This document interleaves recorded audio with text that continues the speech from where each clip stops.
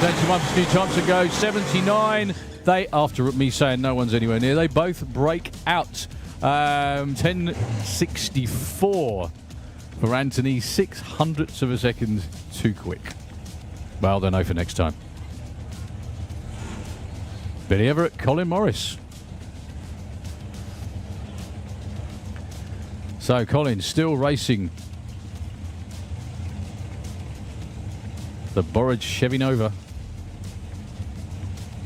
One of just the nicest, cleanest turned out cars on the property. It really is beautiful. So 990 for Colin. There will be a throttle stop involved, I'm sure, because that car can run low nines. And Billy with a 975 with the Duster. Most of our ET classes are very highly populated with ex-junior drag racers, of which these are two.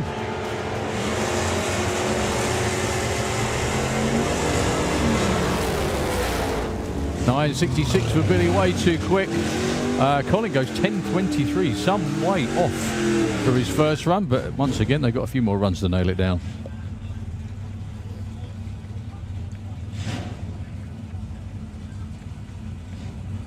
Reuven Dawson with one of many Copos entered this weekend. Dials 8.74. Just getting lined up perfectly. Taking on Jack McClure of the Racing McClure family. 11.38 for Jack, 8.79 for Reuven.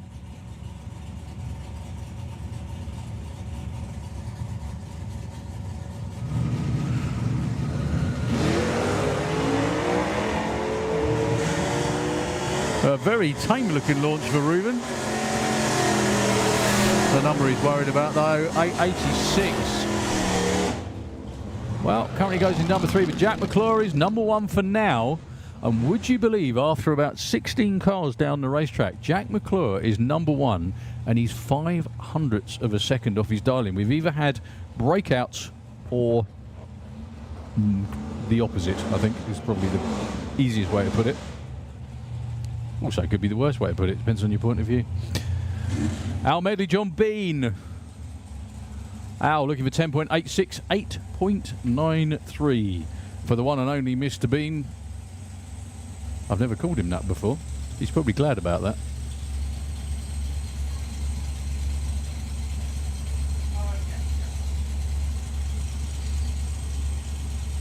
Dave noticing a wardrobe issue with Al Medley.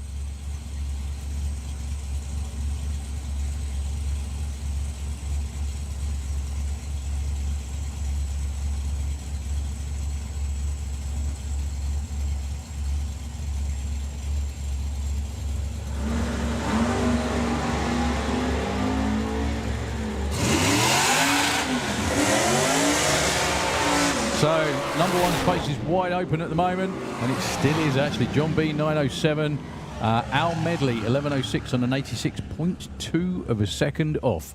So far, after I think it's 16 or 18 cars we've had so far, the closest anyone has got to their dial is 0.05, which in itself is unusual. Issues for Andrew Brook down there, unfortunately, getting pushed back.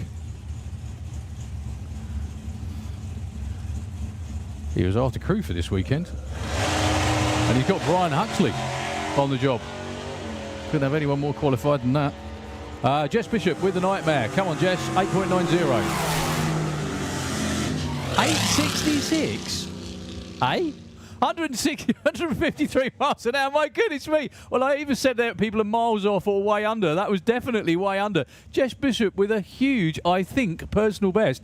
866 at 153. Where did that come from? That was almost as good as Ford Skip's run with the front engine car back at Dragstalgia. Like, it wasn't a personal best, it was like a half an hour personal best. That was terrific. Okay, Doug McClure. Currently Jack's number 1. And Tom Watkins with Doris the Charger from down there in Wadhurst, not too far from me, actually. Beautiful part of the world. And I still think the best name for a race car ever. Doris.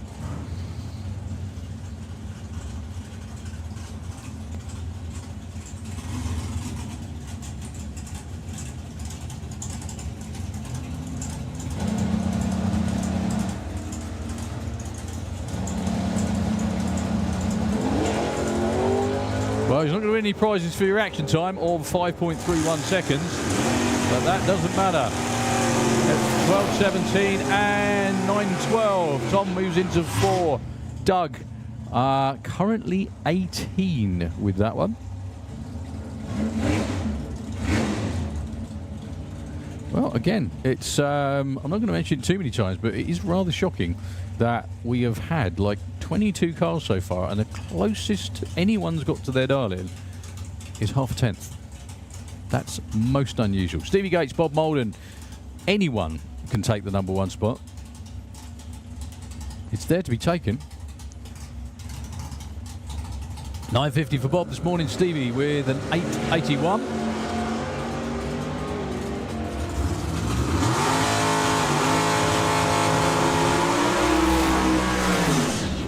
8.90 and 9.55. Well, Bob Molden actually goes into number 2 with that run. Stevie Gates goes to number 6.9 of a second off. Thank you much for the message, Harley. Yeah, I thought it was simply by Paul's reaction. Where the hell did that come from? That was rather good, especially in this weather as well. I mean, it is a little bit warm, but we're getting used to that. This summer's been great. Absolutely fantastic. Jordan Cowley, Tom K, your next 2. Jordan with an 8.87, slightly quicker than the Super Comp number. Going alongside the one and only Tom K with another one of those little junior comp cars with a bike engine in. Beautifully turned out machine, very well engineered, very, very well put together. And that's just Tom. Car's pretty good too.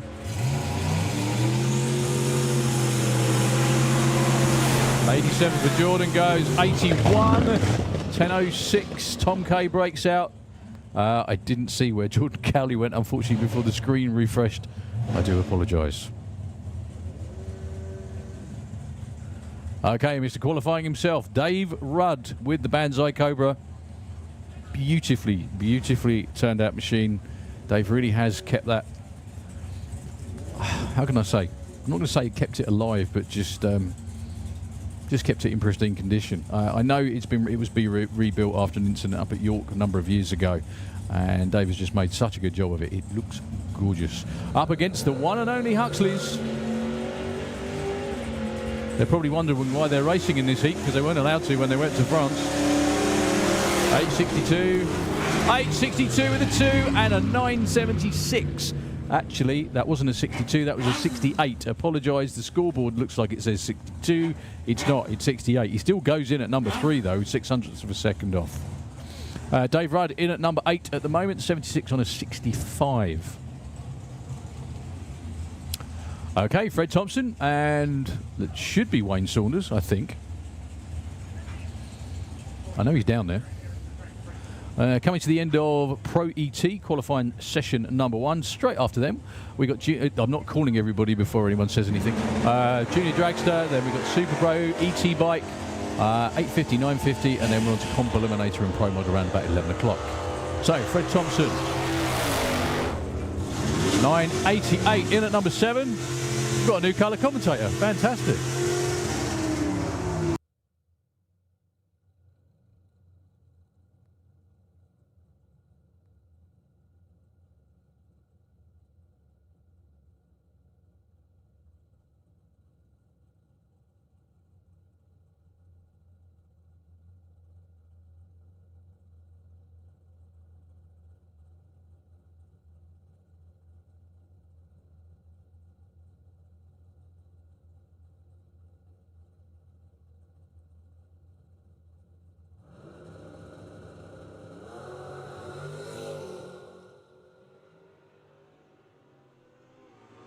Okay, Amy Watkins out there with the Thatterbird.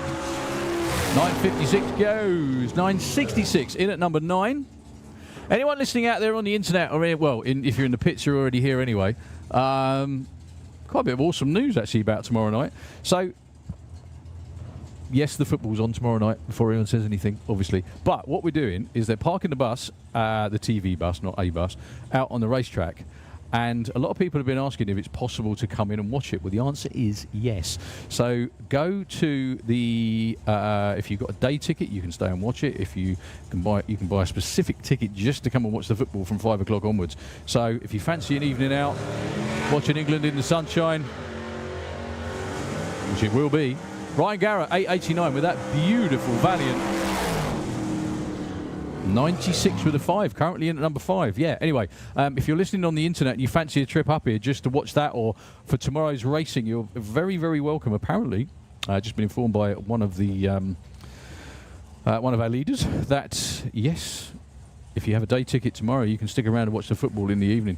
Come and join us in the sunshine on the banking. The bus will be on the middle of the track for everybody to watch the game. Neil Watkins, Little Purple Express, 11.45. Number 1 is still absolutely miles open. Miles open. 500s, anything within 500s will get you number 1 at the moment. And he breaks out by 7 thou.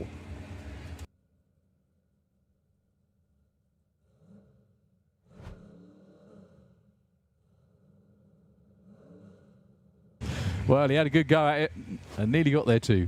Nearly. Okay, Bill Wilson. Dials 9.90. He's also double entered, I think, in Supergas for this weekend. I may be wrong. Subject to confirmation. I do believe this weekend could be the biggest entry ever, possibly ever, for any UK drag racing event. 350 plus teams. It's normally sort of at the big IFA races about 300. 985. I think Bill Wilson's still going to be super happy with that.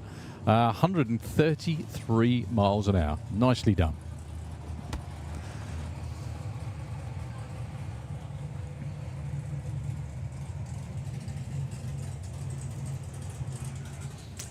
Okay, Gav Jackson.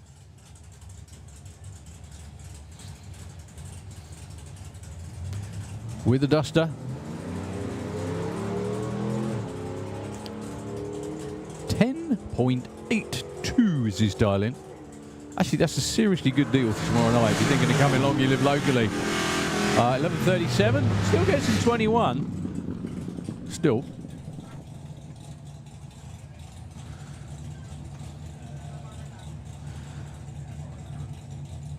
Yeah, so number 1 is still Jack McClure. 0.05 off. We're up to 29 at the moment, cars that have run, that is, so we don't have a bump spot quite yet. We will after the next couple of pairs, obviously. This is Nick Garrett with one very, if I'm allowed to say it this time of day, mean-ass looking Nova. We do love a Nova. I love Novas anyway. I think, personally, it was 2 things that gave me that addiction. Luke Ramage, God rest his soul, one of the nicest people you ever meet. Luke Ramage with his car that was built by Andy Robinson way back then, used to compete in Supergas from Scotland. And also the other one was, if anyone can remember this one too, that's listening, if you are still listening, Kjell-Håkan Mostrom from Sweden, from up in Umsholsvik, who in the early 90s had one of, or the mid-90s I think it was actually, had Michael Fauch's old Quest Racing Nova in Pro Modified, and it was blown, and it was the most beautiful thing I'd ever seen. And it was then owned by Patrick Wickstrom, who came over here and raced it many, many times and set the world on its ear many times too. Anyway, enough about Novas. We'll watch the one on the track. Nick Garrett. Going for 9.10. Again, number 1 is a... You'd normally expect the bump to be 0.5 off, not the number 1 qualifier.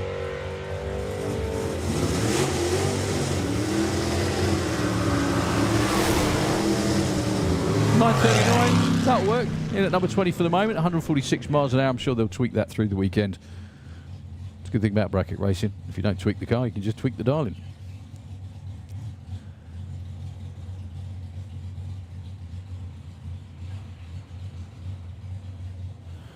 Brett Featherstone, previous champ.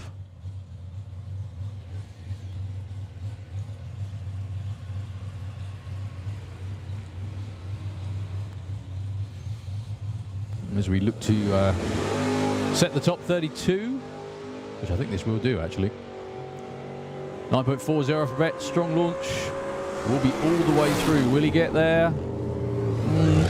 That still gets him number 4 with 0.6 off for the moment. Okay, Rob Creswell. We've got a couple more cars to go, and then we are on to Carl Cox Motorsport Junior Dragster. Qualifying session number 1. Rob Creswell. That very, very, very sporty looking BMW. With a 427-inch engine, as they should have come from the factory. I think BMW did everybody a bit short.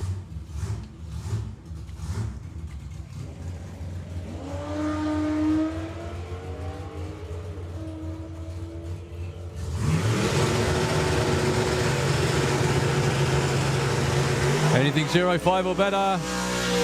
There's your new number 1 qualifier. 10.67 on a 64, I think that was. Anyway, so yeah, that would be your new number 1 qualifier. Real quick, there was a lot of room.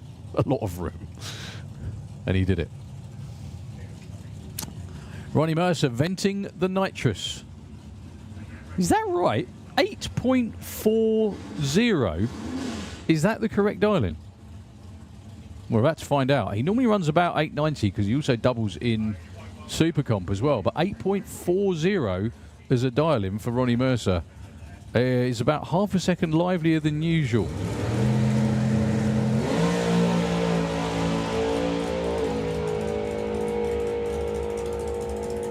Well, it's a strong run. I'm not sure it's going to be an 8.4, but we'll see. It's an 893. Which is about where he normally is. If that had been an 890, that might have taken the number 1 spot. Anyway, let's see what wriggle room we have for Dave Cherrett. Yeah, Rob Creswell was 0.3 off his dial. Still, frankly, for someone of Dave Cherrett's character, qualifications, and racing history, very doable. 9.65 for Dave. Really, really good. Back at the main event, we had nice to have a chat with Dave during one of the days in the racing.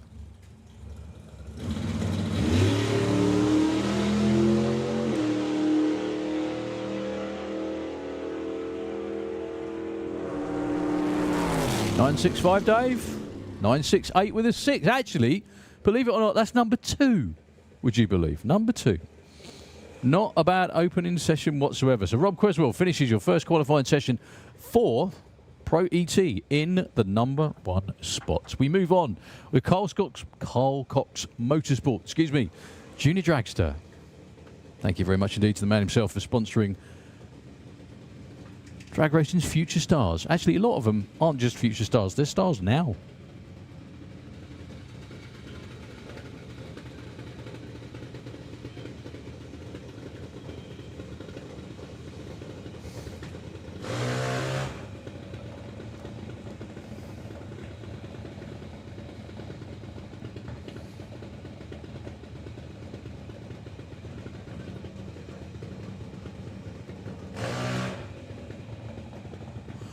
Okay, Chloe Cromwell and Max Taylor.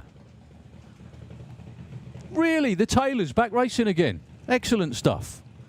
Really good to see. I remember having a chat with Steve long ago. Well, last year, I think, maybe even the year before, where he said drag racing was not going to be happening again in the family, but obviously, I guess the pester power of the kids has won over. Great to see him back. Really, really good to see him back. Up against Chloe Cromwell with Candy Hayes. Very good morning to everybody out there watching on the internet. Morning, Colin. That must be really... Do you know what? You're now experiencing what I do when I sit at home watching events, where it's really weird listening to you and I can't reply. It's exactly the same as what's happening now. You're listening to me and you're going, oh, I want to say... No, you can't because you're not here. Anyway, never mind. Hope you're doing well, buddy. and hopefully see you a little bit later on. So qualifying on reaction time, Max Taylor that time had a 0.2 had he ever left. 0.2 off the trailer. Special. Well done. Nice one. Not bad. All right, fair enough. Okay, Finley Fag and Sydney English with very, very nice turned out junior stock.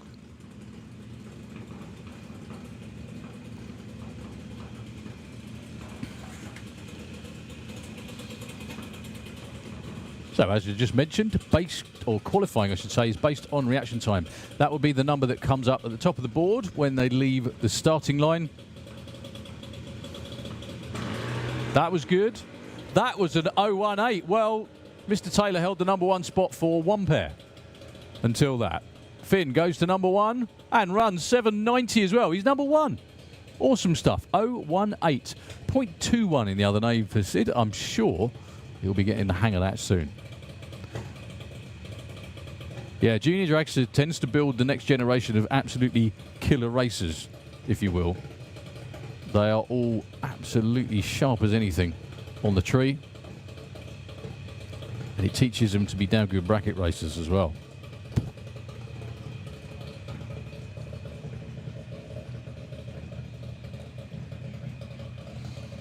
A lot of them end up graduating into, I say graduating, spending mum and dad's money, into Pro ET and normally Super Pro actually, for the simple reason that in Super Pro you can run a dragster, you can run it on a Sportsman tree, and you can run a dial in, the only difference being obviously quarter mile instead of eighth mile. Ada Kassisi with a bandit bomb. Mum and dad on the line in the Slick Tricks lane. No school today for Ada. However, this is a serious curriculum activity. Proper curriculum activity. Up against Tom Peters, down from Harrogate.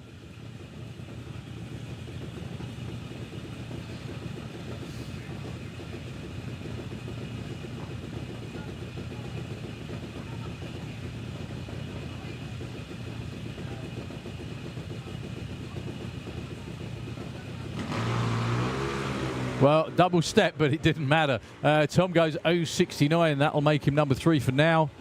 0.13 for Ada.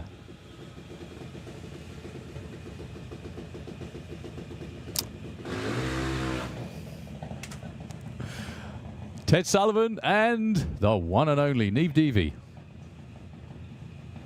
Is that really Neve?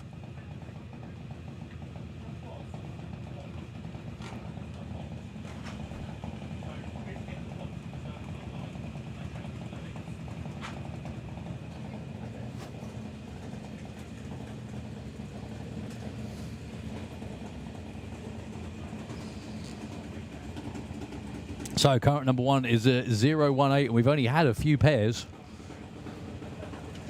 This is how on it they are. Right behind Junior Dragster, we've got Super Pro as well. And not far behind them is ET Bike. Once again, I'm not calling everybody. You get the notifications in the usual way.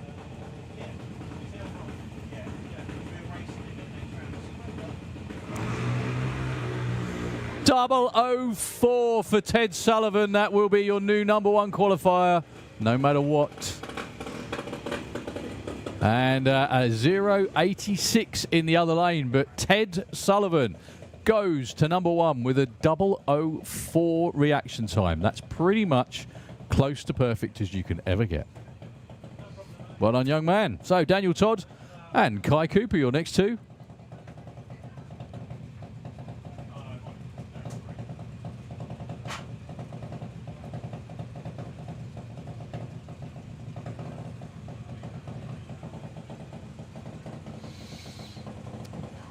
Well, Ted hasn't left much wriggle room in there for number one, not nearly as much as there was in Pro ET anyway.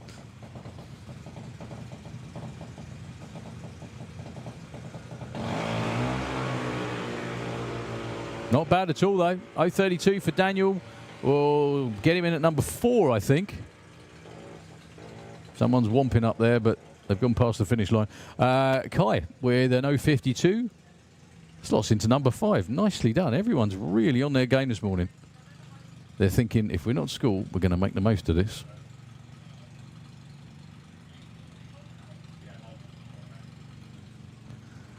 Oscar Young, all the way down the coast from Christchurch. Very, very nicely presented junior stock car up against Tom Adams, excuse me, another junior stock car in the slick tricks lane. When I say junior stock, it means that the engines are the basic 5 horsepower versions. They get more powerful and quicker as you get older. Through the ranks.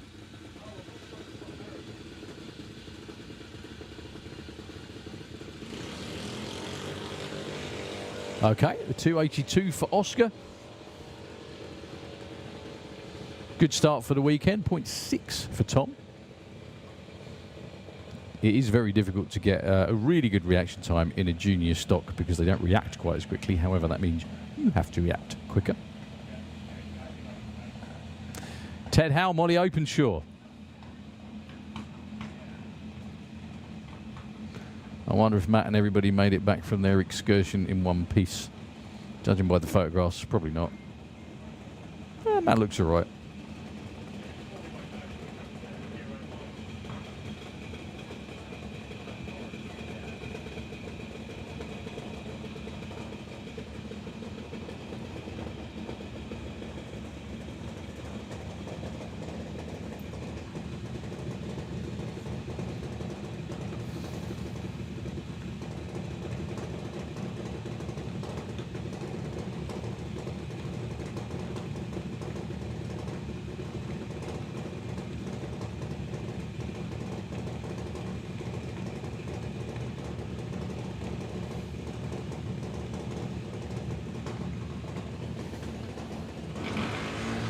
Well, our first red lights of the day, would you believe? Took about 6 or 7 pairs to get there. Not that we wanted to, obviously. They were both really close, actually. Both Molly and Teddy were 0-1 red. In drag racing terms, that really is only just.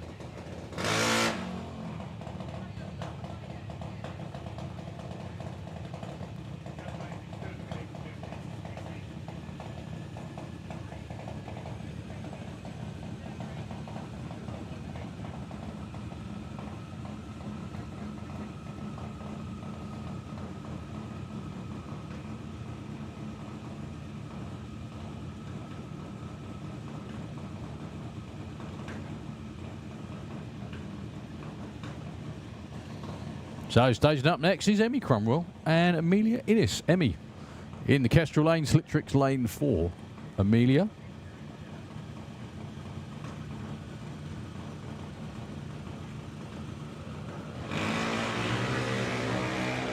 Well, Amelia 0.11 and 1.7 for Emmy. I think that'll get him in the top 10, actually. Yeah, it does. Amelia goes in at number 8. Number 10 for Emmy.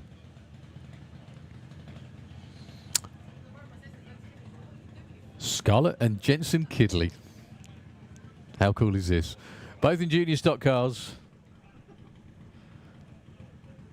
There is a never-ending stream of kids with as much pester power as you can ever imagine. But it's good. It's a great thing for kids to do. Just not my kids, of course. Everyone else is fine. All driven by stunt drivers, not real kids.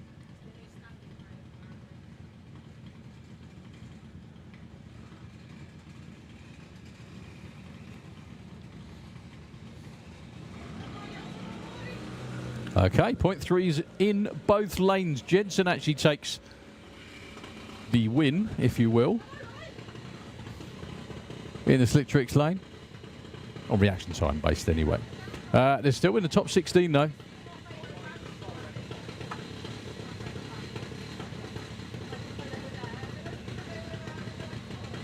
Okay, we've had 18 cars through at the moment.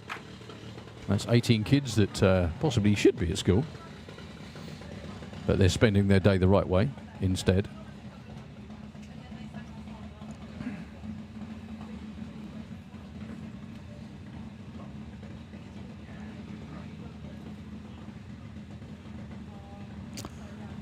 Okay, Frankie Kent, the one and only Frank.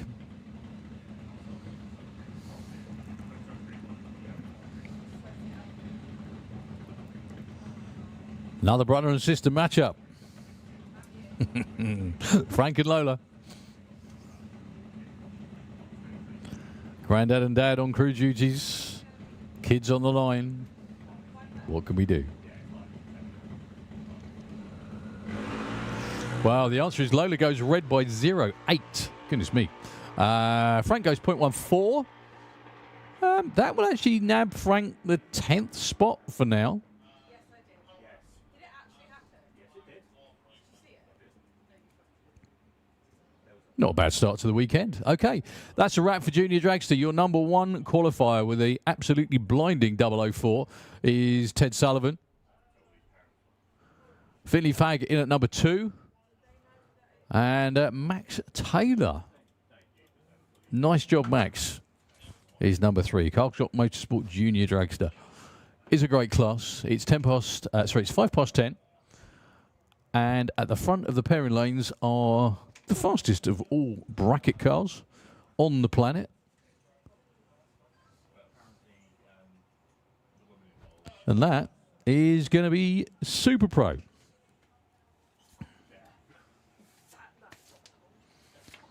If anyone from Super Pro is listening for the next round of qualifying, if you can, I don't have your sponsors list. I will happily read them out for you every single time.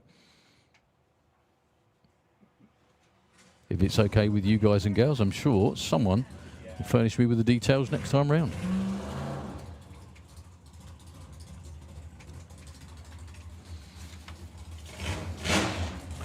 I've been reliably informed that I need to read. Is that right? Is that it? No, something like that, yeah. Okay.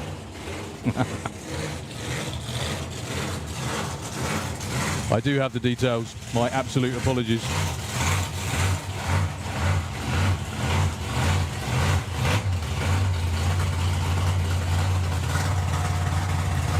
Okay, first pair under the tower.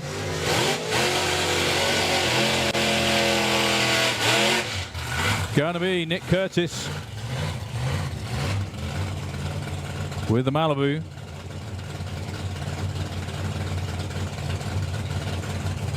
Up against Tom Atkinson. So Nick Curtis, one of the merry band of 760 races, 760 heads-up races we have in the UK now. An ever-growing class, about to grow even more. And how cool is that to see? So currently in Super Pro, Charlie Seaward is your number one man in points. Pete Walters in second. Scott Hauser, Jacqueline Bartlett, Alan Dibwell. Everyone is really packed in there close together, as is the man down there in the Cortina. Tom Atkinson looking for 8.46 for the Cortina estate. 7.89 for that big supercharged big block Malibu.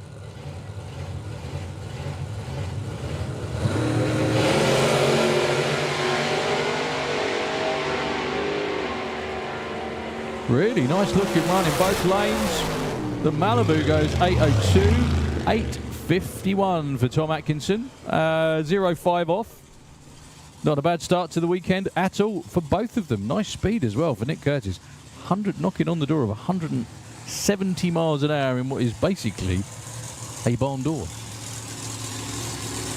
Horsepower overcomes any sort of aero issues. Always.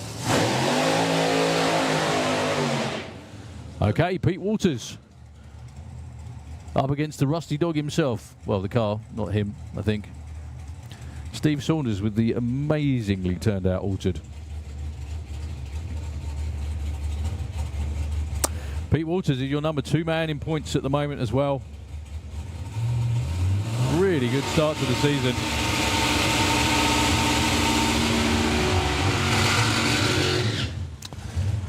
And your Super Pro sponsors for 26, excuse me, Pete Neen Memorial.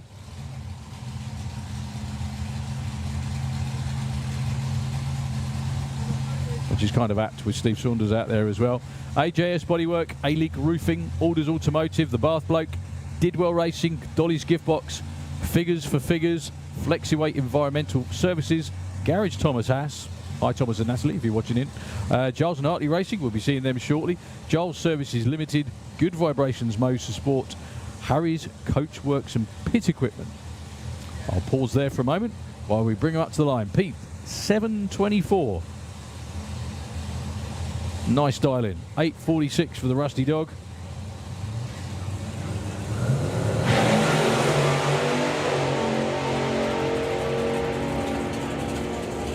Well, strong runs again in both lanes. What Pete's got for us, 7:31 and an 8:56. Well, only a tenth of a second off for Steve Saunders. Nice run. Parachutes in both lanes as well. That's always nice to see. They slot into the numbers 2 and 3 spot for the moment. Okay, we got Callum Swinchat with the amazing altered and Jacqueline Bartlett. Once again, spot the ex-junior drag racers. Hauser Race Cars, Hillcrest Performance, Holly Waters Dental, Hydra Hose, JK Firen's Technic, MJC Property Solutions, Pete Waters Race Design, who we just saw run a low 7, Plane Racing, S&B Racing, Slick Tricks, down there on the line at the moment, Slim Chance Racing, Solo Precision, Surrey and Berkshire Scaffolding Limited, Swinney and Son, down there on the line, Team Time is Money, the Cud Life, Ultra Plastics, Waters Motorsport, and Wizard Windscreens. Thank you to one and all. Very, very much appreciated indeed. Jacqueline as well, having her first season, full season anyway, in Super Pro, having a really good year so far. Up there at number 4 in the points. So Callum with the retro altered 888. About a second quicker for Jacqueline. They both have identical reaction times. There's no prize for that, it's just cool. Jacqueline goes 8:23, 8:90 with a 0. For now, Mr. Swinchat goes to number 1. Nice. Well, Jacqueline backs off the throttle as well. Only 124 over the stripe. Obviously, something she saw or felt didn't feel right. So she did the wise thing and backed out of it.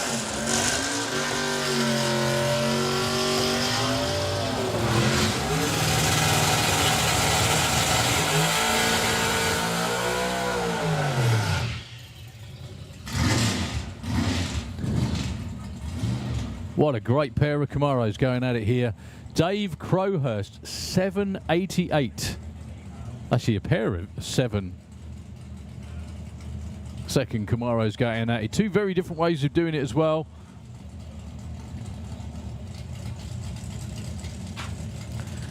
So Dave Crowhurst with 788. That's a significant step up in performance. I think that's a significant step up in engine size, which has done that. Up against Andy Thetford, or Thetford.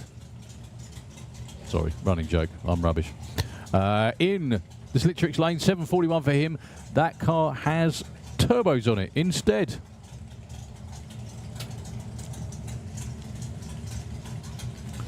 What can they do? There's a bit of wriggle room at the top.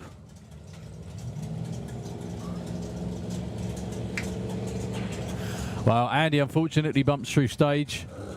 Oh, there's... I think something's quit. There's actually smoke coming out from underneath the bonnet. Nice looking run for Dave Crowhurst as well. 8:01, 169 to open his account for the weekend in at number 6. Very good morning. Good morning. How are you? I'm very good, I'm very good. Dave's looking super comfortable in that car these days. That is, I mean, that must be a lot livelier than it was to drive as well. It was. A lot livelier. He would like me to mention, though, his old VW Beetle is very much for sale. So if Okay. anyone wants a wild Beetle, because he is used to the grandad life now of just going straight and easy. So if anyone wants a full tube chassis Beetle, basically you can buy it as a roller or you can buy it as a full package. Okay. If someone wants like an 8-second Beetle. So how did he end up with the Camaro and the Beetle then as well? 'Cause, I think he just had a little midlife crisis. is that it? You know when you just fed up of spending money over money over money on the Beetle? So he did that with something else And instead, then yeah? that come up for sale, and he was like, "Do you know what, I'll buy that." And I remember he bought it, and he was running like 9s, and he was like, "This is so boring." He was like, "All I do is just release a button, and it's just 2 fingers." Of course, he's made it a lot faster now. A hell of a lot faster. 7-second race car is a significant step up in performance. So obviously. how's everyone been running this morning with the weather? Has it affected cars? Has it made it quicker, slower? It's Because the I've heard a couple of PBs. There have been some huge PBs, but Pro ET was a bit of an eye-opener. 40-odd cars that ran, and up until like the last pair, number 1 was 0.5. Oh, okay. Everyone was either in one really long way in one direction or too far over. Okay, okay. Phil O'Brien, Mark Bailey. Phil, another one of our great 760 racers. NC Dog 765.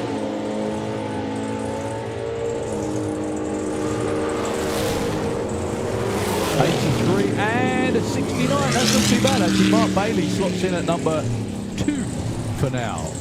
Well, coming under the tail now, one car I never thought I'd see in the UK, and I'm so happy they're here. You're about to hear it.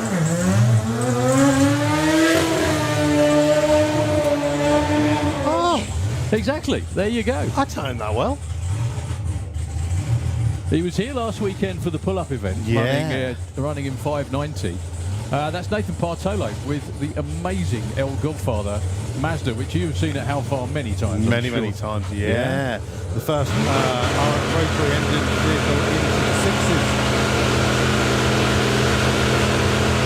in Europe. Sorry, do that again. I was about to say, the first rotary engine vehicle in the 60s in Europe at How Far Raceway. I don't know whether they're here this weekend, but I think they had some of the guys over from Puerto Rico helping them last weekend. Yeah, I haven't seen them here this weekend, unfortunately. Well, they didn't quite make it. Did you notice on their live streams it was like, we're here from Santa Pod Raceway, London. Yeah. Just like, eventually they changed it later on the weekend because everyone was like, it's not London. Well, I suppose it is, because I think the thing is too is that, like, we're guilty of that as well. It's called London Luton, right? Luton's not London. Yeah, is it? yeah. You know? London Stansted, That's London the one. thingy. I mean, Right. I do the same on the cruise ship. Whenever someone said, "Where are you from?" I go, "London," because there's just no point trying to explain. Right, really quickly, I had that once. I bumped into someone in California many years ago, and they said, "Where are you from in England?" They were English too as well. They said, "Oh, we used to live in the South Coast." Okay, cool. Yeah, we live near Brighton. Okay, well, so did we. Oh, which town particularly? Bexhill. Oh, okay. Which part of Bexhill? Oh, okay. Well, I live there. Oh, that was my local pub. Right. It was one of the most bizarre things ever. So- Anyway, go on. Chris is going to be standing. Well, he's now moved, but directly in line of that two-step exhaust. Yeah. look, watch Chris just to the side of Nathan Bartolo. He's stepping back now. Going against Dave Russell. They've dialed that back quite a lot this weekend. Shoot way before the finish line. Still goes 701 at 193 Wow. miles an hour. They are getting it. 895 for Dave Russell. Clocks in at number 8. I Tell you mean, what, it's worth the price of admission alone. Come and watch that car, really. the fact that he was not on the two-step hardly at all. Parachute was out before the finish line. Way before. And he is 0.1 off his first event. Well done, Jack. So what's it run before? 690? 690, yeah. That's going to be way quicker than 690, isn't it? Pro set. Okay. Sorry, I beg your pardon. Charlie Seawood with Racket Brackers here down there in the Kestrel lane is leading the points at the moment. Do you It's Super Pro. Do you know what I'm more happy to see is the Maltese not in hoodies and woolly clothing. They've actually succumbed and gone, yeah, it is hot. It's it is most unusual, isn't it? It really is most unusual not to see them constantly. It's again when Dick Costa said Freezing. the other day, he was like, oh, we're here for another weekend. I was like, this is just a standard British summer. We just don't let you in the middle of the months. You're usually here in May and September. You miss all of this. Yeah, it does happen, believe it or not. Up against the wonderful, lovely Leah Kellett with the Dolly Daydream. 7:33 for Leah. It's been a bit of a bum fight between her and Joe this year. But who's the quickest in the car? 7:35, nicely done for Leah. Up to number 2, Charlie Seawood goes 8:94 on an 87 in at number 6. So,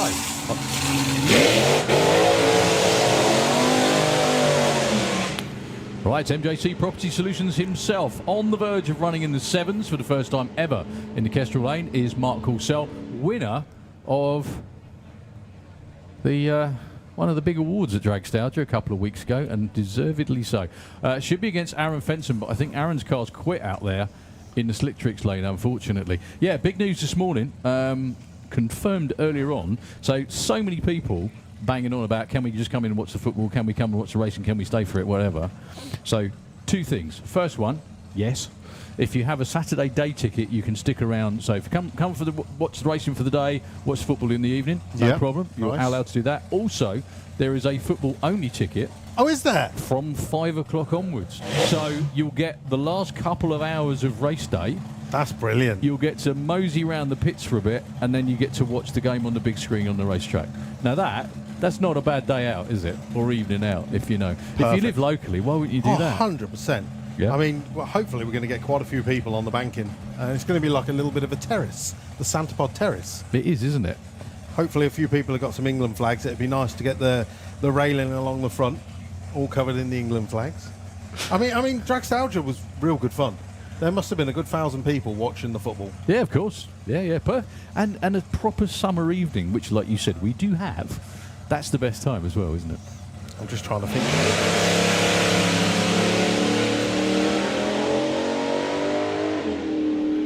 Mark, very, very down on power. That did not sound its normal happy self. Yeah, 1020 at 136. We'll get him qualified for now, but not with the number they're going to want. Yeah, that was a bit odd. Okay, Aaron Fenson will be taking the tree with the Bone Big Block Dragster. That car can run way down in the 6s. Detuned, because it doesn't need to. It's in a bracket class. 745 for him. Love the shirts as well, fellas, and the whole outfit looks really, really good. So good luck to Aaron.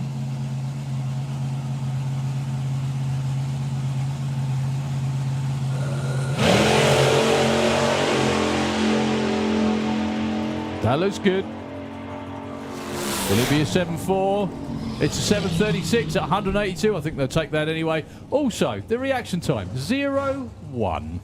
Nicely done, young man. Well, maybe he just needed the pause and the backup. Who knows? Who knows? So you're racing this weekend in VWDRC, of course. Huge. Do you know, I do think someone needs to look this up, though. I reckon this is the biggest entry for any event we've ever had, frankly. Oh, 100%. It is. 100%. You reckon? It was only last year that we were celebrating 300 entries at the Summer Nationals, and now we're 350 plus. It's the way forward.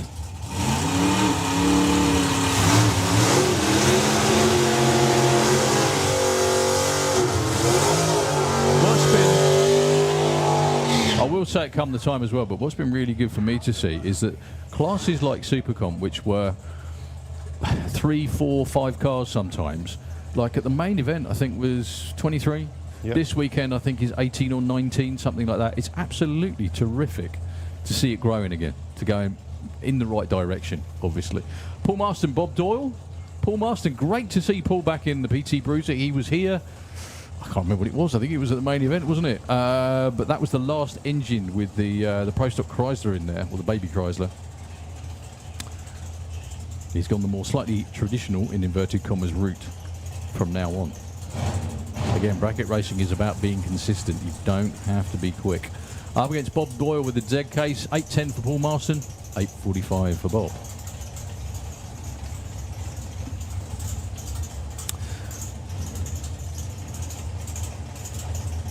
Well, Bob's actually purging the nitrous on the first run, which is unusual.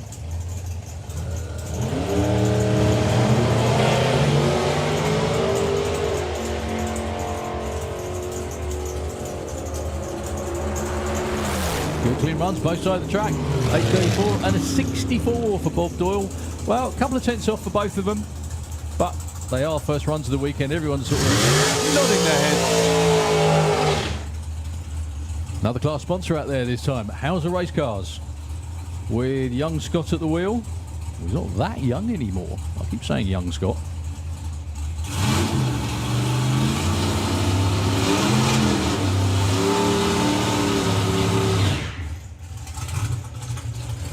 Going up against Ashley Bell, with a car very appropriately named Dinger's Dodge.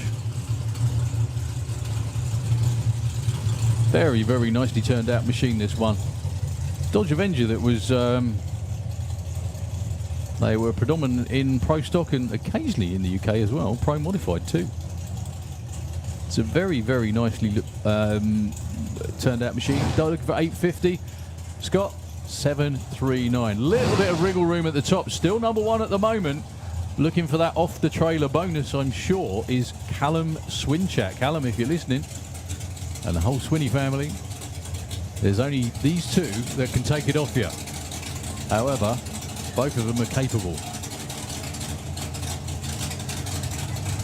Apologies, there's one more behind us. Sorry, I beg your pardon. Mr. Giles is under the tower too.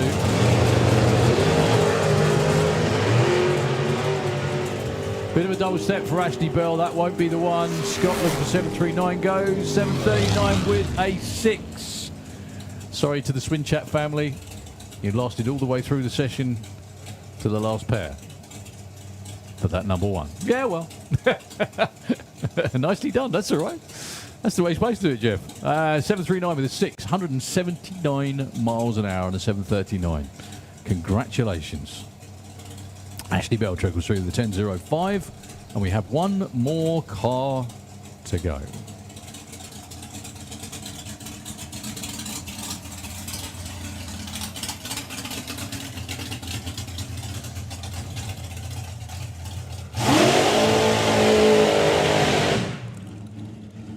And is the forever young Giles and Hartley car.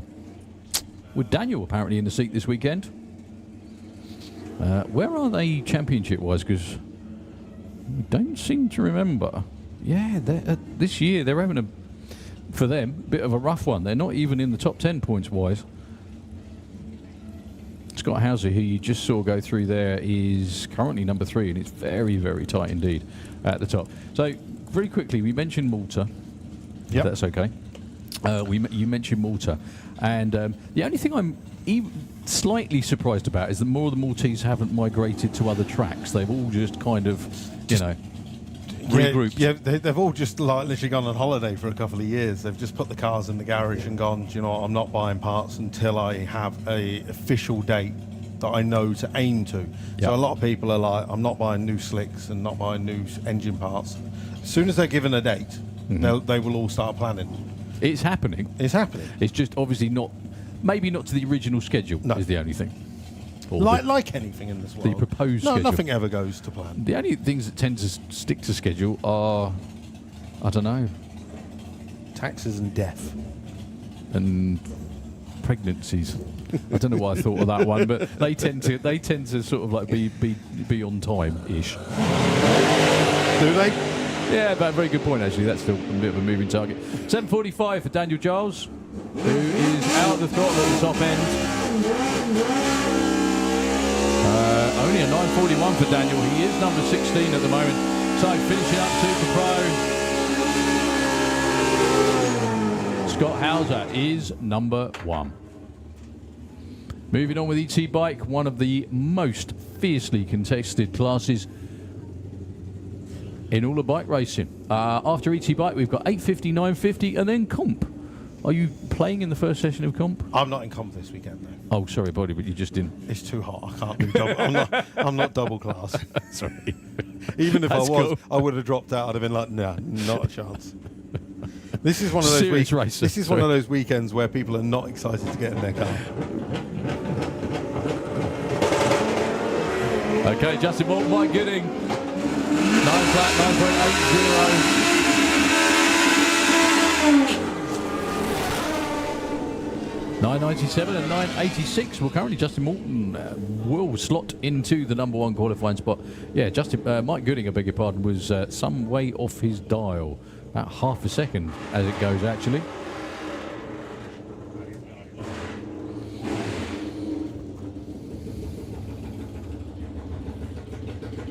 Right, Nick Playden, otherwise known as the Generator Bandit himself.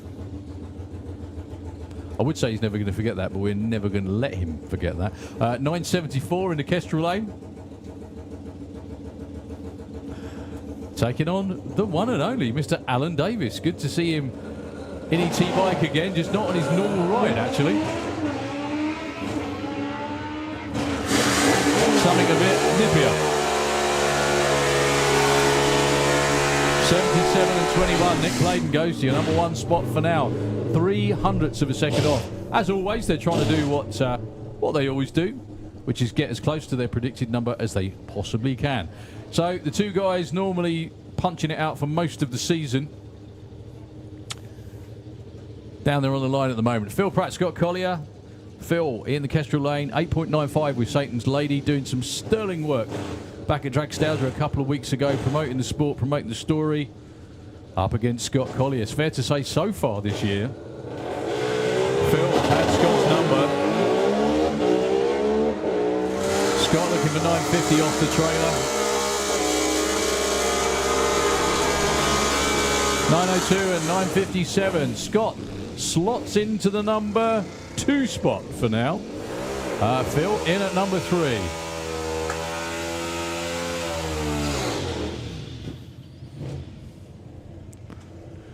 Robbie Dobby and Fiona Moore. It's always good to see the Moore family out there again.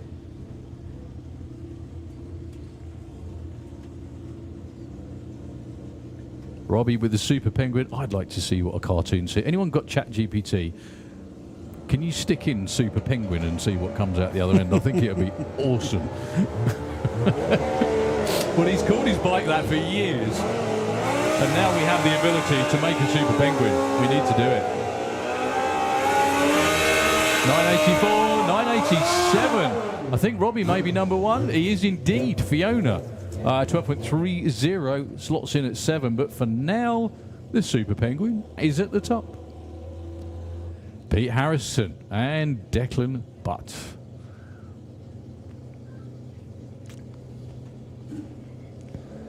Declan in the Slick Tricks lane, 9.20. And Pete Harrison, 11.10. Once again, this is absolutely entry-level drag racing at its very best. If you have a bike, a road bike, whatever it might be, come and run it in this class. It doesn't matter how quick. Well, you can't run quicker than 870. Yeah, you can't run quicker than 8.70. But you can pick your number, go out and have fun. Oh, 919 with a 7 for Declan. And he was 012 on the tree. Pete Harrison in at 6 with 1129 on a 10. Yeah, I think a Super Penguin looked pretty cool. Or a penguin on a bike. That'll do, yeah. Super Penguin on a bike. How rock and roll would that be? You see the helmet with the beak coming out. I'll come back later with it. Yeah, I'm sure someone will have it done by the time it's finished. All of a sudden, you'll look on your phone in a minute, you're going to have loads of Super Penguins. Ollie King and Jake Bowden. Jake's been getting quicker and quicker, actually. 9.24, that's more like it. And Holly, 9.10.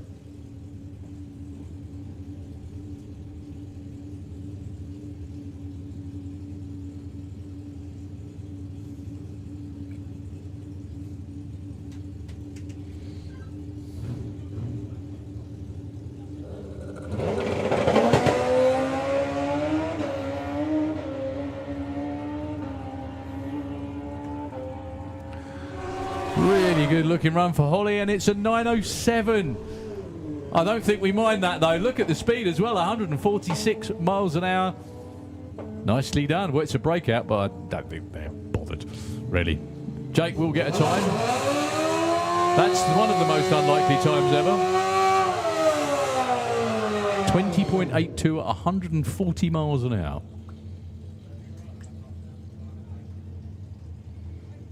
Okay, Bryn Dance.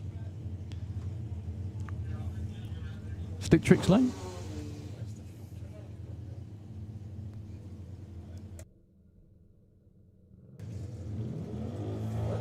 And Andy Franklin.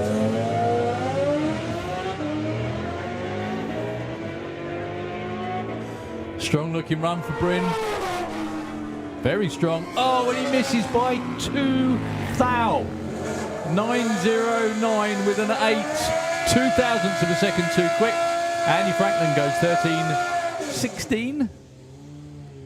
Oh, so close. Just a breath of wind for Brigden that time. Would have been enough.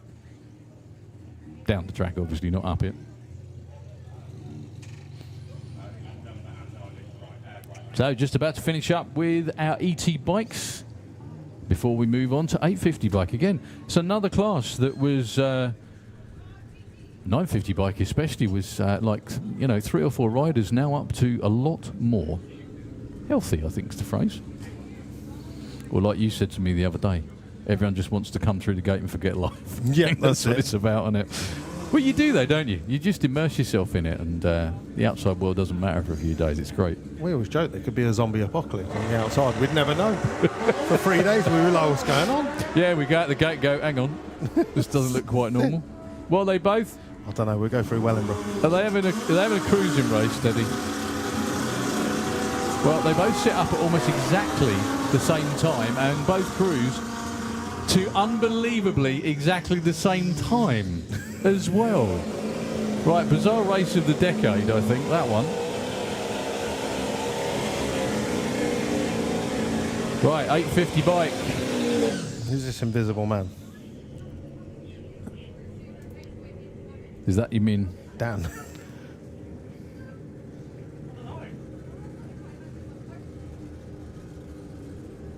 Wow, running 6s obviously looks good on him. Alex Gordon, Stace Reed, with her dad standing right behind her, doing the filming. Good luck to both of them. 850's the number. Both of these two incredibly capable of doing just that. Although Stace... Wow. That was a big pop in the Kestrel lane, but it's still going. 873 and 925. That did not look healthy for Stacey all the way down, but it got there, which is the most important thing. Yeah, like we said, 60s look good on him, don't they? Good lad. Pete Slater and Jan Kamberg from the Netherlands. It's always good here to have our visitors from fairly far away come and see us.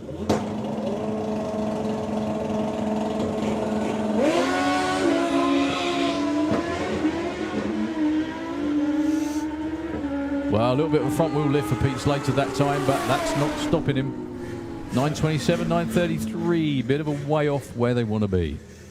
Yeah, talking of long journeys, you got Julian Bayer in the golf in Comp Eliminator. That class coming up very, very soon. It's good to see Julian back, yeah. Coming back, trying to run that 6. So what's changed? I believe he's got a billet engine in there now, so That's it's on a good start. all out from Barney's Super Penguin incoming. On. Yes. Thank you, sir. As long as the Super Penguin appears on the live stream, please. Yes. There it is. There it is. Oh, man. Robbie Dobby, what have you done?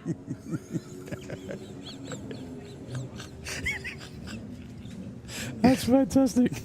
Sorry. Gary Hester, right, I know what's about to happen now.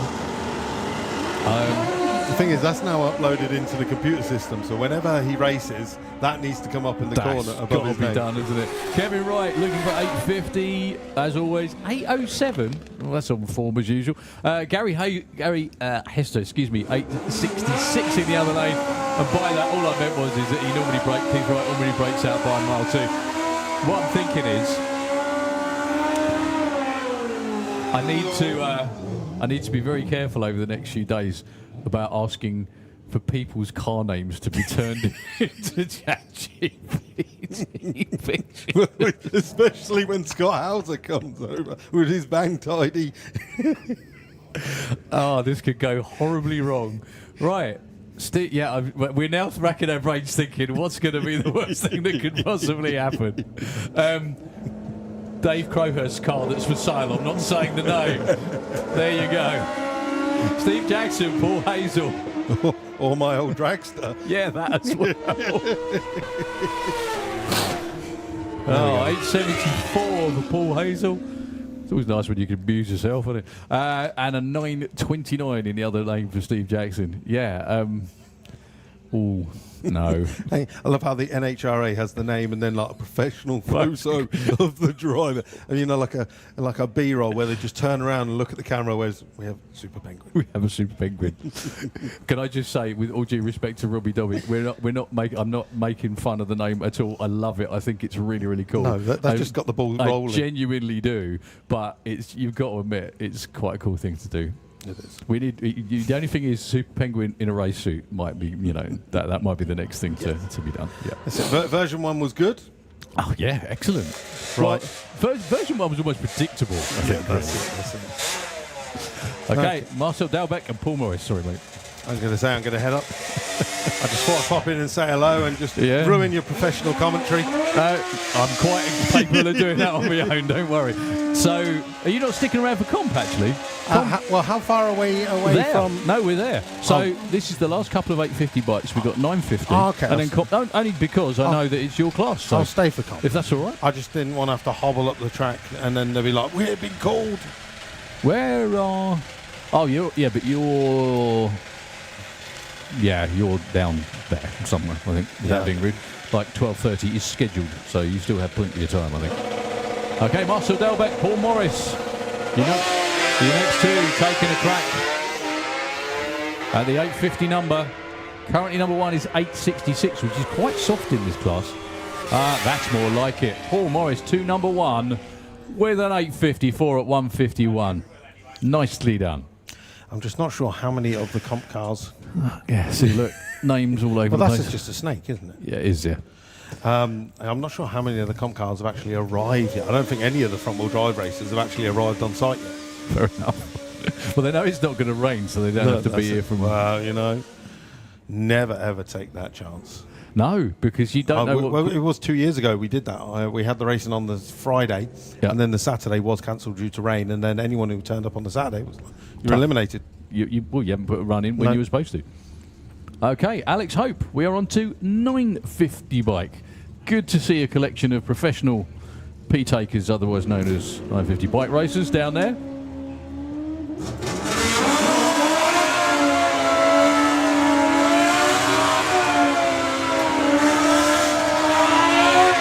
$982 opens his account.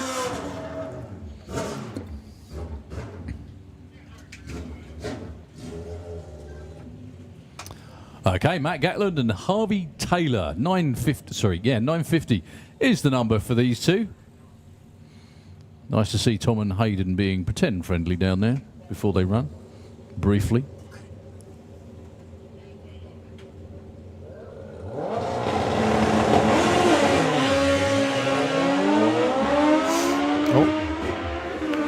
Good looking run going for Matt. Will it be too quick?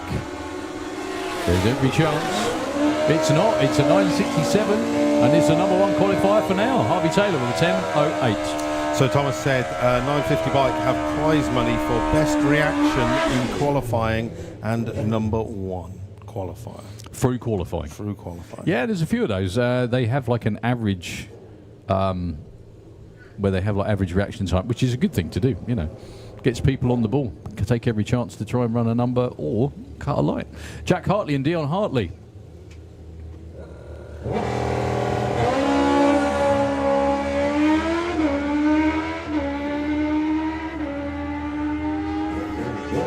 Well, that's a good looking run for Dion. Will it be a 950? It's a 940 with a 5. 10th of a second too quick. Not that that one won't count, but it won't count the way he wanted it to.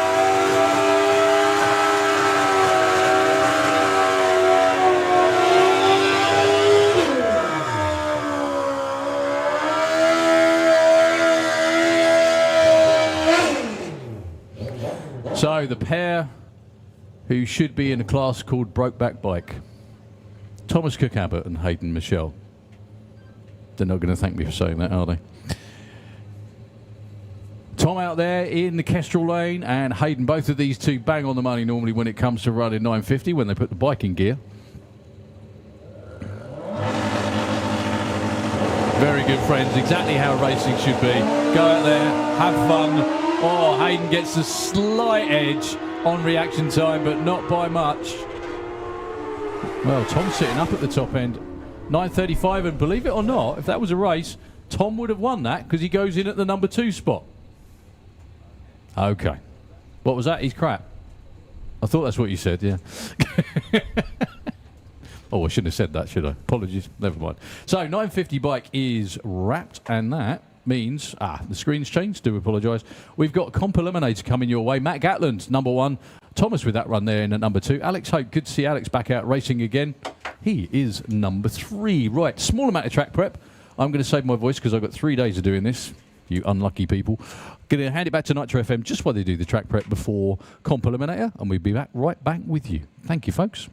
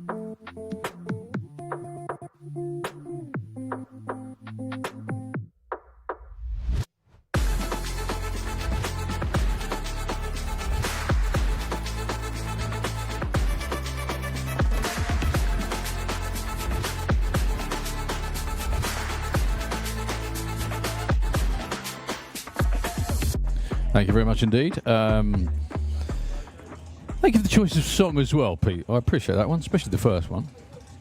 Oh, of course it was, mate. Yeah, I can't miss that. It's still my kid's favourite song. It's great.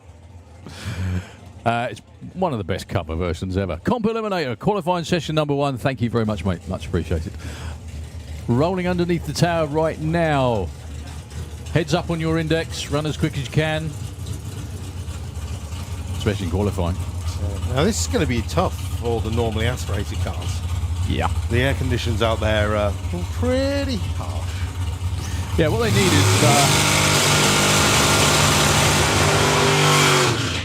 need is an air conditioner on the front of the hood. However, that's what nitrous is. Yes. That's exactly what nitrous is. That is true. I always used to find it really funny, especially in the States where they used to run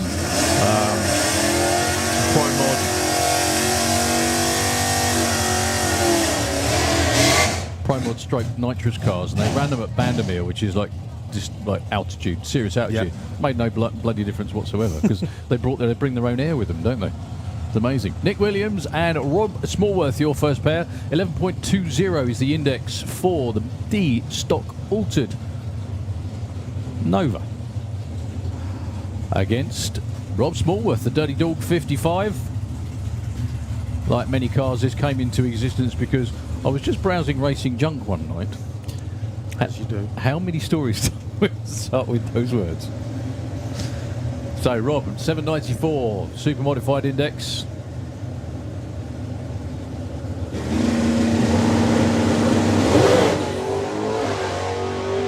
That won't be a 7.9. That won't be a 7 anything. That might not even be 70 foot. Let's see what Nick can do. Oh, great opening number.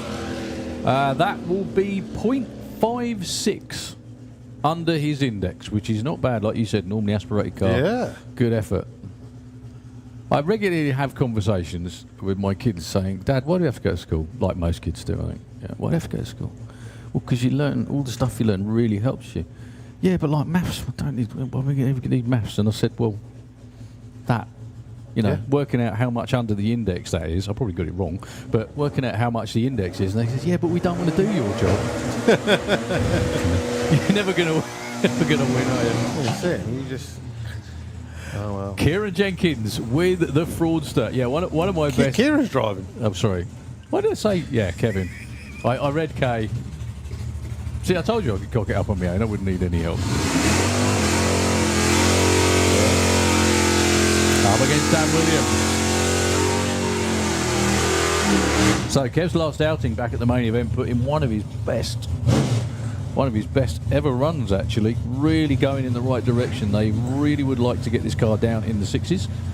This is a car that was built in or Malta, on the beautiful island of Malta. Yeah, the Ladmo factory. It's also headed to Yada Race in Germany next weekend. So this weekend is a nice test weekend, getting everything bedded in. So Dan Williams in the Slick Tricks Lane, B-Stock altered. Slick Tricks Lane, 1078 is his index once again. The name of the game is run as quick as you can, under.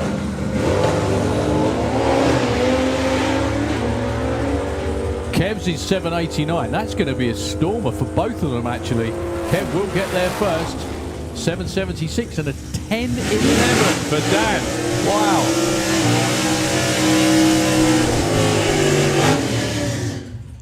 Yeah, a 10.11 for Dan. That is way under his index. Well, normally aspirated cars apparently still work well. Yeah. Well, this is a great pair. Two guys from the USA. One from Pennsylvania. That's Dave Barton, the David Barton, as in David Barton Hemi Racing Engines in the Kestrel lane, and Scott Libisher. They thought they'd leave the hot, horrible weather behind in the Midwest in the US, and it's followed them. Actually, this isn't nearly as humid as it is over there, so it's not that bad. Not that bad at all. 8.50 and 890 indexes for both. Spin off the line for Dave Barton, doesn't make it to 60 foot, unfortunately, and Scott Libisher clicks it at half track, trickles through to a 942. I think they were looking for data on that one. So the next pair is going to be an interesting one. Ray Altered and Julian Bayer.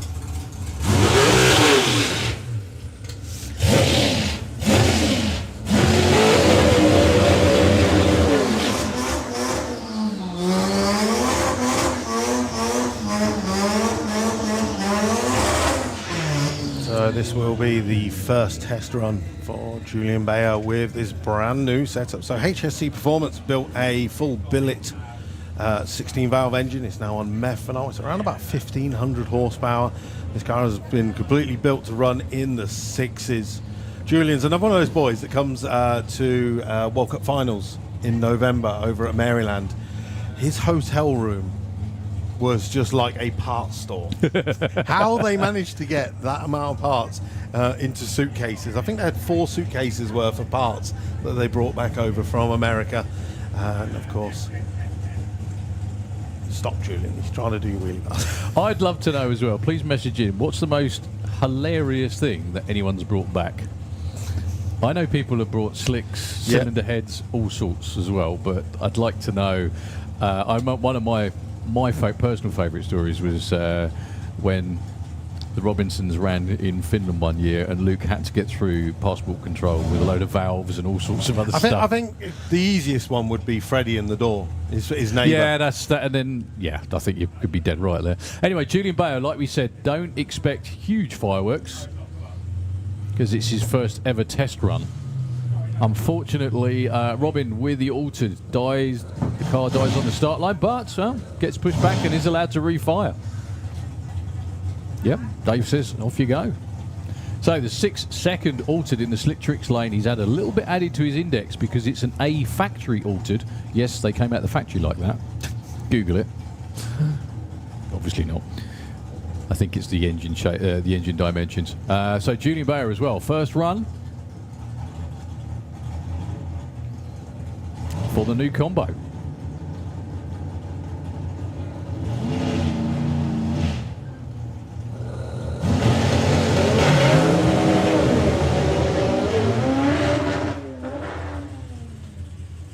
Well, issues for both. Well, either that crew guy's come up with a funky new dance or he's not happy. One of the two. I think it's the not happy part. Lots of tyre shake for Robin that time. Unfortunately, headed for the wall. Last couple of cars for this qualifying session of comp. And then it's Pro Mod. I know. It's hard not to get stuck sometimes, isn't it? The boys will be like, where are you? Well, Julian's just trying to make the first turn off.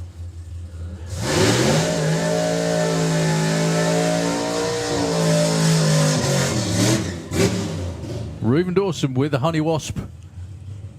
7-second car. Let's see where Reuben is in the great scheme of things at the moment. He's second only to Nick Williams at the moment in Comp Eliminator points for this summer. So randomly. I think that's the last car. Yeah, no Emma, no Ahmed, no Amir. I think you're right. I think they're all just all just on the way. Yeah. Or they got the paddling pools out, one of the two.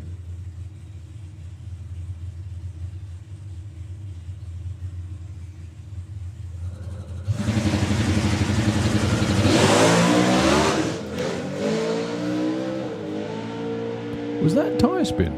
I guess it must have been. It must have been. Yeah. The RPM went Well, very, very high. Reuben cruises through to a 9.75. So, quickest run of the round goes to Dan Williams, then Nick in at 2, Kev Jenkins at 3, and Scott Libisher in at 4. So, on the subject of what we were saying about kids and stuff like that, and you know, no matter what you do, you're never going to be cool to your kids, no matter what you do, right? So, one of my birthdays, we went down to the beach on holiday, and I went flyboarding, which is, you know what flyboarding is? I think so. You get a board on your feet, yeah, and it's a jet of water, and you shoot round in the air. Oh, okay, yeah. I'd never done it before. I fell in once, and then the rest of the time whizzing around. It's one of the easiest board things I've ever do. Came back and said to the kids, "Did you see Daddy flying?" And they said, "No, we saw you fall in," and then just went and had an ice cream. Thanks very much. Right, Mod,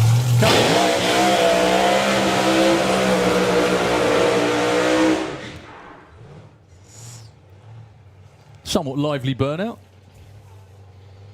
from our very, very good friend from the Netherlands, David Venter. Great to see him back over here for this round of the FuelTech Motorsport UK Pro Modified Championship. That's his wife Ellen backing him up. His very good friend Dick Costa. Good to see Dick on both feet as the car's backing up. Very surprised not to see Bruno Barda here this weekend, I was considering thinking he was the here same. last weekend. I was thinking the same. Well, I know the next race he's entered, I think, is Mantorp at the end of the month. Okay. And he's in Top Door Slammer that weekend. He's not in Pro Mod, he's in Top Door Slammer that weekend. But yeah, I'm as surprised as everyone, I think, really. I thought he would have stuck around. I mean, yes, last weekend was worth, I think it was worth like £7,000. That's a lot of money, yeah. To come to that race, which he probably spent half of that on fuel. Yeah, stick around, have fun. Now, I wonder if these two, if David Vector and John de Le Mans are hanging around for Bug Jam as well. So good luck to Dave. I don't know if it's going to be a 330.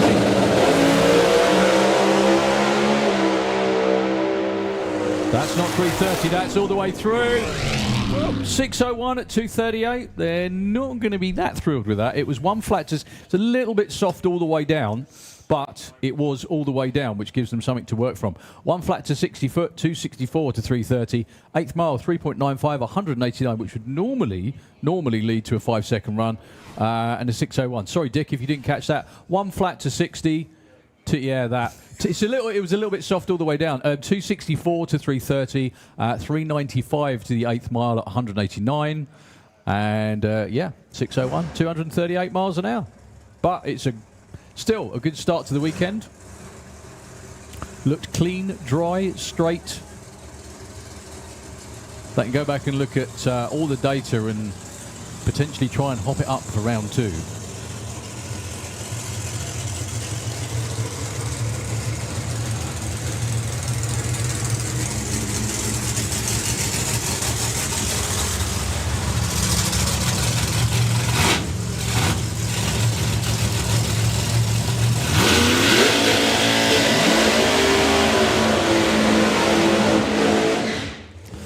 Well, considering how hot and obviously sticky it is out there, burnouts are pretty smoky and lively today, which is a good problem to have. Jean de Le Mans with the Sorcerer and Michel Turenne with the hopefully not exploding Camaro this weekend. He went through 3 motors in 2 weeks.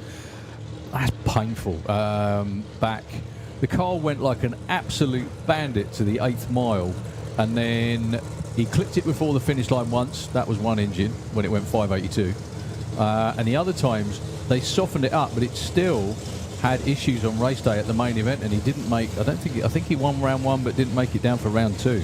I don't know if you saw on the live stream with John de Le Mans at the main event. Almost every run that he had, his parachutes when he came around the corner were tangled underneath the car. Oh, I didn't see it from and there. And he literally was like, every run he goes, I cannot get these parachutes to blossom and stay out. He'd come around the corner and they'd be wrapped under the wheelie bars. How bizarre. And he was like, I can't give it. Even with the net? Even with the net. Yeah. But what we're talking about is the net on, you can't see it on the live stream. You might be able to see it from this angle as well. If you're watching at home, there's a net on top of the wheelie bars, and that's purely there to stop the chutes just falling out and getting tangled. What's quite weird about that as well is where the drone chute comes out, that normally catches the air at 240 miles an hour and then pulls the rest of it out. Well, that's going to be a throwaway run for Michel Turenne. The car just did not move. Great looking run for John. Wow. Yeah, see it again. He's got, oh no. No, they're both out this time. 647 at 225. Little bit soft. Michel's car just didn't leave. Went on the two-step and 1.32 seconds to 60 foot would not be the number they were after. No, it looked like it was going to do the same because he was having one that was coming out and one which was springing back. That's weird because they're both pulled at the same time as well, aren't they?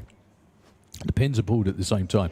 I've seen all sorts of weird stuff happen. I mean, remember Terry with the van? I mean, okay, it's a van, but he was still having trouble with. He was just constantly wrapped around the back. Well, he kept saying every time I pull the chute, it's like someone's knocking on the back door, because it literally it would eject, and then the air would sling it back towards the back of the van, and it hit the back of the van. So it was before blossoming. So it was flapping around in dead air, basically. Yeah, yeah. Wow. He kept saying for a couple of runs, it was like someone was knocking on my back door, and then he created that new chute deployment system, which basically slings it upwards, out into the air. It's all about catching. It's all about catching the moving air. That's it. To pull it all out, isn't it? Yeah. And then one thing you may notice this weekend is, especially with Emma Goddard's car, she's now got the active rear spoiler on the back, which only works when the parachute is pulled, but basically it flips up and it uses like a Bugatti air dam. Andy Robinson with the anger management.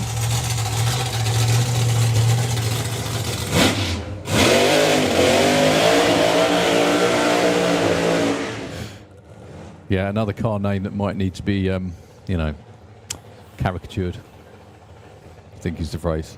So Andy was here last weekend, and also, while you mentioned that as well, I've got to make a massive apology, because I thought when we were in Malta and Petros's car did that, I really did think that it had broken, and it wasn't. You were right. It was, like you said, the whole active aero thing, with it flipping up to try and slow the car down. It's a very good idea. Also, with the front-wheel drive car as well, presumably it's to help plant the back end down so it doesn't lift when the chutes come out.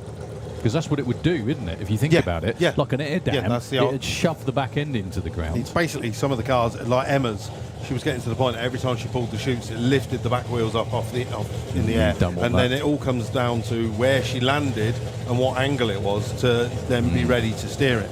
So Emma, of course, as you said, Petros has got it, David Lammick has got it, Matt Davison has now got it as well. Yeah. So as the cars are getting quicker and quicker, they're getting safer and safer. Makes perfect sense. Andy Robinson was here last weekend. They got a seriously busy race program this summer. Plenty more time there in the workshop, I think. Was here last weekend for the pull-up event. Ran really well, but unfortunately, I think due to missing a qualifying session, it didn't go quite to plan, like it's normally to clockwork. Number one currently is a 6:01. David, what have the Robinsons got for us in this first qualifying session of the weekend?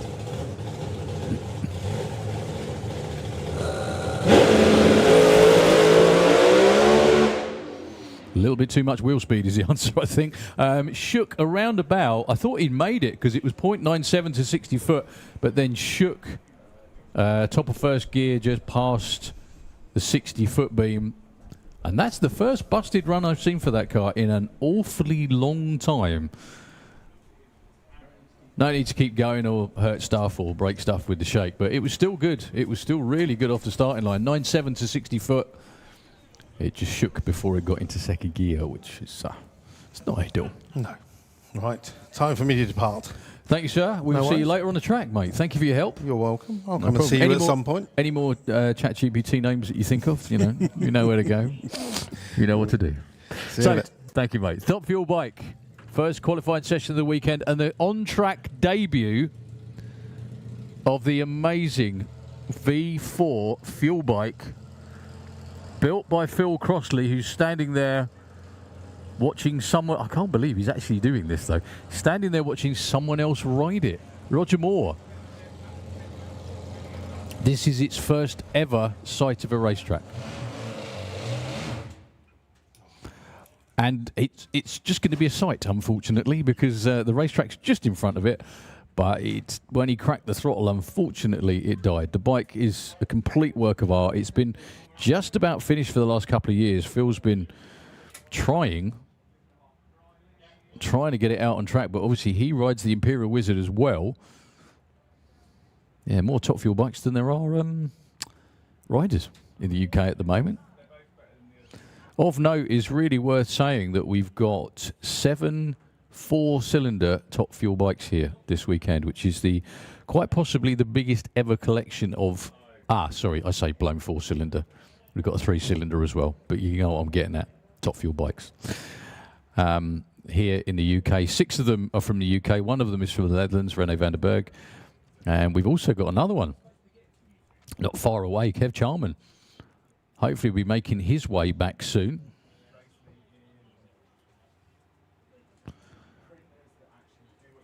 So they are going to try and move Roger back if they can get it out of gear.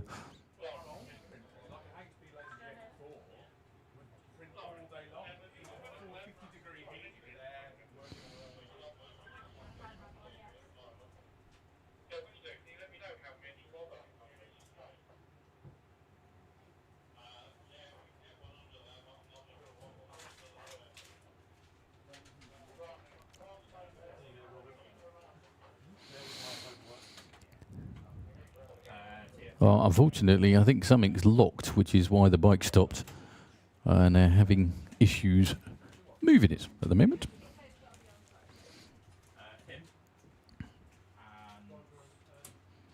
Yeah, Chris has gone to get the dolly to jack the rear wheel up and try and get the bike out of the line of fire, straight behind the start line.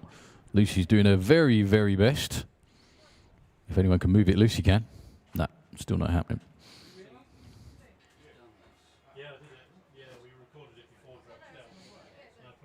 So the 7 bikes that are entered here this weekend, I think 2 are on observed runs.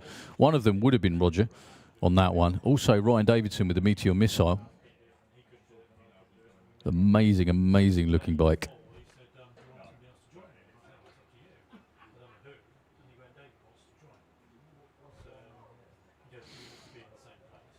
They got Roger's bike to move. See, I knew Lucy would get it done in the end.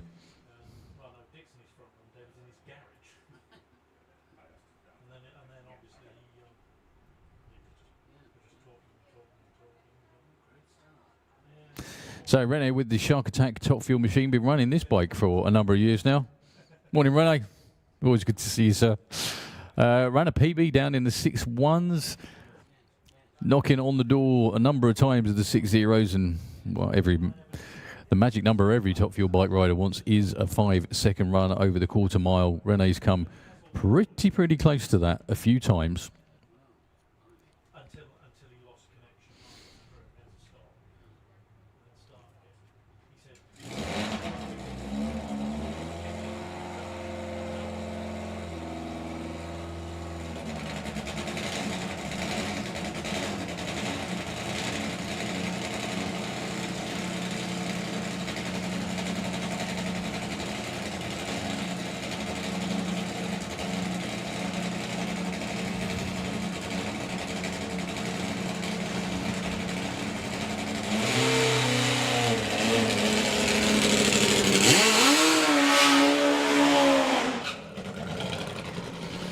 Very nice, strong, as you'd expect from René, of course, burnout. And that was as far as it went. I was going to say hit or miss in this first session of Top Fuel bike. I'd say mostly miss so far, unfortunately. Well, they've got a number of qualifying runs over the next couple of days, so if something is not right, it's always better to click it off and take it back and make sure it is okay. Nitro can be... Well, Nitro is lively stuff at the best of times, and especially when you're running one of these big 4-cylinder supercharged machines, you've got to make sure it's right.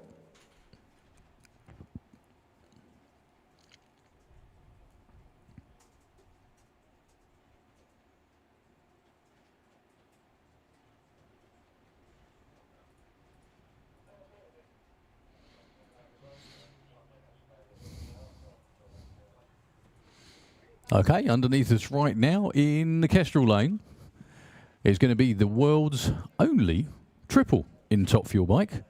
That will be Jerry Lukes on board the Rocket. Phil Bainbridge's bike.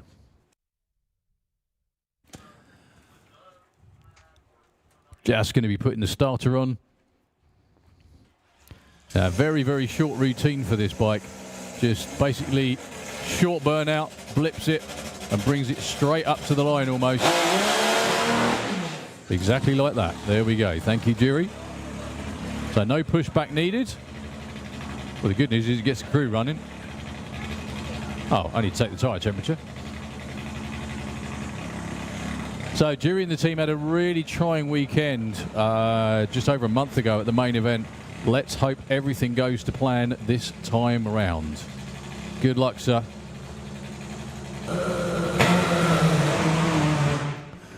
Well, it was steering him to the left, unfortunately, and he had to let go. It was quite soft by comparison, 1.2 seconds to 60 foot. It's in one piece, but that was not, I'm sure, what they were looking for, unfortunately. Well, he's got a number on the board. Not a number he's going to want, but it is a number on the board, the first of the session. So Ryan Davison underneath us with the Meteor Missile. I'm not sure how far he's got with his licensing procedure. I think he's got about as far as half a track so far.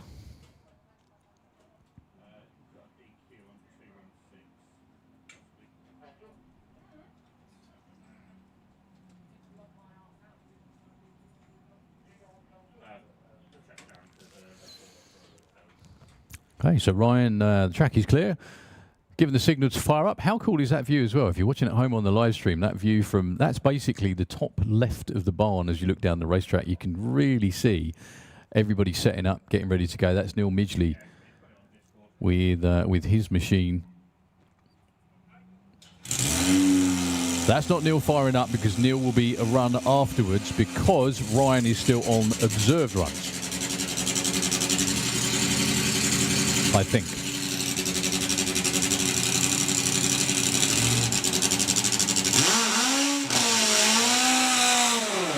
However, judging for how everything's gone so far, hopefully he won't be just on observe runs for much longer. Very capable young man. The bike leaves like an, well, previously like an absolute bandit. Goes like a bat out of hell. Hence the name Meteor Missile, I presume. So good luck, Ryan. Hopefully at least half track. We shall see. It's very difficult to work out a new combination to him and learn how to ride the bike at the same time as well. So it's a big task.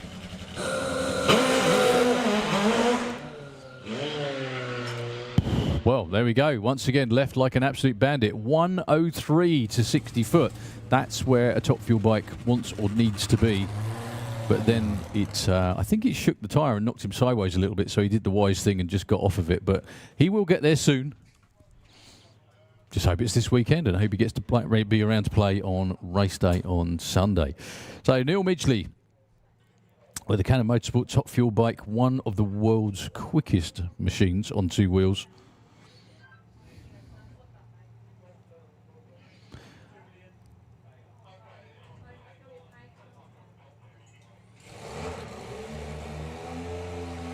Gets the thumbs up to spin it over and fire it up. I think this bike owns, of the top 5 or 6 in the world, I think this machine is there 3 times with 3 different riders. Or thereabouts at least anyway. Maybe the top 10 actually. But Ian King originally, then Phil, then Neil.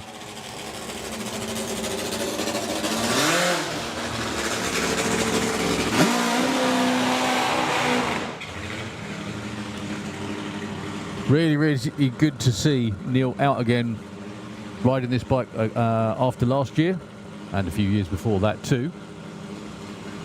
Those who know will know.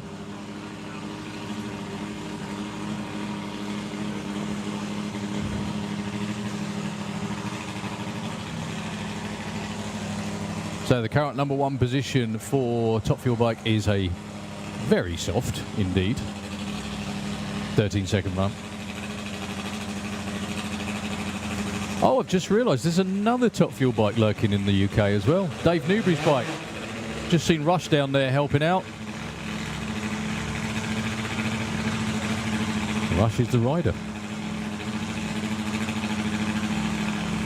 Right, good luck, Neil. It's a beautiful day, as long as it sticks and goes. Hardly any breeze, which is always good for these things.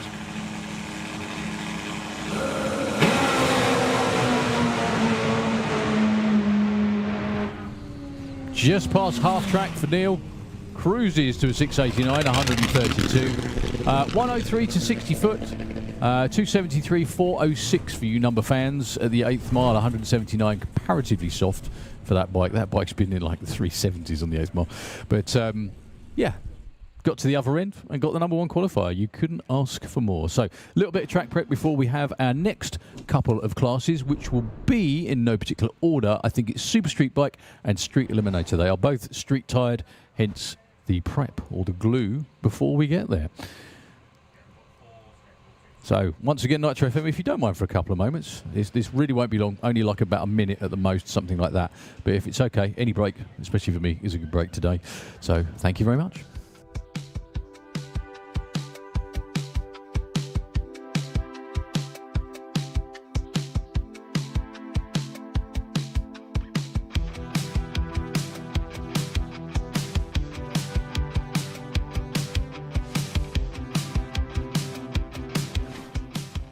Six for the Cortina estate, 789 for that big supercharged big block Malibu.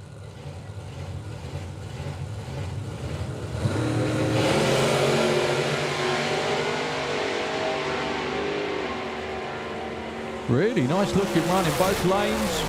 The Malibu goes 802, 851 for Tom Atkins. Nice dial in. 846 for the Rusty Dog.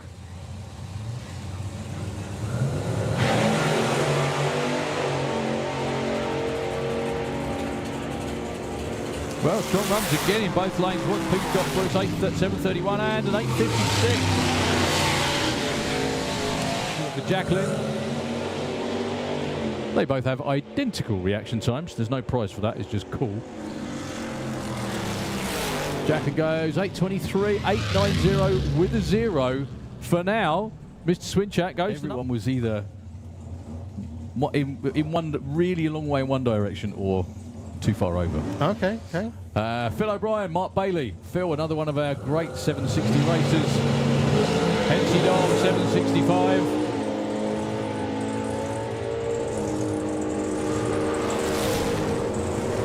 '83 and a 69. That's not too bad, actually. Mark Bailey slots in at number. He's stepping back up. Going against Dave Russell. They've dialed that back quite a lot this weekend. Shoot way before the finish line, still goes 701 and 193 miles an hour. They are between her and Joe this year. But so who's the quickest in the car? 735, nicely done for Leah. Up to number 2, Charlie Seaward goes 890. Unusual.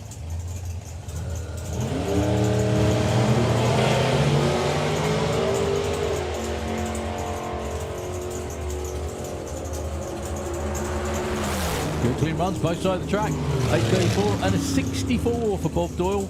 Well, Mr. Giles is under the tower too.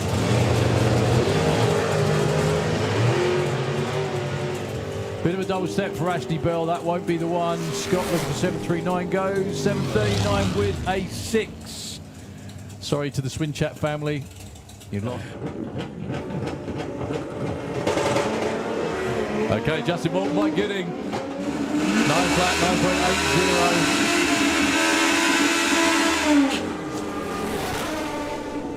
9.80. 997 and 986. Well, currently Justin Morton.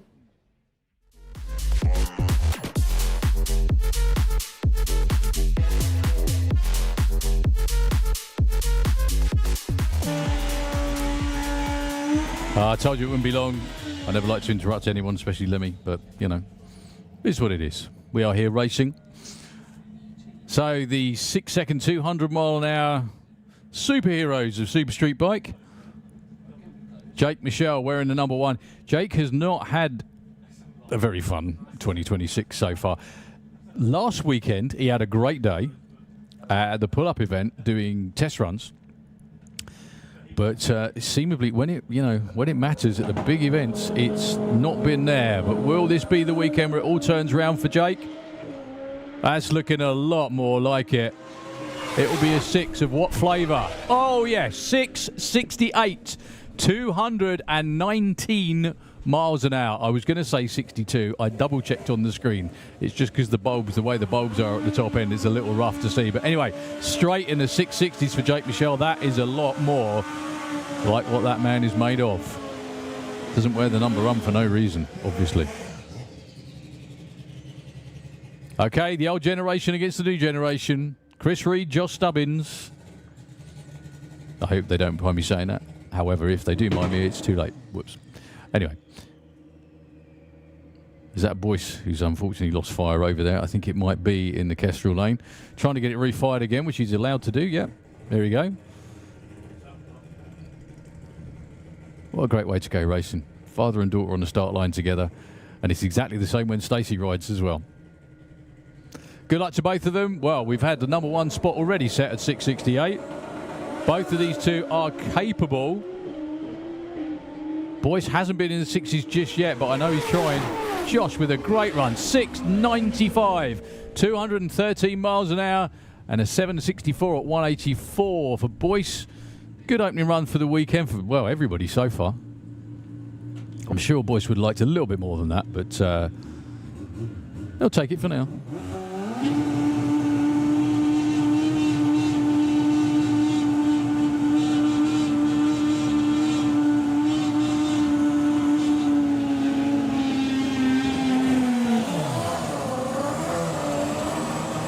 Okay, Carl Thomas. So good to see Carl in Super Street Bike. It seems like yesterday he was in 950 and doing really well at that. And here he is on the big stage. Not that 950 isn't a big stage, but they don't race at the big FIA, FIM events, which is all I'm referring to. Up against Brad.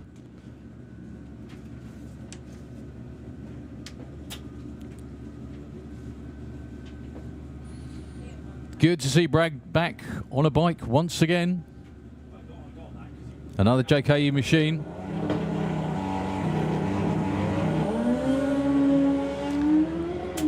Well, issues for Brad off the line. No problem at all for Carl Thomas. 714 at 211 miles an hour. Fairly nonplussed with that one, really. Although he has been a bit quicker than that. I think he's dipped into the 6s.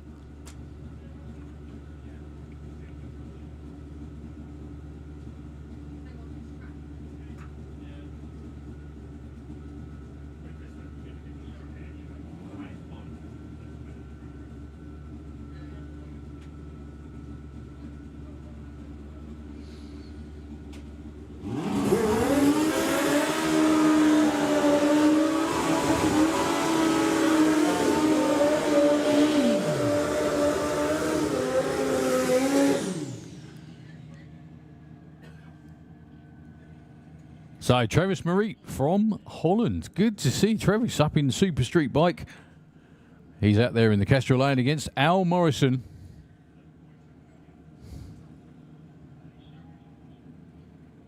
On one of the quickest bikes in the class. On that subject, we've got one more to come as well in just a moment, which is the quickest bike in the class.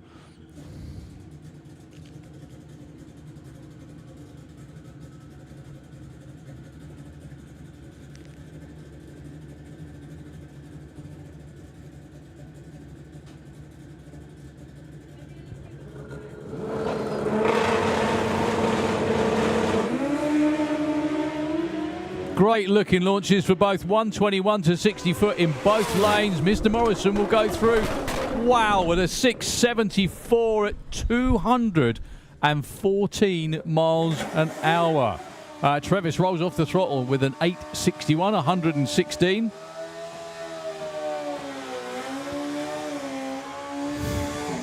Well, number 1 and 2 at the moment are a 68 and a 74. That could be all about to be go out the window because Daniel Lentz is down there all the way from Hungary. I mean, that's a hell of a trip for a weekend's racing. We really appreciate them making the effort. This bike was in the 6.5s time and time again back at the main event at the FIM race. What can he do here now in, frankly, very similar conditions?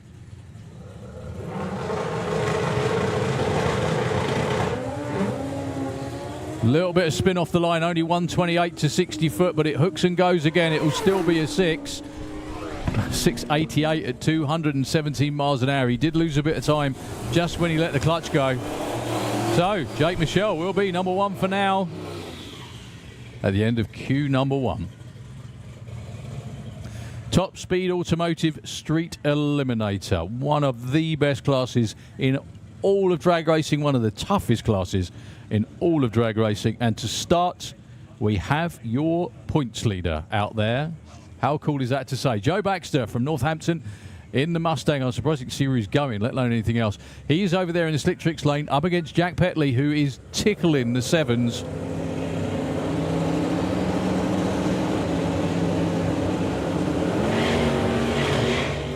Well, lots of spin for Jack Petley. No problem for Joe.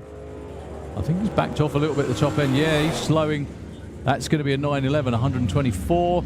And a 939 for Jack Petley, who just, when let go of the button, it just went nowhere, unfortunately. So, a little bit off pace for both of them, but they do have a few more runs to go.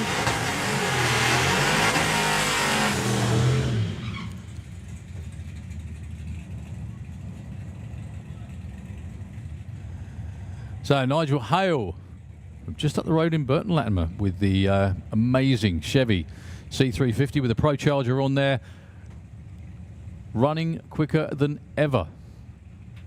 That thing is super heavy as well. Like, you can't underestimate how much it weighs. Well, it weighs as heavy as it looks, let's put it that way. Against Tony Higgs, the incredible Tony Higgs with the Capri, which unfortunately turned into a burnout machine off the line. He clears it out and keeps his foot in it.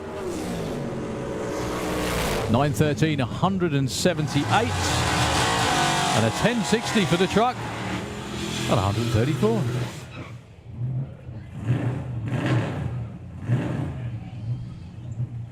How cool is this as well to see? Well, so many of these cars. I don't know about, you know, just any of them, but this is absolutely, it's a great class. Really good mix of cars, machinery of all different types, as evidenced by a Mercedes racing a Sunbeam Stiletto.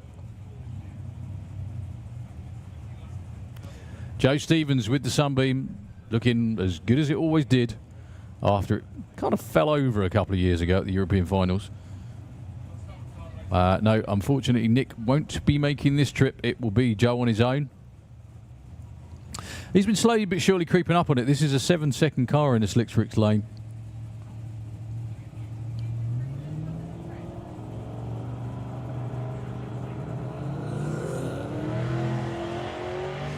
You could see the power being fed in.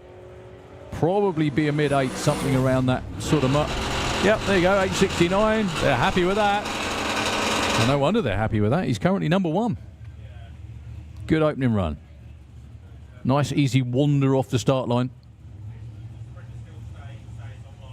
Which is hard to do in a car that's got a twin-turbo big block in it, but, you know, that's how it works.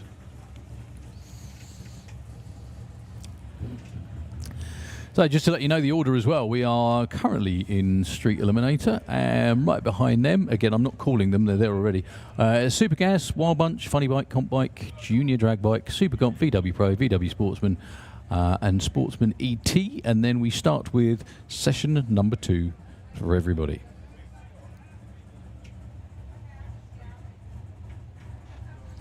So Michael D'Souza should have been alongside Damien Halliwell, but they just had a little bit of track cleaning to take care of. That beautiful Zephyr.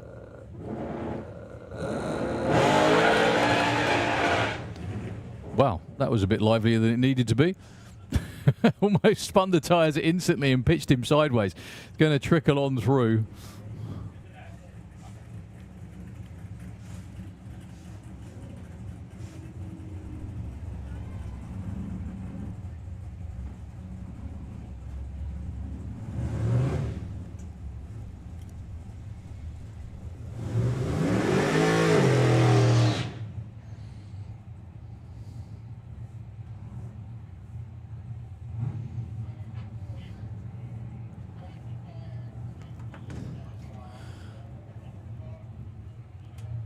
Really good to see Damien out here having fun as well. Especially with all his former students.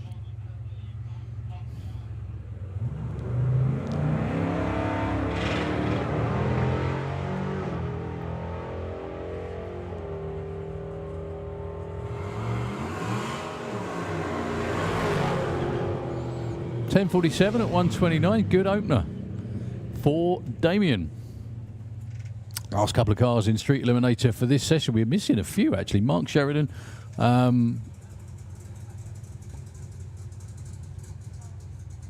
Davey Murdoch. At least a couple.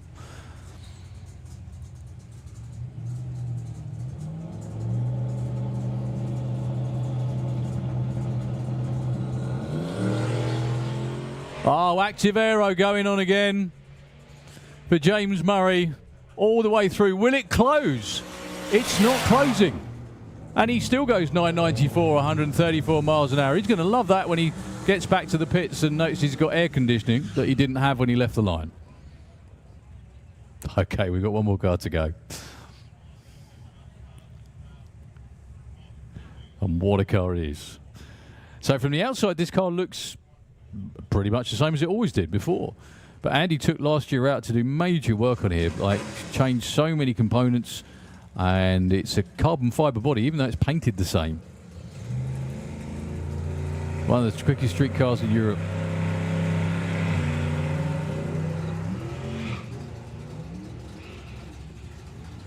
Not quite sure that map behaved as it was supposed to, because that was a very, very tepid launch, followed by wheel spin and more wheel spin, and he cruises over with an 11.69. So after that round of qualifying, Joe Stevens is your number one qualifier off the trailer in Street Eliminator.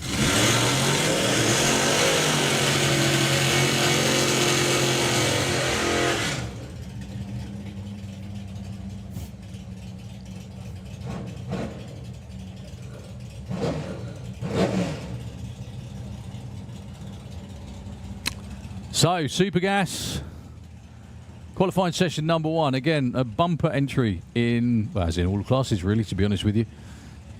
Laura Baton, Colin Morris. We've seen both of these two already, actually, in Pro ET, where Laura got her first 9-second run. That was a 9.93. Now she's trying to run 9.90.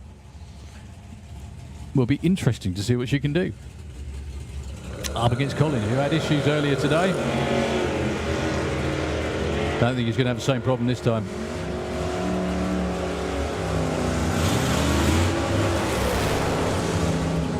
.992. Well, Laura Baton off the trailer to number one in Super Gas. Well, there we go. Never run a 9-second run before. Now number one. For now, anyway. A 10.11. Better, going in the right direction for the Morris boys in the other lane.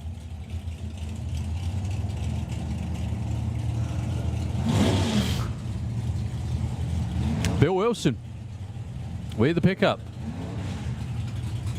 Bill has to run nitrous to get down into the nines, but boy, is it fun. Going up against Dave Cherrett, who has to do the lift and coast at some point.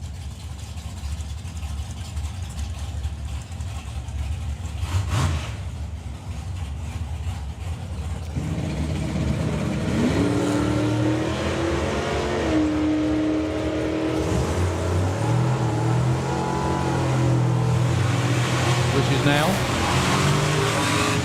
Oh, Bill Wilson just misses.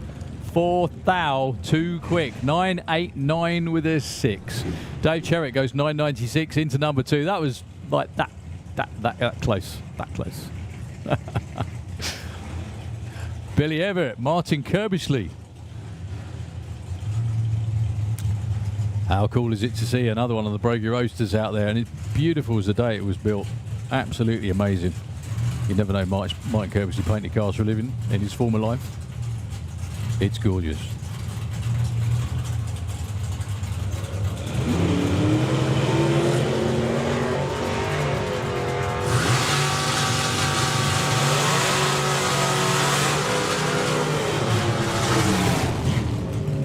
.10.07, 10.06.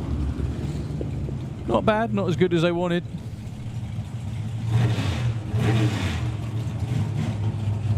Okay, Paul Brown and Mark White. I love the fact they've actually officially now named this car the Barbecue Roadster. Can't think where that name came from.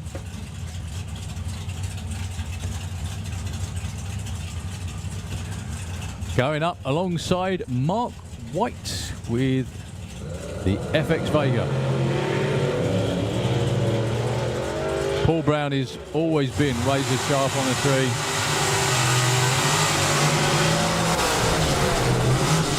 .965, that's just a little bit too much on the stop, I think, that time. 10.25 in the other lane. Too quick, too slow.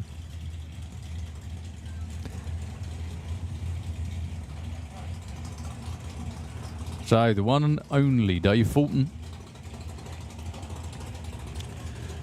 Pair of roadsters lining up. How cool is this? I think we've got either 3, we've got 4 in competition this weekend. Stu Doiney with a 0005. Will that be enough, sir? We need to check. We need to check. 0005, he won't like the 917. He might like the 0005 light.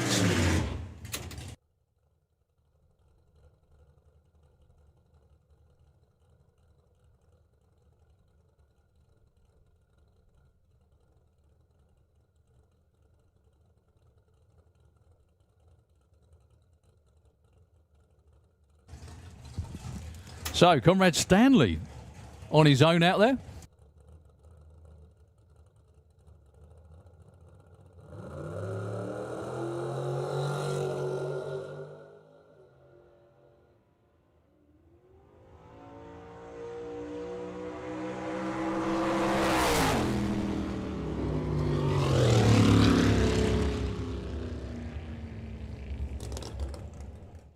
Well, 10.01 for Conrad. That does actually get him the number 3 spot for now. So, in that session of Super Gas, just been confirmed, Perfect Light Award has gone to Stu Doiney on that one. Now, this is really special as well. This is kind of like a complete full circle moment, this. Nick Davis is back in Super Gas racing after I can't remember how many years. Driving the car that Eva, should be driving very, very soon indeed. Nick's out testing the car, making sure everything goes to plan before he lets his one and only daughter take the reins, hopefully this weekend. That might be a lot quicker than a 990, but we're about to find out. It's an 876. Well, we might need the mother of all throttle stops for that. Yeah, Eva going, oh, yeah, give me that. Yeah, forget the 990 stuff. That'll do, won't it? That will do. Well done, Nick. AC he probably still thought that was slow. 876, 157 test run. So just recapping again, sorry, apologies. The Perfect Light Award, Kath and Tig Napier, Bad Habit Racing. 50 quid going to, guess who? Mr. 00 himself, Stu Doiney. 000, I think that was a 0006 or a 007, something like that, wasn't it? 5, even better. Yeah, unbelievable. So we've chalked that one up already. We still have the Perfect ET Award. That's the John Morton one.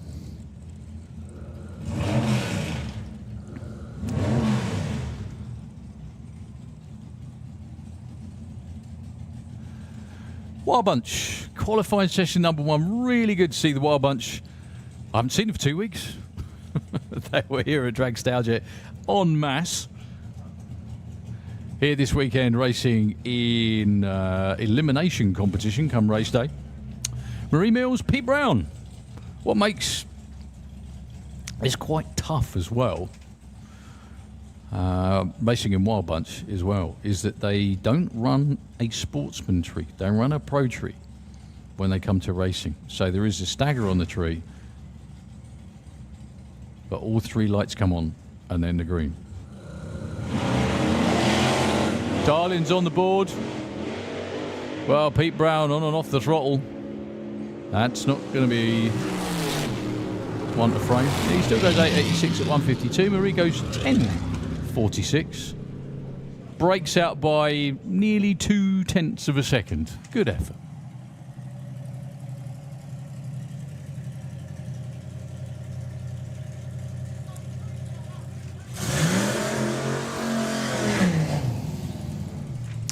Okay, Philippa Turton.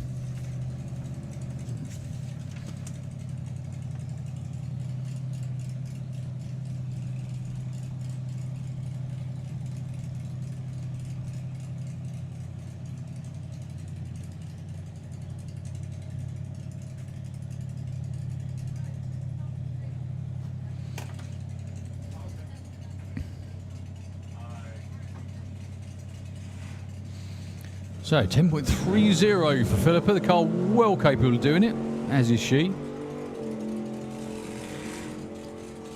Well, it's a strong looking run.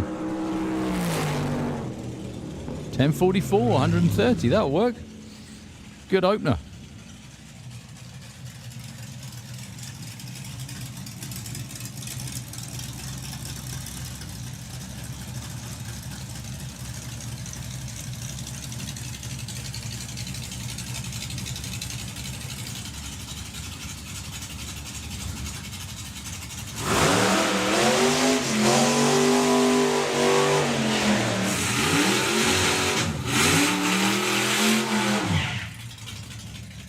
Okay, Alan Schofield with the altered. He was here again a couple of weeks ago at Dragstalgia, putting some really nice 9-second runs. I've yet to ask him whether that feels slow by comparison to the blown Super Brake car that runs in the 7s. But it's fun, which is always the most important thing. Up against, I think it's the return of Frankie Taylor.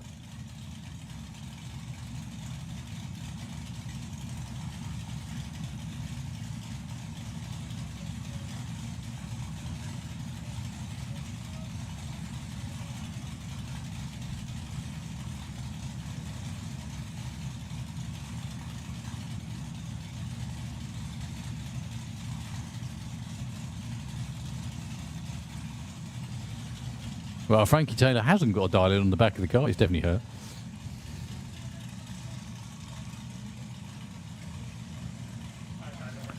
I don't know whether this is Frankie's first run back since. In about a year and a bit. About to find out.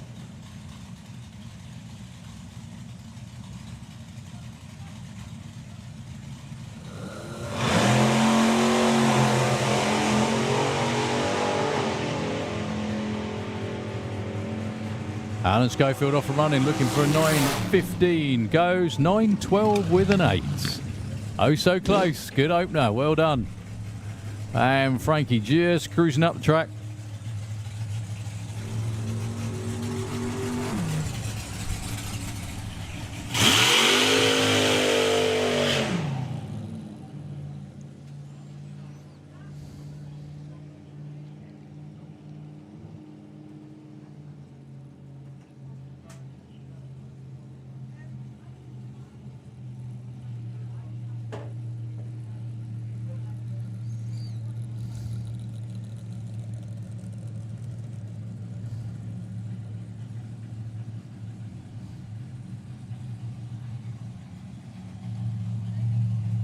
So last car in the class, Andy Clifford.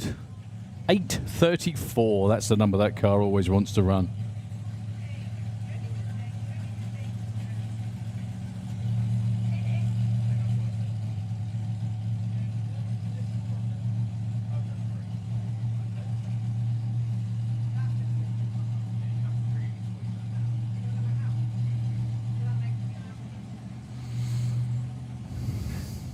I think the car's been as quick as an 8.2, something like that. It does like barrier hunting, but kept it off the wall.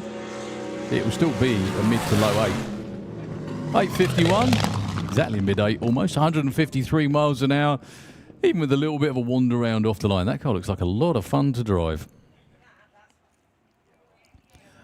Okay, Wild Bunch qualifying is done. Now moving on to Funny Bike. Some of the quickest machines on two wheels. We've got plenty of them in the 6s.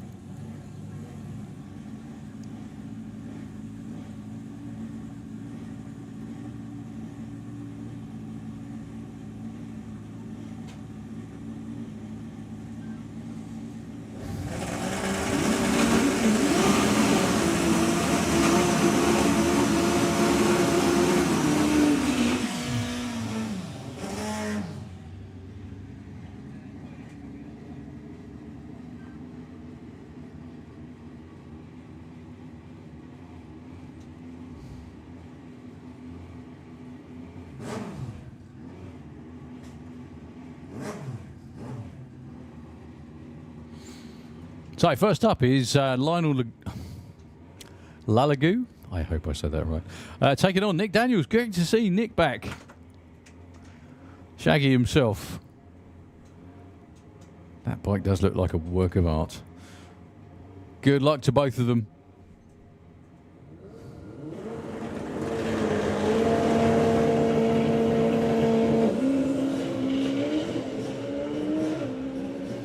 Well, Lionel doing a really nice job keeping it off the wall and keeping his foot out as well. 7.16 at 194. They do appear to be happy with that. Well, Nick went to go on two-step and it pulled him through stage, unfortunately. That bike really does look very menacing and very much like at some point soon it's going to do what it looks like, which is run seriously quickly. Yeah, we do have some very, very heavy-hitting machinery and funny bike here this weekend. None other than Europe's quickest funny bike, Stu Crane, in the 6.1s. Now, Stu is primarily entered this weekend because the next round of the FIM Championship next month at Tierp Arena in Sweden wants to get a bit of testing in because it didn't really go to plan back at the main event. He's up alongside Stefan Hagenstein from Stonsdorf in Germany. Sounds like a nice place to be.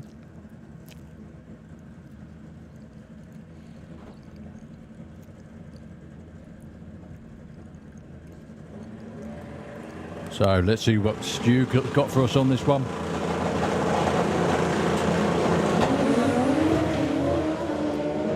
Stefan heads for the wall, Stu heads for the centre line. Backs out of it and still goes 6.96 at 137. It's the short numbers that he'll be looking at. 107 to 60 foot. He was 4.11 to the 8th mile. I think he'd rolled off the throttle by then, actually, only 166. Stefan really wasn't far behind. He was 1.13 to 60 foot, but the bike hooks to left and rolls over it to a 10.34.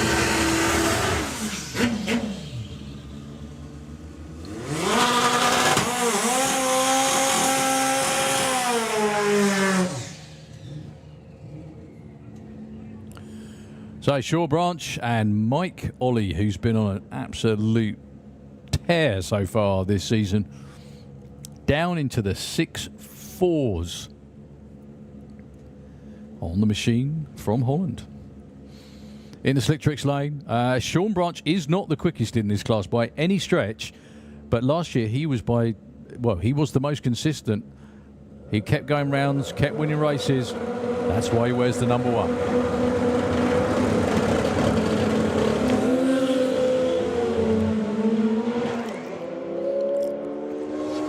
Well, Mike Ollie's long gone to a 6.68, 205 miles an hour, and 9.37. Well, that's my fault, isn't it?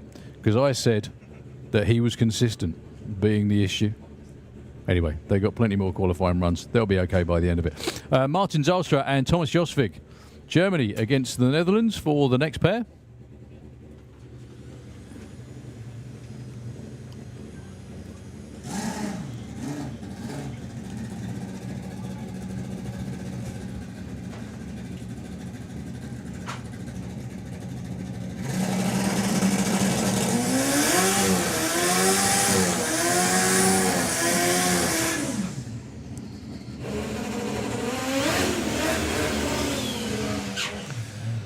Thomas Josvig has been around in funny bike for just about as long as I can remember.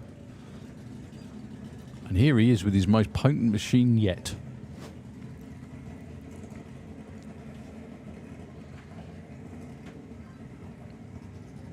Taking on Martin Zalstra, who is another member of the 6 Second Club.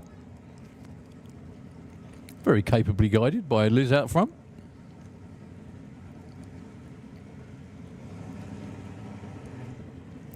So current number 1 spot is that run you just saw from Mickey Ollie at 6.68. There are more 6 second runs out there this weekend for these guys.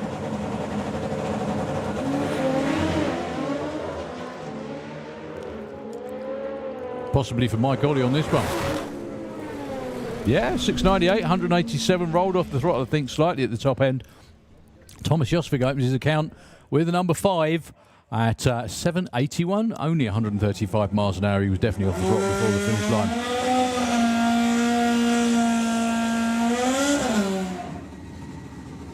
We are cracking on through the classes.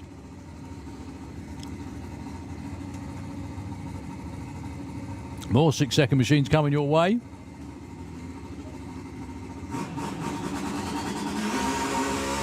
With competition bike.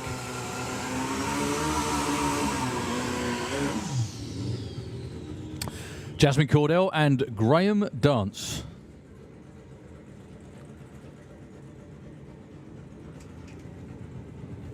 Line up next. Jasmine has been oh so close to breaking into the 6-second zone, that magic 6-second zone.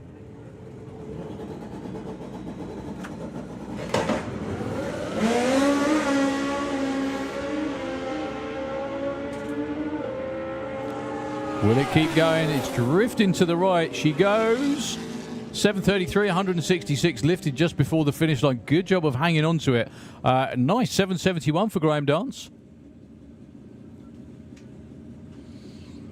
Yeah, Jasmine has had a number of lively rides so far this season, and it seemed to be pitching her towards the other lane at the finish line that time too.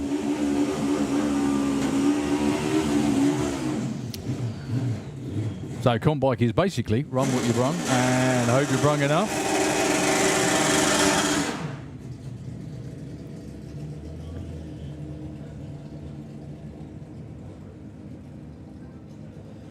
So Matthias van Vingarden from the Netherlands, as you probably gathered from the name, and Chris Neary. Part of the Hobo Bunch. Now Matthias's bike is, for all intents and purposes, a pro stock bike, but then there's also plenty of other bikes that are funny bikes, and so on.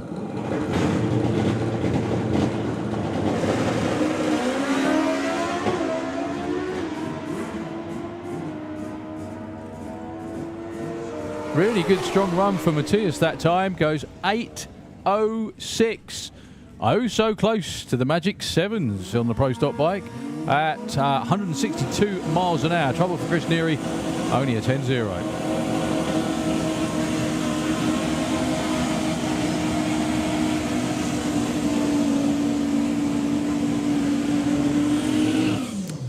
Okay, Patrick Ronzi and Paul Hambidge, who Paul is renowned for monster speeds on that ZX down there.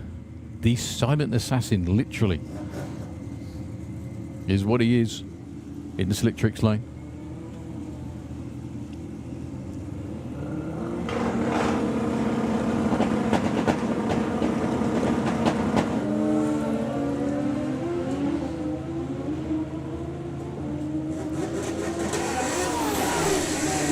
.741 at 189. Look at that for Paul Hambidge, and a 781 at 190 for Patrick Ronzi.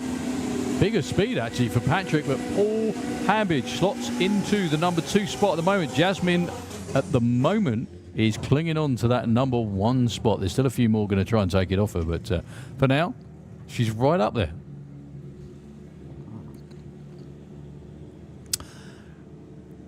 Right, Liam Holgate.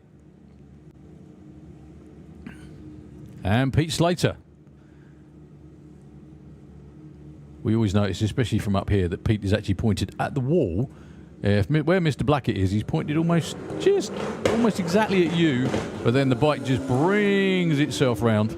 Well, straight up for Liam Holgate. That will be no dice on that one. Oh, goodness me. Pete with a big wheelie just past half track. Still gets back on it again. Goes 877 at 157. But Liam just went straight up, unfortunately. He's going to cruise off the top end. He's perfectly fine.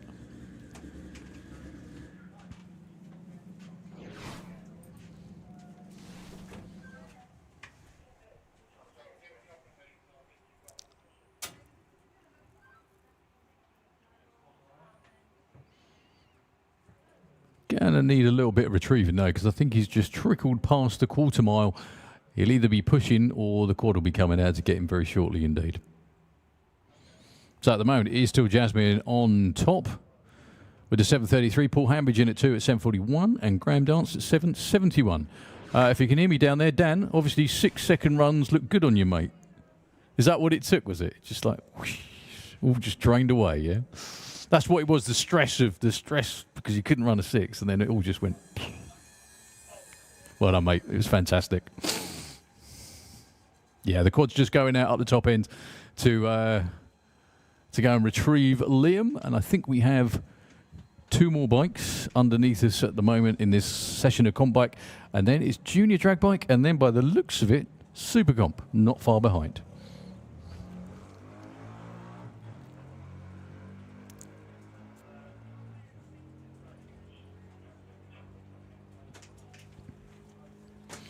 Thank you to everybody who's been sending me messages. Unlike Colin, I can't read very well, and also I don't have the chance to look at them very much. So very quickly, Declan, thank you very much indeed for the message, mate. Much appreciated. Thank you. That's a nice hat. Yeah, shame it's not windy, but you know. Anyway, thank you very much, mate. Love the picture. And further to the question earlier about what is the most ridiculous thing people have brought back in their hand luggage. Well, that's not a bad one, actually. Andy Wright just sent me a message a little while ago. He brought back 106 mil turbo in his suitcase, which obviously did make the trip. Probably didn't make his washing smell too good, but there we go. And also, thank you very much indeed, Craig Wright. Thanks for the message, mate. Glad you tuned in. And I don't know whether you're tuned in looking on now or whether you're on your way yet, but I hope you're doing well, fella. And so I hope to see you some point at the weekend. Okay, we're back to racing.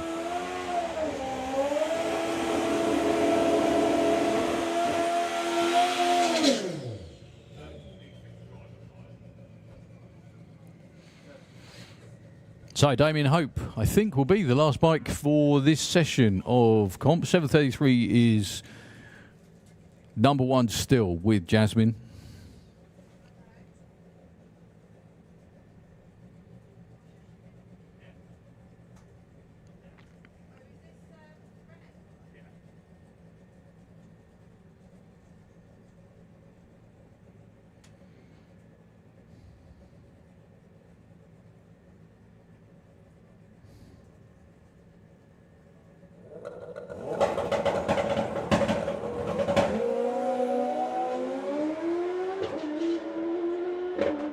Well, that number 1 spot could be in threat.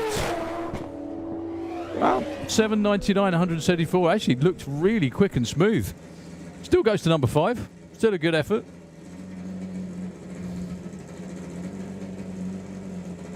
Apologies, there is one more bike in the class. And it's a young lady I'm seeing the track for, I can't remember how long actually. I'd find a Van der Berg. If my screen is telling me the truth. Yep, I think that is Ivana down there on another one of the Shark Attack machines.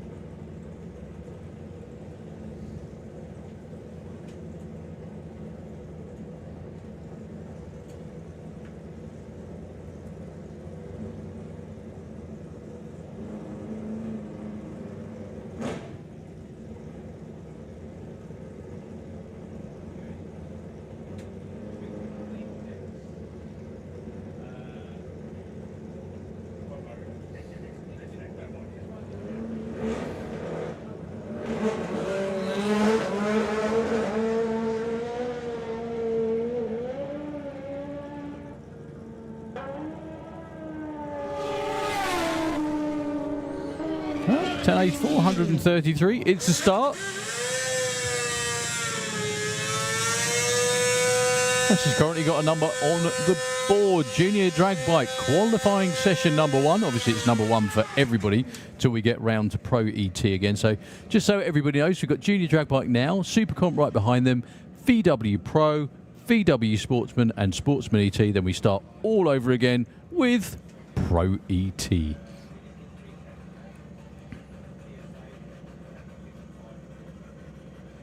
Okay, fair enough, Craig. I'll take that as a no then. Thank you very much, mate.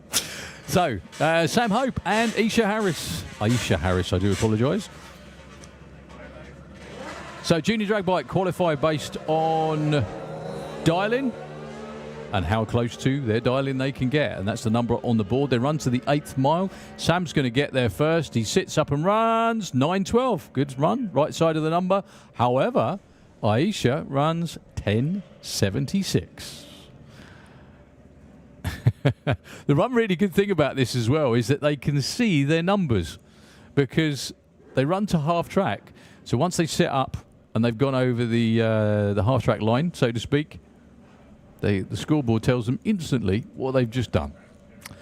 Lara Humber and the one and only Jackson King.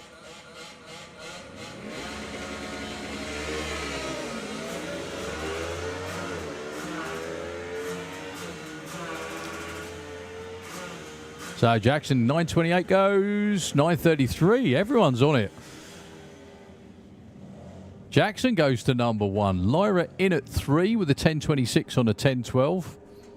They are earning their pocket money in this qualifying session.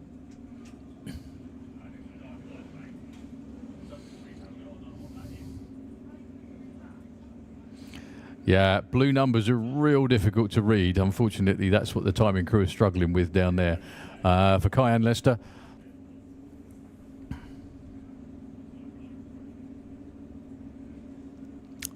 The dial-in is 13.20 for him.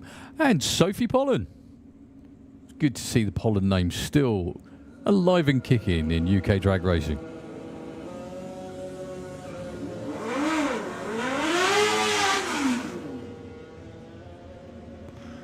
One of the quicker bikes in the class goes 8:40 on E821. She's in at number 4. Kyan breaks out actually by nearly 0.2 of a second.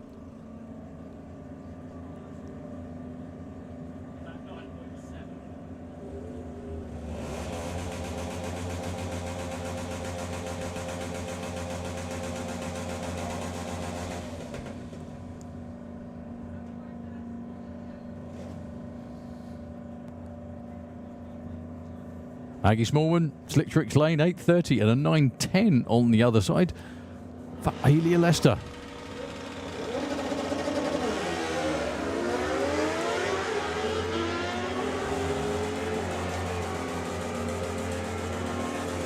Current number 1 is only 300ths off, 57 and a 25. Alia was closer of the two, 0.15 off. National Championship.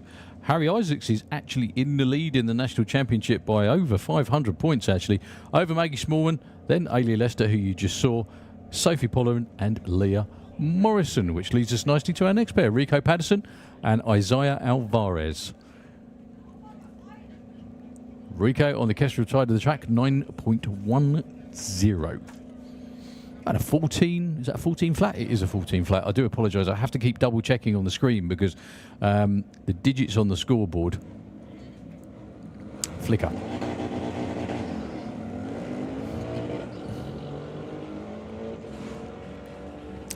Well, Rico is off and running and we'll get there first, as you'd expect, via the dial-in. That's not too bad. 9:28. Here comes Isaiah. Rico's 5. Isaiah currently number 9.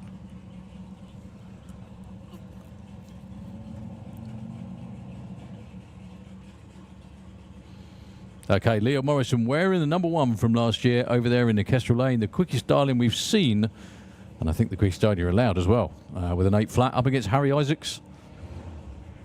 2 of the very toughest competitors in the class.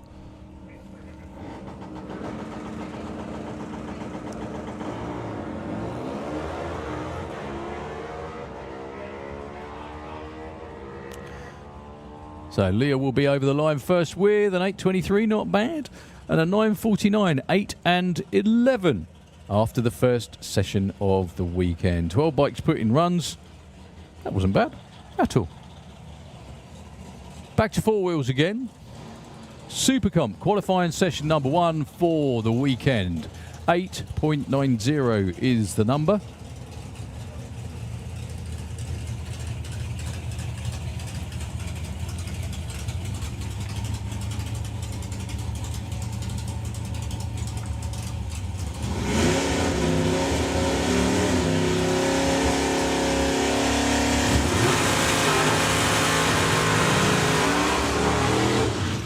And again, an absolutely bumper entry in Super Comp.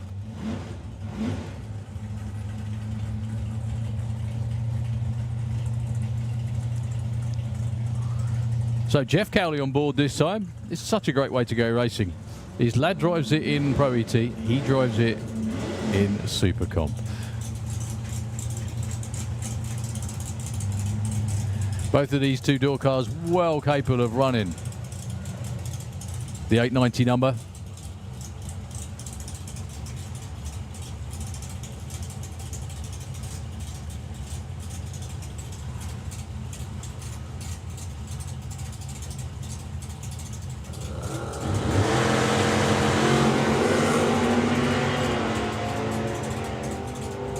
Well, there will be numbers 1 and 2 at the end of this, but will they be in the 8.9s? John Bean goes 8.92.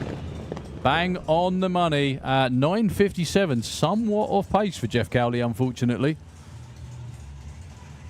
The car was bang on in Pro ET, but not that time round, unfortunately. Anyway, oh, that's an 8.98. I apologise. It's the scoreboard again.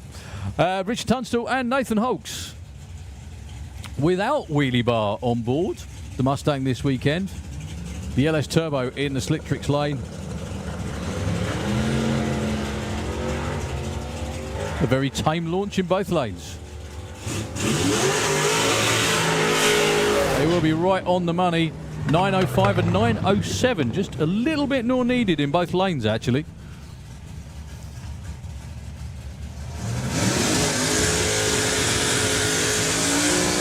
And that's the whole idea of qualifying, setting everything up.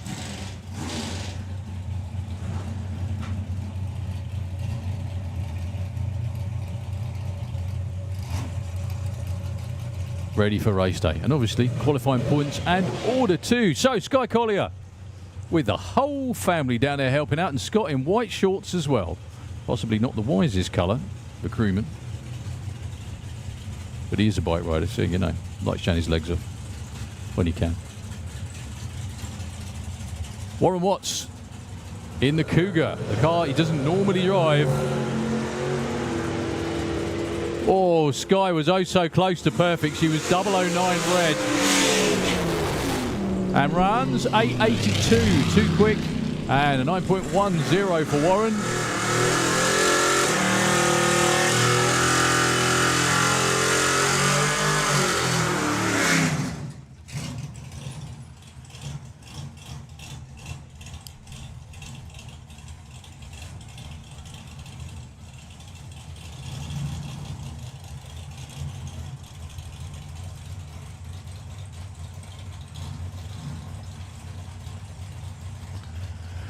So John Turner and Sam Fairhurst.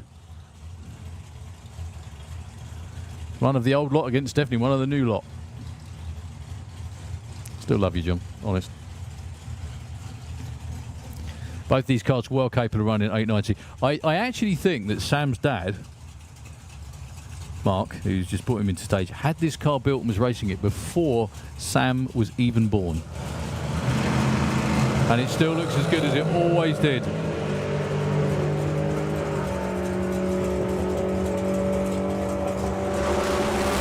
Someone's popping and banging at the top end, and I think it's probably going to be Sam. 9.48. But for now, yeah, good speeds on both sides. 151 in both lanes, but it is John Turner currently nabbing the number 1 spot with an 8.96. Going to be happy about that.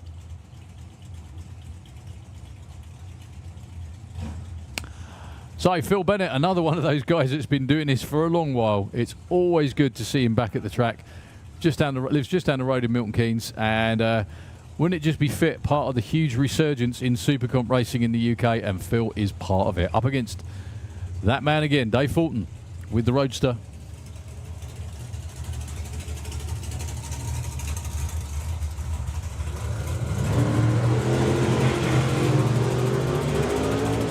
Oh my goodness me. Well, the money's already gone, but Dave Fulton went 0007 on the tree. And he goes 895 to a 910. Dave Fulton, #1 qualifier. Nice one, Phil. That's more like it. 910, 136. But Dave Fulton, 0007. Well done, young man. Pretty damn good.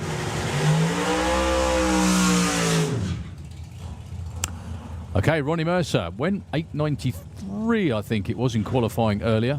I can only think that was a slight misstep on the dialing because I can't imagine it was 840, but if it was, I do apologise. So that's Ronnie Mercer down there in the Kestrel lane. Going to be taking on #1 herself, Leah Kellett.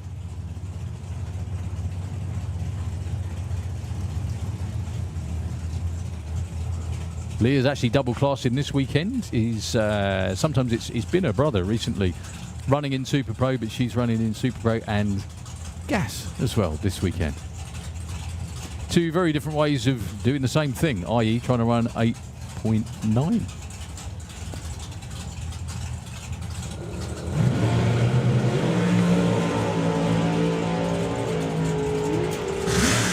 Yeah, Leah hasn't broken. Here comes the throttle stop. Well, Leah just too quick with an 887. However, Ronnie Mercer to #1, 892. Basically repeated the run from earlier, 100th of a second, 147 miles an hour. Not quite enough of a throttle stop for Leah that time round. So, Charlie Seaward.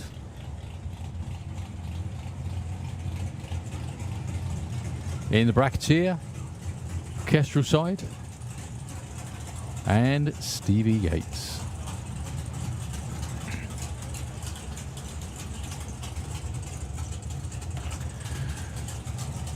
Points-wise, in Supercomp, Leah's out there in front with Dave Fulton at second. Stevie Yates is at, these two are 3 and 4. Peridor cars go 91 with a 1. Charlie Seaward goes to #1. In the other lane, 893 slots in at #3, but they're bang on the 890s in this first session. But it is Charlie Seaward currently closest with an 891 with a 1. I told you it's the Seaward effect, didn't I? I've said that before. Well done, folks.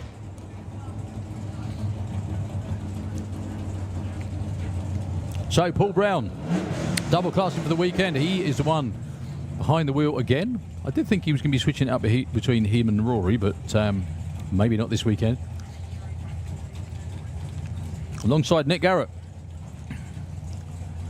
with that beautiful Nova. Double classing running in both Pro ET and Supercomp.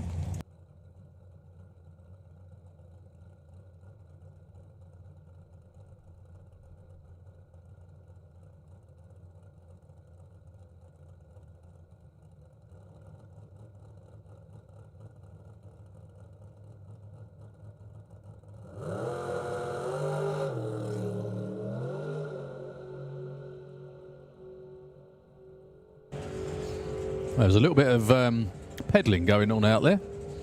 890 with a 3, your new #1 qualifier. Well, Charlie Seaward was #1 for all of about 1 minute. They've been bang on it in this session of Supercomp. We've already got the top 7 in the 890s,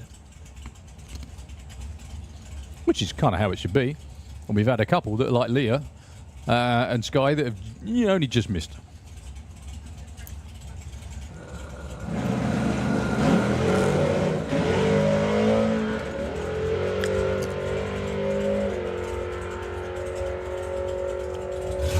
That won't be an 890 for Nick Garrett. It's a 965. He's still qualified.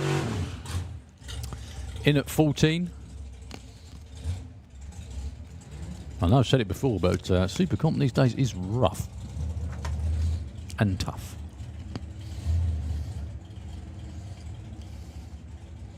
So, last car in the class. We've had 16 time runs in. This is Ryan Garrett.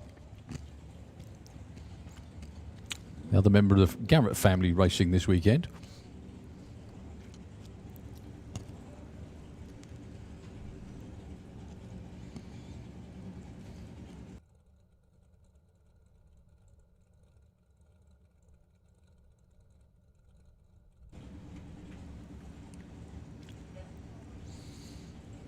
Dave just making sure his wardrobe is correct, so to speak.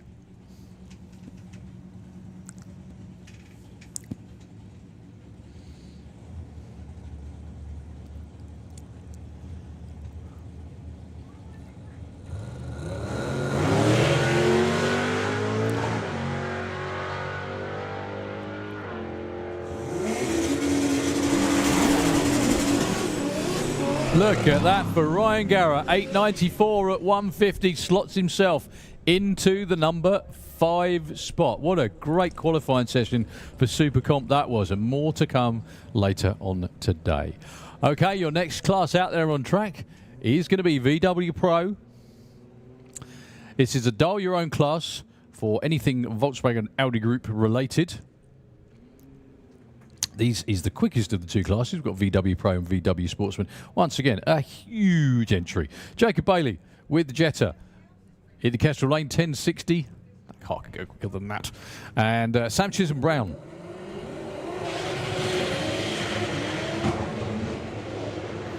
With a really good looking launch, but unfortunately, that will be all it was good. See what Jacob can do. Wow, nice. 1067 opener for Jacob Bailey. It's always good when you can get a few hundredths of your dialing on the first run. Sam just cruising through the top end.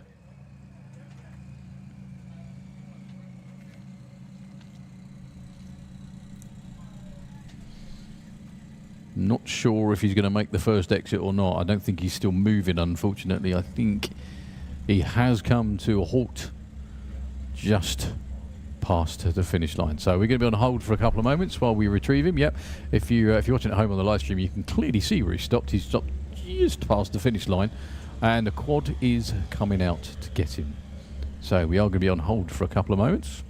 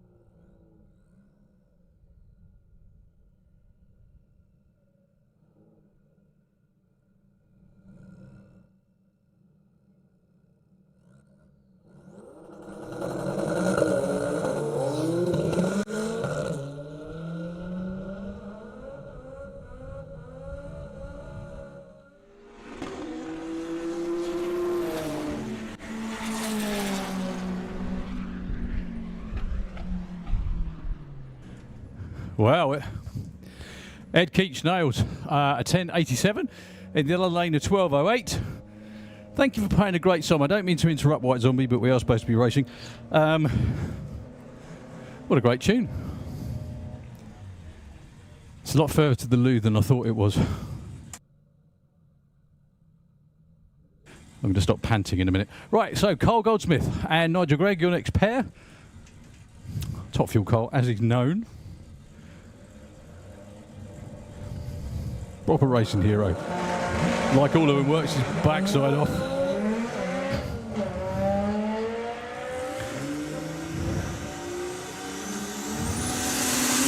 Well, I might have a bit more work to do after that one with smoke gathering around the back of the Beetle. 12.16 the other lane goes, 13.11. Good start for Nigel. Carl just trickles through.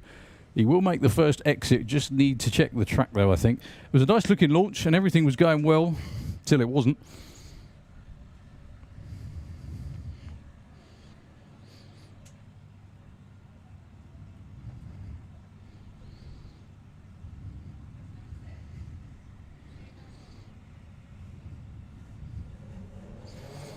Okay, James Gould, Dave Henderson.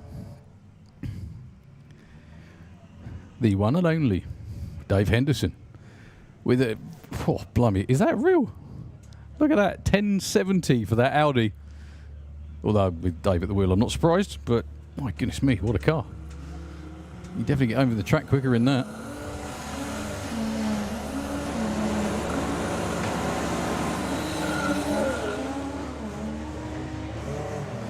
If you wonder what a door car's doing racing against an altered, it's because as long as it's got a Volkswagen or Audi Group engine in it, unfortunately James is cruising at the top end, I think. No problem for Dave Henderson though with the 1099 at 125. That's a long way to come to race as well, all the way down from Falkirk. Gets himself in the number 4 spot at the moment.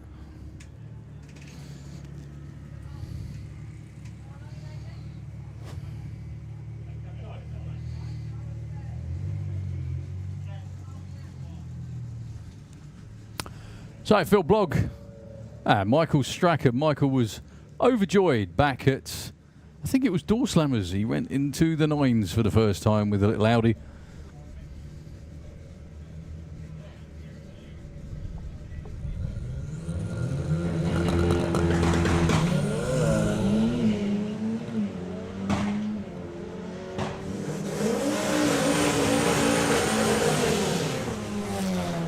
Well, lead the Michael Strachan's roar. My goodness me, Michael Strachan with a 977 at 139.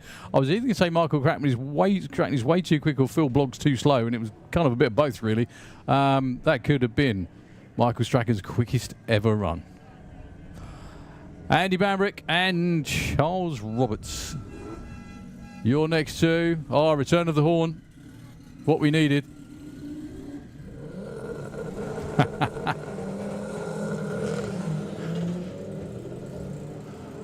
So the 5 up of Charlie looking for 11.50.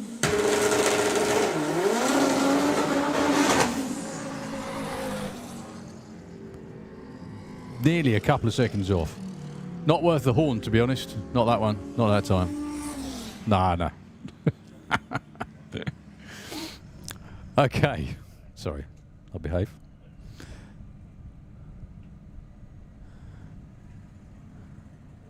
Yeah. Mr. Vos does absolutely everything apart from remember to hold the dialing board up. Well done. Nice one, fella. So, Luke down there with the Don. Although I must admit, the Don's gone missing off the back of it. My goodness me. The world might have been saved. Up against Wayne Waterhouse. Well, that's a lot more like it from Luke. Trying to get the gearbox dialed in. That may well be it, to be honest with you. Looking for a 12-something, 11.56 and a 12.59. There we go. That didn't take as long as you thought, did it? It's all right. It's a great start. Okay, Danny Bean and Paul Braithwaite, the next two. Now, he did say, at the start of the weekend, Luke did say be happy with a 12 anything, and there we go, off the trailer.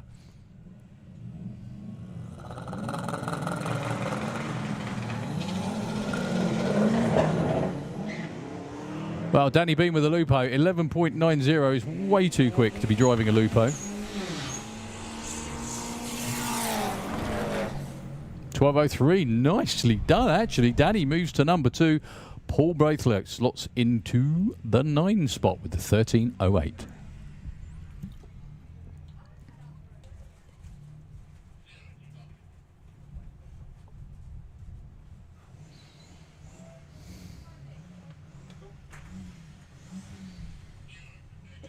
All right, while they clear the track, we line up the next 2.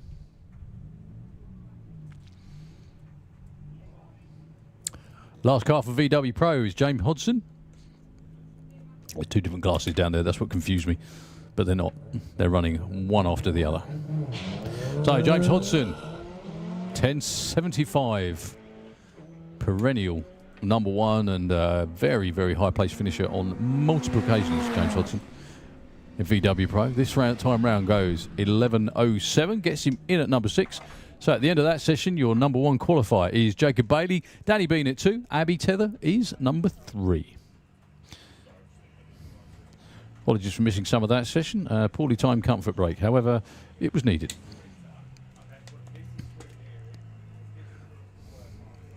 Right, VW Sportsman. 2 more classes to go, and then we've completed our first cycle of qualifying.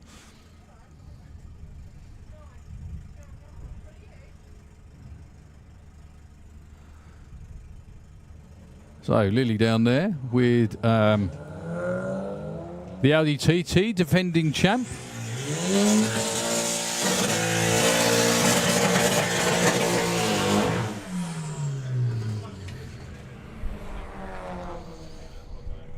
Goes 13.87, but Aaron in the other lane.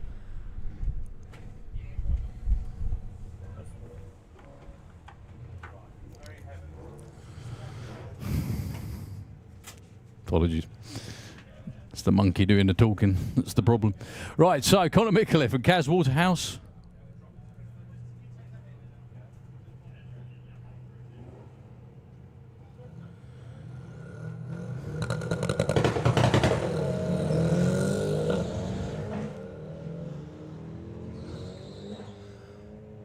So Kaz, 13.40. I don't think that's going to be a 13 anything. Unfortunately, Connor in the other lane cruising through to a 13.63. Well, bizarrely, doesn't improve.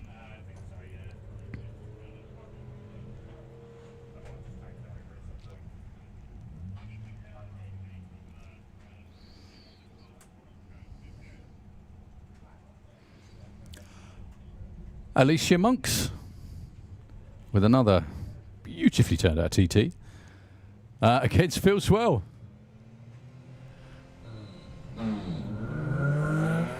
Yeah, 13.70 is not really what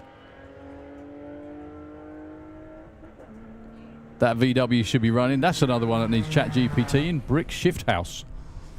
13.97. Went to number 3. And a 14.21 in the other lane. Okay, Sophie Emily. Kestrel side. With the now ever rarer Corrados. Very, very nice looking car indeed. And Justin Foley. Just up the road in Urchester.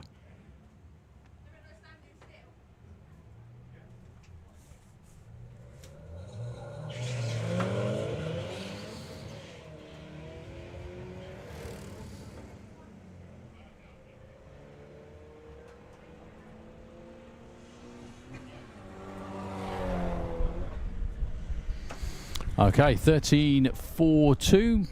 Not bad. Emma in the other lane breaks out by some margin, actually.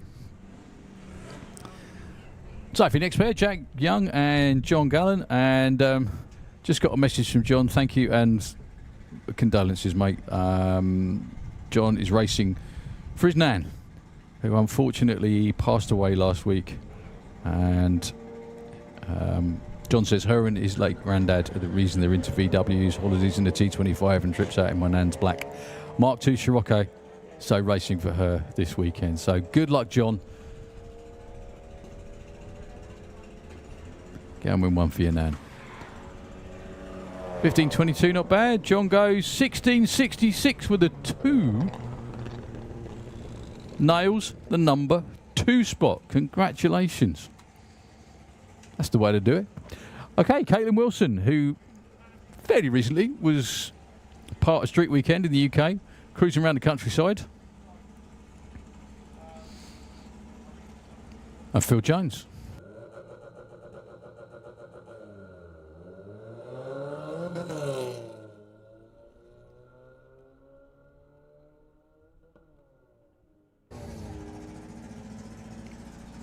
Well, Phil will be, or should be, getting there first anyway with the dial-in that's nearly a second quicker.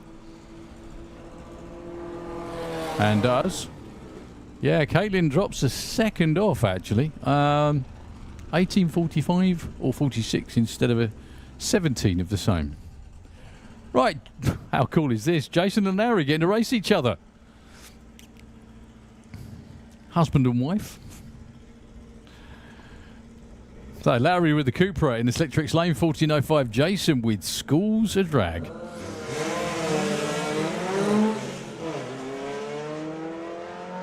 Much quicker dial-in for Jason, so you would expect him to be out front. And he is going to be. 13.60 and 14.3. So Jason goes 8. Larry actually goes 1 place above at number 7.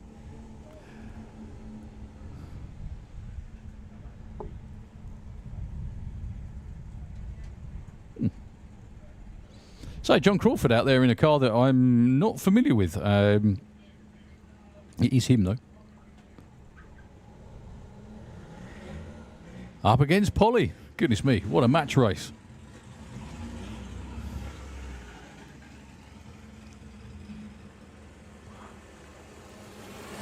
Two very good friends going at it at the finish line. John looking for 16.26. Polly 17.25. 28 for John. 42 in the other lane.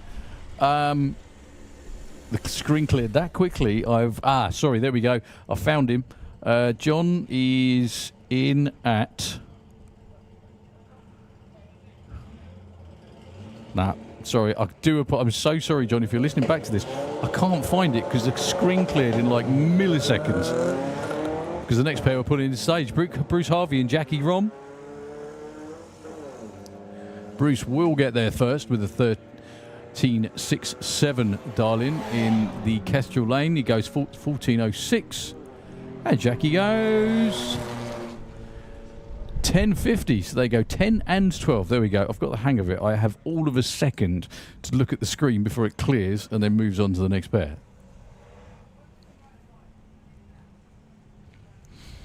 Right, George Miller. In a battle of the Georges against George Todd. It is George Todd with the quicker of the two machines, though. As you can clearly see. 12.70 is his dial. 12.74, nice run. Goes up to number 4. George slots in at 18 with a 14.13.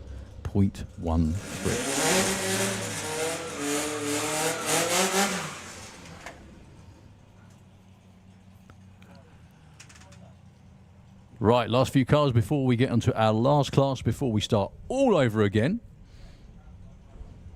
With Pro ET.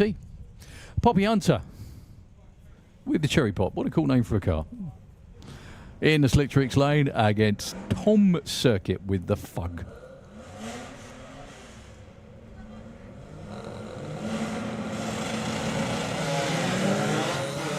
Poppy definitely with a better move off the starting line. She has the quicker dial-in too, so she should be there first.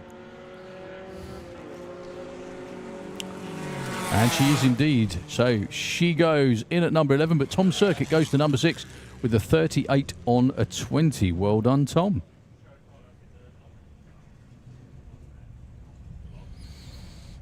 Okay, side-by-side pair of Beetles will be your last pair for this qualifying session. So Aaron Lang is still hanging about at number 1 with an almost perfect run. John Gallant is 2. And Alicia Monks is in at 3. Let's see if these two can change that order. That's Emma Alcock and Jordan Clark.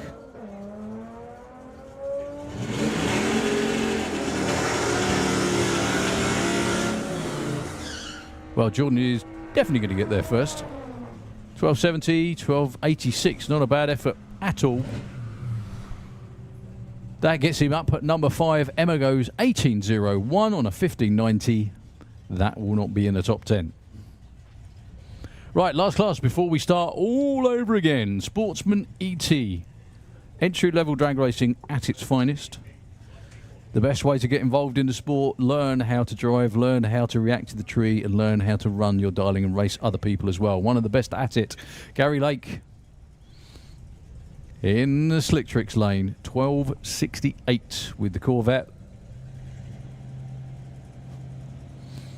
And Clive Dandridge.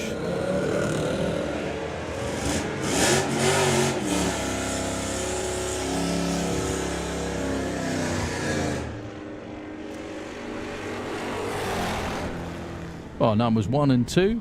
A 38 and a 36 is a pretty damn good start, actually, for Clive Dandridge. 12.37 for Gary Lake. Not far off, just not quite as good. Okay, Pete Walters in car number 2. Or could it be now car number 1? Not sure. He's over there in the Camaro in the Kestrel lane. Up against Georgina Smith. Always a good day with George's racing.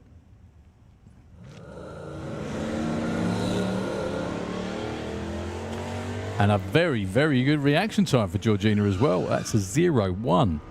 Pete is going to get the stripe first. 12.59, a little bit off. And Georgina goes too quick. 0.12 too quick, actually, for Georgina. Close, pretty good. 0-1 light will definitely work. That was very good. Very, very good. Okay, Terry Attry and Troy Attry. Going at it. Terry with the Focus. Again, once again, if you ever need proof that it is entry-level drag racing, a Ford Focus with a number plate and tax and MOT'd, I'm sure, sat down there, out here racing, with shoe polish on the back and a dial in.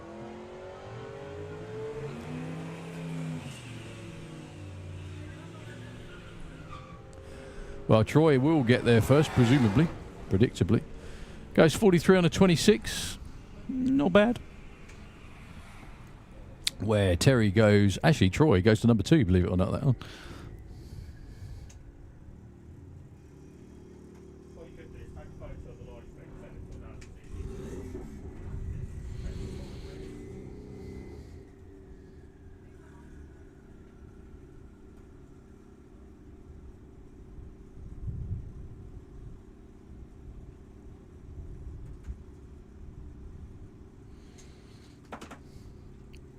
Right, Steph Pateman and Craig Flinders, your next two.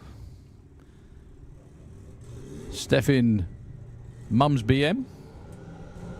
I think it's Mum's. And Craig with a very good 0-2 reaction time. Steph's going to get over the stripe first. 13.85 goes 13.94. That's not bad at all. That will get a number 3. However, Craig in the other lane goes 68 on his dial. That would be a 15.68, which gets him the number 2 position for now. So the one and only Mudflat Matty.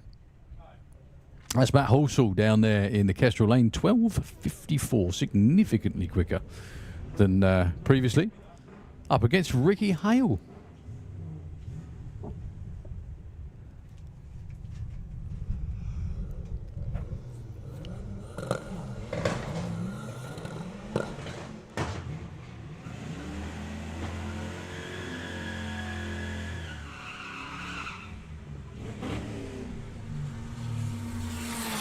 So Matt's going to get there first with a 12.91, few tenths off. And Ricky, 16.55, 17.15, 10 and 6.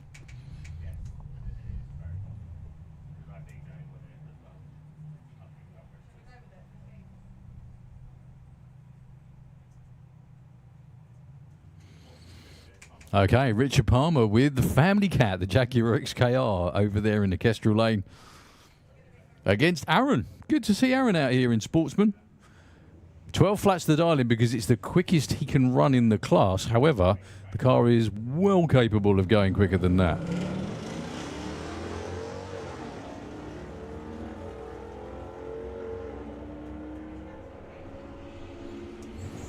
Going to try and keep it to a 12 flat.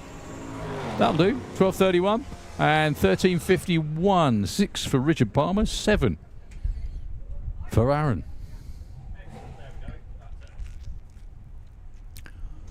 Right, Dan Holloway, Jordan Griffin.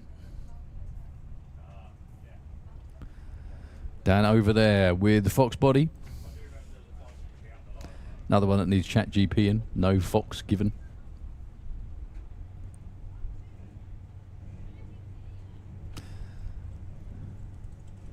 Again, one of the quicker cars in the class for Dan with the 12.10 dial in.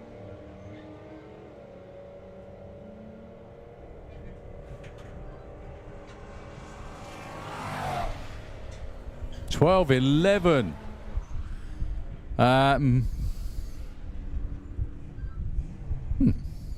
Okay. Would have thought that would have placed him higher, but I'm sure it will shake out on the order at the end. So, Michael Dowdy.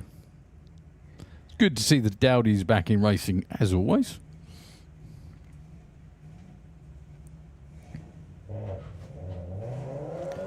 Strangely, he's got the number plate missing. Up against Ben Jeffrey. With the Nissan. Nissan is the quicker car, so 13.70 goes 13.90, and Michael actually goes 14.84. Debbie Taylor with the Mustang. What a great number plate. V8 Deb. That's pretty much V8 Deb. Close enough. 13.41 and Simon Swarbrick.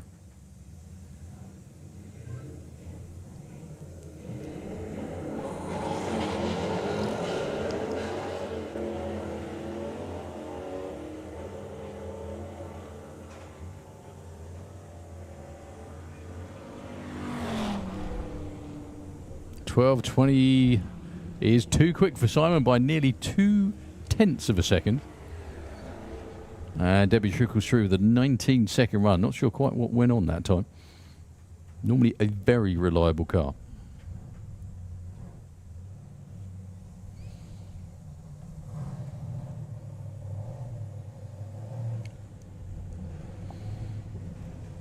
So, Chloe Millington over there in the Kestrel Lane, 16 flat. Good to see her getting involved as well. Amazing how many cars have lost their number plates on the way down for this round of qualifying. That's another one. Up against Ruby Huxley. What a fantastic matchup. Well, look at that. Chloe was 001 on the tree. Unfortunately, it was a red, but it was pretty damn close. So, 16 flat on the Kestrel side of the track. Over half a second too quick. 18.80 and 19.09. Ruby goes to number 8. Good effort from both of them. Adam Wakefield, Rob Creswell. Adam with the Monster Maverick.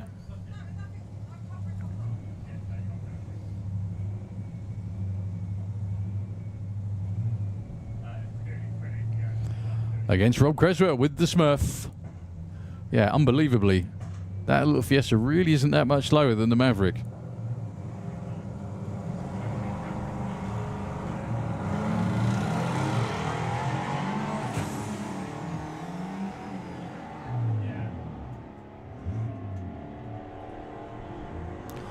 Well, Adam will be getting there first. Breaks out by just over 1/100th of a second. And Rob breaks out by just over 1/10 in the other lane. That was so close. Right, last few cars for this session of Sportsman. Jill Medley and Mike Lindsay.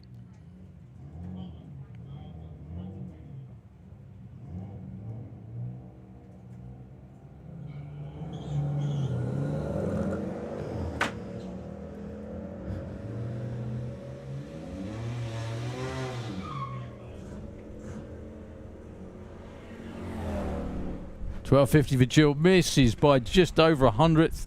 16.98. 17.82. Well, Jill Medley. So very, very, very close. Unfortunately, close doesn't cut it in this. You've got to be on the right side. Lewis Gilbert with the Camaro. And Lorna Collins with the MX-5. Very nicely shined up MX-5. Both dial exactly the same number, which is very unusual in bracket racing. Full stop, 15.40.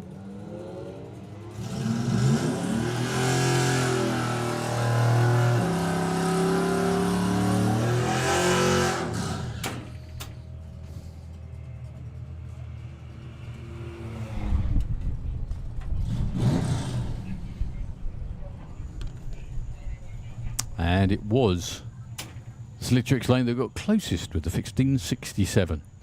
Okay, Kirsty Tramdals 12.00 with the Camaro, which is the quickest you can dial in Sportsman ET. They've got to slow it up a little bit against Alex Pryor with the Rover, otherwise known as Tony the Nugget.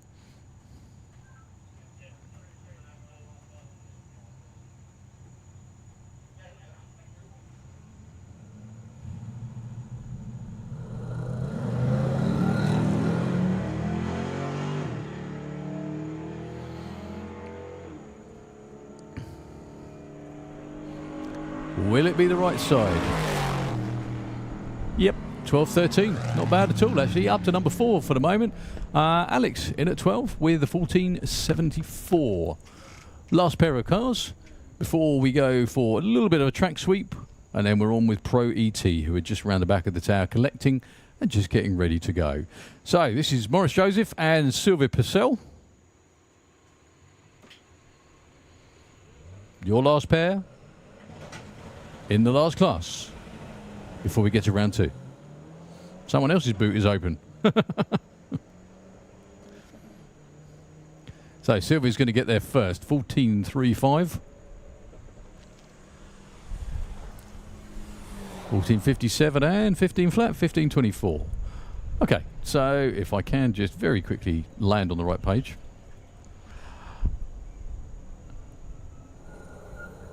Yeah, I'm not sure the order is completely correct, but we will take a look at it. It shows that Clive Dandridge is number 1, but I'm pretty sure someone got closer than that. Okay, few moments break. Nitro FM, if you wouldn't mind. I just see everybody getting suited up down there, trying to keep cool. They are just getting their frocks on, and we won't be too long away from round 2 of qualifying for everything. Thank you.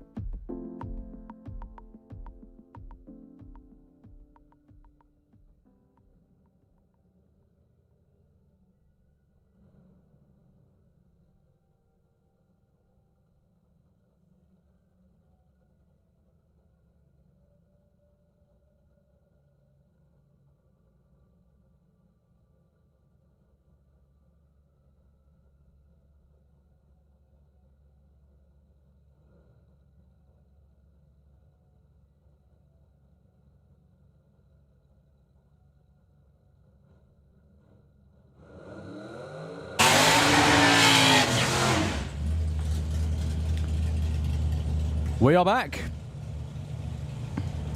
with Pro ET qualifying session number 2. How many cars do we have run in the first session? We had 34, so we already have a bump spot. It's not one anyone's going to want, but it's a bump spot. So 32 car elimination ladder. There's still some cars to run in this session that didn't run in the session before, so it's going to tighten up considerably over, well, the next few qualifying sessions, obviously. That kind of goes without saying, really. We do have Andy Brook and Simon Innes down there. Your next pair. Now, Andy Brook was one of those who didn't get to make a run in round 1. Got pushed back, taken back to the pits. And hopefully they've solved whatever it is. 897 goes 902. That would solve it. Up to number 9, where in the meantime, Simon Innes goes in at number 3 with a 1071 on a 1067. Still 400ths off, but good enough for number 3 at the moment.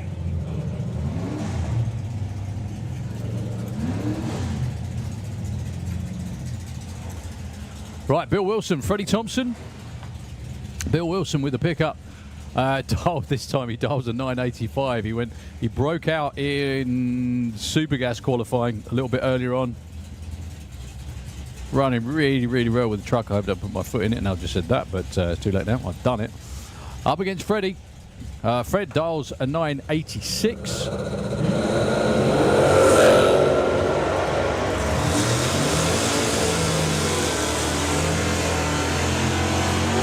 This was always going to be a real close side-by-side one. 990, 986. Freddie Thompson takes the number 1 spot. 986 with a 6 on a 986 dial-in. Pretty much spot on. Bill Wilson, though, slots in not far behind him. Well done to both of them.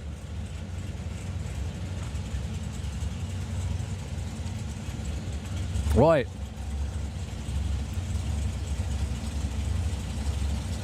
Missed 9 seconds herself, Laura Baton. Goes red, doesn't matter. Alongside Anthony Mitchell. Both of these two broke out in qualifying earlier on today, hoping to stay the right side of the number. Laura doesn't. Laura's into the 980s.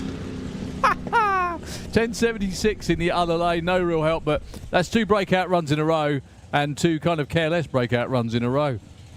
They were hunting for 9s, and it's there.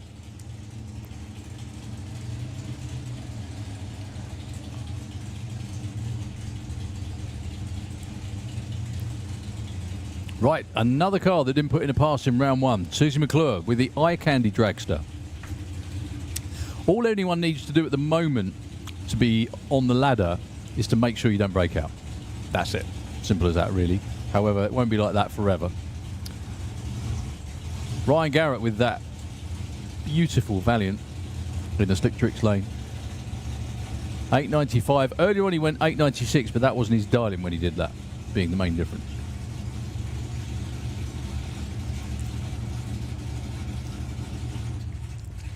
Well, being told to click off, I did notice some gathering smoke in the Slick Tricks lane on the way down the shutdown area, and I did hope that it wasn't anything, but car's gone round the corner at the top end, and the track crew are out there double checking to make sure that it is absolutely okay. So I'm going to take a quick breather again. We hopefully won't be long. As soon as I know how long it might be, then I'll be straight back to you. But the track crew are out there and they're not wandering off, unfortunately. But Nitro FM, if you don't mind, hopefully this trick will work, but we'll have to wait and see.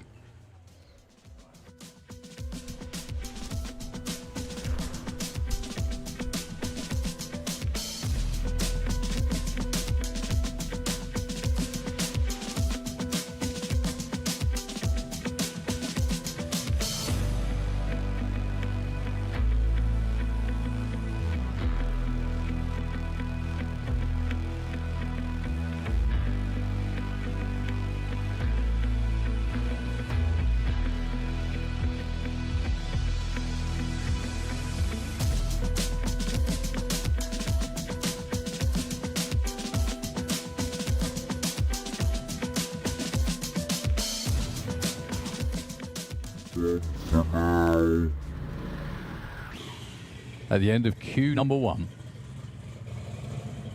Top Speed Automotive Street Eliminator. One of the best classes in all of drag racing, one of the toughest classes in all of drag racing. And to start, we have your points leader out there.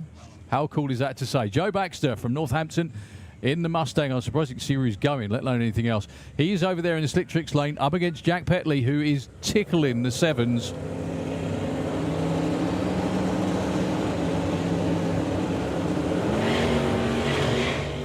Well, lots of spin for Jack Petley. No problem for Joe. I think he's backed off a little bit at the top end. Yeah, he's slowing. That's going to be a 9.11, 124, and a 9.39 for Jack Petley, who just, when let go of the button, it just went nowhere, unfortunately. So, a little bit off pace for both of them, but they do have a few more runs to go.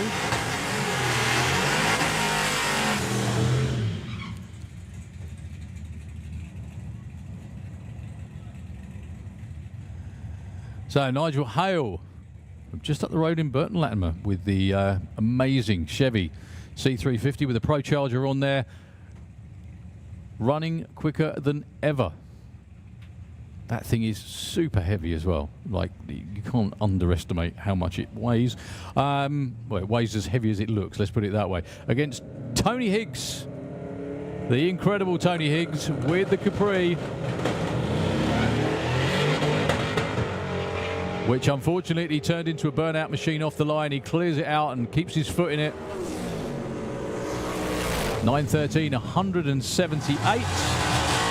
And a 10.60 for the truck at 134.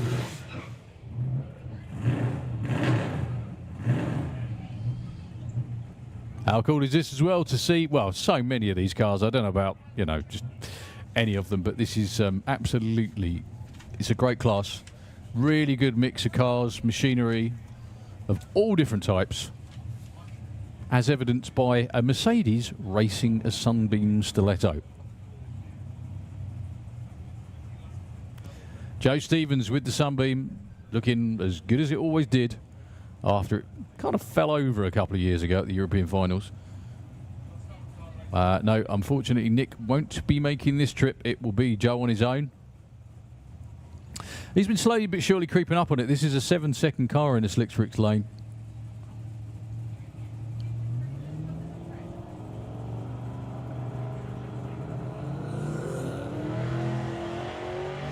You could see the power being fed in. Probably be a mid-8, something around that sort of mark. Yep, there you go, 869. They're happy with that. Well, no wonder they're happy with that. He's currently number 1. Good opening run. Nice, easy wander off the start line, which is hard to do in a car that's got a twin-turbo big block in it, but, you know, that's how it works.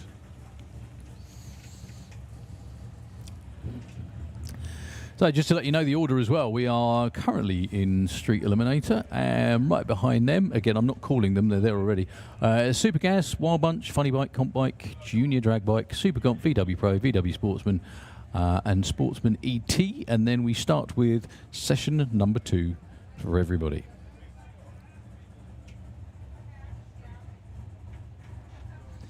So Michael D'Souza should have been alongside Damien Halliwell, but they just had a little bit of track cleaning to take care of.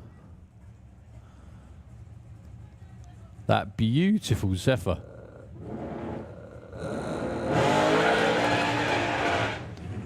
Wow, that was a bit livelier than it needed to be. Almost spun the tyres instantly and pitched him sideways. Going to trickle on through.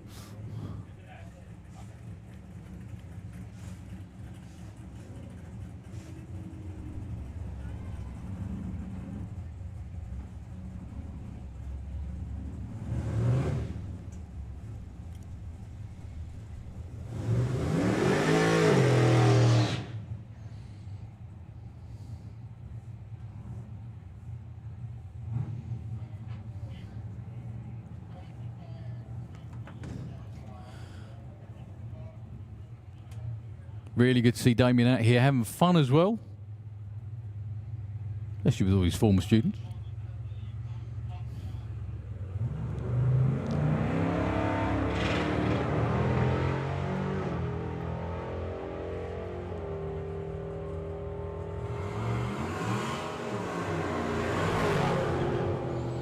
10:47 at 1:29. Good opener for Damien. Last couple of cars in Street Eliminator for this session. We're missing a few, actually. Mark Sheridan.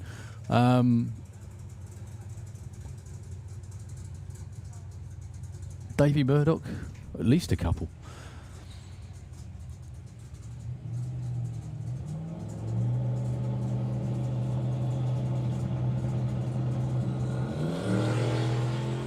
Oh, active aero going on again for James Murray all the way through. Will it close?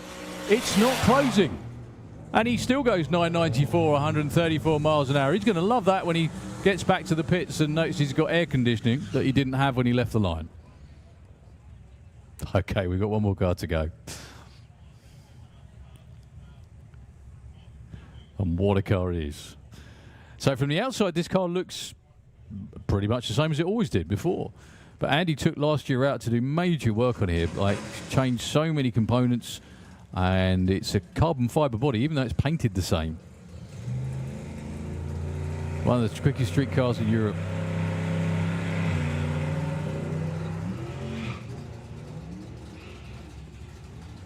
Not quite sure that map behaved as it was supposed to, because that was a very, very tepid launch, followed by wheel spin and more wheel spin, and he cruises over with an 11.69. So after that round of qualifying,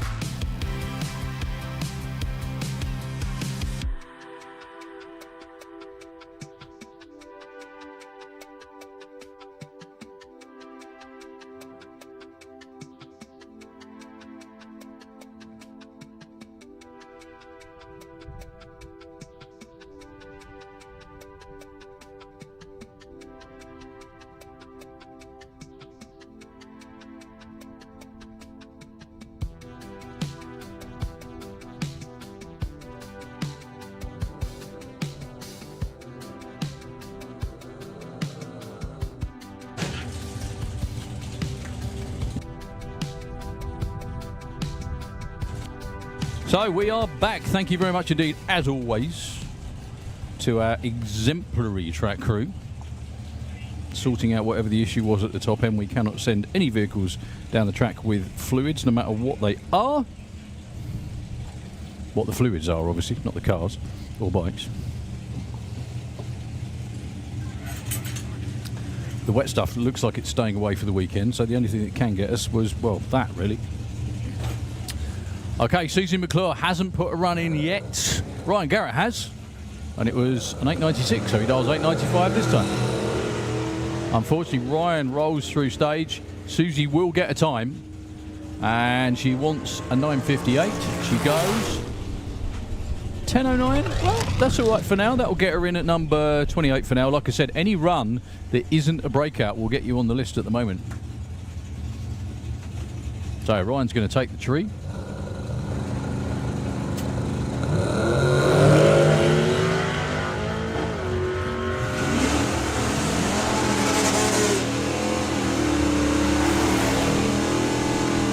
Ryan goes 9 flat, actually. Nice move. Goes up to number 5.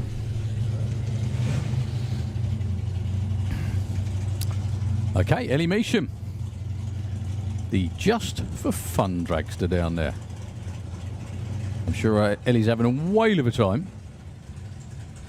She's currently in at 19. There will be a bump spot. There already is a bump spot. Thank you very much indeed.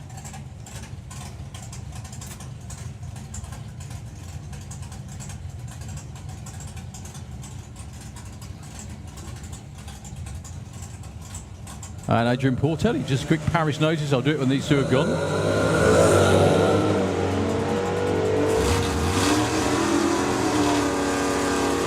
Well, Adrian will be getting there first, as you'd expect. 10.14, 10.17. That'll be nice. Ellie breaks out. Adrian moves up to number 3 for now. If anyone has a big block C6 starter for a Ford, please, could you go and see Jake Fronda, I presume in the VW Pro pits. If anyone has a big block starter, a C6 starter for a Ford, please go and see Jake Fronda. Okay. I hope you get it sorted out, Jake. Okay, Stevie Gates and Rob Creswell. Rob was number 1 for a little while. He's now 2. He's not exactly, he hasn't fallen far, shall we say. Stevie's in at 15. 8.90 and 10.64. Oh, 8.89 with a 5.0, so close. Both of them go too quick. Steve Gates by 5 thou. That much. I think that's damn and blast. That body language. So, a pair of dusters of different vintages, definitely different looks as well. Gav Jackson and Stu Thompson. Both of these two are perilously close to the drop zone. In fact, Kiwi, he's 32 at present, but again, only 1 run so far, and that was a breakout.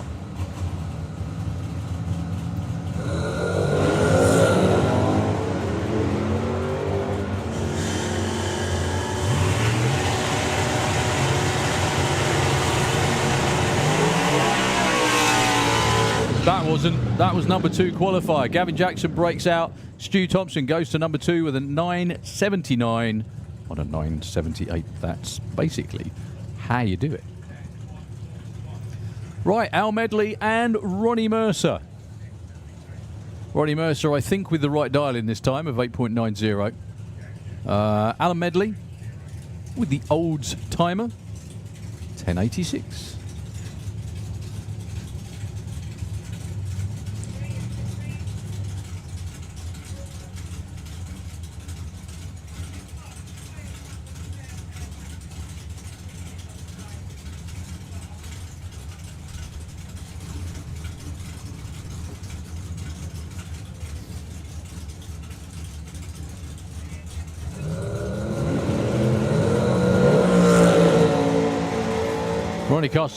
Ronnie Mercer's car, excuse me, has been on a rail so far today. Another 8.90. Oh yes, 891 with a 5 goes all the way to number 2. Al Medley does actually improve with the 1098 and an 86, goes up to number 21. This is kind of the bumping and moving and everything that kind of expected in session 1, but you know, they always get there. Just realised as well, Lee Huxley's running in Pro ET, not Super Pro. Unusual. Anyway, for now, Mark Huxley and Colin Morris, 2 of those you would expect to be high qualified, a lot higher than 26 and 29. 984 for the little Toyota with a small block Ford in it.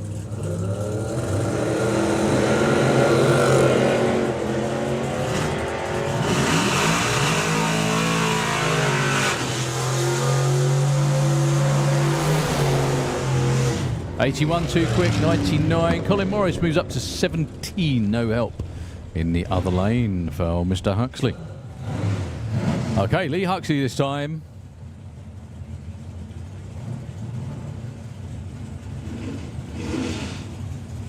With the Dark Horse Mustang. The Huxleys have been at this since, well, forever.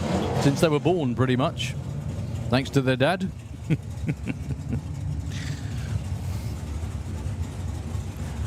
And Nick Garrett.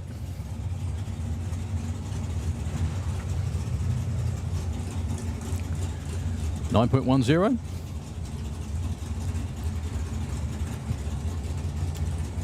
With the Nova.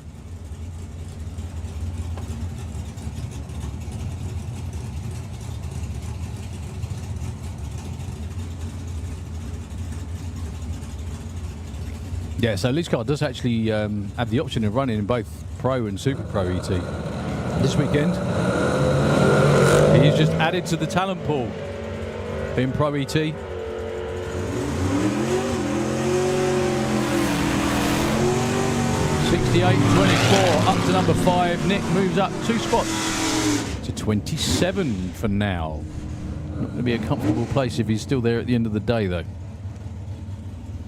I think they have 5 qualifying sessions in total. Okay, Dave Cherritt, Bob Moldham.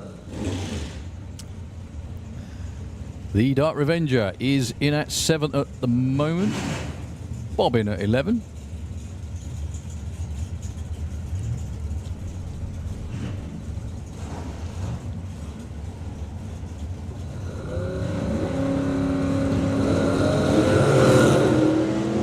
Well, they definitely both had their Weetabix this morning.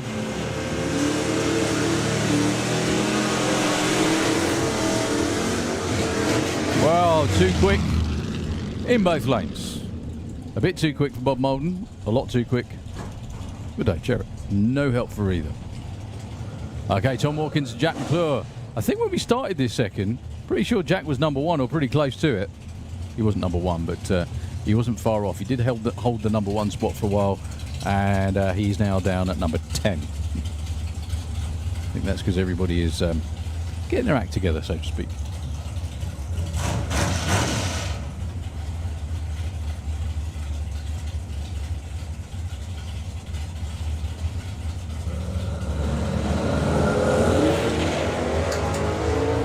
Much better looking launch for Doris that time round. 907 is what Tom's looking for. Goes 917 and 1145. Improvement actually for Jack McClure up to number 8.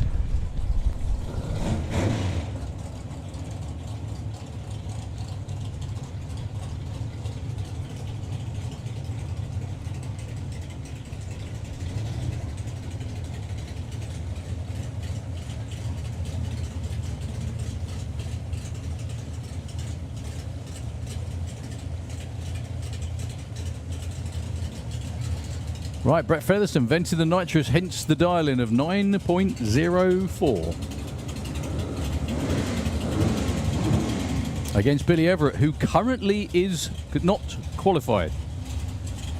All he really does have to do is run a number, I think, still, that's the right side, i.e. not a breakout.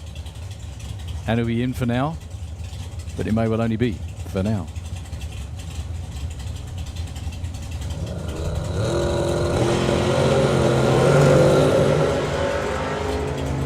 A very nice 005 light, won't go down too badly. 904 for Brett goes, 917 and 971. Billy breaks out again. Brett does not improve. No help for either of them.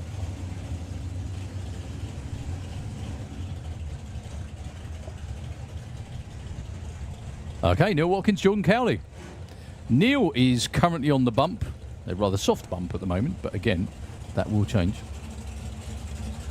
Neil is the last one who is the wrong side of his number to be qualified. Anyway, as long as he doesn't break out, he will be in for now, no matter what Jordan Cowley does, because Jordan Cowley is already in. He can do that if he wants. He can red light. Makes no difference.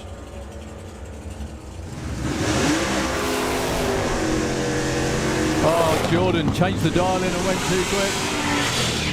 Breakouts in both lanes. Neil by nearly a tenth. No change. Still on the bump. Okay, Reuben Dawson with the Copo, the original Copo.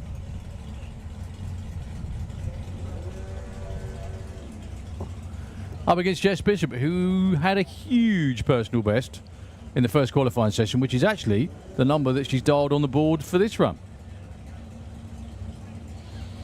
Both of these two mid to high 8-second cars. For now, just trying to run a number.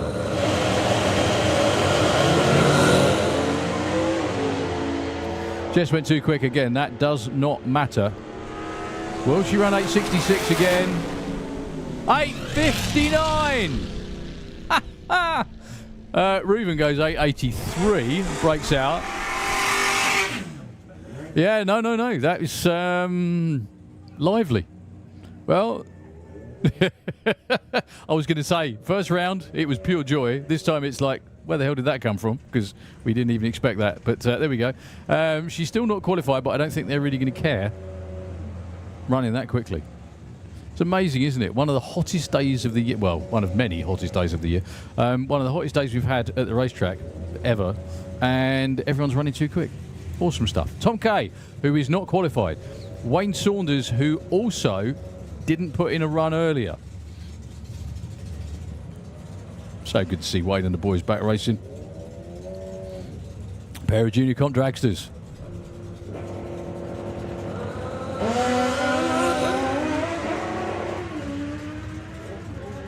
Well, unfortunately, it sounds like Wayne's car hit the limiter just in second gear. He's going to be pulling over. 10.08 for Tom Kay. That will get him in.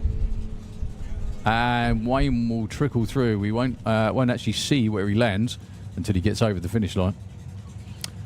Tom Kay goes 10.08 on 10.06. So that will put him in for now.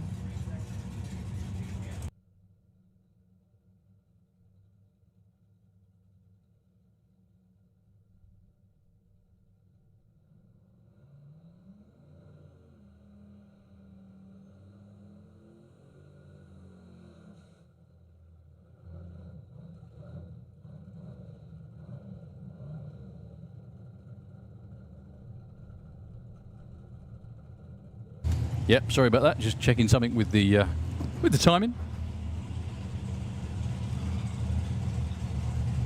So John McCarlson with the Mustang, who I think was originally entered in. I did see him originally entered in Street Eliminator. However, here he is in Pro ET.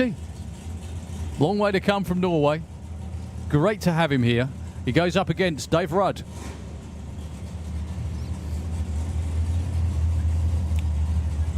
With the ever young Cobra. So John hasn't put in a time either. Looks for a 10.75.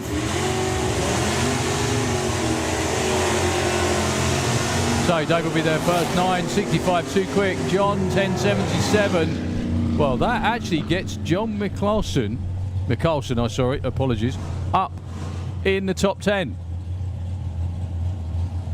Once again, the talent pool just got deeper.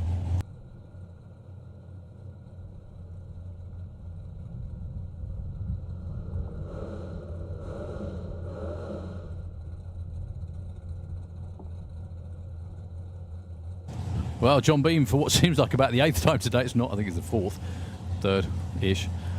He's 27. Amy Watkins comfortably in for now, in at number 20.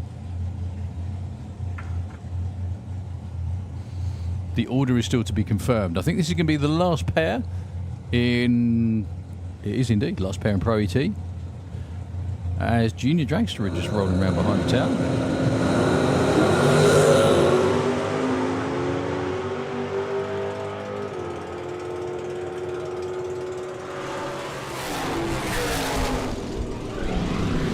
.905 for John Bean. And Amy, no improvement either.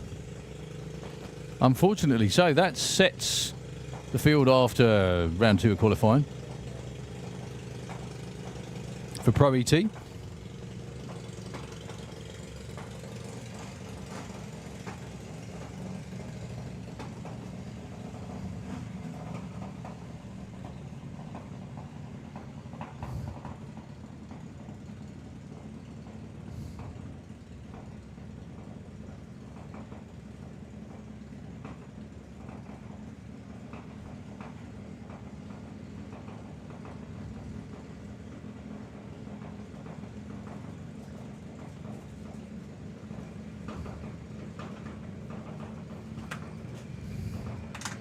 So, Finley Fagg and Oscar Young qualifying session 2 for Carl Cox Motorsport Junior Dragster, supporting the future of the sport.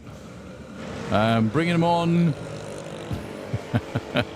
It's a red light, both of them, unfortunately. Oscar's was really close though. That was a 0-1 red.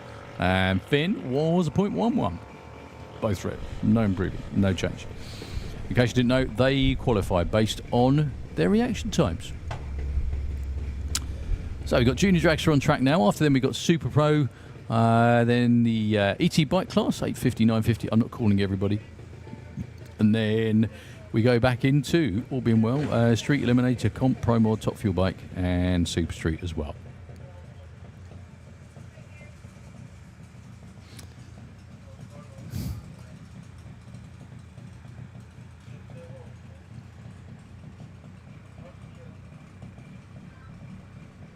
So, Tom Adams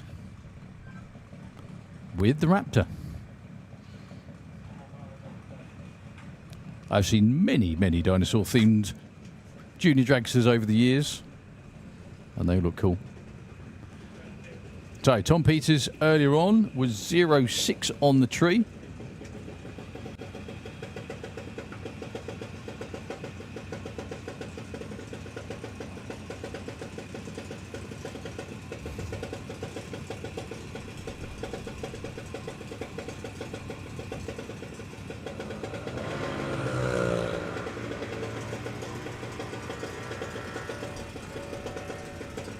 Well, someone's whomping. That was an 0-6 again for Tom. I don't think that's going to change or improve his standing currently. Tom, though, goes up to 22. Sorry, with a .22, goes up to 13 even.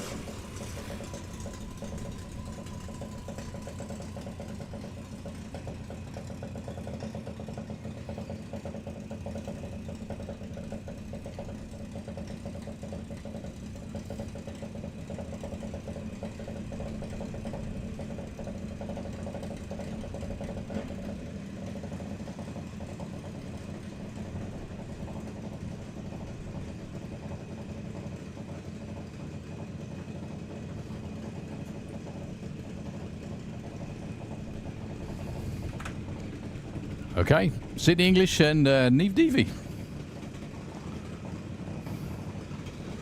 Anything that threw me that I thought it wasn't Neve was I couldn't see Rich or Caitlin. So the tree will run, and that was pretty good. That was an 0.49. That'll improve. Take Neve up to number 5, I think. And Sydney will possibly move from 12. Nope, stays 12. Apologies.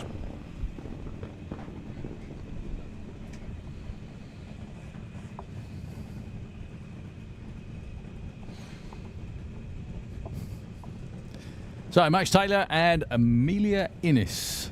Can Amelia do what Simon did? move right on up. She's currently number 8. Max is in at 3, though, with a .29. Thanks so much for the message, Jack, saying, yeah, Dad feels... Dad feels is happy to back, and the boys have had to force him to be here. I hope he's having a good time anyway. So, 073 and 097. I don't think anyone's going to move from that one. Still another really good consistent reaction time for Max.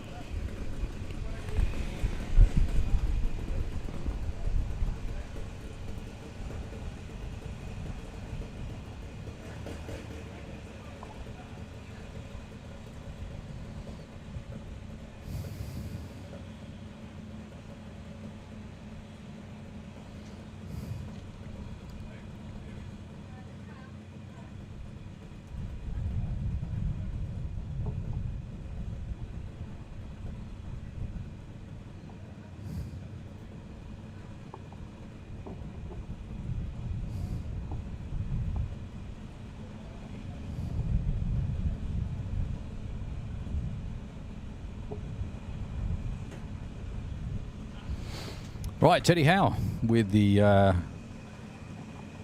again, beautifully turned out, Howe Motorsports dragster over there against Daniel Todd.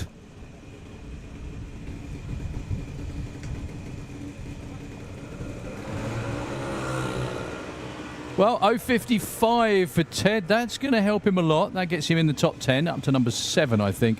Daniel will not improve. Earlier today, he had a 0.3. That .15 is not in the right direction.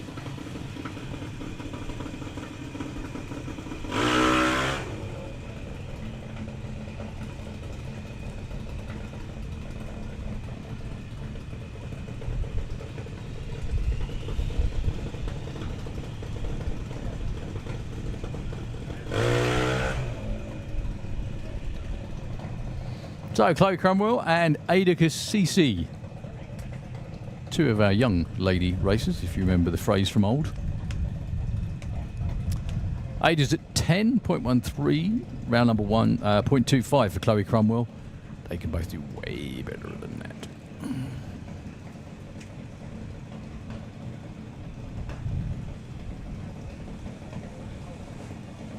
So it is Neve Deavy currently leading the championship in junior dragster. Lola Bell Kent's in at 2, Kai Cooper 3, Molly Openshaw 4, and Finley Fagg at number 5. So let's see if these two can improve.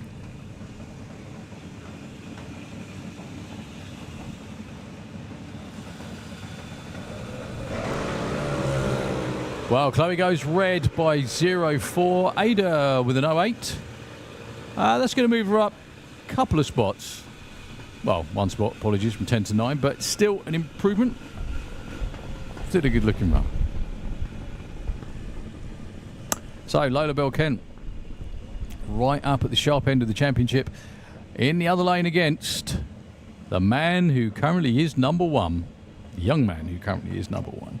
Ted Sullivan, 0.04 was his light in round number 1 of qualifying. Lola Bell not on the front page at the moment. That can change in an instant anyway. Ted's one of those guys, or his dad,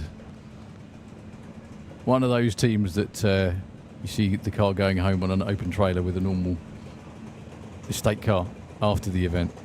You don't need a big rig to race in junior dragster. 05.11. I think Lola might improve. She will indeed. That will get her up to number 11, I think, actually. Which it does. Ted, unbelievably, stays at number 1. Let's face it, he couldn't go down unless Lola beat him.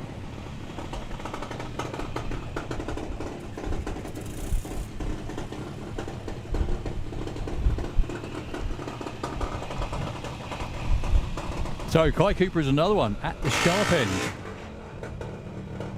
of the championship hunt. Alongside Abby Cromwell.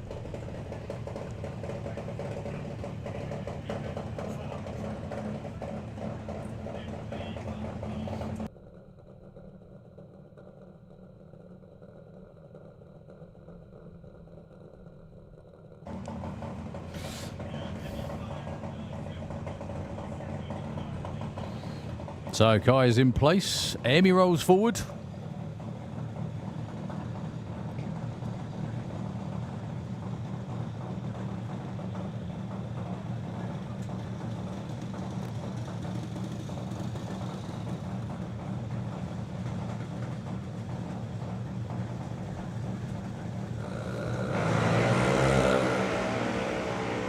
Red light for Emmy, 0.19, quite a big one, unfortunately. Kai with an 0.39.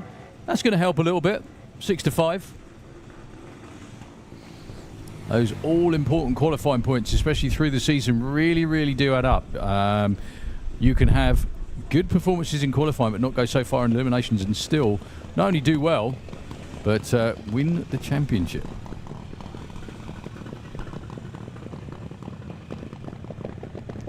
So, Molly Openshaw in the Kestrel lane. And Jason Kidley, a new name to me, which is always a good thing.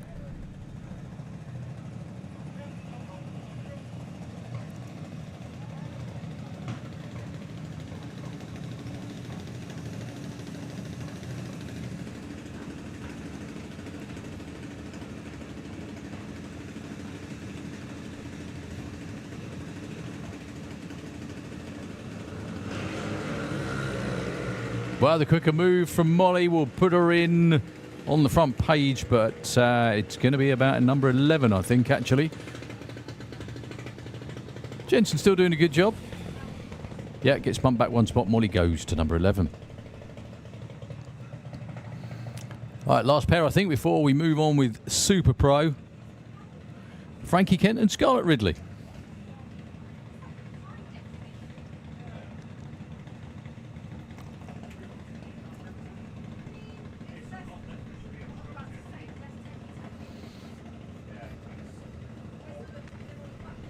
So Frankie's currently in at 13 with reaction time that starts with a 0.1.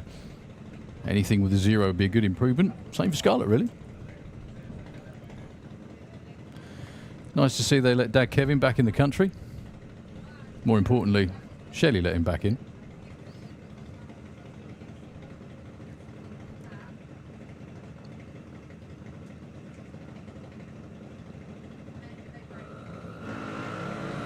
Well, considering Frankie had to wait a while, that's pretty good. An 0.55.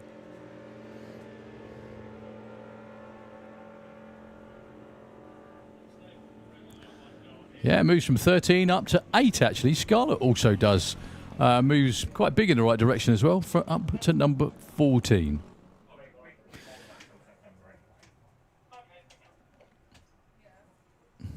That finishes out the session for Junior Dragster with your number 1 qualifier. Still the same at Ted Sullivan.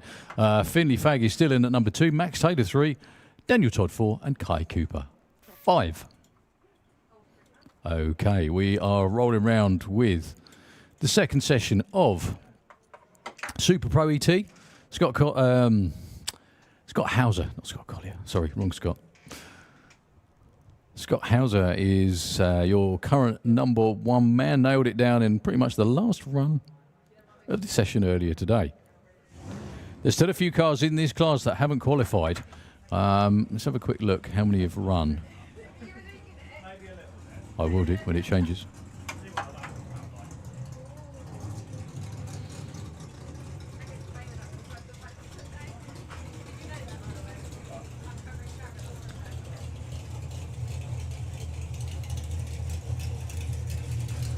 So, Tom Atkinson with the family station wagon, so to speak.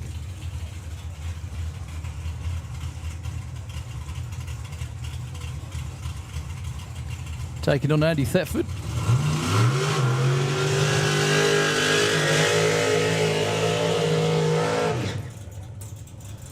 Andy's one of those that hasn't put in a run yet, unfortunately for him.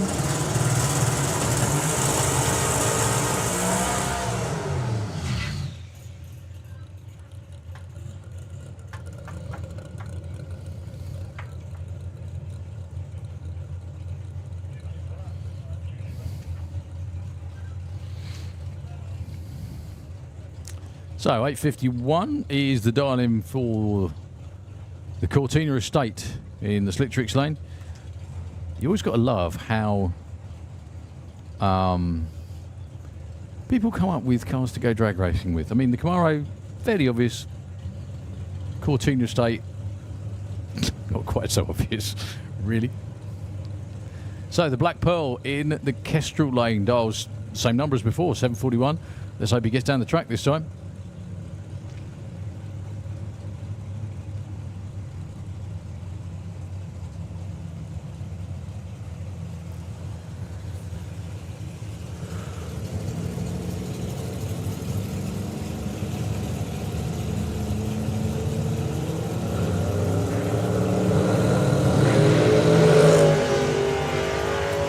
Well, Andy tried to bump in and it pulled him through stage. He's going to try and make the run anyway. Won't get any lap time, but they will get the data from the run.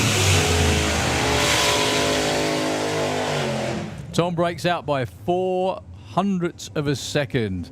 Dials 851, goes 847. Well, even though the air, i.e. it's hot air, it's warm, means the cars don't make quite as much power. The fact that they actually have a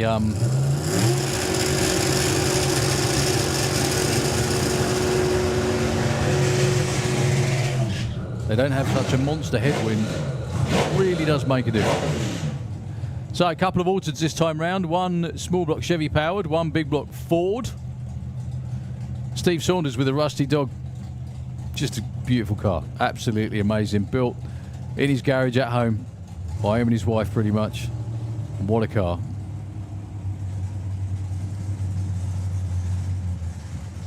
$850 for Stevie. It's a very, very quick car. Up against your previous number one qualifier. He almost did it. Callum Swinchap.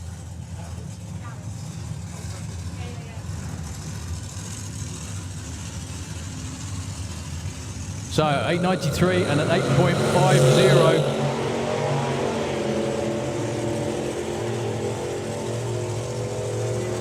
It's going to be Steve Saunders getting there first with an 848 too quick, unfortunately, and an 886 just that bit too quick as well for Callum.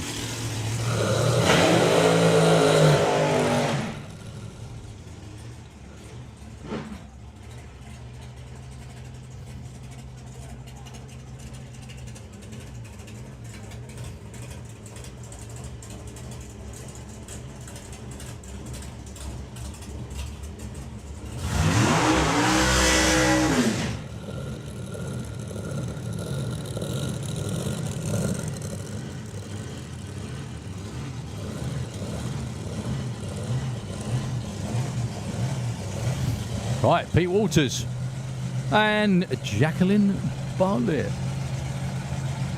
So currently in the Super Pro National Championship, Pete's number 2, Jacqueline is 4. There's hardly anything between them. In fact, this can be made up or lost, all based on qualifying times, qualifying points as well. So 720 dial in for Pete Walters, 781 for Jacqueline.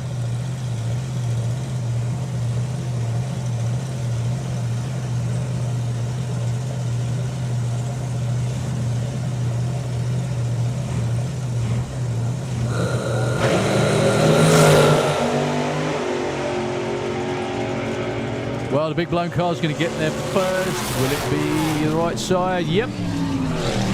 Well, they both improve, actually. Pete goes 28 on a 20. Jacqueline moves up from 15 to 9 with a 92 and an 81. Still over a tenth of a second off.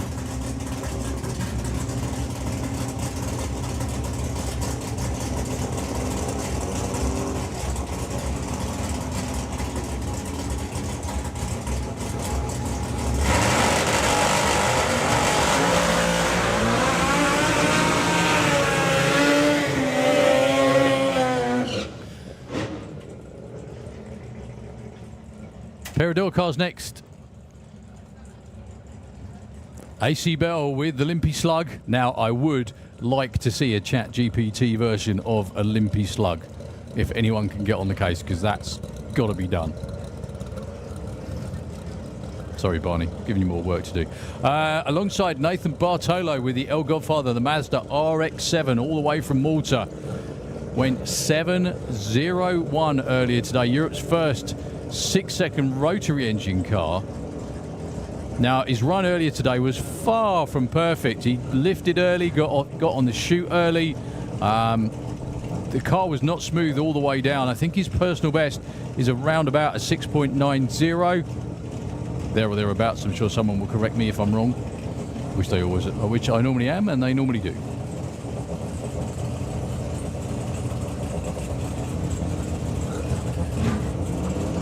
So this time he dials a 6.70. I think if he runs a 670, they will be over the moon. A very good afternoon to all of our friends out there in Malta. Let's see what Nathan can do.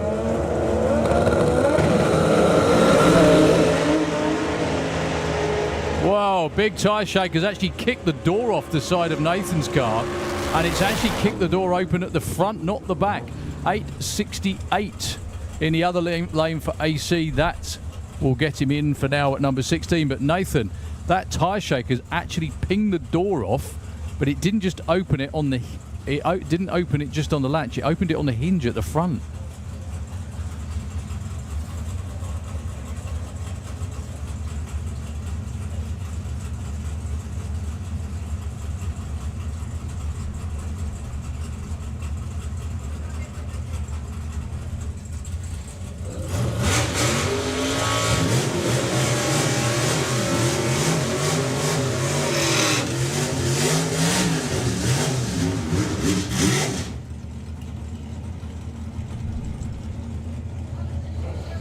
Right, Mark Bailey, Dave Crowhurst.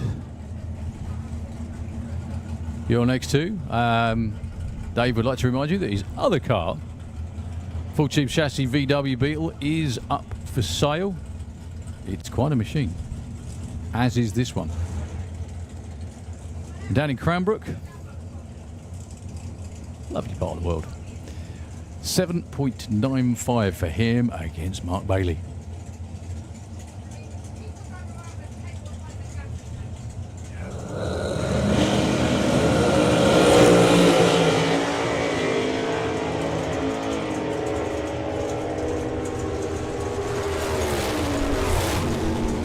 And an 878 staying put for both of them. No improvement. In fact, they both fell off a bit.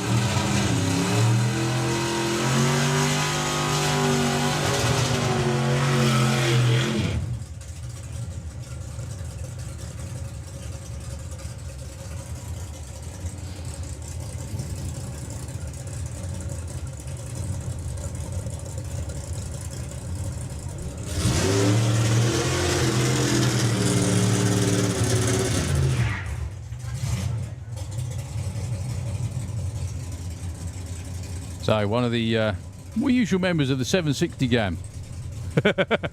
Thank you very much, Barney. Limpy Slug's got to be done. It's really got to be done.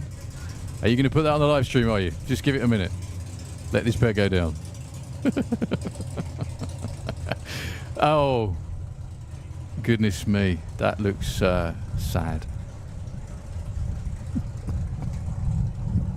That looks like a hungover slug. I don't know about a limpy one.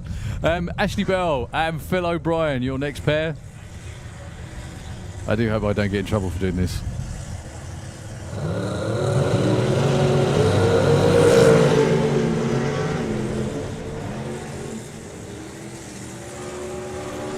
Well, Ashley over towards the wall, got back out a bit. Oh, look at that for Phil, up to number 2.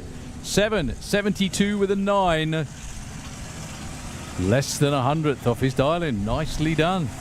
Ashley stays. Actually, no, moves up to number 16. I apologise.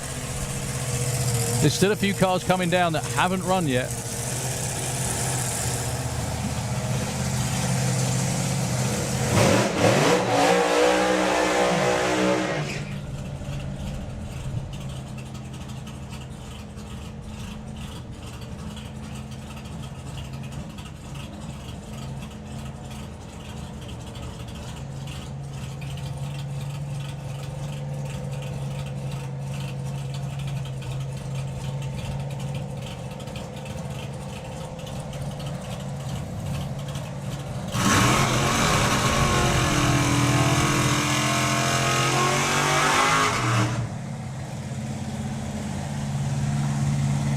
So Charlie Seaward and Harry Gibson in the hot seat of another small fortune. Yeah, that limpy slug looked ill. Looked really ill. More like a hungover slug, definitely.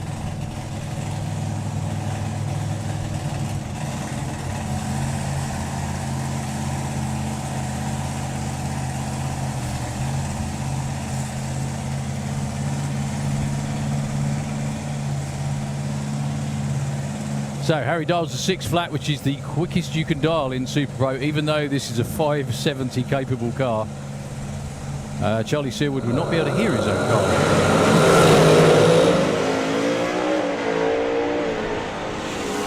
Gonna lift? You know he doesn't lift. Oh wow! 6:01 at 2:32. Your new number 3 qualifier. Charlie Seaward in the other lane goes 8:91. Both of those are only 100th of a second off their dial-in.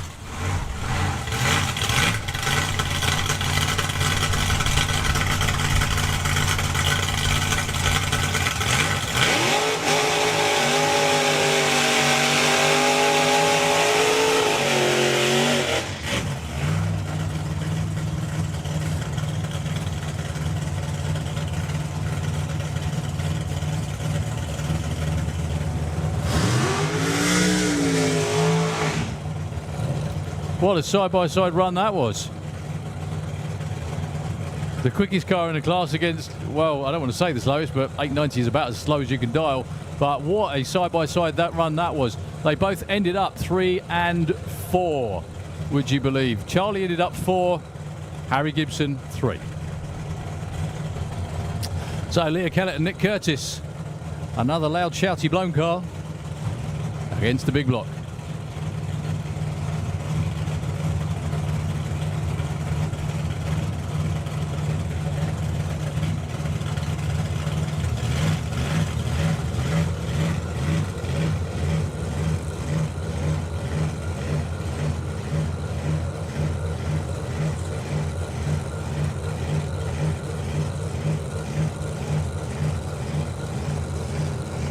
So Nick Curtis looking for a 797.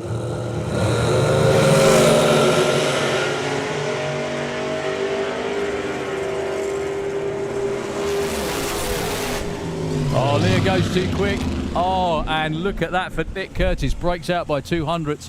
795 at 171. The fastest toilet roll in the West. Actually, I just think that's rag. It obviously got... it was paper, definitely paper. It got left in there somewhere, and it made its way out when the car got up to speed.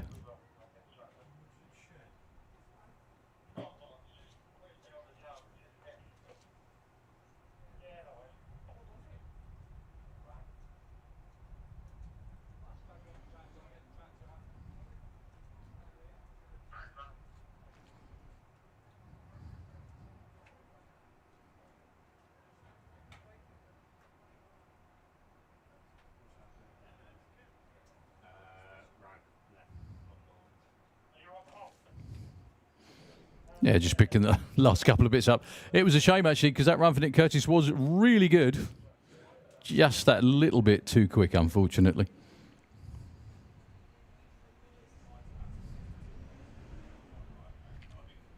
And same for Leah as well. Just a couple of ticks too quick. We're going to have a quick sweep with the tractor.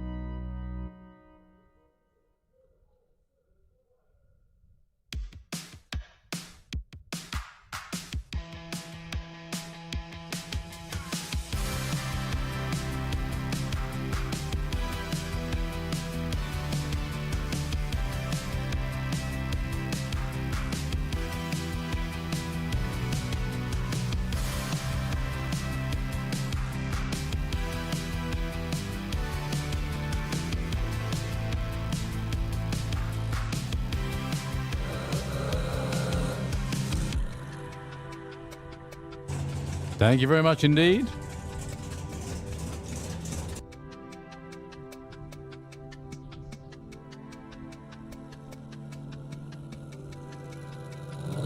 Right.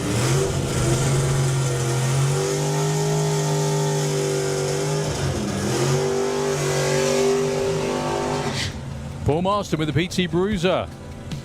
Do you know, funnily enough, we were talking earlier about Goodwood, because Goodwood is on this weekend. And one of the cars that joined us on the football pitch, I think, for the first ever trip down there in 2002, was this car, the PT Bruiser, the Paul Marston.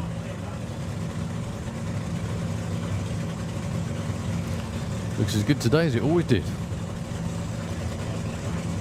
Certainly one very unique race car. We'll certainly say that. Up against Aaron Fensom.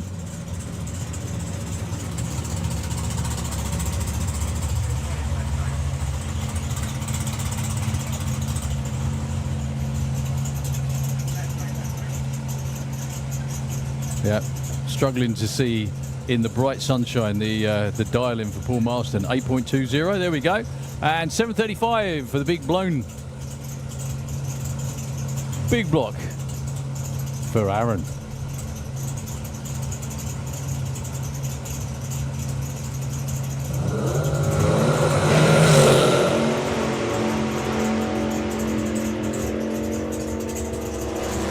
Well, predictably Aaron's in front. Goes 7.41, nicely done. 8.22 for Paul Marston. Actually, Aaron moves up to number 10. Paul up to number 7. That was a good pair. Right, and pretty much the same as he was in the last qualifying session. Last car is going to be Scott Hauser.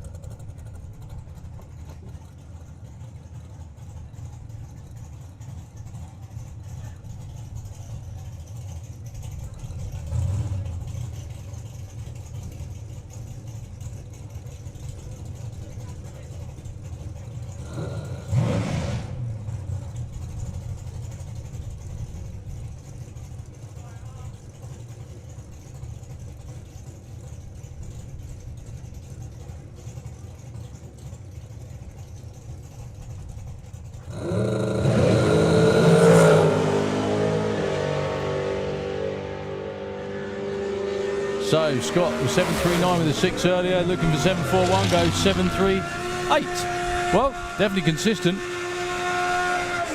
Can we have Street Eliminator into the pairing lanes, please?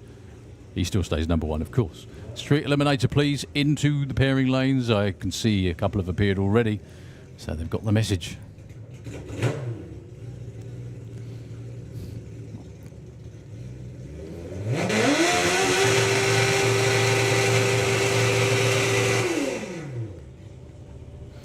ET Bike session number 2 of the weekend.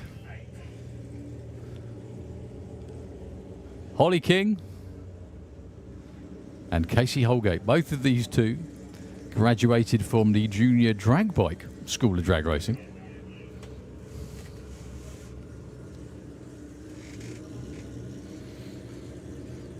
Holly is in the Slick Tricks lane. 8.98 for her. And a 9.70 for Casey.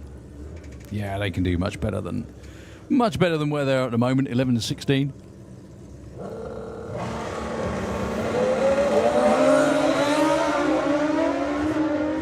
Red light doesn't matter in qualifying. Obviously, it's all about the number. Holly will be over the line first with a 9.02. That'll work. She goes up to number 3. Casey up to number 6 with a 9.78 on a 9.70. Tough crowd in ET Bike already this weekend, and we're only on Friday afternoon. So, Declan Butt with the quicker of the Zoo Darlings at 9.19 up against your current number 2 qualifier, Nick Playden. Nick earlier on went 9.77. His Darling this time is 9.76. So that should be pretty much bang on.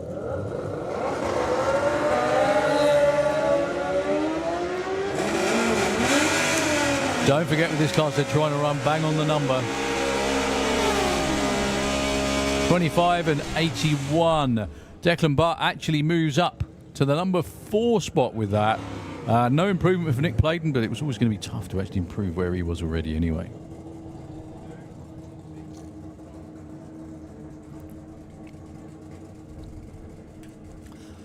Alan Davis.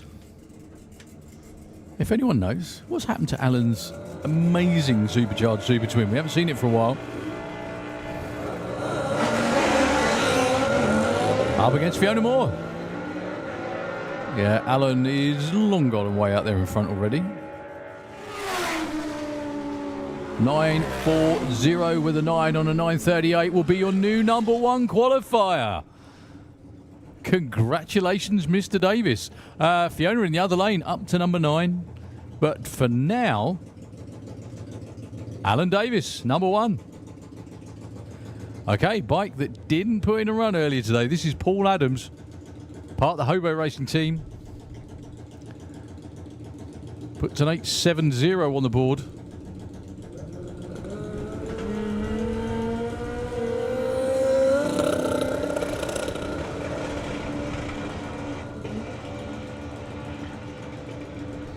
That won't be an 870.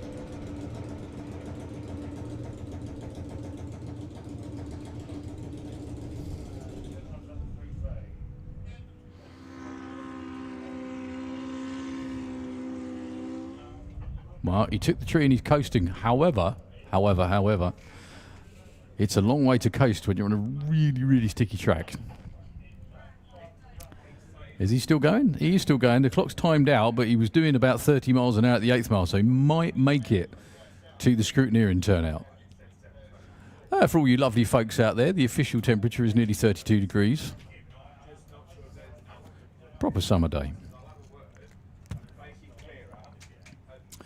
Yeah, it looks like he's going to make the turn. So we've got our next pair underneath the tail. One of those will be Mr. Scott Collier.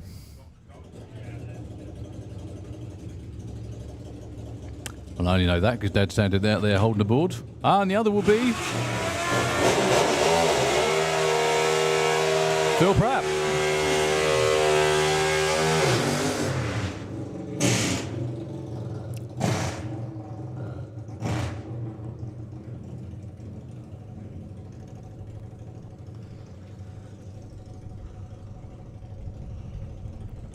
So these two have been knocked down to 6 and 7 at the moment. I think Scott was 700ths off in round 1. Phil was almost exactly the same, just a few thou more.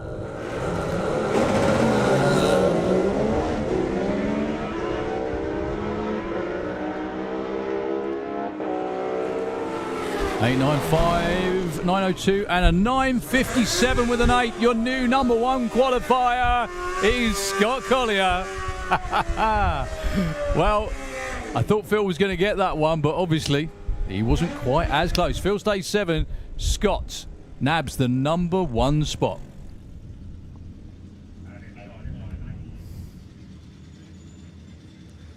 Yeah, in need of dial-ins up here, I think.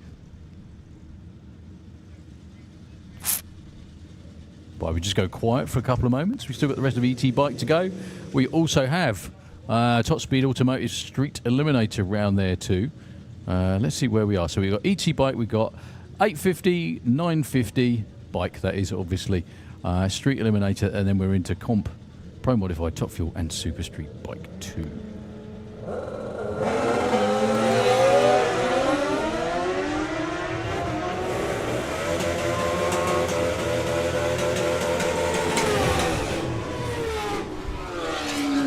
Okay, Bryn Dance goes too quick and breaks out.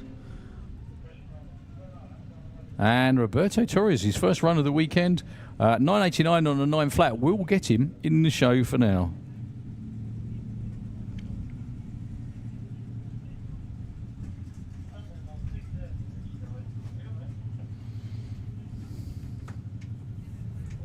Right, Robbie Dobby with the Super Penguin. Thank you, Robbie, for starting a trend, really.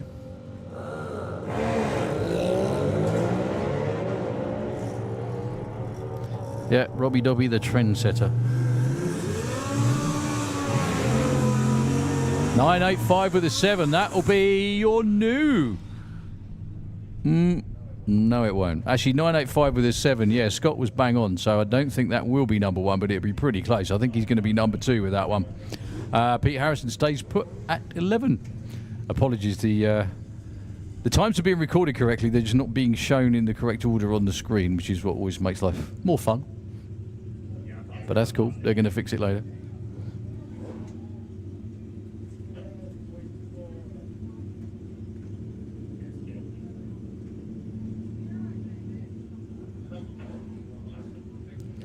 Right, Jake Bowden is 16 at the moment, and Andy Falkland. Sorry, Frankland, not Falkland. Deary me.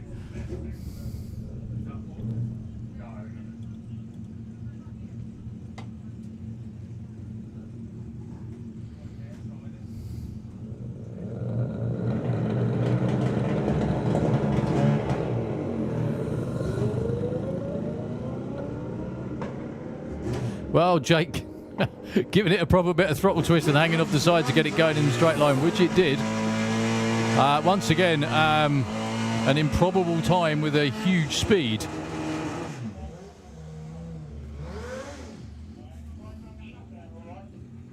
Thank you, Barney. Did that work? Lots of smoke gathering in the shutdown area. We're just going to have to do a quick check. And also, we have someone trickling up the racetrack. Andy Frankland is just about made it to a quarter mile, but might need some help. Yeah, he stopped. He's going to need some help to get out of the way. So, down for a couple of moments. As soon as we're back on, back with you.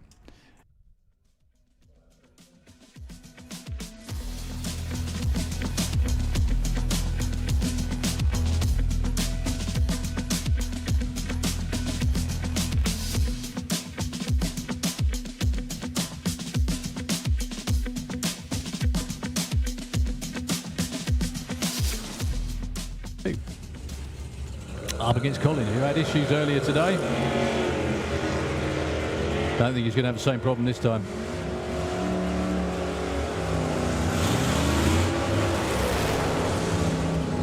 .992. Well, Laura Baton off the trailer to number 1.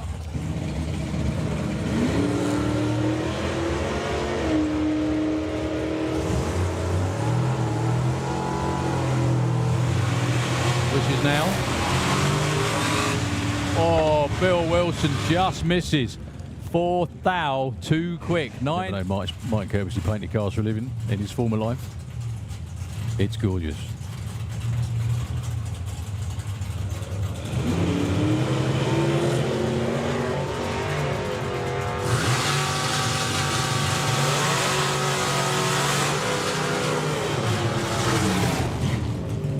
.10.07, 10.06. Not bad, not as good as they wanted, but all 3 lights come on and then the green. Darling's on the board. Well, Pete Brown on and off the throttle. That's not going to be one to frame. He still goes 886 at 152. Marie goes 1046. Break.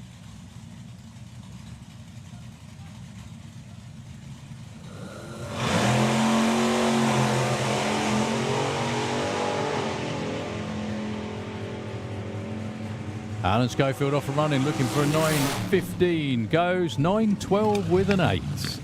Oh, so close. Good opener. Well done. More 6-second runs out. 9 improvements in both lanes.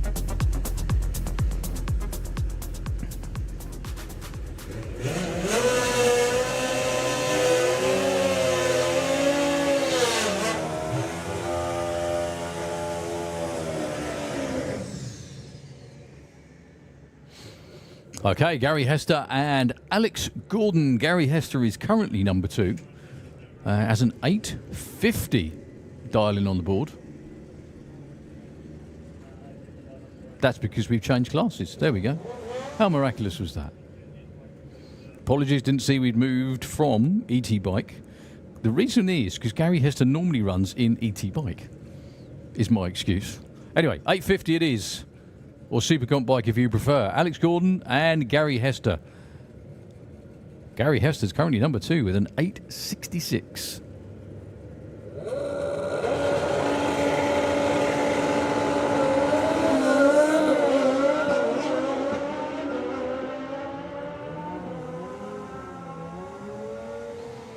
And Gary Hester is long gone to an 864. Slight improvement.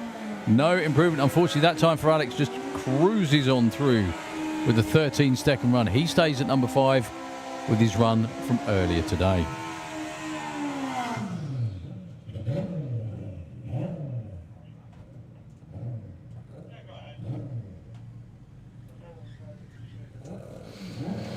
Okay, Mohammed Hussein, somebody who didn't put in a run earlier on today. He's over there in the Kestrel lane alongside Steve Jackson, who did.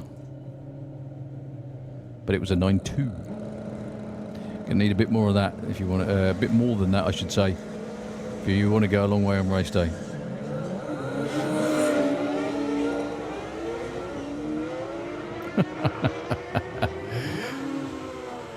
Well, the man in the Kestrel lane just spun the tyre. 9.57, no improvement, and 11.02. Well, it's not going to be quick, but it's a number.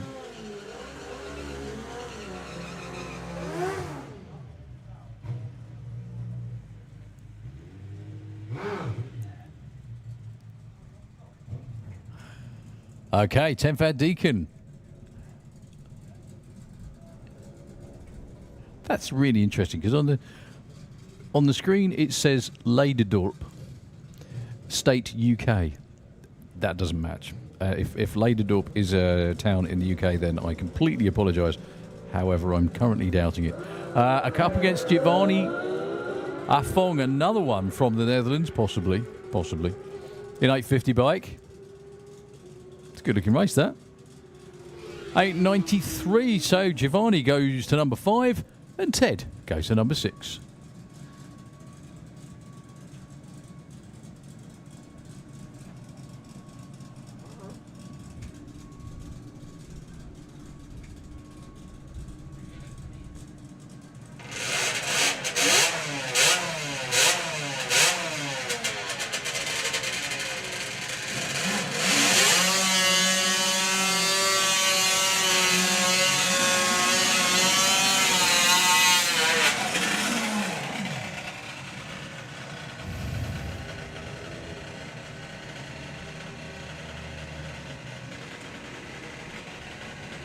Right, Kevin Wright, who's currently in at 13, but that's because he went 8-0, unsurprisingly. He's in the Kestrel lane. Will he behave this time?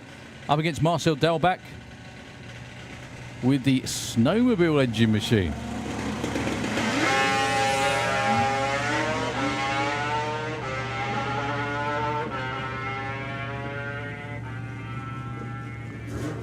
Well, 875 right side of the number and a 985 in the other lane. Well, Kevin actually moves up to number 5, basically by virtue of not breaking out. Or not going stupid quick, as I think it's called. Okay, Paul Hazel and Pete Slater.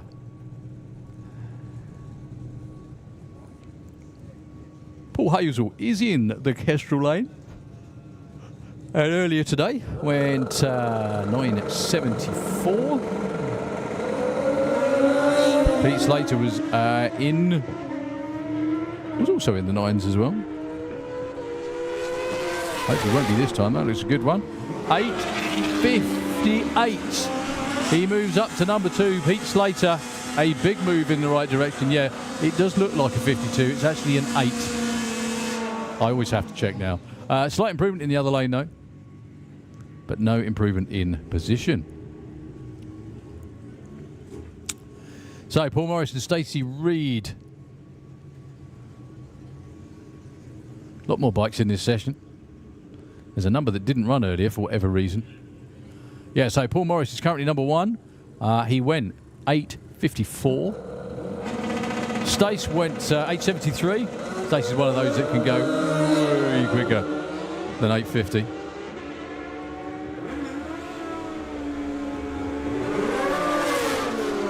Goes 861 at 160. Nicely done, Stace. That puts her up to number 3.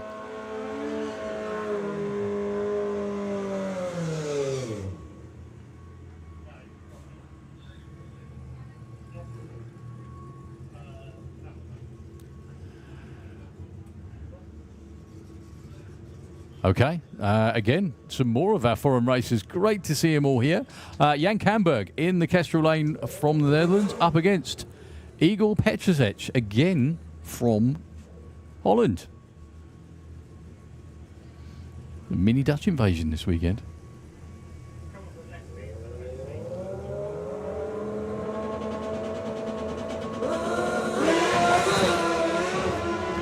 Well, Igor absolutely blows the tyre away on the line. No such trouble for Jan, who's already in at number 11. Goes 9.14. That might help, actually. Up to number 9. And Igor, by virtue of not breaking out, slots in at 13. Well, I think we've had 14 bikes put in runs in 850. And this will be the last one. This is another one. I think all of our Dutch competitors just must have turned up this morning. Not missed the first session, but all around and available for this one. This is an excellent name, even for Colin. Seneschal Martis, I'm hoping.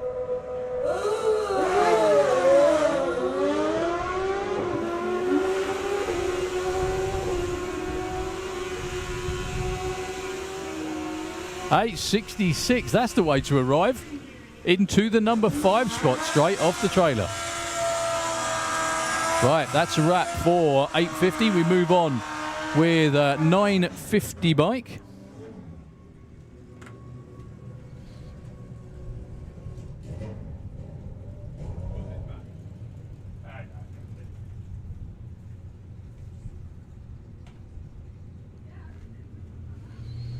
Matt Gatland and Dave Hall. Dave Hall was missing in the first qualifying session, actually. Matt was number 1. With a 967, they can do better than that. Both of them can. Dave Hall definitely can. Dave Hall has been 950 champ more times than I care to imagine or remember. Lots. And that'll be why. Look at that. 965 with the 3 beats a 965 with an 8. And Dave Hall pinches the number 1 qualifying spot by 5 thousandths of a second.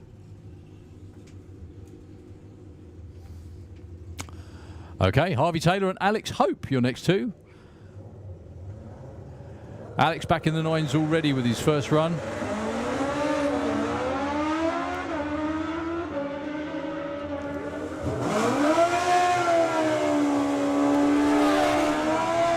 Alex lifts early, goes 962 and a 963. Well, 2 pairs, both went to number 1 and 2, one after the other.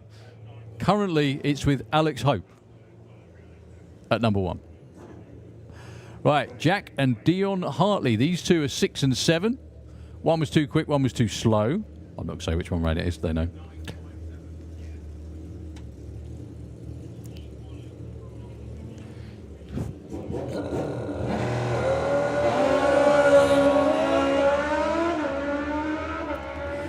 Right, Dion, who is in the Slick Tricks lane, went 940.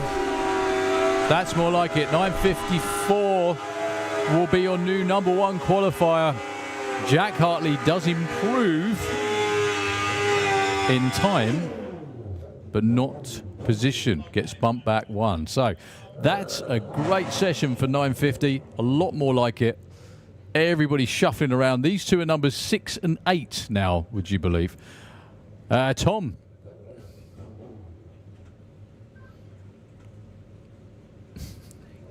And Hayden. They are very good friends, honestly. Spend more time nodding at each other to do racing. So, Tom is number 6. Hayden broke out by a sizable margin.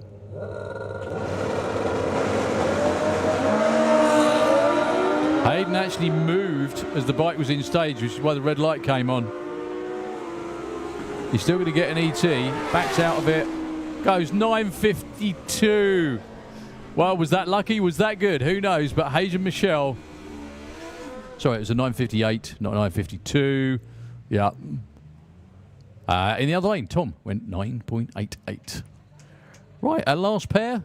Again, another pair from the Netherlands. They all must have got off the same boat this morning, which I don't think is too far from the truth, to be honest with you. Hey? Okay. These 2, this is a rerun for 850 bike for some reason. That's what confused me. This is a rerun of a pair of 850 bikes, Giovanni and Ted. 81.93. They both do not improve or move.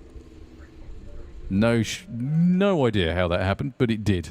Anyway, a little bit of track prep before we go into Top Speed Automotive Street Eliminator. We've then got Comp Eliminator, Pro Modified, and Top Fuel Bike. So don't go anywhere at all.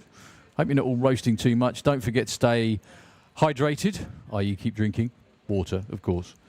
Lots of sunblock, all the usual stuff. We're getting kind of used to doing all this now here. It's had a pod over the last, well, many weeks actually. It's been really, really good. So, yeah, Nitro FM just for a few moments while they do the track prep. We'll be back with you straight away.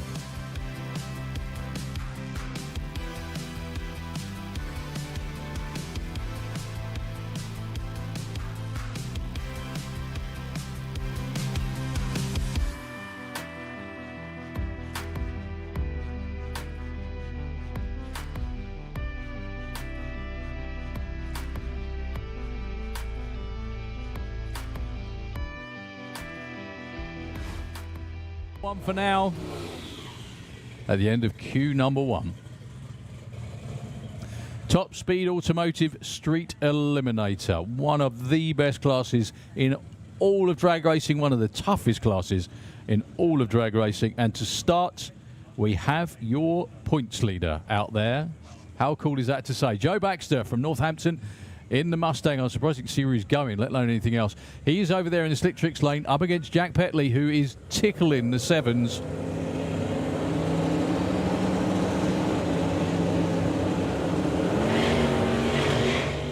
Well, lots of spin for Jack Petley. No problem for Joe.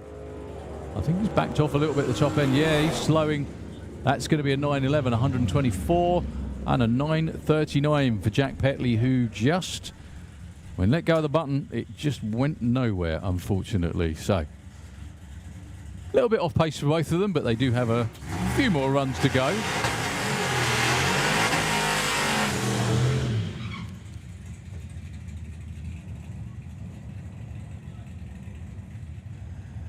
So, Nigel Hale, just up the road in Burton Latimer with the amazing Chevy C350 with a Pro Charger on there. Running quicker than ever. That thing is super heavy as well. Like, you can't underestimate how much it weighs. Well, it weighs as heavy as it looks, let's put it that way. Against Tony Higgs. The incredible Tony Higgs with the Capri. Which unfortunately turned into a burnout machine off the line. He clears it out and keeps his foot in it. 9.13, 178, and a 10.60 for the truck at 134.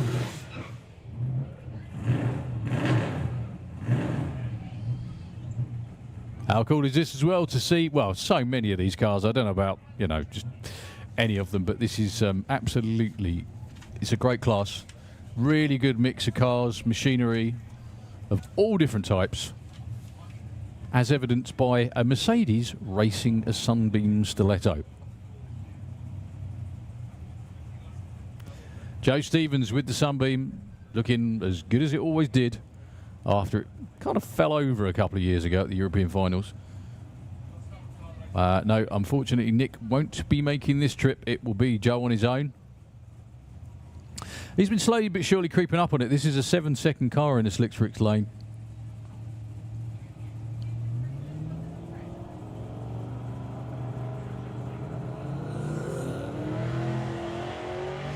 You could see the power being fed in. Probably be a mid-8, something around that sort of mark. Yep, there you go, 8.69. They're happy with that. Well, no wonder they're happy with that. He's currently number 1. Good opening run. Nice, easy wander off the start line. Which is hard to do in a car that's got a twin-turbo big block in it, but, you know, that's how it works.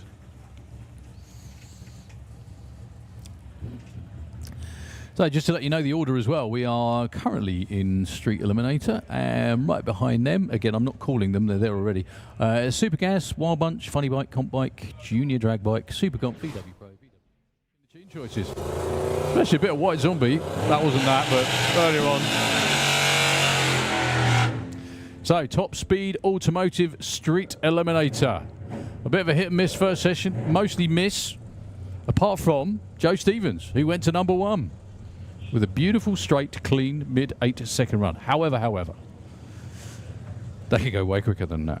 Even Joe can go way quicker than that. On the subject of Joe's, here's the other one, Joe Baxter, with the Fox body against Nick Hale.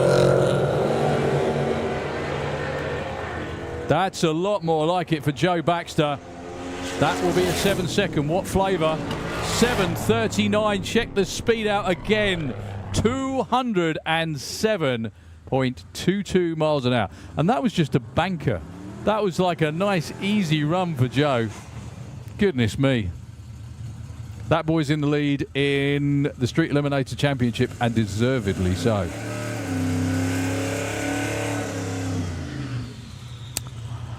Okay, your previous number 1 qualifier is going to be a bit of a personal best fest if he does manage to get back to number 1. But that's Joe Stevens with the little Sunbeam Stiletto. How do you shoehorn a big block Chevy with twin turbos into a tiny little English car? Up against Jack Petley with the Malibu. Oh, so close to the 7s. Not sure this is 7-second weather, but if it all comes together, you never know.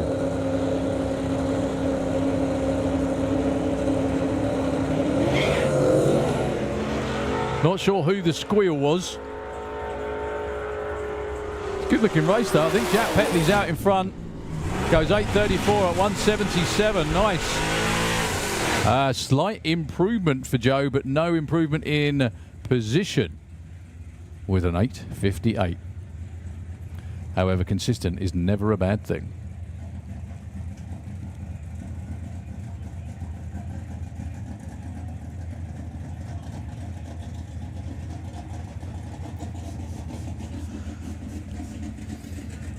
Right, Nigel Howe and Michael D'Souza, 2 9-second machines coming at you. Yes, that truck has run a 9. On more than one occasion as well.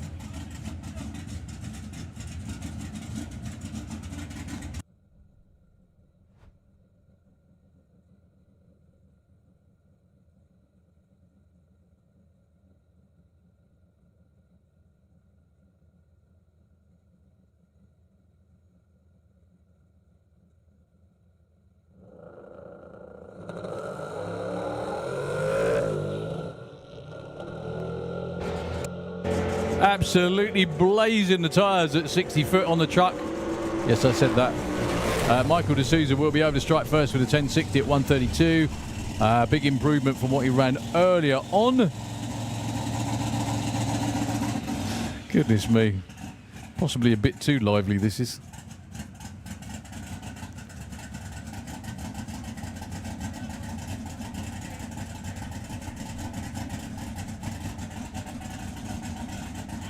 Okay, should have been James Murray against Dave Murdoch, but it's going to be James Murray on his own just to give Davey Murdoch a little bit more time, I think.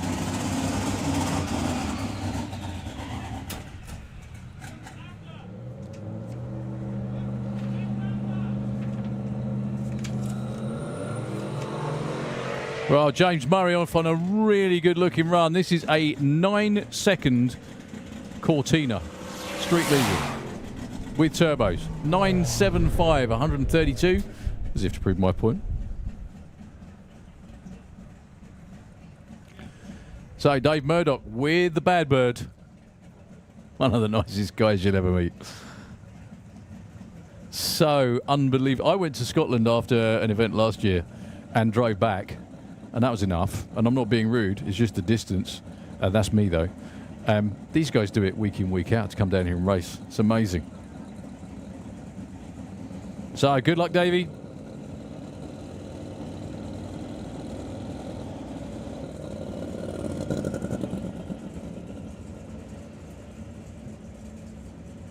Still not behaving. He's going to get a number. I think you have to run 13.5 or quicker to be qualified in Street Eliminator. I'm sure he'll do it. Just won't be on that one, actually, because he was only 12 seconds to the 8th mile. And luck next time, Davey.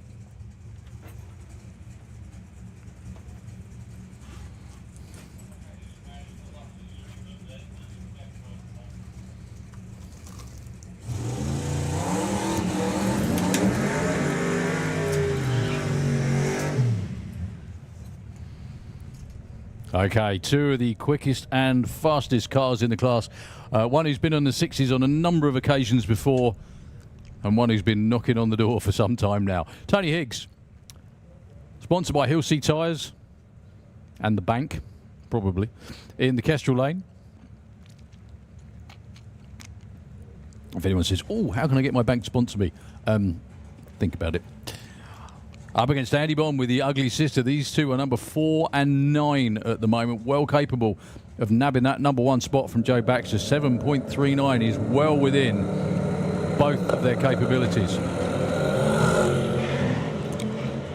Well, Tony's slipping and sliding. And he's off on a good one in the slick tricks lane. 7.46 at 2.03. That'll get him number 2. And 8.24 at 1.85 for Tony Higgs. Tony was really trying.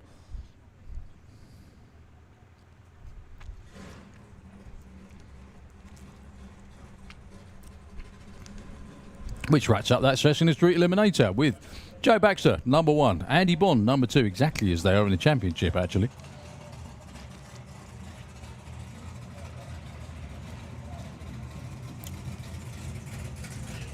Right, Comp Eliminator, session number 2. We had a whole bunch of cars missing from the order in round number 1.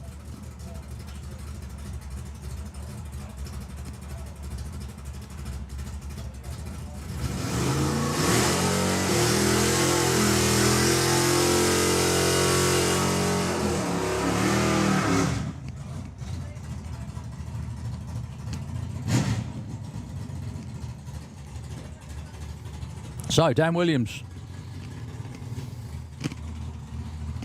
All these Copos and they still can't beat the old Chevelle. Well, yet.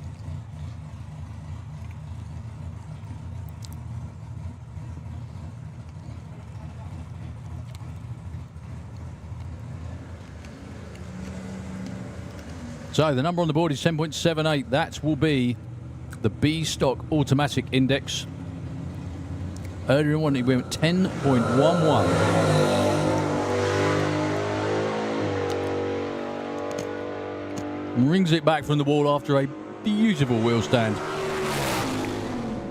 10.13, couple of hundredths off. However, that was probably the hang time. Couple of hundredths off what he ran earlier, but no big deal. Still a good, consistent run, and he stays at number 1.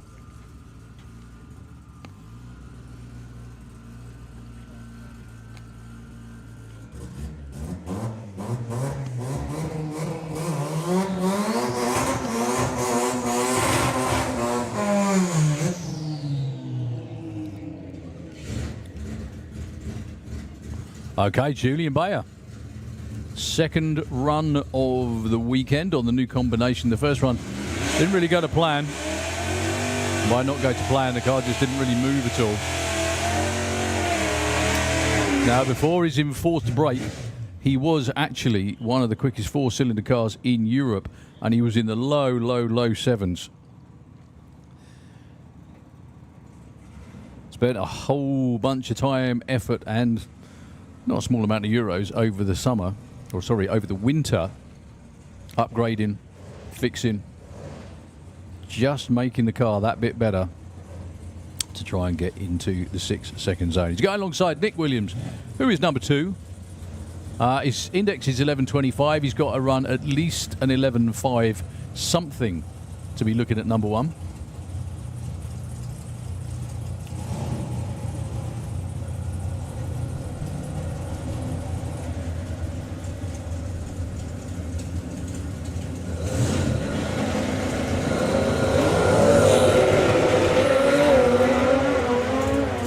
Well, Julian Bayer's got that nailed. Will he keep it pinned all the way through? 7.01. Oh, so close at 193 miles an hour. They still don't look that bothered at all. Let's put it that way. So much for breaking it in. It did, however, leave like an absolute bandit.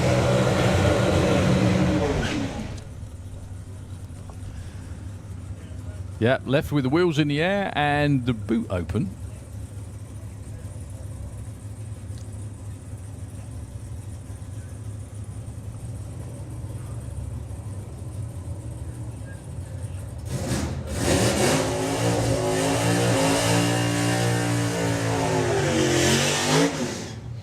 Okay, Scott Libisher from the USA.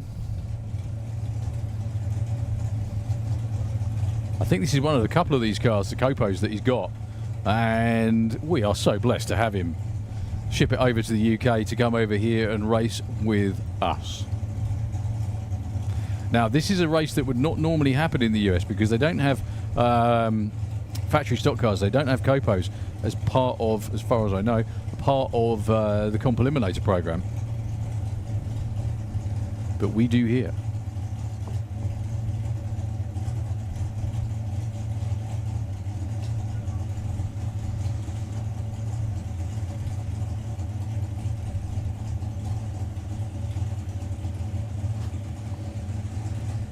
So the run earlier today for Robin was pretty lively, to say the least.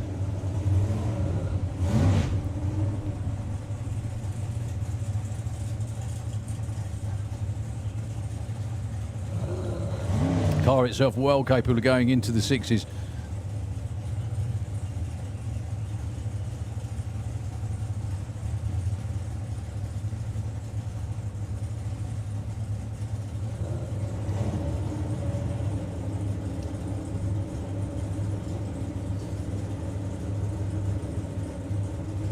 Well, Scott Libisher's been waiting there for some time for Robin to pull forward, which is what he's doing now.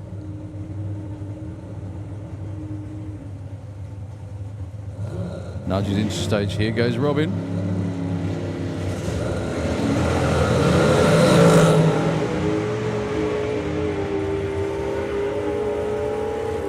Good looking runs in both lanes. 737 and an 874. Only 123 miles an hour for Scott Libisher. Lifted some way before the finish line by the looks of it.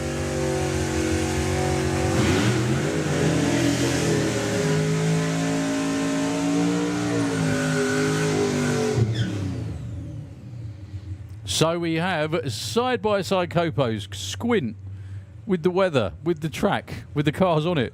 You could just think you're somewhere in the Midwest in the USA, really, couldn't you? Dave Barton, Reuben Dawson. Currently numbers only numbers 7 and 8 in the order at the moment.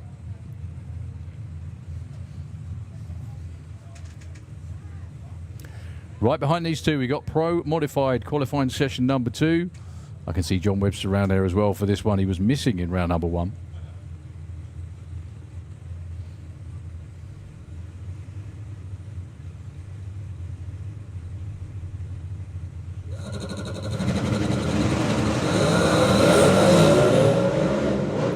Well, both of them spin off the line once again.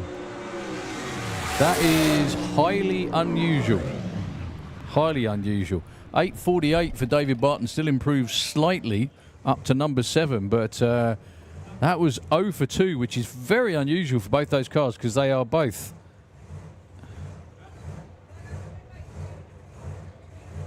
absolutely on the case all the time. Right, so Pro Mod session number 2. Andy Robinson rolling around underneath the tower first.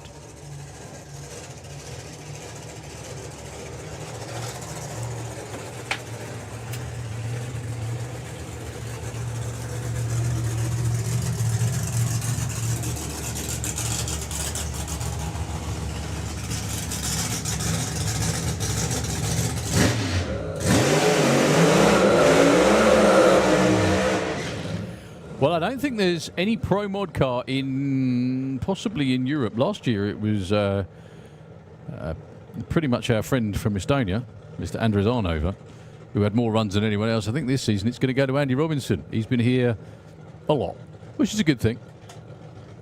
He was runner-up at the Door Slammers. He was runner-up at the main event.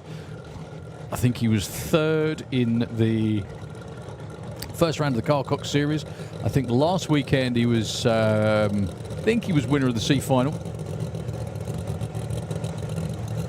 Bizarrely, I don't think he's actually, oh no, he did, apologies. He won the first round of the Fuel Tech MSA Championship back at Easter, so he has picked up a big trophy for his efforts this summer already. Although Easter didn't feel like summer. This does.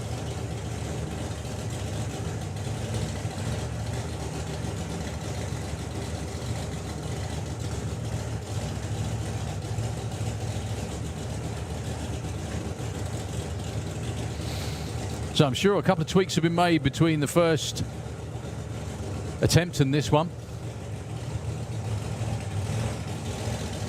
The car did launch like a bandit, got to 60 foot, no problem, but just at the top of first gear as he about to shift to second, the car kicked itself sideways because it shook. That could be anything from wheel speed, all sorts of different things anyway, but Luke and Andy know what they're doing. They've been at it a long, long while now. Hopefully somewhere back in the fives, maybe tickling and maybe even in the 580s again.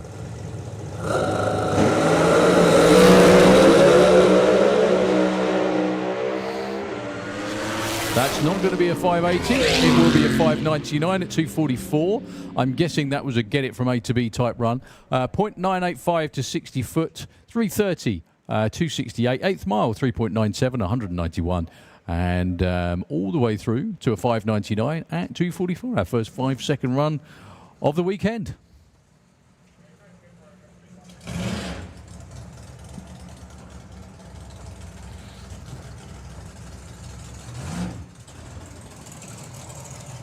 Okay, UK against France this time, which would be really nice for the World Cup final in about a week and a bit. Anyone else think that? Good, because I do.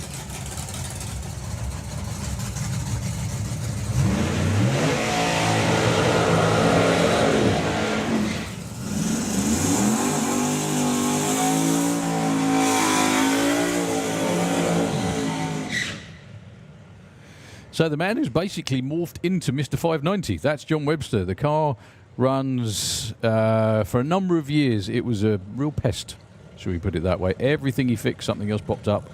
It was like never-ending whack-a-mole with this turbo car. And I'm not going to say all of a sudden it came together, because it never comes together. It's like about a sort of 8 or a 10-year effort for it all to come together. But everything started to click. Everything started. The changes that he was making started working. And almost like clockwork now. He dipped into the 580s last year for the first time. He's been in the 590s many times this season. Hoping for another one this time round. I did read the other day he's having trouble, I think issues with the converter, just not quite, was slipping a little bit too much. As a result, the car was just revving and not really going anywhere, even though it still went 5.9, believe it or not. But hopefully with that solved, it might be even quicker again. So he's in the slick tricks lane with the turbo car with a Hemi on board, up against Jean Delemont with the 760 cubic inch Sorcerer nitrous Camaro.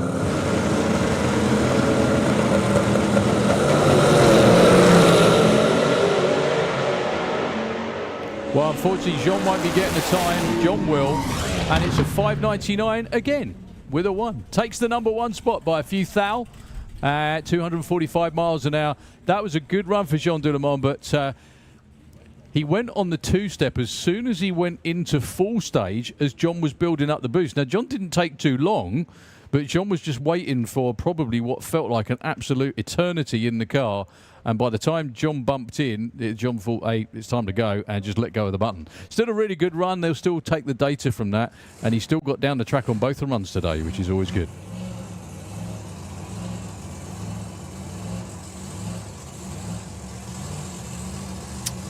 So our two Dutch friends in Pro Modified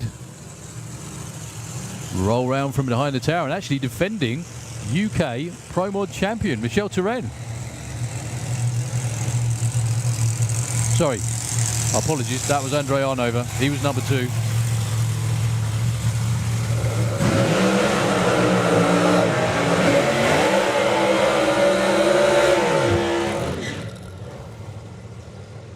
Yeah, if anyone's listening in, sorry, Andres. Yeah, he was number 2. So, David Vector and Michel Turenne. Both from the flatlands just across the sea. There's Dick starts playing football with his radio. And earlier on today, David went 6:01. I'm sure they not only wanted but know how to go way quicker than that.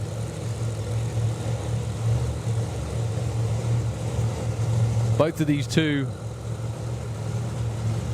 here primarily to test for the rest of the FIA season. However, I'm sure while they're here, they wouldn't mind an event win and a quick run as well, which is what it's all about.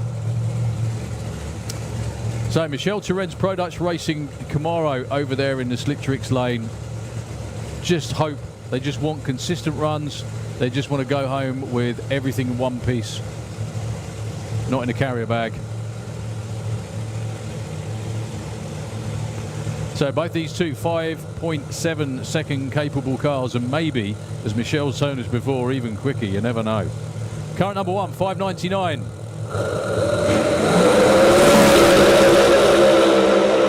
No shaking either lane. What a great looking pair of runs. 5.96 for Dave at 2.37. 6.20 clicked off early for Michel. Numbers. David, 0.99 to 60 foot, 3.30, 2.61, 8th mile, 3.91 at 190. A rather poochy backed half of 2.05.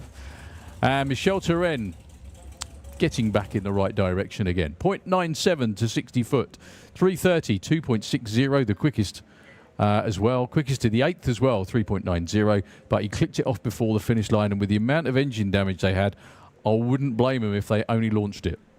But he took it almost all the way through, and now they have the data to go on. So, all cars got down the track. All cars went A to B.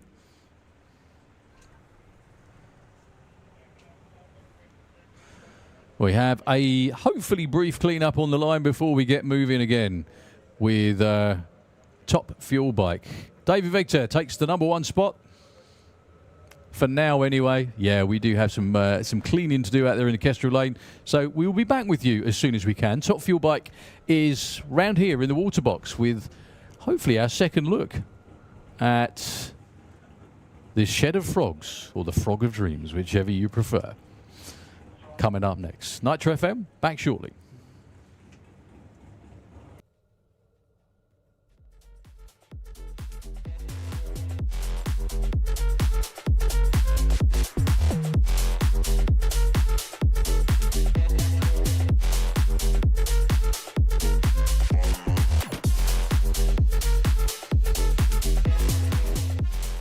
More 6-second runs out there this weekend for these guys.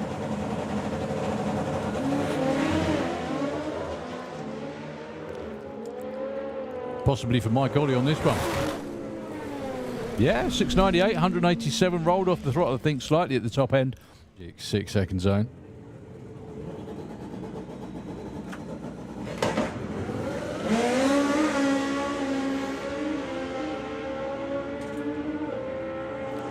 Will it keep going? It's drifting to the right. She goes.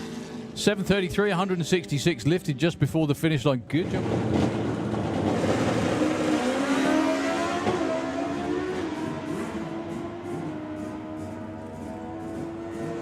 Really good, strong run for Matthias that time. Goes 8.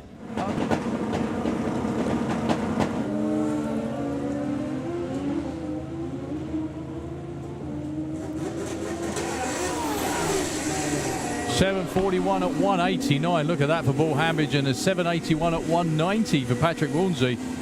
Bigger speed actually for Patrick, but Paul Hambidge slots into the number 2 spot at the moment. Jasmine at the moment is clinging on to that number 1 spot. There's still a few more going to try and take it off her, but for now, she's right up there. Right, Liam Holgate. And Pete Slater.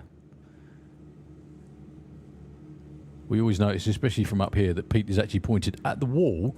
Where Mr. Blackett is, he's pointed almost exactly at you, but then the bike just brings itself round Well, straight up for Liam Holgate. That will be no dice on that one. Oh, goodness me. Pete with a big wheelie just past half track.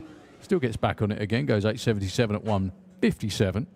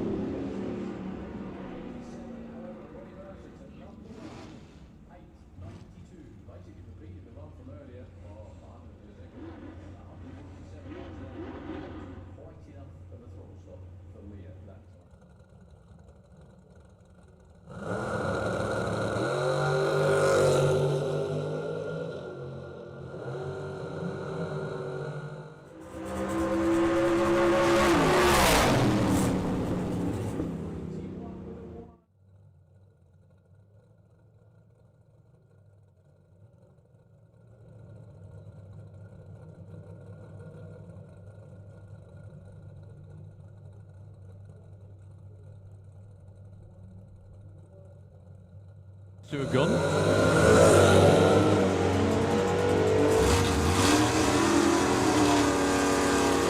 Well, Adrian will be getting there first, as you'd expect. 10:14, 10:17. That'll be nice.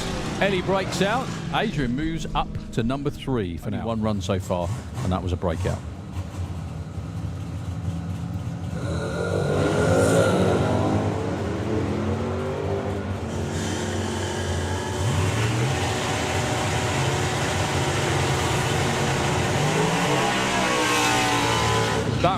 That was number 2 qualifier. Gavin Jackson breaks out. Stu Thompson goes to number 2 with a 9.79 on a 9.78. That's basically how you do it.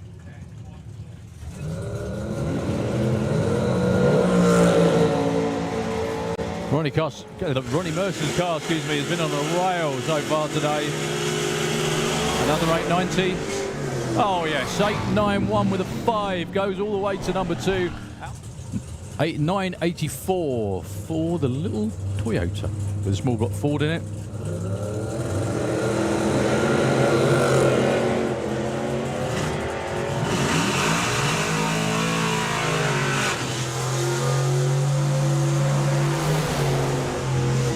This weekend, he's just added to the talent pool in Pro ET.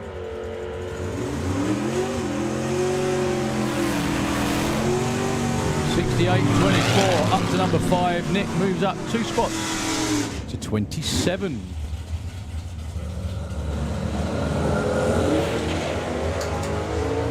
Much better looking launch for Doris that time round. 907 is what Tom's looking for. Goes 917 and 11:45. Improvement actually for Jack McClure up to number.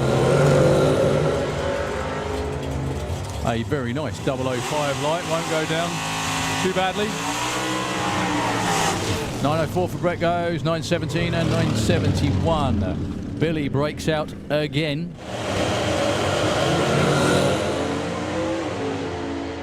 Just went too quick again, that does not matter. Will she run 866 again? 859!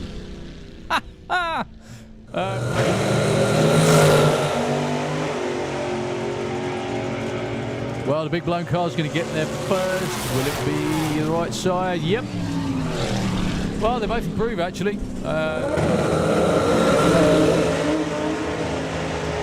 Wow, big tyre shaker's actually kicked the door off the side of Nathan's car, and it's actually kicked the door open at the front, not the back. 868 in the...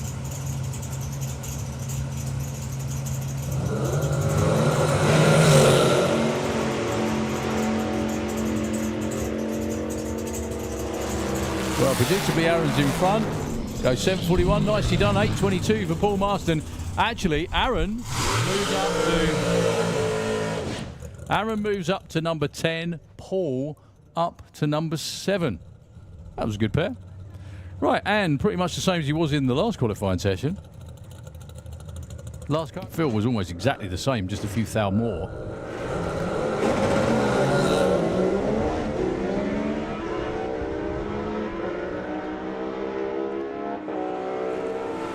.895, 902, and a 957 with an 8. Your new number 1 qualifier is Scott Collier.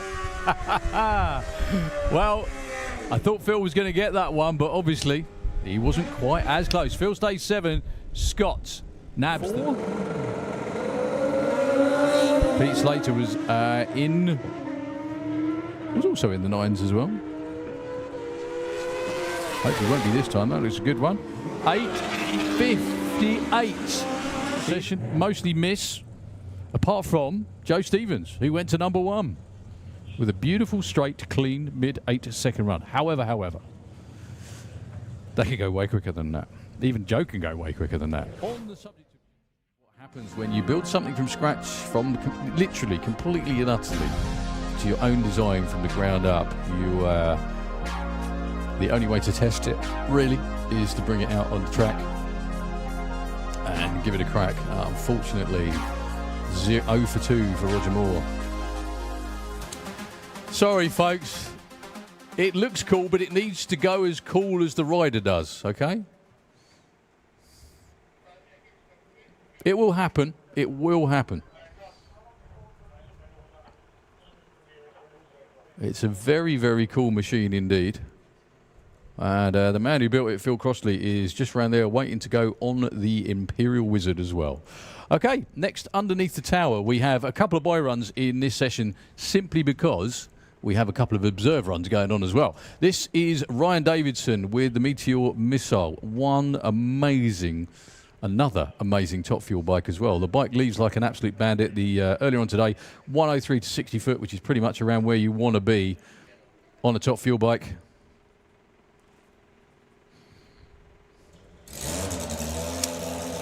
He needs to complete. He's been really quick on a funny bike before. I think he's been down into the 7s on a funny bike, but these are a whole different beast.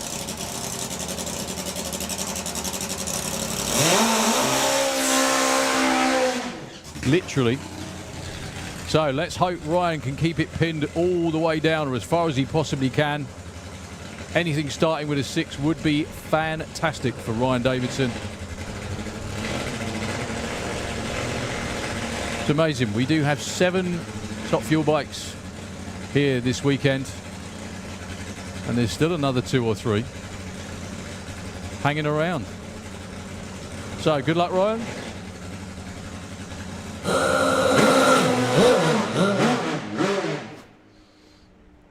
Another really strong launch for Ryan, but the bike just sort of washes out a little bit, takes him towards the centre line. It's not wanting for horsepower at all.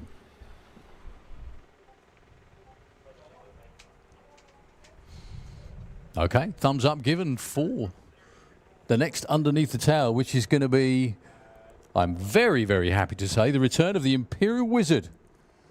Written by Phil Crossley.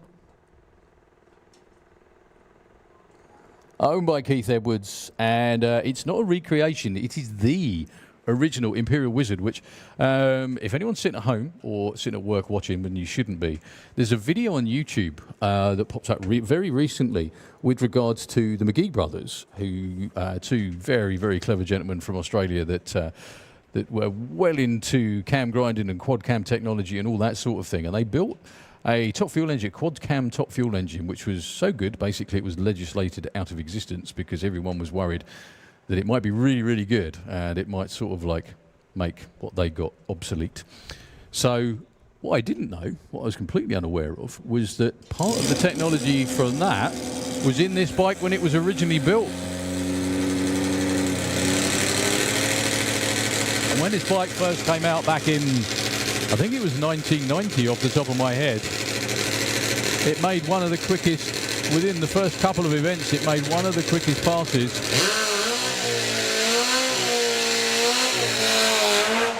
on the planet for a top fuel bike at the time, well down into the mid-60s. I think it was only Elmer Trett at the time that had been quicker. So this is Phil Crossley with the return of the Wizard. Part shortages held him up for the first few events of the year, but back at it again. Good luck, Phil. He's running the low 60s with this machine.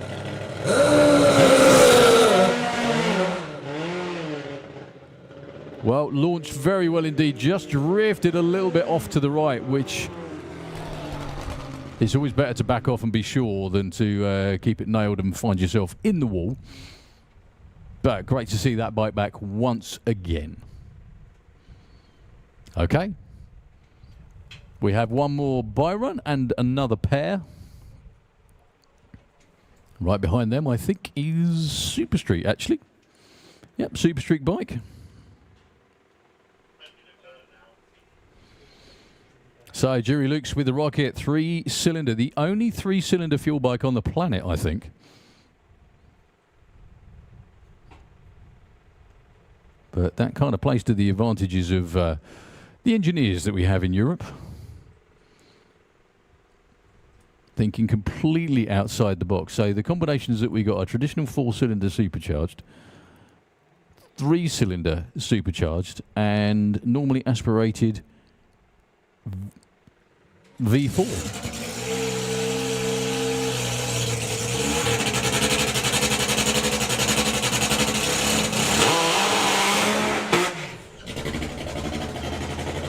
So, good sounding burnout for Jerry Lukes. I think this is season 3 of him riding the bike. Didn't really make a move like it normally would earlier on today. This is a 5-second machine. Good luck, Jerry. Whoop, just nudged the block. Well, once again, the bike just seemed to leave a little bit lazy. 1.22 to 60 foot and drifted to the right. Jerry was trying to bring the bike back, but the more he tried to bring it back, the more it pushed him over the other way. In fact, that was almost a textbook example. It looked like Jerry was trying to keep it away from the centre line, but if you lean into it, it pushes you in the other direction, which is what happened. The block was mostly unharmed in that incident, by the looks of it, and the fact Bob's just put it back into place.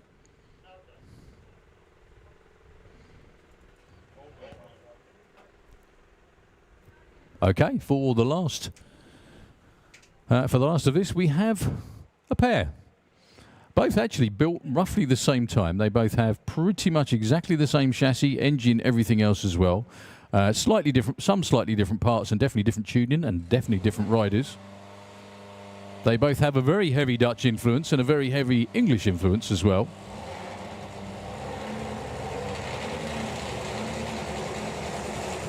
And they are both powered by supercharged 4-cylinder Puma engines.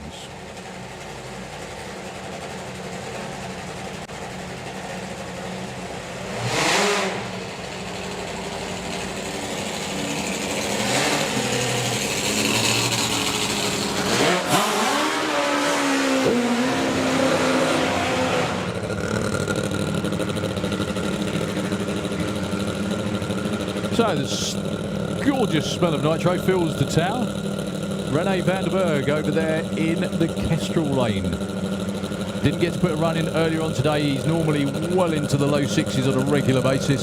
Going alongside Neil Midgley, who was in the 60s, went 6.89 and clicked it off way before the finish line. I think just about half track actually. Coasted the rest of the way and still ran in the 60s.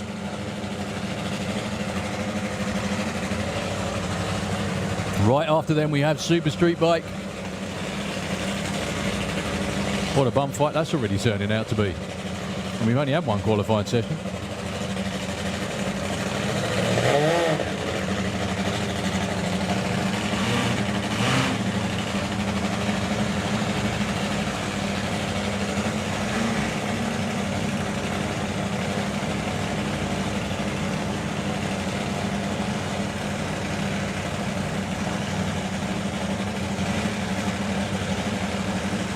Good luck, gentlemen.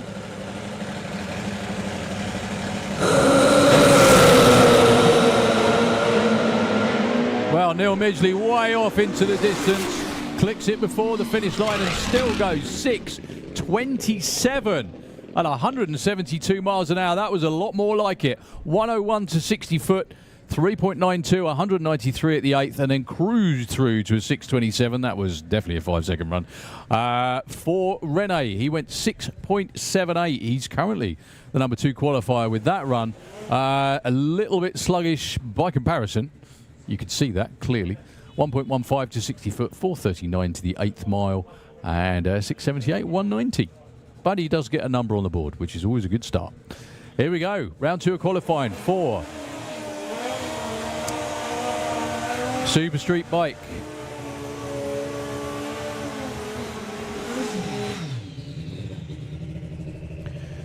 Currently leading the championship is Al Morrison Jr. However, Josh Stubbins isn't that far behind.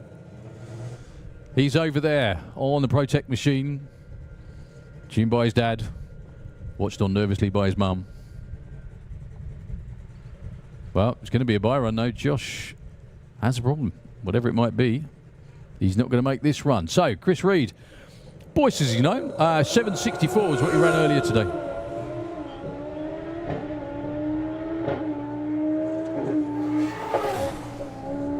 Not behaving itself today. Went quicker with a 7:52, but still far from perfect.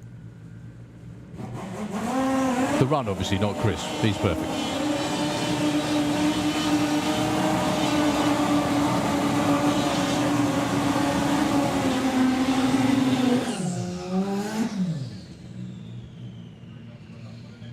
Right, Carl Thomas and Brad Head. Brad didn't get a time earlier on today.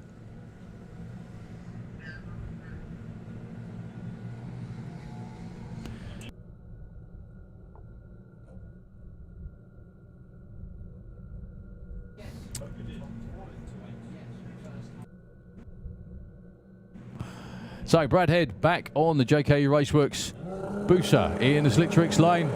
Carl Thomas earlier on today went 7:14. That won't be a 7-1. That won't even be 70 foot, I don't think, unfortunately. Brad Head, 8:25 at 1:88. Brad does get a number on the board. Going to get him in at number 6 for now. Unfortunately, we're going to have to do a retrieval job for Carl Thomas out there, stopped between 3:30 and half track, and we've still got more bikes to go.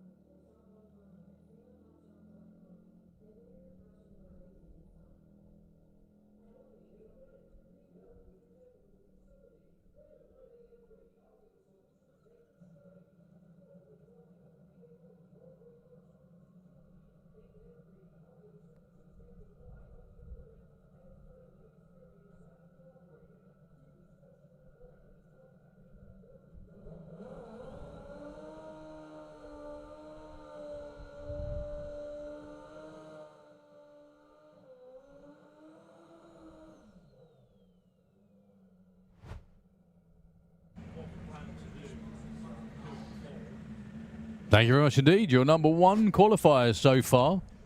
And I say so far because there's Danny lurking behind us. We'll see though. Jake can do it. He is now currently number one, 6.68 earlier on today, knocking on the door at 220 odd miles an hour.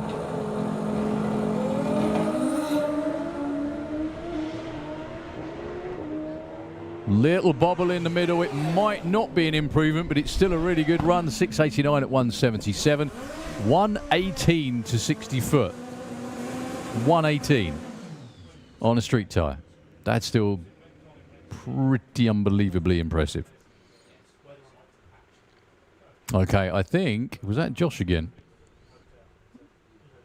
It was. Okay. Unfortunately, still no dice for the Stubbins family. He's still going to stand on his run from earlier today, which is a 695, which was, frankly, pretty damn good. Lining up in the other lane, we have Daniel Lentz from Hungary, Europe's quickest Super Street bike. He was living in the 6.5s at the main event. He had a really, really nasty incident in semi-final run where he had a methanol pop at the finish line and it nearly lifted him off the bike on one side. They replaced the engine, all the wiring and everything else as well, and he came back round and won the final round with another 6.5 like nothing had happened. It was just unbelievable effort.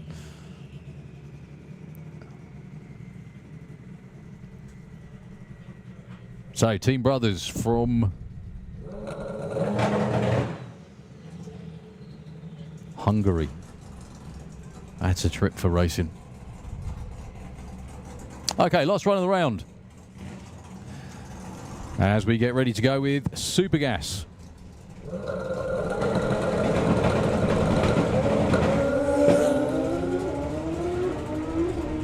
Same sort of little hop as it did in round number one qualifying. Still goes to number one though. No, it doesn't. I beg your pardon. 668 with a one.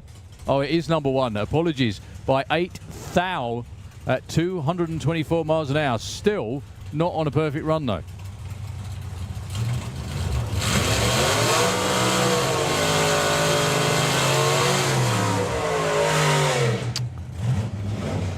Okay, Super Gas qualifying session number two. I'm just wondering if we're going to see the debut of Eva Davis in this one with the door car. Conrad Stanley, Mark White.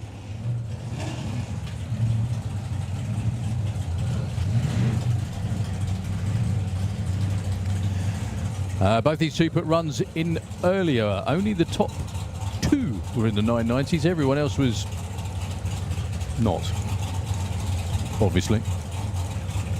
So, Conrad with the victor. He's been doing this a while, as has Mark White.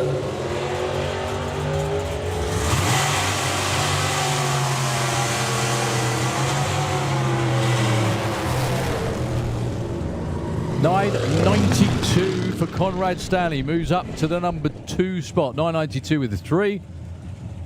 And for Mark White, 10-12. Okay, a couple of roadsters of slightly different varieties. The Brogy Roadster of Stu Doiney, who pinched Perfect Like Money. We didn't pinch it, he won it fair and square, just because he's that good. He's over there in the Kestrel lane. And Paul Brown, who went way too quick, frankly.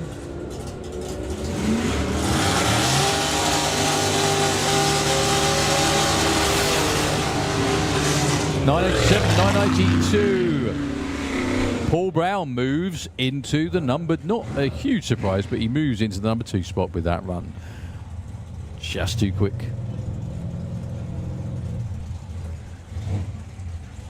For Stu Doiney. Okay, Martin Kirbysley and Bill Wilson. Now, Bill Wilson has been breaking out with alarming regularity so far today. He was oh so close in round number 1 of qualifying. He went 989 with a 6, which is not a lot. Martin Kirbysley, on the other hand, went 10.06. I'm sure there's more in there.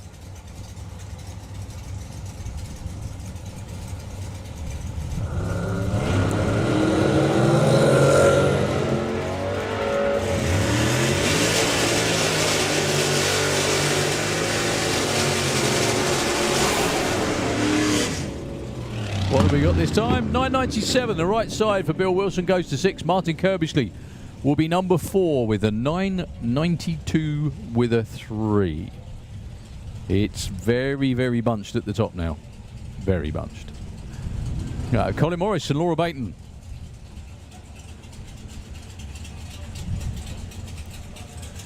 Colin with the Nova. Just outside in the 10s. Laura Baton, though, still sticking in at number 1.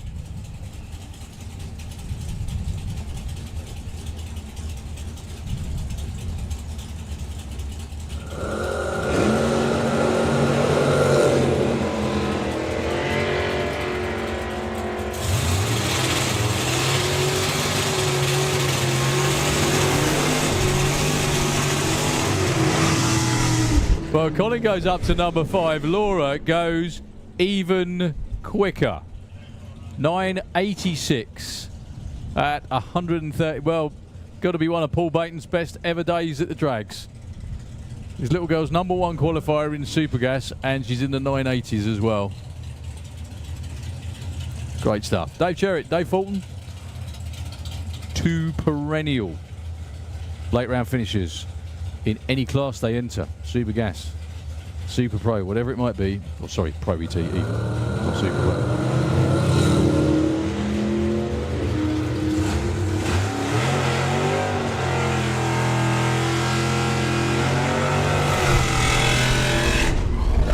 $979, 988, I beg your pardon. Dave Sherritt was a bit too quick that time. Dave Fulton only just over 100th under. Right, Billy Everett. Very, very capable indeed of running in the 990s. Went 10-0 earlier. So, behind Super Gas, we have the Wild Bunch.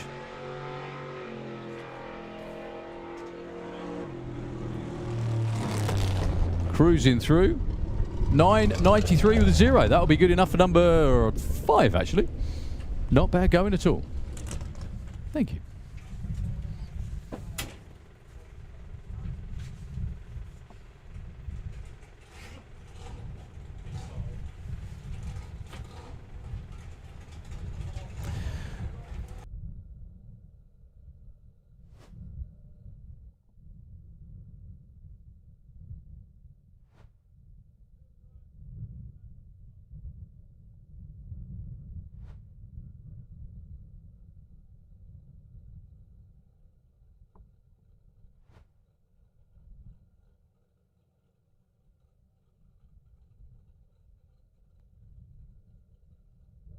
Well, I do believe rolling around underneath the tower is the competition debut of Eva Davis. And once again, I said this before when her dad was in the car. Full circle moment for the Davis family. Nick started his drag racing career over 30 years ago in Supergas.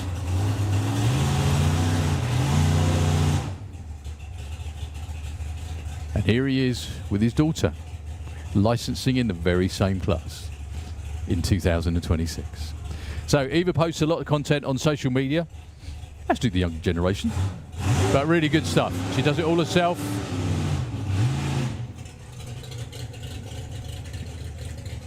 It's going to be very interesting to see what comes of this whole weekend and the experience that goes around it as well. The car itself is Pontiac Grand Am. It's been around in UK drag racing for some time, but I don't think it's ever looked prettier than this. So Eva, what she has to do for her licensing runs is take the car to 60 foot. So burnout, 60 foot, click it off. Burnout, half track, click it off. Make sure everything's okay. Basically, just go further and further down the track while the race director and everybody looks on, mainly her dad, just to make sure she's doing it properly, which I'm sure she will. Good luck, Eva. Welcome to Supergas.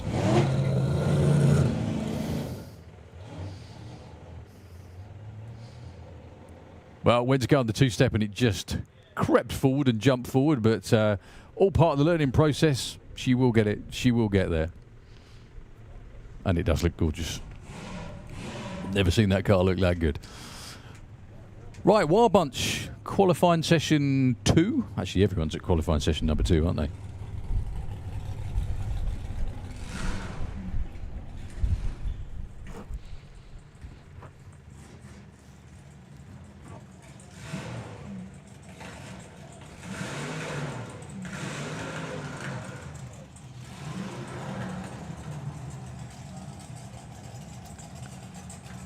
So the real Mrs. Brown's boys coming round with Rebel.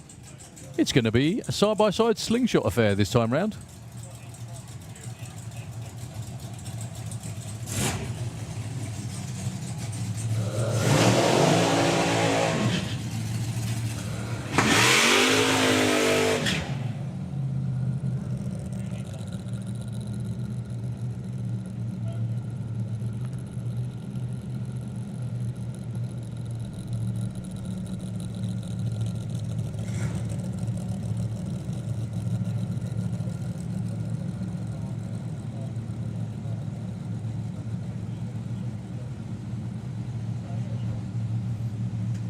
So, both of these cars are going to be running on their dial-ins, which are almost identical, apart from one measly hundredth of a second.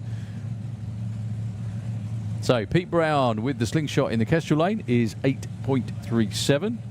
That's his dial-in. And for Andy Clifford, it's 8.38. Both very, very capable of going probably quicker than that, to be honest with you. They will qualify based on who gets the closest to their dial-ins, like almost every other class.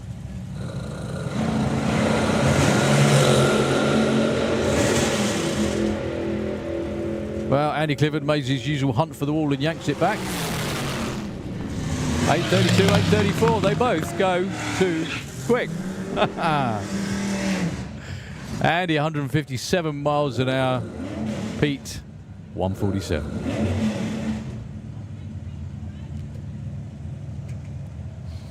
Right, we got Super Comp. Not far away too. Philippa Turton and Marie Mills will be your next pair. Marie with the altered from just down the road in Urchester.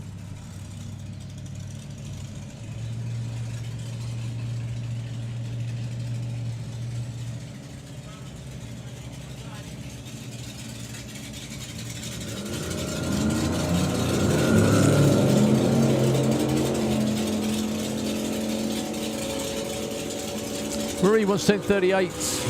Philippa 10.35. 44. 10.18 for Philippa.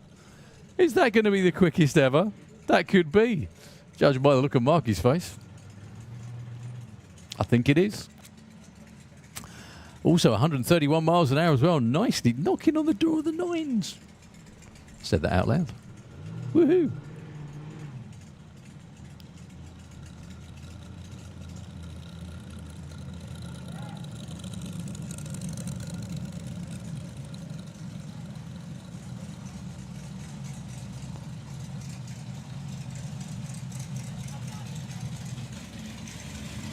So Al Schofield, I think, on his own with the altered.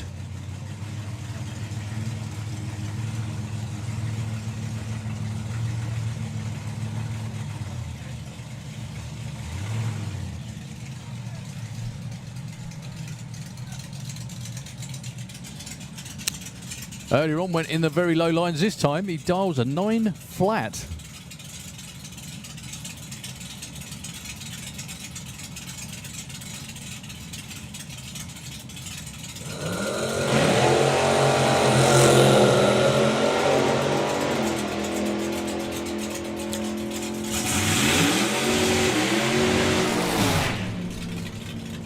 Up 9.17.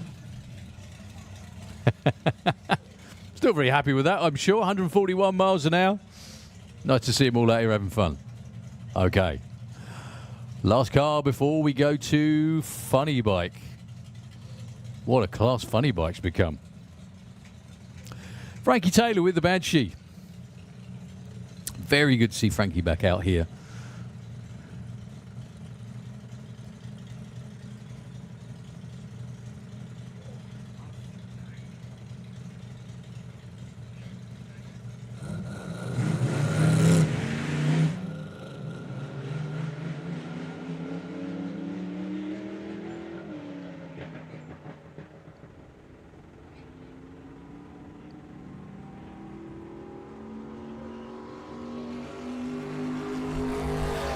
Well, just getting comfortable in the car again. An 18-second run, a nice steady launch. Just a bit more in the right direction. Okay, under the tower now, we have the 6-second two-wheel machines of Funny Bike coming in your direction. We've already had a number of 6-second runs. I'm sure there'll be more coming your way very, very shortly indeed.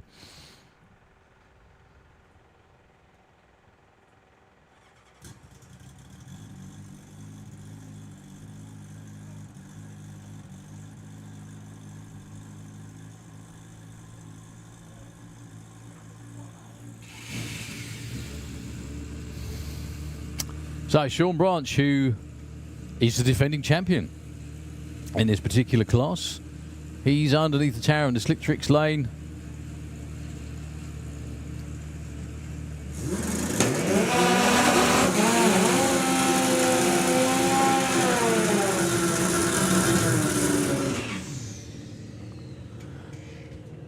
Up against Lionel Lalagou. I hope I said that right.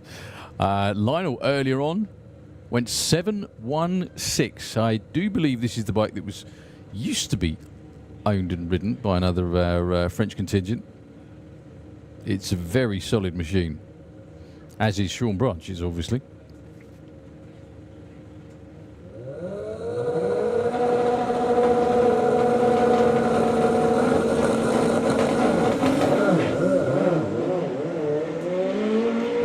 Well, Lionel keeping it on the straight and narrow, just off the centre line.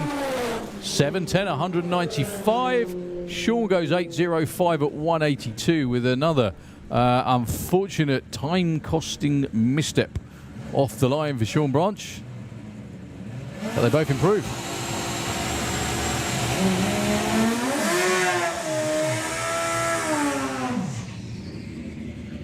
Okay, Stu Crane and Stefan Hagenstein. Stu Crane is currently number 2, went 6.96, clicking off way before the finish line. Mark Smith standing out front, directing traffic. Mark Smith's probably thinking, why didn't I bring my bike? This looks like fun.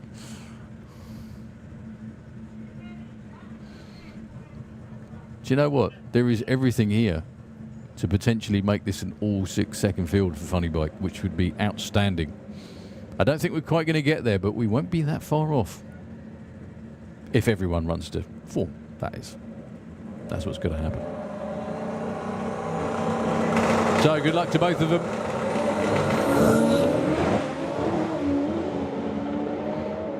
That's what I was saying. Unfortunately, Stefan's bike not behaving. 6.35 at 210 miles an hour. Europe's quickest Funny Bike strikes again. 109 to 60 foot, 4.15 at 181 to the 8th. That's still detuned as well, by the way. 6.35 at 2.10. That's a lot more like it for Stu Crane. A lot more like what we expect to see from Stu Crane, anyway.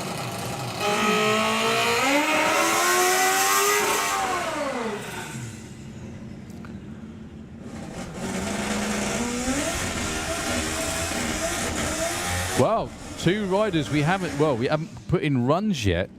One of them is a 6-second runner. That's Dave Peters with the Rigaboot Express.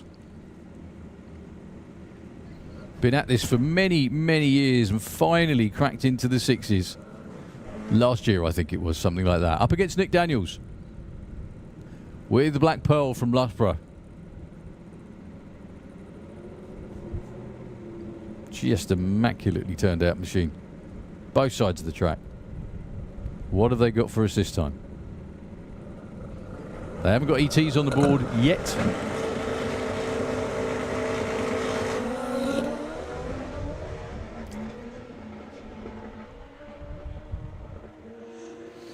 Well, a bit of a better run for Nick still. A few missteps and gear changes, and 9.17 at 146 gives them something to work on. Unfortunately, Dave Peters' bike just quit on the line. There was a little bit of flame around one side, and there are more qualifying runs, but he'd have liked to make the most of that one.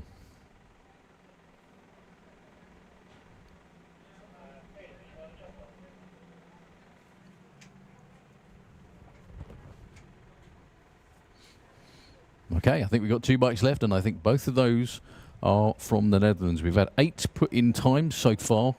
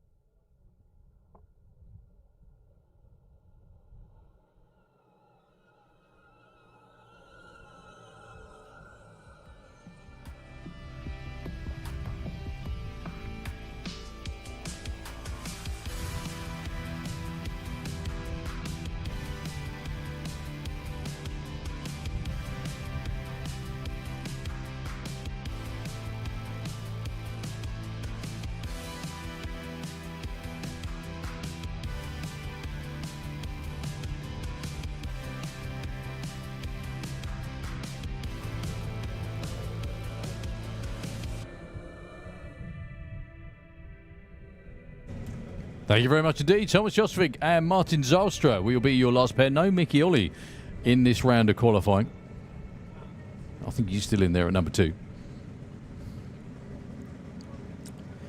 Both these two also 6-second capable machines. Martin Zylstra was there in round number 1, went 6.98. Thomas Josvig. Thomas from Germany has been at this a long while. However, he's never had anything quite as good as this bike.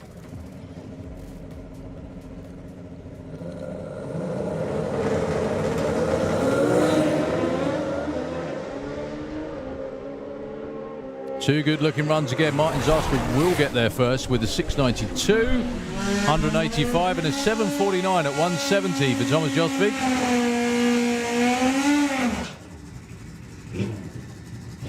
Okay, comp bike qualifying session 2.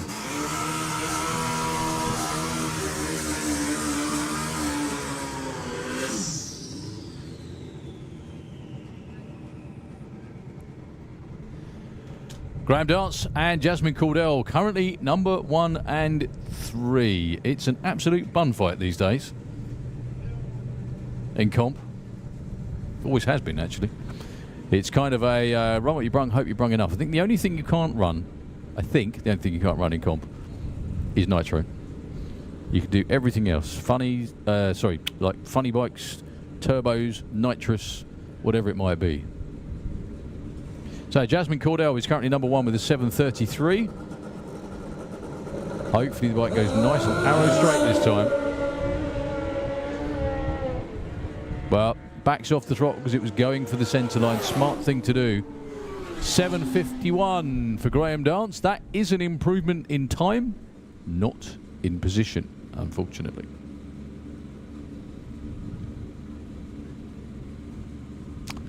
Right, Chris Neary, and so good to see his name back on the board as well. Pete Field. And his brother out there, his first run in, I can't remember how long. He was at the forefront of Super Street for a long time. And then when everybody started transitioning over to the methanol setup and everything else as well, he didn't join in at the time, but here he is back in comp bike. I'm sure he remembers how to ride and what to do. Used to be in the low 7s, well over 200 miles an hour on pretty much every occasion. If he did that here, he would be number 1. But, and this is a big but, first time he's ridden in a number of years, and I think the bike is going to be in test mode for a little while. But never count them out. They know what they're doing. Up against Chris Neary.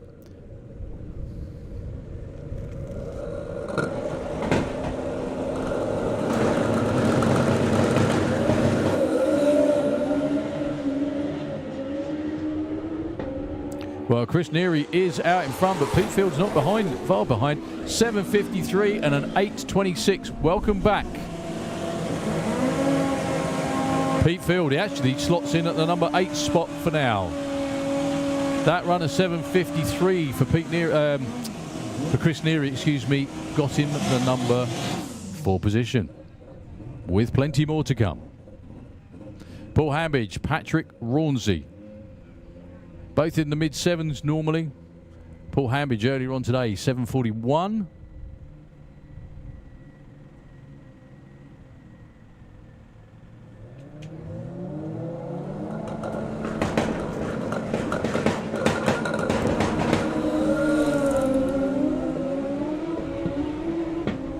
Couple of good-looking runs going in both lanes. Paul Hambidge, 7:34, improves again. Check out the speed for Patrick Rauncey as well. 7:54 at 202 miles an hour.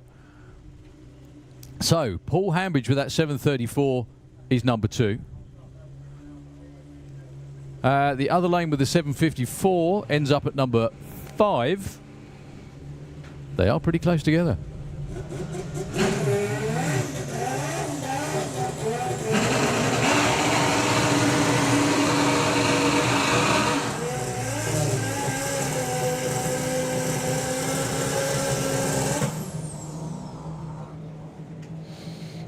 Okay, Liam Holgate, another one who hasn't put in a pass yet. Up against Matthias van Wijngaarden.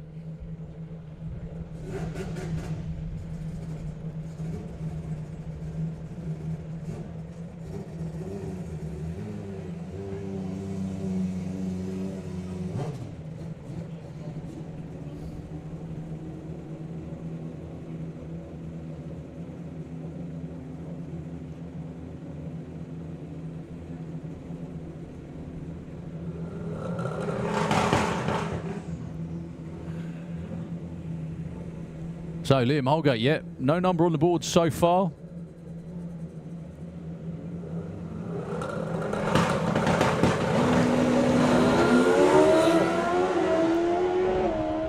Well, straight up both times again for Liam Holgate. Both times he cracked the throttle.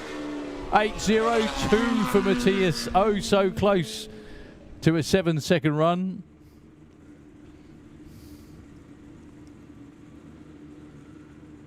Well, Liam trickles through with a 16.30. When that bike launches right, he'll be there.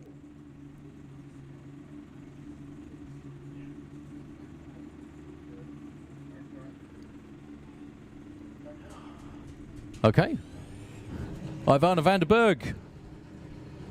Really, really good. I said it earlier, really good to see Ivana back at the track. We've got her and 2 more bikes, and then we have junior drag bikes.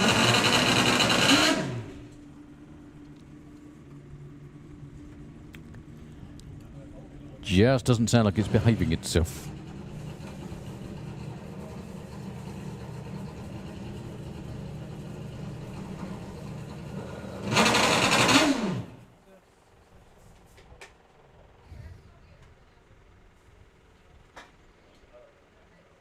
I think that's 3 attempts at a burnout and no go, unfortunately.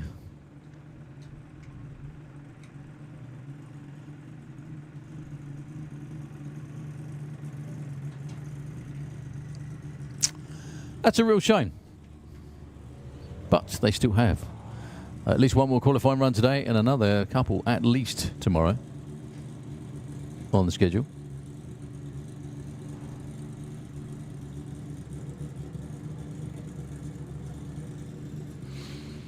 Right, your last pair, Pete Slater and Damien Hope. Pete at the moment is down at number 9 with an 8-second run.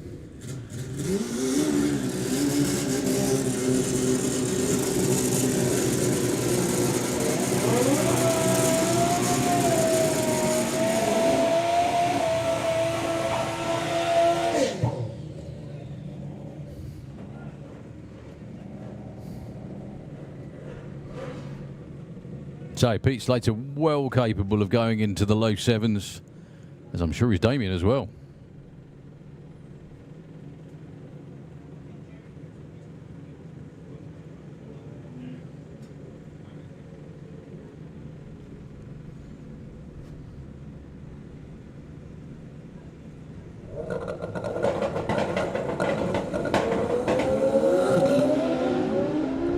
Slipping and sliding off the line for Pete Slater, but it comes on like a train at the top end. 769 at 187. Cracks him up to the number 6 spot. Damien Hope actually gets bumped back 1 spot, but does improve with a 789.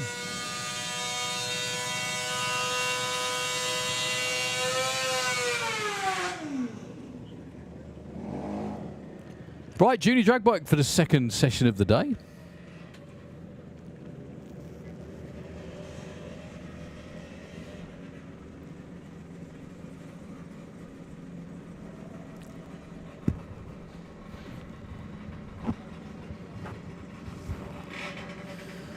Aisha Harris in at number 2. Sophie Pollen did get a run on the board earlier, but is not on the order for some reason. They qualify, based on ET. They're trying to run as close to the number you see on the board up there. Sophie Pollen goes 890 with a 1. That will be the number 1 qualifying spot. Sorry, 90 with a 7. Not that it makes any difference, it's still number 1. Right, Maggie Smallman and Jackson King.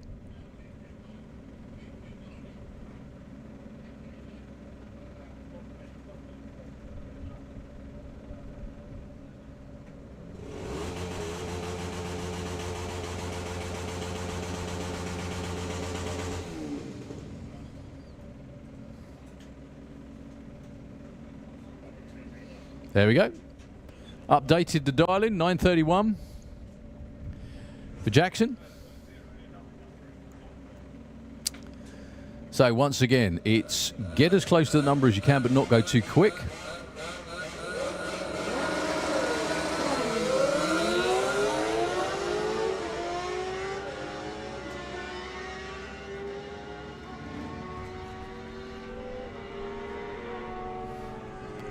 Maggie Smallman breaks out by nearly a 1/10 of a second. Jackson King, no help, unfortunately, 52 on a 31.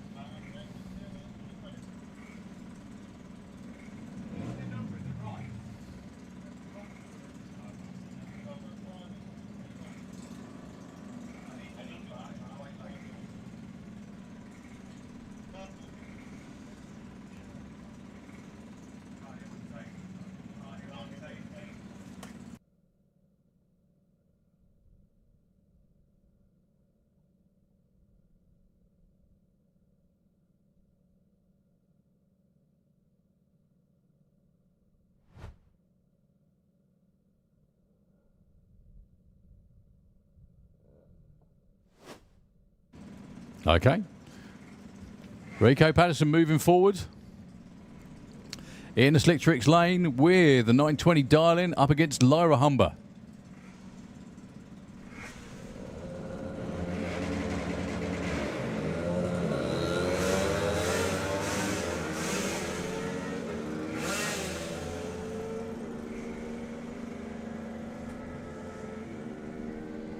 Well, 939, no improvement, and same for Lyra, just a couple of ticks off where they want to be. Okay, Sophie Pollen. We already have a Pollen at number 1. Can they get a 1 and 2? 828, the dial-in for Sophie and Isaiah Alvarez.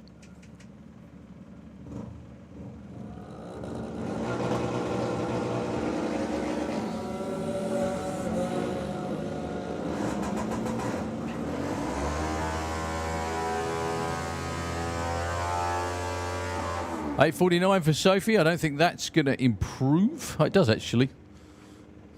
Well, stays 1. Stays at 7. And Isaiah Alvarez does actually bump up 1 spot to number 10.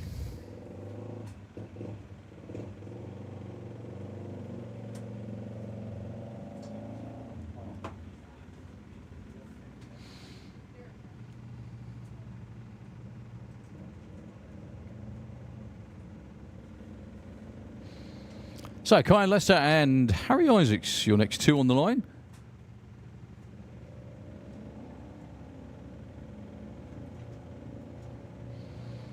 Uh, 12 and 13, respectively.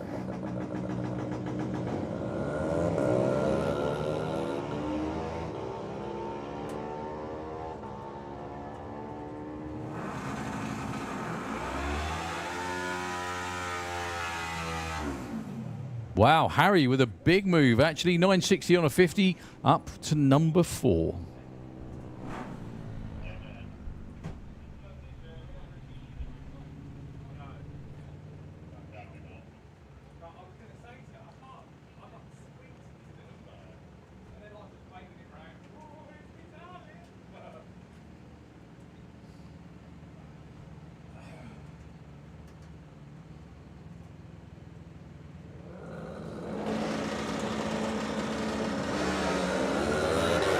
So, Liam Morrison and Alia Lester. Alia currently numbered 3 in the championship. 8:01 though for Liam Morrison. Will move her to the number 2 spot. Nicely done.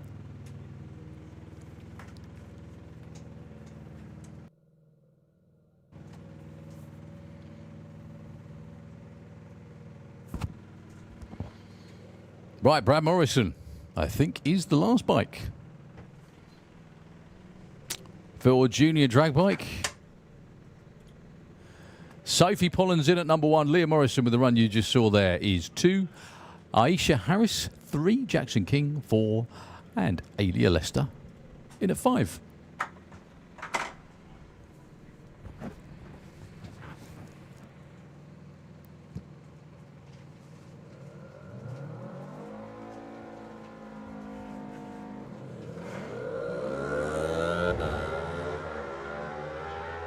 So Brad doesn't have a number on the board just yet.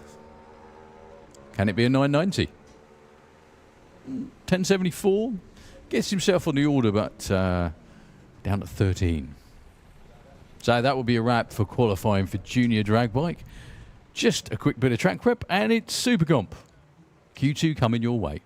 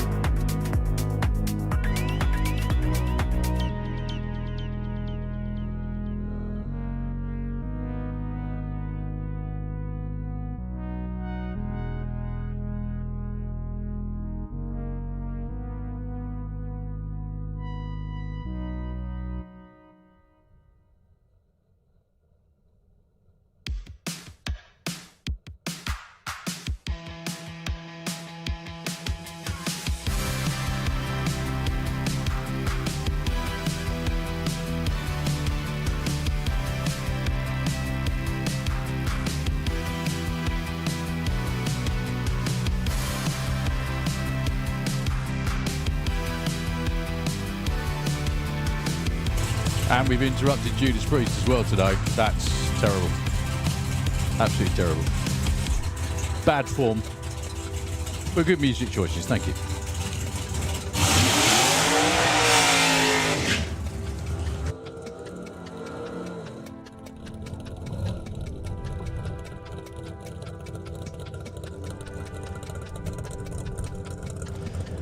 Back to the racing. Leah Kelly, Ellie Mae Brown. Believe it or not, I was 1 or 2 in the championship last year.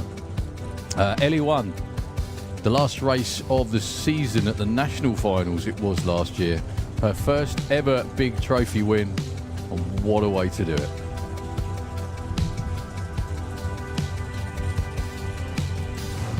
Two really good friends.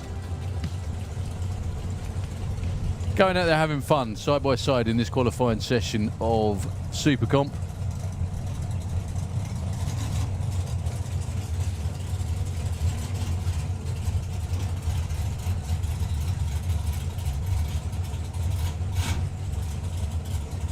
Kind of poignant these two should pair up, really. Sure, pretty much everyone knows why. So, Ellie hasn't got a number on the board yet. Leah has, but it was much too quick. Oh my goodness me. Ellie with a 002 light. Check that one out. 892 with a 2. Well, unbelievably, that only gets Ellie the number 8 spot. Leah at the moment is still way down the end. Way down. Because she broke out twice. Okay, Nathan Holtz and Phil Bennett. One of the newest members of the Super Comp Club. That will be Nathan for DJB, Unther and Pragmatis on board. Helping Mr. Holtz out. He lives just down the road in St. Neots. Beautifully turned out machine. Very, very difficult job to get a turbo door car to run 890s, but he does it on a regular basis. Well, Phil Bennett with just a stutter off the line. Nathan is long gone in the other lane. There you go. That's a 898, I beg your pardon, for Nathan. Number 10. Stays at number 10, I should say. No, so he doesn't. He moves to number 9, but there we go. Tough crowd already.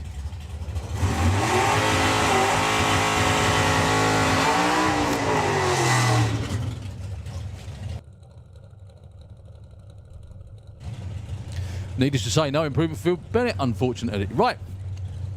Qualifiers number 15 and 18. Jeff Cowley with the Pontiac in the Slick Tricks lane was nowhere near the dial-in. Other side of the track, Sky Collier was way too quick.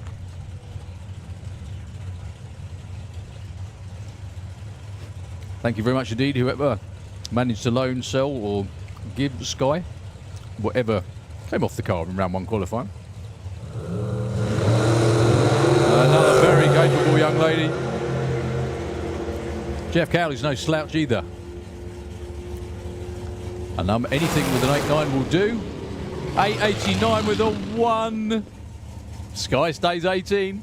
Jeff does actually move up a few spots to number 4 with a 9.04. But yeah, Sky Collier, oh so close. Maybe another couple of chips for lunch and that would have been it.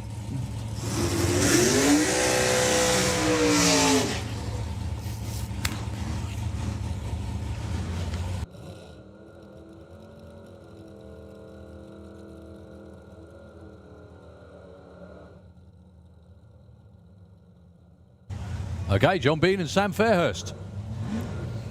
Sam with the dragster. As I mentioned before, his dad debuted, I think. Car's got to be at least 25 years old, something like that. It doesn't look like that. It looks brand new. Looks like it's just come out of the workshop and the paint shop and everything else as well. I've got to confirm it with him, but I'm pretty damn sure the car is older than Sam. Up against John Bean. I'm pretty sure the car is not older than John. Well, it might be. You never know. Depends what year that Mustang is. Both looking for the same thing, which is 8.90. Earlier today, Sam went 940. John was number 10. I think he's number 10 because he went too quick.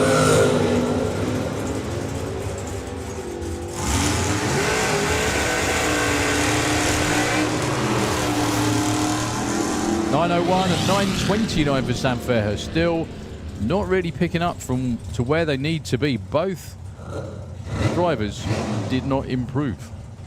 Unbelievably. Stevie Gates in at 4 with, again, an 892. There's quite a few of them that are on 892s.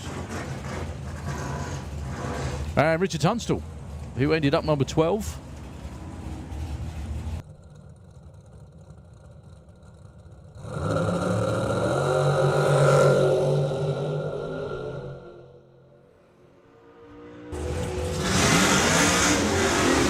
He's capable of number 1.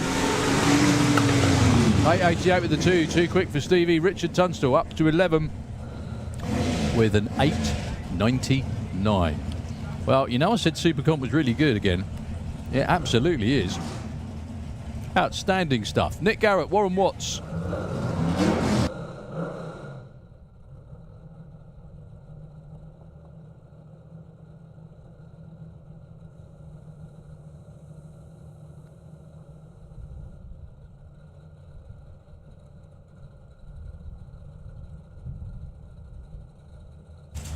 So Warren unfortunately rodded the engine in his regular ride, the Camaro, back at the main event. He is class sponsor too for Supercomp. Wasn't going to be racing this weekend until, unfortunately, Andy Flowers couldn't. Wasn't available to race the car this weekend.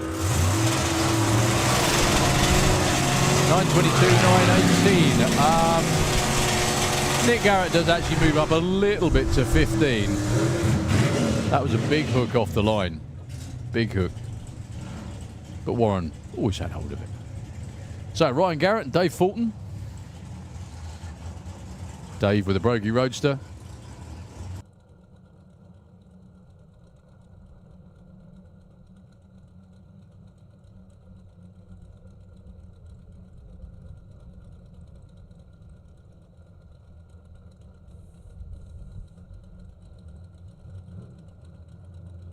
Now, I did actually notice a nitrous purge this time from Ryan.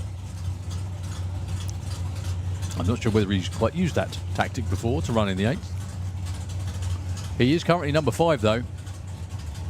He went 894 earlier on today.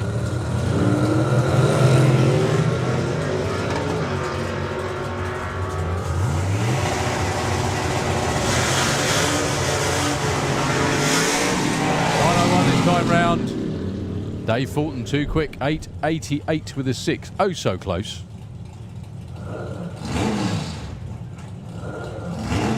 Okay. Charlie Seward, who was number 1 briefly earlier. Then he got pinched off him in the next run.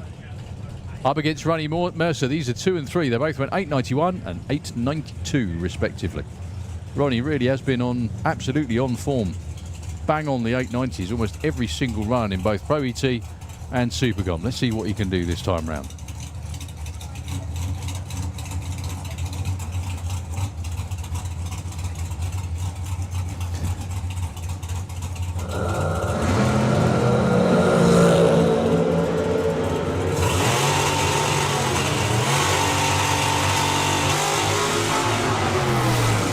Nothing in it as you'd expect. 895 plays an 892. They both stay absolutely put, with Charlie still staying in at number 2.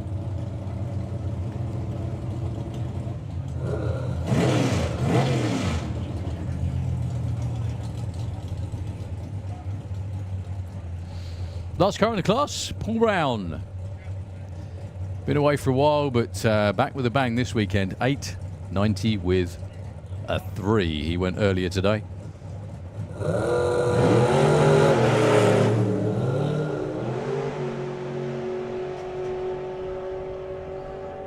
Fairly short throttle stop. Too sprint that time. Too short of a throttle stop, actually, ironically. 886 at 155. So that wraps up Super Comp qualifying. He still will stay at number 1. Yeah, absolutely that. He'll be at number 1. We have loads more coming your way. We have lining up behind the tower VW Pro. Up next, VW Sportsman, then Sportsman ET. And then I think we're on to qualifying session number 3 for everybody after that. So Nitro FM just for a few moments, if you don't mind, while they do a quick track sweep. And we'll be back with racing ASAP.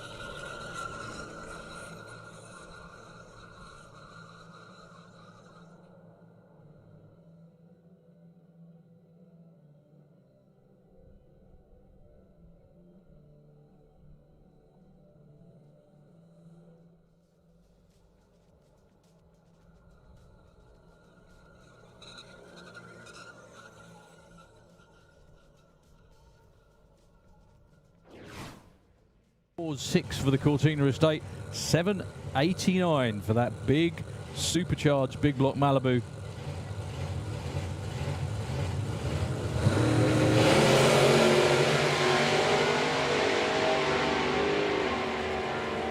Really nice looking run in both lanes.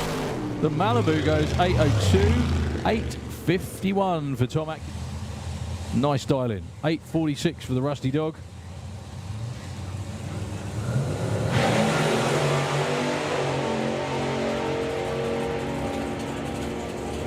Well, strong runs again in both lanes. What Pete's got for us, 7:31 and an 8:56. For Jacqueline. They both have identical reaction times. There's no prize for that. It's just cool. Jacqueline goes 8:23, 8:90 with a 0. For now, Mr. Swinchak goes. Everyone was either in one really long way in one direction or too far over. Okay. Phil O'Brien, Mark Bailey. Phil, another one of our great 760 racers. Hensi Dahl, 765.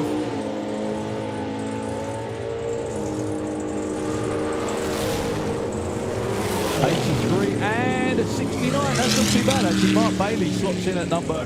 He's stepping back now. Going against Dave Russell. They've dialed that back quite a lot this weekend. Shoot way before the finish line, still goes 7:01 at 193 miles an hour. They are between her and Joe this year. But so who's the quickest in the car? 7:35, nicely done for Leah. Up to number 2, Charlie Seawood goes 8:90. Unusual.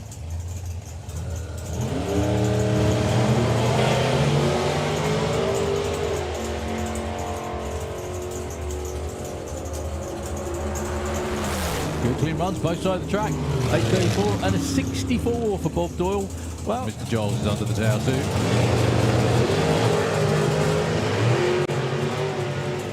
Bit of a double step for Ashley Bell. That won't be the one. Scott looking for 739 goes. 739 with a 6. Sorry to the Swin Chat family. You're lost. Okay, Justin Morton, Mike Gooding. 9 flat,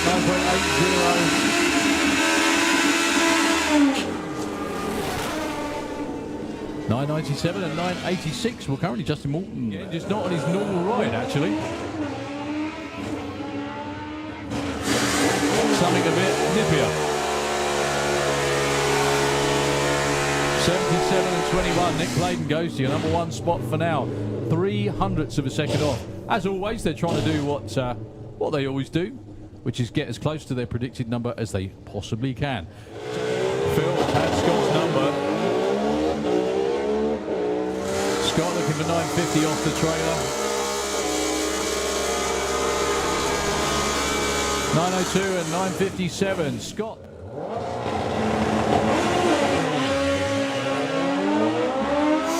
Oh.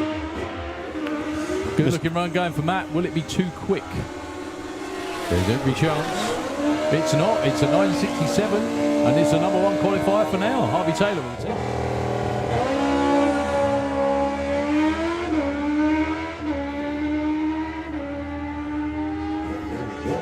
Well, that's a good looking run for Dion. Will it be a 950? It's a 940 with a 5. Exactly how racing should be. Go out there, have fun. Oh, Hayden gets a slight edge on reaction time, but not by much. Well, Tom's sitting up at the top end. 935, and believe it or not, if that was a race, Tom would have won that because he goes in at the number 2 spot. Okay. What was that? He's crap. I thought that's what you said, yeah. So, Rob, 794, super modified index.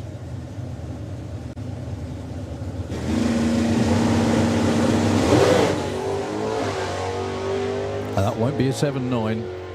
That won't be a 7 anything. That might not even be 70 foot. Let's see what Nick can do. Oh, great opening number. That will be 0.56 under his index, which is not bad, like you said, normally aspirated car. Yeah. Good effort. So Dan Williams in the Slicktrix lane, B-stock altered. Slicktrix lane, 1078 is his index. Once again, the name of the game is run as quick as you can, under.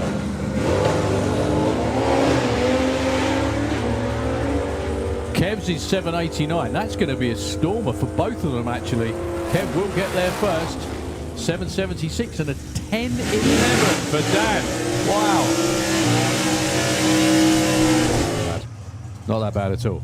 8.50 and 890 indexes for both.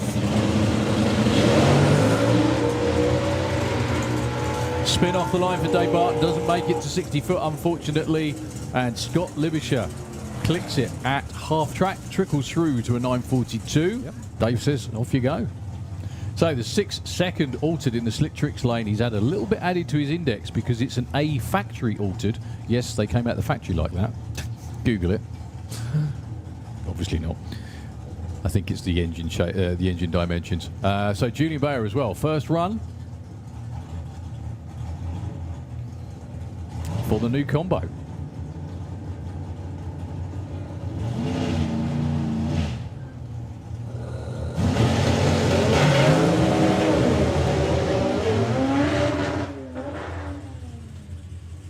Well, issues for both.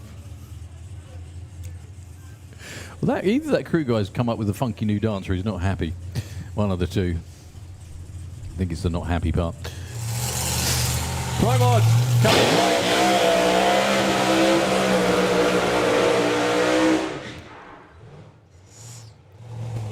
Yeah, stick around, have fun.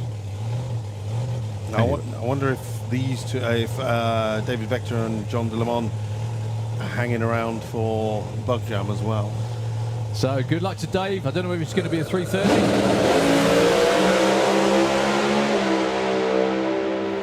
That's not 330, that's all the way through. 601 at 238, then.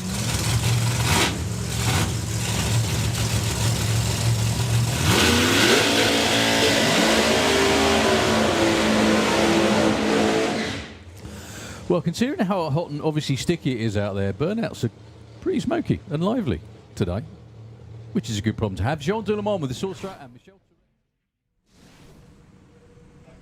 So Luke Stevenson with, well, wanted to run in the 12s earlier, broke out by a huge, yeah, there we go, 12:32. Going alongside Ed Keach, 10.60. Now the predictable outcome is Ed got there first with 11.06. 12.16. Well, who cares? Nudging ever closer towards the 11s once again. Luke Stevenson getting the new DG gearbox tuned in.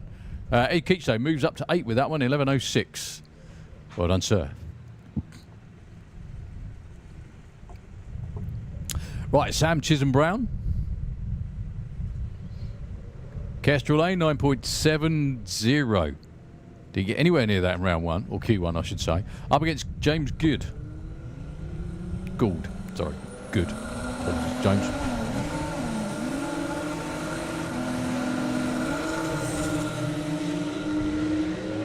.00 is James's styling with the altered. 9.35 at 139, and that won't be a 9.70 to 12.45. The speed, though, is good. 132 miles an hour. James Gould actually nudges up to 7.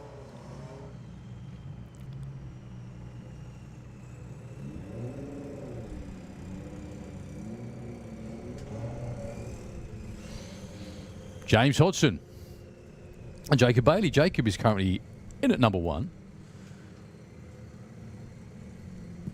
The dialing has changed sizably from round number 1 down to a 10.19.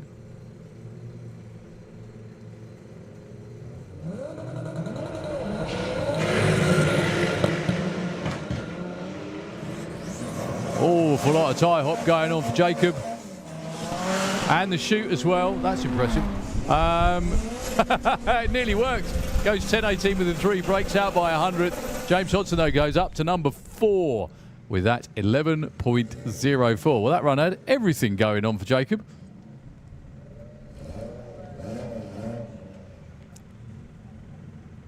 Not all of it was good, but it was still entertaining. Okay, Harry Gamble and Phil Blogg. Harry with the Golf. In the Kestrel Lane, 11.99.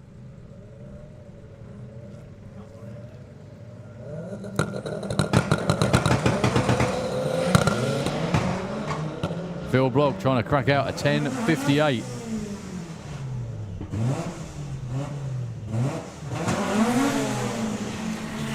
Not bad, 10.72. Up to number 3 for the moment. Harry Gamble with a 12.33, no improvement. Paul Braithwaite with the Beetle. Pair of Beetles coming up this time against Carl Goldsmith. Good to see Carl back out here, whatever the smoky issue was before. It wasn't that bad, stopped him from running.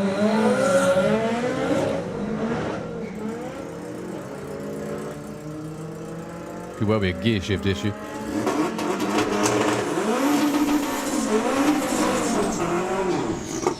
Well, 12.42. Actually moves him up to 13. Paul Braithwaite, though, up to 6 with a 12.06.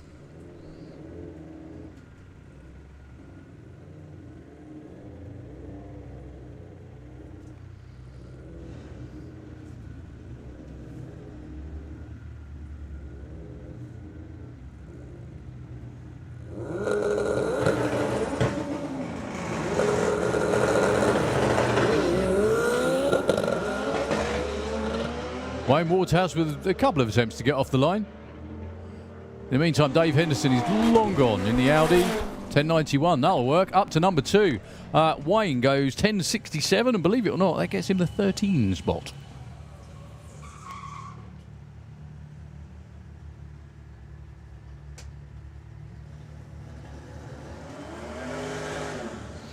Right, Michael Strachan, who earlier, I think, took a sizable chunk out of his personal best. He just tickled into the 9s back at the door slammers. That was a 9.7. Up against the one, the only, Sam Young. First time we've seen the Blackcurrant Beetle out here today. 8.50. with the electric beam.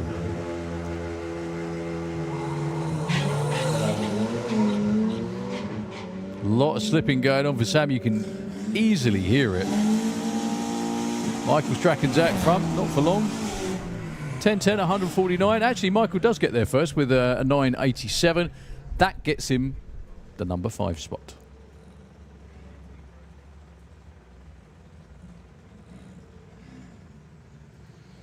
Okay, Nigel Gregg, Danny Bean. That is very, very quick indeed for a what looks like a very standard VW Passat estate. Lupo's not exactly bad either.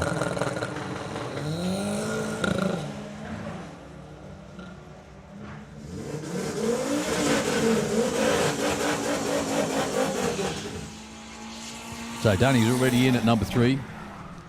12.12, I think that's going to help. Nigel Gregg, though, up to 7 with a 13.03.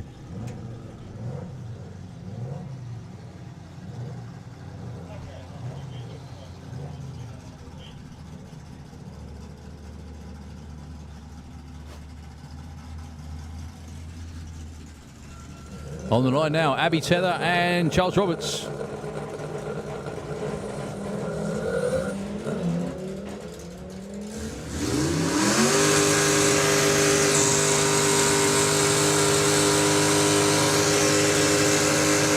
Charles will get there first. 12.20, 12.90. Abby stays at 6 because she broke out.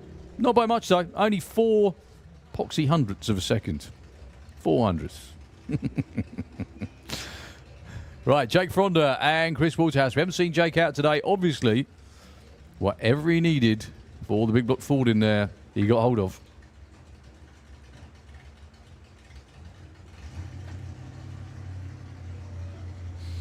The VW Golf Gasser.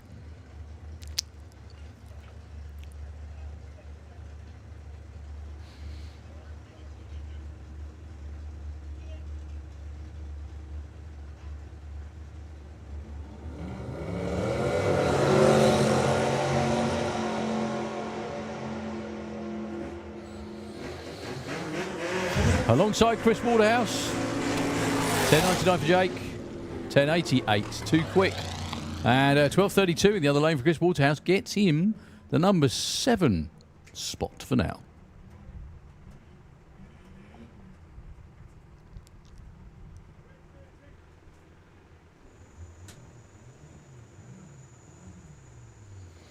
Okay, we move to VW Sportsman.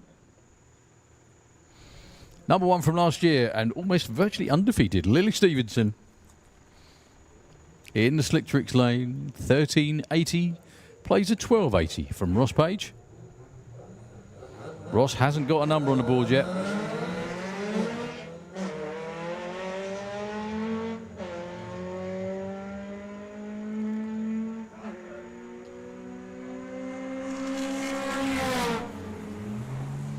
$13.22 and a $14.50, some way off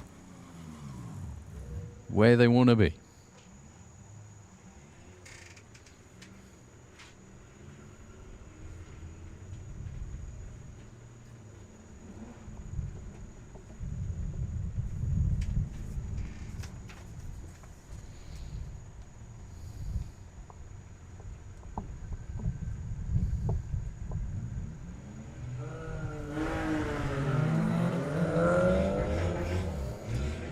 So Phil Swell and your current number 1, Aaron Lang. In the Golf.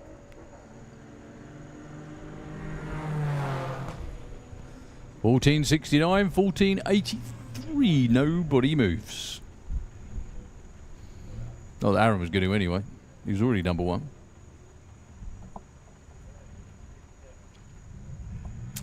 Okay, Larry Enzo and Bruce Harvey. Larry with the Cupra.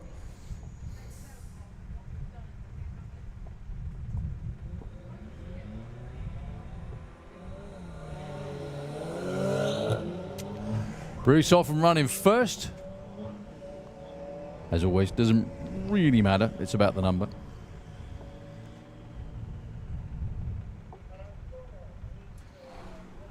13.97 and a 14.08 for Larry. Actually, pitches are up to the number 4 spot. Well done, Larry. Kaz Waterhouse and Emma Alcock with the beat.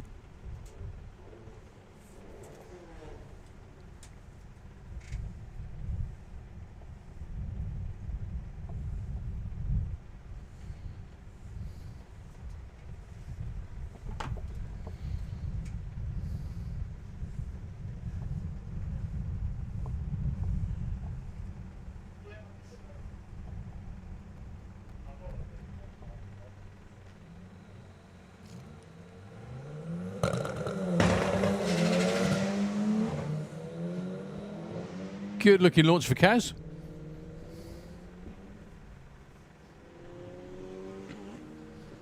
On her way to hopefully a 13-second run. He's in at 22 at the moment. 14.88. That's not going to help, unfortunately. Emma goes 18.73. Well, Kaz does actually move up 1 spot, but not quite what she's going to want. Right, Jack Young and Colin Mikulev.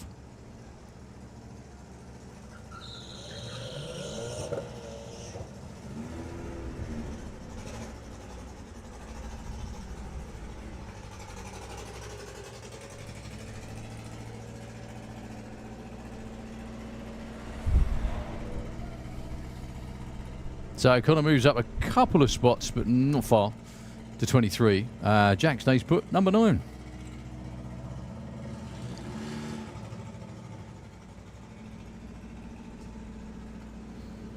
Okay, Jason Ainslow, excuse me. Really good to see Jason back out, as always, especially with the Beetle.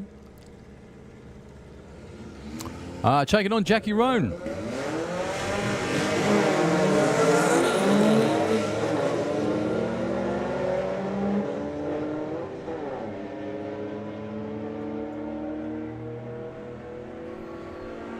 $13.25 for Jason. I think that's a 36. That's really going to help Jason. It moves him up to the number 6 spot, and in the other lane, Jackie breaks out. Well done, Jason. Not more like it again. Jordan Clark and John Gallant racing this weekend for his nan.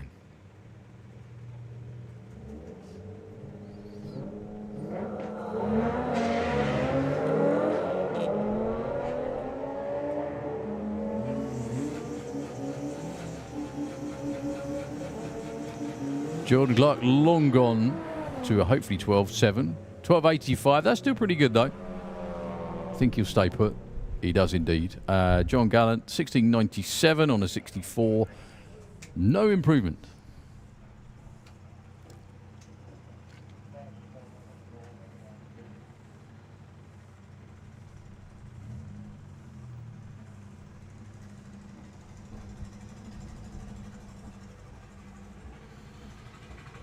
Right, George Todd, Poppy Hunter. George with the little Lupo is not only very quick at 12.70. Currently number 5.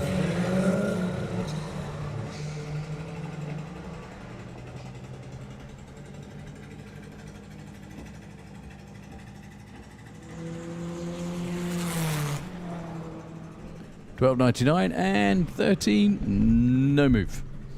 Everyone stays put.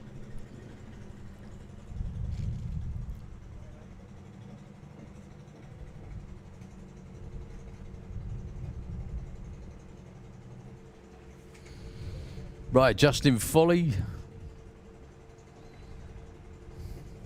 Now it says Caitlin Wilson here. Is it Caitlin or is it Morgan? Caitlin. Thank you. Just checking.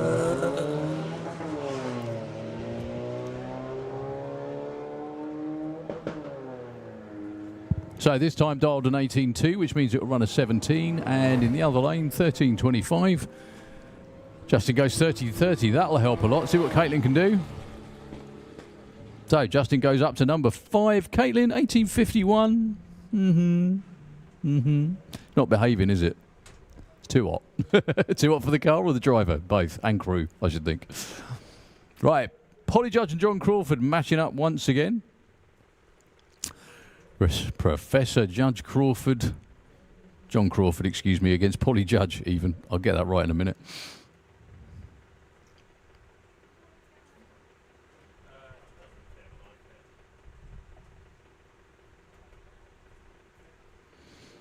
So 1650 for John, 1725 for Polly.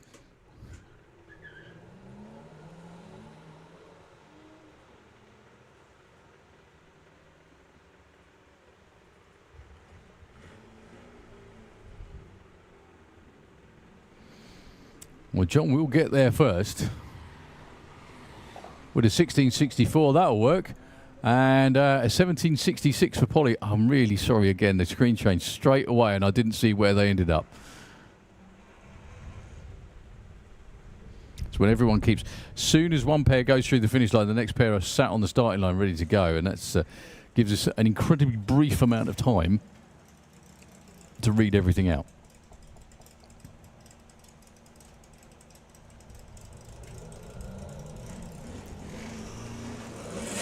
Okay. Elisa Monks and Phil Jones. Elisa, third. Nope, that's not going to help. 1703 for Phil Jones does, though. Up to 13.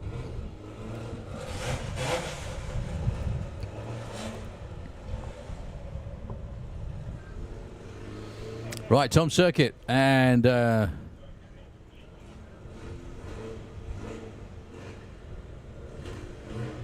Tom Wilkinson Foster in the other Beetle in the other lane, who doesn't have a time on the board yet.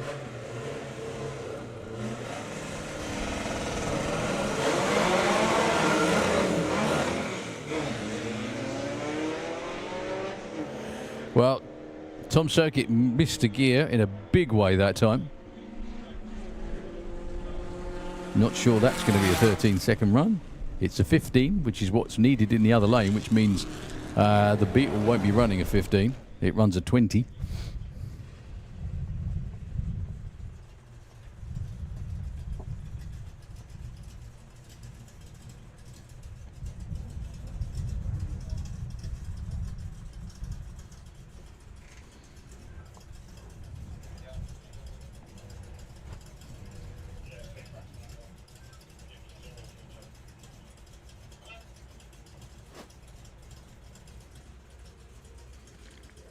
Right, Sophie Emily with the Scirocco.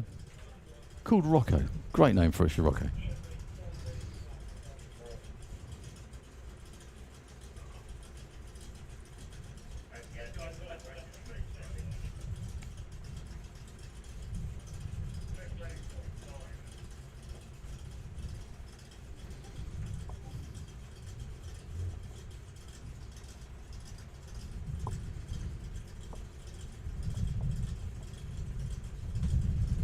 So these two are currently 25 and 26.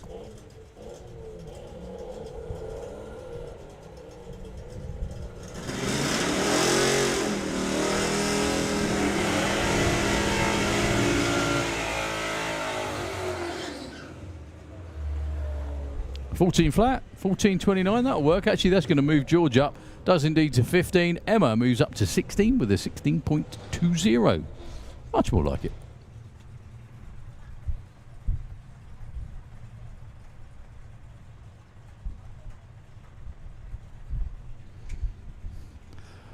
That's a wrap for VW. We have our last class to wrap up this round of qualifying for all classes. Sportsman ET.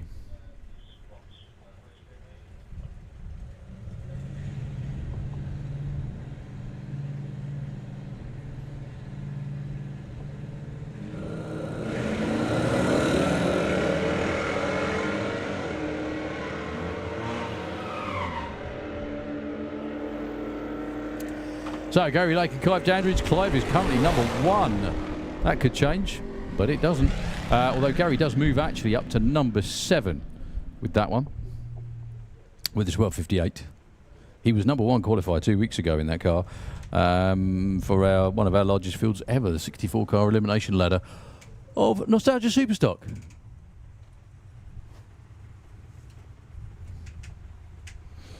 Right, Georgina Smith, Lewis Gilbert. Your next two. Georgina broke out by a tiny margin. Round 1.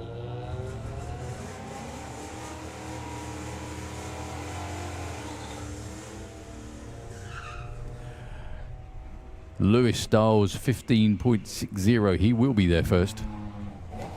Goes 15.73. That'll help. Georgina goes 18.47. That actually moves her up to 17. In the other lane, up to number 5. That's not bad. It's a good improvement. Means you get number 1 qualifying round 1, but, you know, still a long way away. Right, Troy Attree and Dan Holloway. Dan with a Fox body Mustang. Capable of going too quick for the class. I think he went too quick for his dial-in earlier, hence the number 29 spot.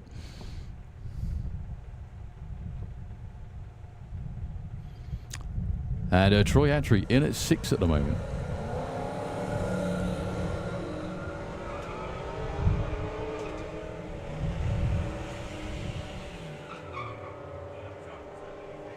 Dan will be getting there first with a 12.09, your new number 1 qualifier. 12.09 with a 3. Pretty much bang on, actually. 12.41 in the other lane. Congratulations to Dan.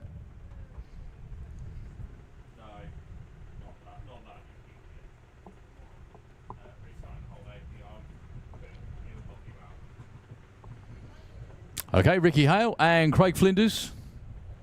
Craig is now down to number 4 with the Mustang.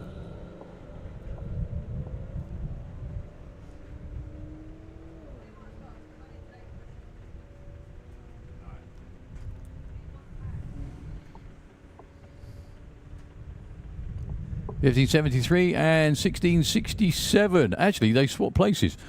Ricky actually up to number 4 with that run. Jill Medley, Rob Creswell. Both of these two could, should, and may well be shortly a lot higher than where they are at the moment, which is 26 and 27.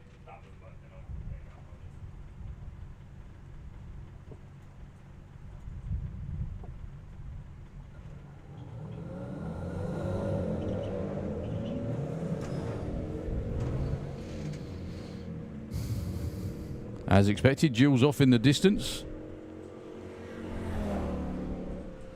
12.47, that's number 3 for Jill Medley. Breakout in the other lane for Rob Creswell. But Jill Medley takes the number 3 spot. Well done, Jill.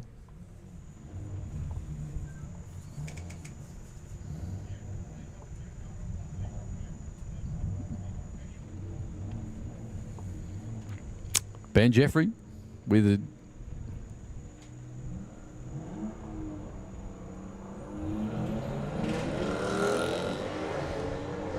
I don't think that's Ben Jeffrey. I think that's the wrong number. Definitely Richard Palmer.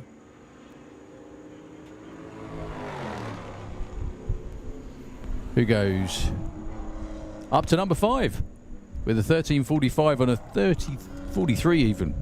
Well done.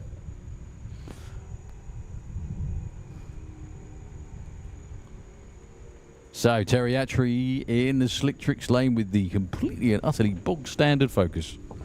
Going alongside Steph Bateman.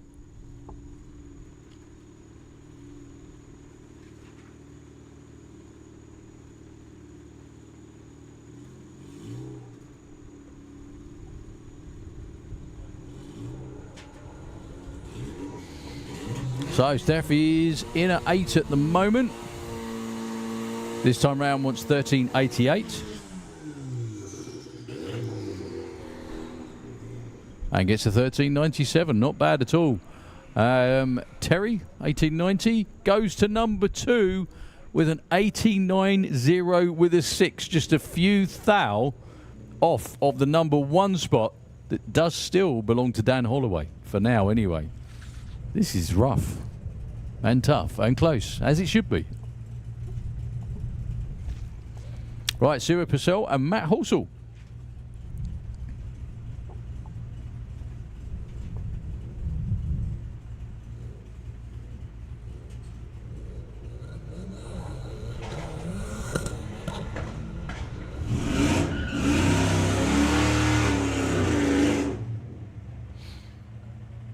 Matt's car has got way quicker. 12.54. 12.82 and 14.59. Matt does actually move from 30 up to 21. Let's see where everyone stacks up, shall we? We actually had 29 cars run or put in times, which will be a 32-car ladder. I think there's more cars than that here, but it's still very impressive indeed.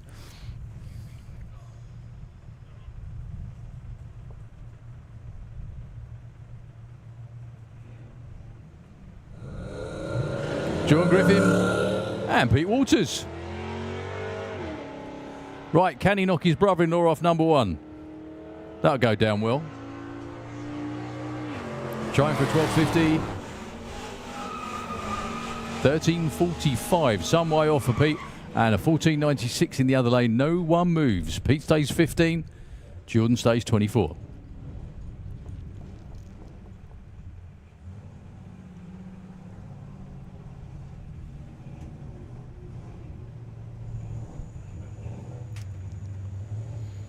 Okay, Ben Jeffrey and Simon Swarbrick. Simon with the full pop. Does an awful lot of racing and street driving and just likes having a good time.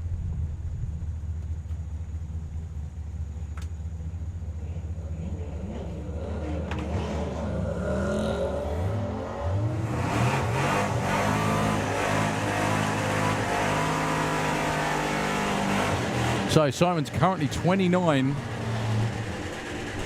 Oh, and he's still... Oh, no, he doesn't actually move up one spot because he doesn't break out by quite as much. But that was oh so close. Just a few thou too quick.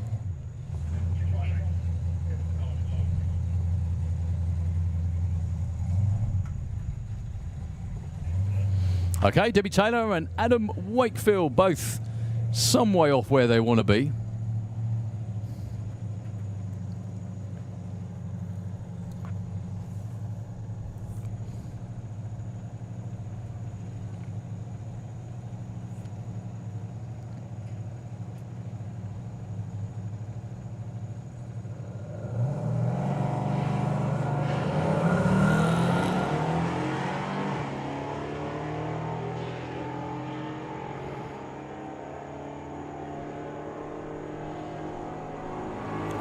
.13.05, 13.17. Not bad for Adam, up to number 10 actually. Debbie Taylor breaks out, but that's quite a big improvement for Adam. Nice one.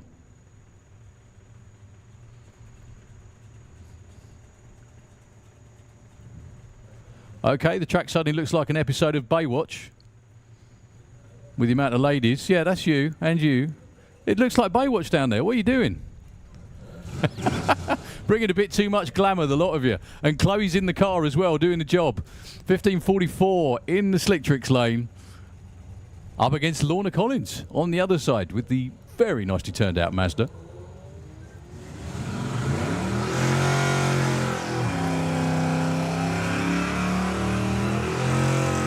So Chloe's currently number 30.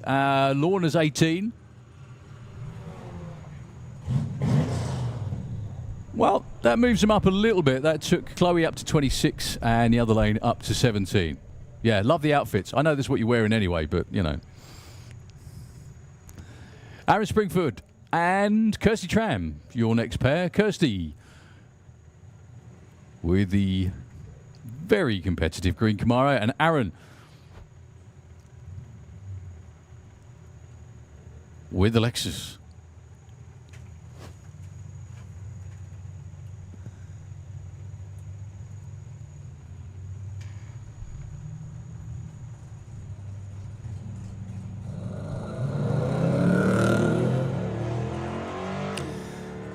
Well,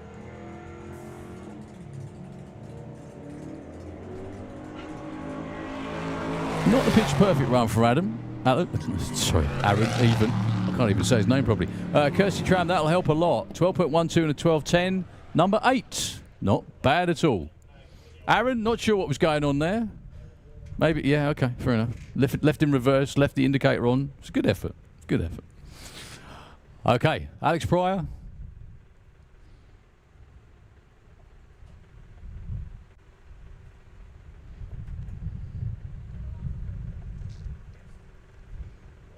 Going up, I think. Definitely one of the Huxleys.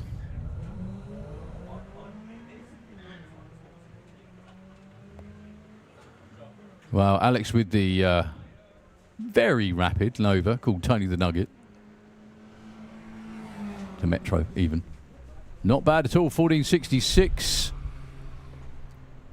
And a 1912 up to 19 and 22. Gets bumped back one spot actually.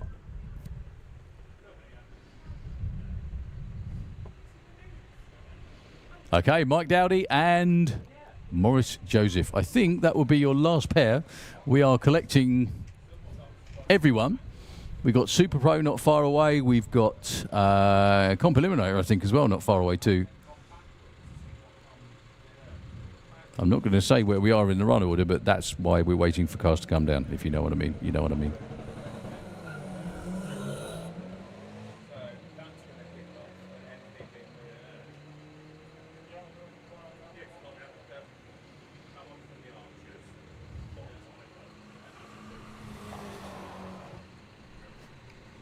Too quick for Mike Dowdy. Morris Joseph stays put at number 18, I think. Okay, we've got a brief track pause and a bit of prep where we collect vehicles. There we go. I can see Comp Eliminator due shortly, just at the front of the lanes now. So everyone's going to be getting in, getting ready. And we'll be on with more racing very shortly indeed. Over to you in Nitro FM.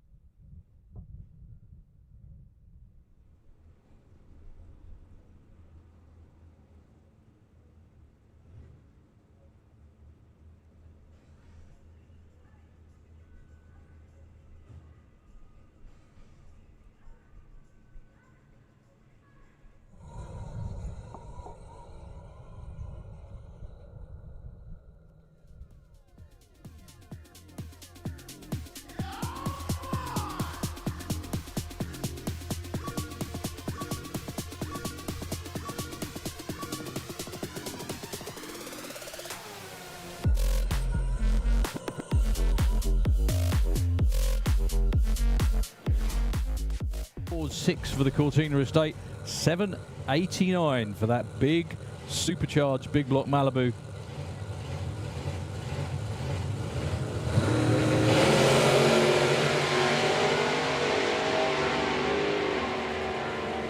Really nice looking run in both lanes. The Malibu goes 8.02, 8.51 for Tomac. Nice dial in. 8.46 for the Rusty Dog.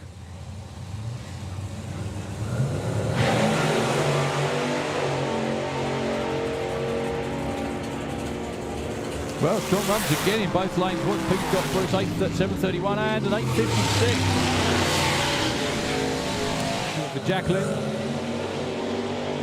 They both have identical reaction times. There's no prize for that. It's just cool. Jacqueline goes 8.23, 8.90 with a 0. For now, Mr. Swinchak goes. Everyone was either in one really a long way in one direction or too far over. Okay. Phil O'Brien, Mark Bailey. Phil, another one of our great 760 racers.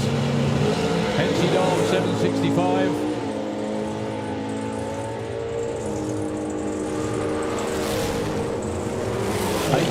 And a 69. That's not too bad actually. Mark Bailey slots in at number. He's stepping back now. Going against Dave Russell.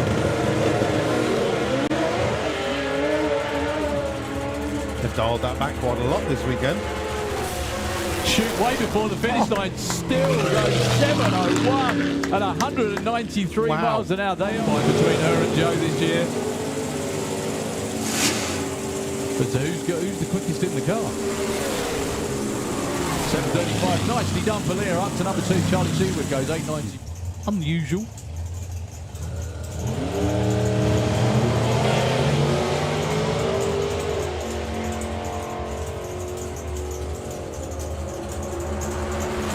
Good clean runs both sides of the track. 8.34 and a 64 for Bob Doyle.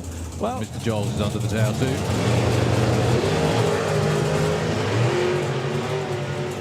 Bit of a double step for Ashley Bell. That won't be the one. Scotland for 7.39 goes. 7.39 with a 6. Sorry to the Swin Chat family. You'd lost. Okay, Justin Morton, Mike Gooding. 9 flat, 9.80.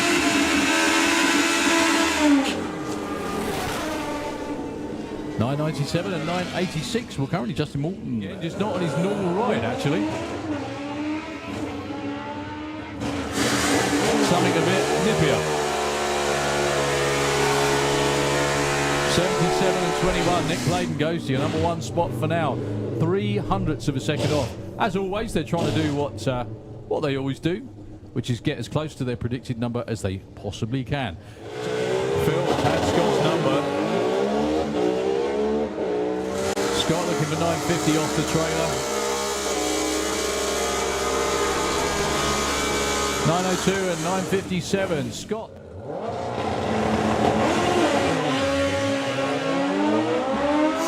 Oh.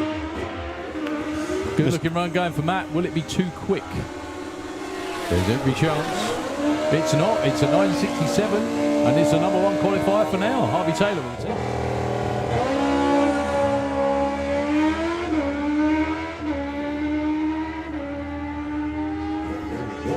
Well, that's a good looking run for Dion. Will it be a 950? It's a 940 with a 5. Exactly how racing should be. Go out there, have fun. Oh, Hayden gets a slight edge on reaction time, but not by much. Well, Tom's sitting up at the top end. 935, and believe it or not, if that was a race, Tom would have won that because he goes in at the number 2 spot. Okay. What was that? He's crap. I thought that's what you said, yeah. So, Rob, 794, super modified index.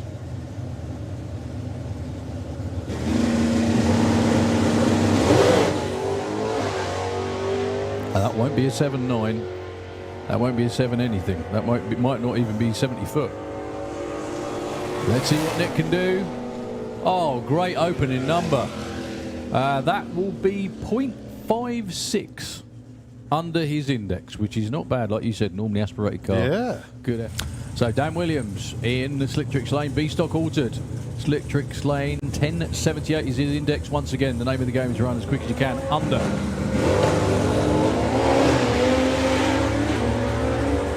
Kev's is 789. That's going to be a stormer for both of them, actually. Kev will get there first. 776 and a 1011 for Dan. Wow. Not that bad at all. 8.50 and 890 indexes for both.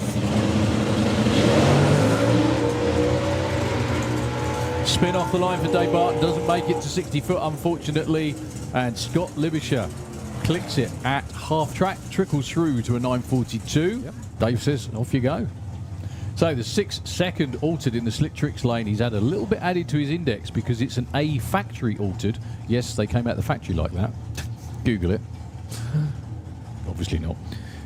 I think it's the engine the engine dimensions. So Julian Bayer as well. First run for the new combo.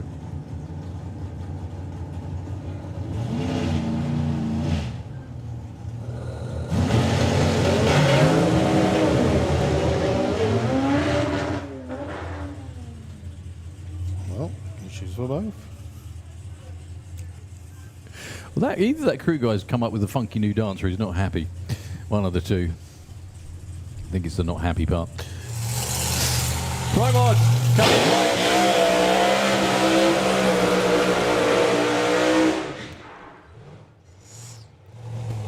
Yeah, stick around, have fun. I wonder if these two, if David Vector and John De Lemon are hanging around for Bug Jam as well. So good luck to Dave. I don't know if it's going to be a 330.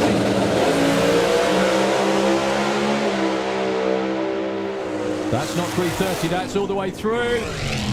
601 at 238, then.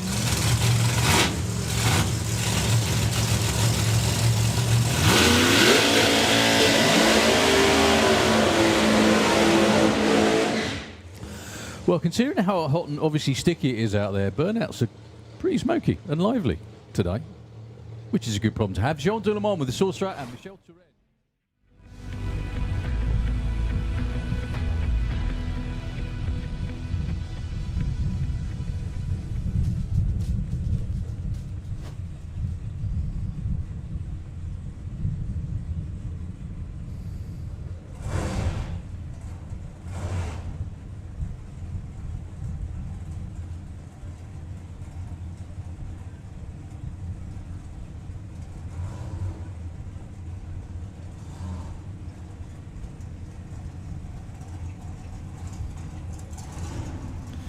So Julian Bayer and Reuben Dawson, 2 7-second machines.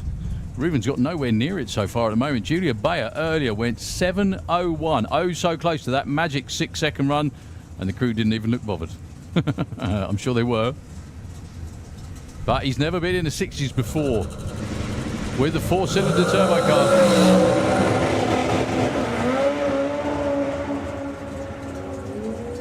Well, Julian Bayer going the long way round. Unfortunately, backs out of it before the finish line. Scott Libisher goes Reuben Dawson goes 8.64 even.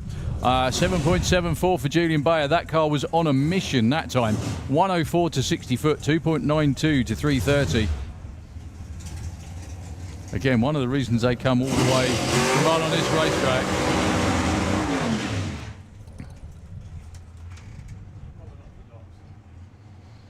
Is that he can keep his foot in it when he's about a foot away from the centre line as well.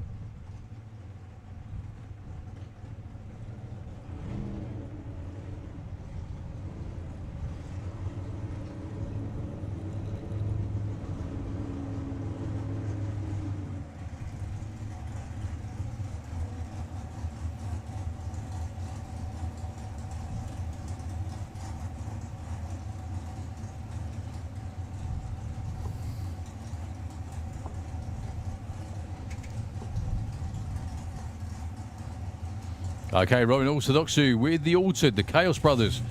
7:37 is his best of the weekend so far, or best of the day so far, I'd say. We haven't got to the weekend yet.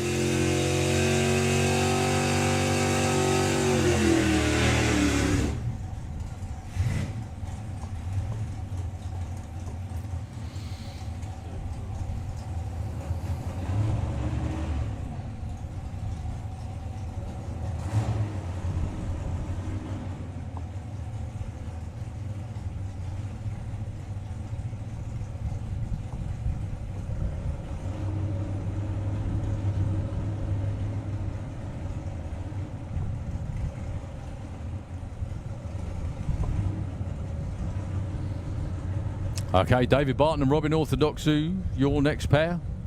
6-second altered, 7-second door car.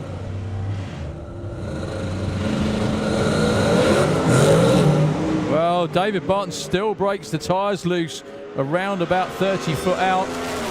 Robin's keeping it pinned to a 6.95, his first 6-second run in a long while. That is also the number 1 qualified spot for those guys. Congratulations. David Barton actually trips up to number 4. Look at that for Robin Orthodoxy, excuse me, 0.71 under his index. Where have you been, fellas? Where have you been?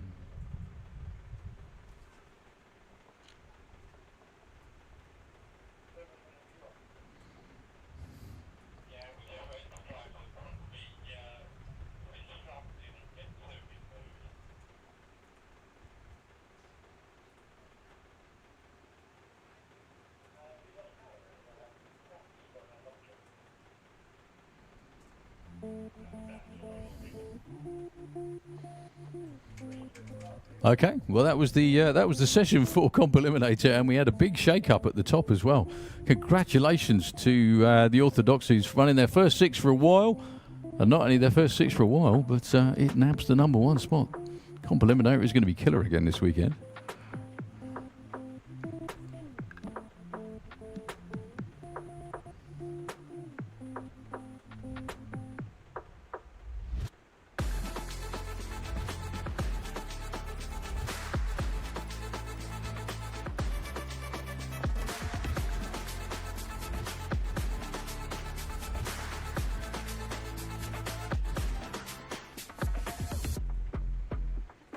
Right, Super Pro ET, qualifying session number 3 on the weekend. Let's have a quick look.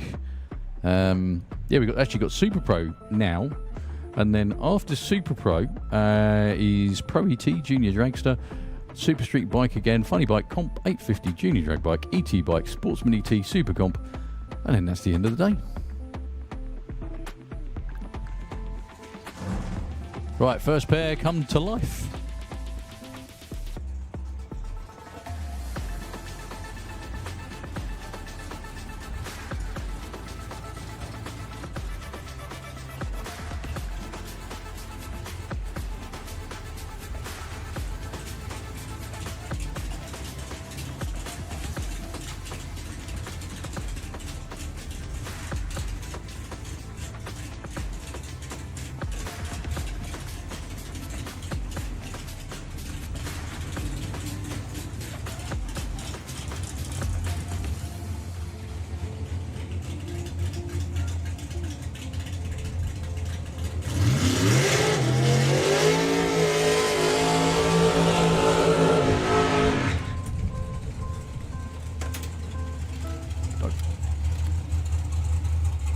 So that's Tom Atkinson with a burnout of the Cortina estate.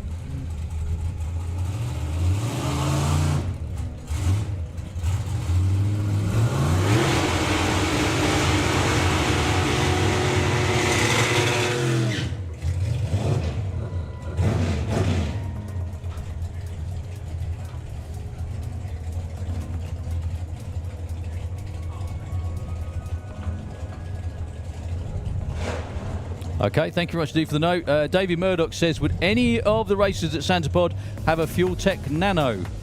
I'm sure he knows what it is. Please share far and wide. David Murdoch from Street Eliminator. Anyone got a Fuel Tech Nano, please? If you'd like to go and make yourself acquainted with David, I'm sure he'd love to see you. So, Steve Saunders with the Rusty Dog.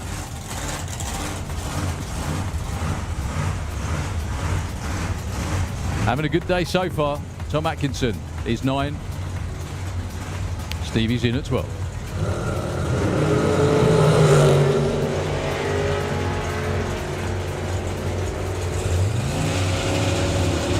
Both done 846. 846, they both run 846. Would you believe? Number one. Fantastic for Steve Saunders. In at number 3. In the other lane for Tom Atkinson. Just a little bit further off the number, but all the same. Well, Scott Hauser's in the middle of them, but they both died 846. They both went 846. When does that ever happen? And it was Stevie Saunders nailing down the number 1 spot for now. Awesome stuff. Right, Nick Curtis with the Lawbreaker, number 2, the Chevy Malibu. With the blown big block Chevy in there.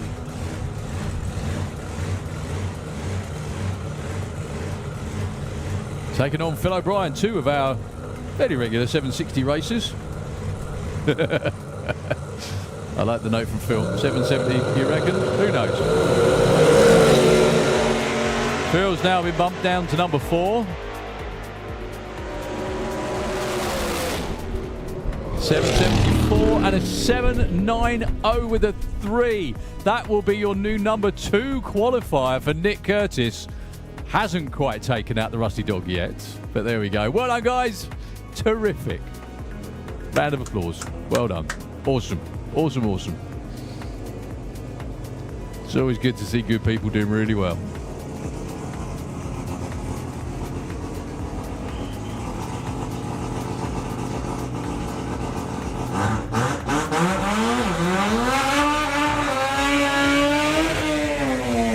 Right, that can only be one car with the door welded back on again. Popped it off at the hinge on the last run because of tyre shake. Nathan Bartolo with El Godfather, the Mazda RX-7. 6.70 is his dial-in. Europe's first ever 6-second rotary engine. All the way from the beautiful island of Malta.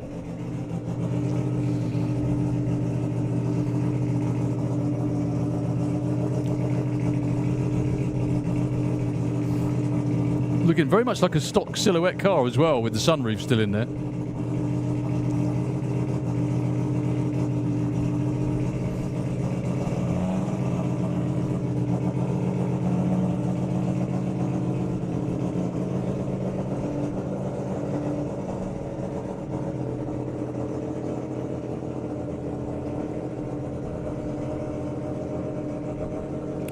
So, good luck, Nathan. 6-second running coming, hopefully.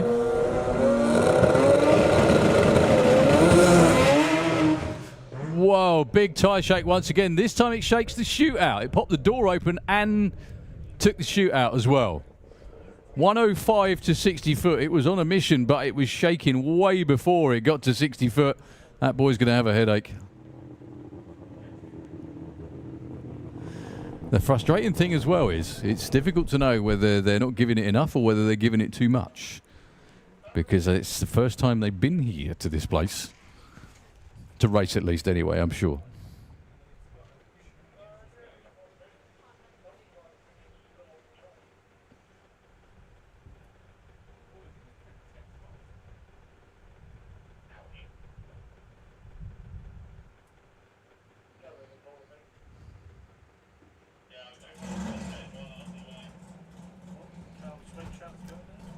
Okay, Charlie Seaward rolling around now. I think, is it Charlie up front in the championship for Super Pro? It is indeed. And not far behind. Actually, this is a matchup between numbers 1 and 2 at the moment.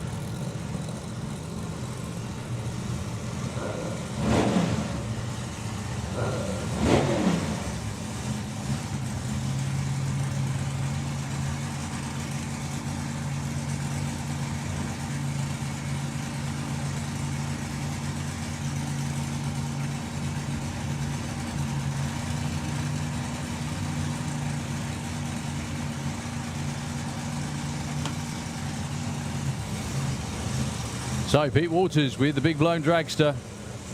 724 is his number of choice this time round. For Charlie Seaward, it's 892.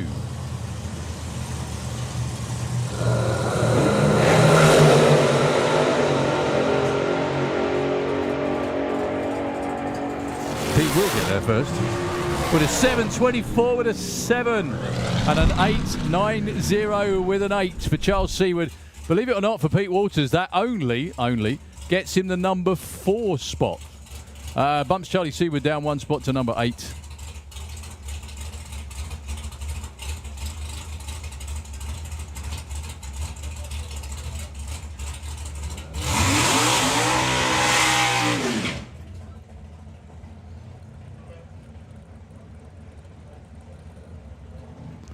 Okay, Jacqueline Bartlett. I think that should have been AC Bell in the other lane. I saw a lot of people sprint with fire extinguishers, so hope everything's all right. Oh, no, it's not. I beg your pardon. So it's just Duncan. Right, Jacqueline's car has been a little off its normal deadly pace. Jacqueline is at number 4 right now. She'll be going on her own.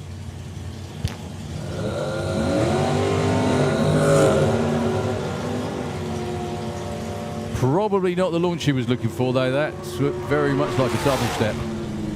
Yeah, 807, 170 miles an hour. Still not far off, but not.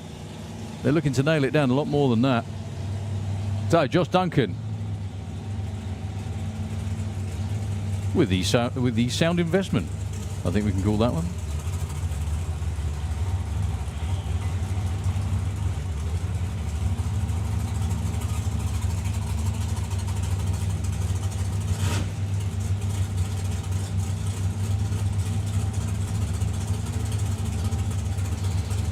So 850 is what Josh and the team are after.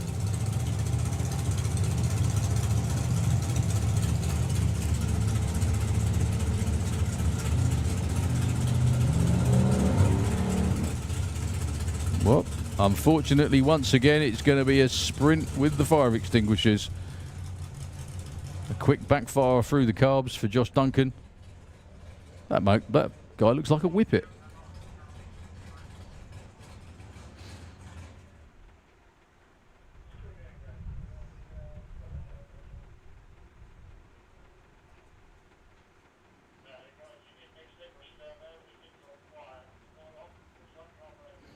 Yeah, it's got a little bit of a burner going on down there.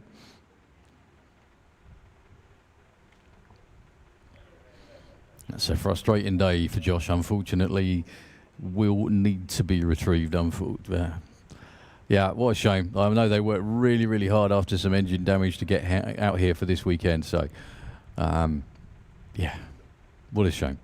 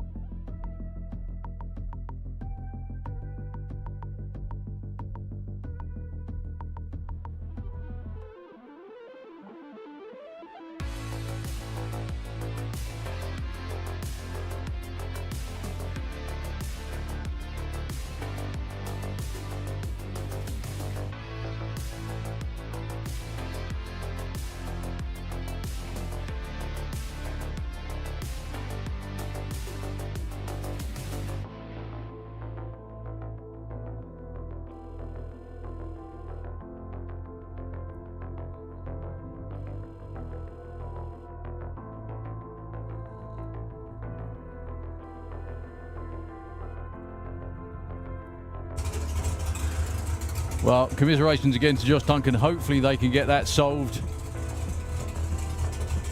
It's probably wearing a bit thin already, and it's only Friday.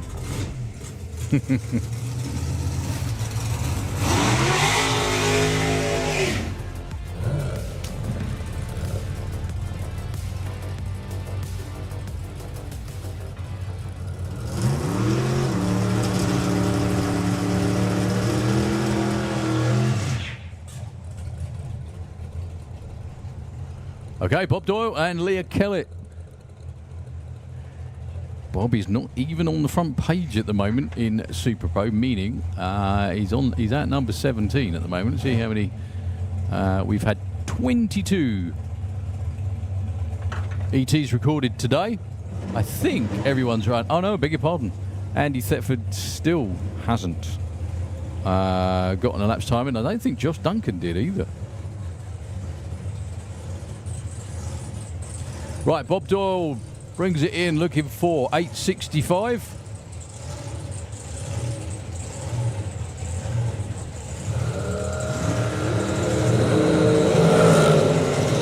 Well, Bob nearly over the white line in the middle of the track. Didn't quite make it though. 722. Okay, breakout for Bob Doyle and a breakout for Leah. However, I do believe that's an all-time best for Leah.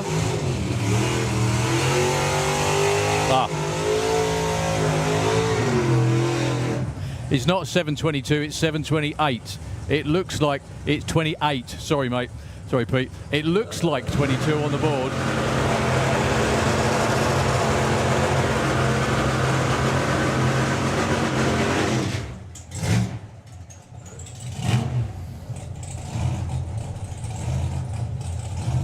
Okay, Dave Russell, the van with no name. So by default, it does have a name. Taking on Paul Marston. Very good afternoon to Sam, who's watching in, who'll be here tomorrow. I'm guessing work gets in the way of real life, doesn't it? Sometimes, has to. So numbers 11 and 16 currently.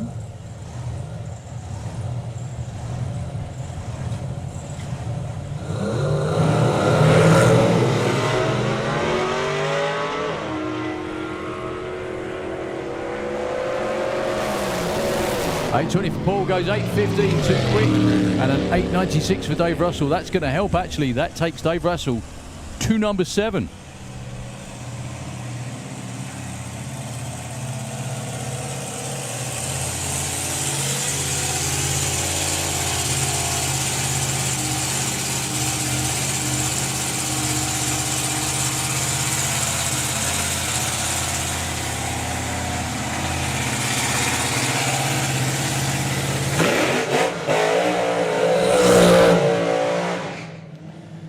So, Harry Gibson, who you can normally see being crew chief on that young lady's car down there, for this weekend in the seat of another small fortune. Well, unfortunately, whatever it is, being told to click it off. Chute's come out. Yeah, don't want to reverse over that, do we? Of all the things to do. Well, still putting a blinding run earlier on today. Believe it or not, his dialing was a 600. He went 601 with a 1, and he's number 8. That's a rough old crowd in Super Pro this weekend. Well, it always is, but that's after 1.5 sessions. That is super rough.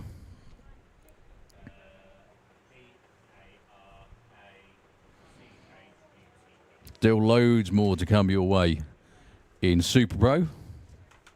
And for the rest of the day as well. Well, it looks like the quad and the bike are having a race at the top end. They're not. I think they've just come out to tow the car, but they don't need to.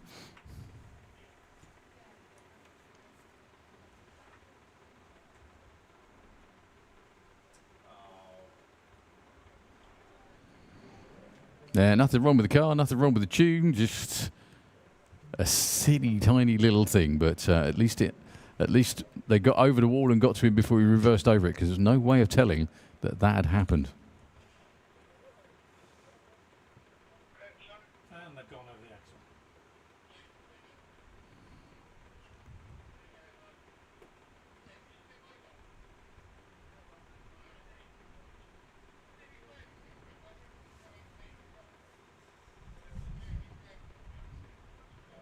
That was close. That chute was hung up until then.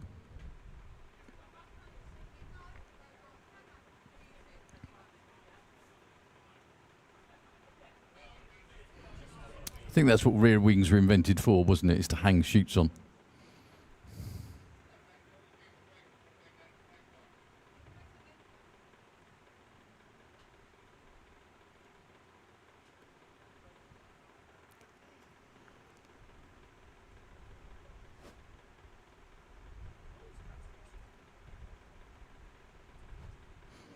Yeah, because of where the chutes are anchored as well, right underneath the rear end.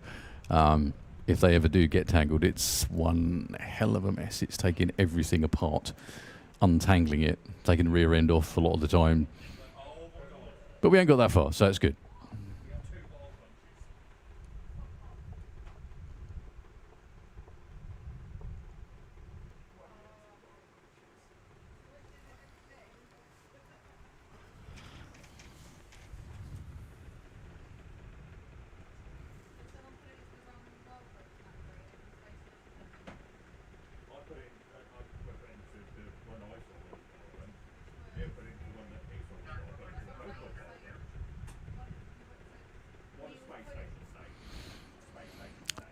Right, unfortunately, the Black Pearl won't be making this run either, so Andy will go into Saturday. He's made a run, just hasn't got a time, unfortunately. Yet, anyway. Just got to keep the damn car in stage, yeah?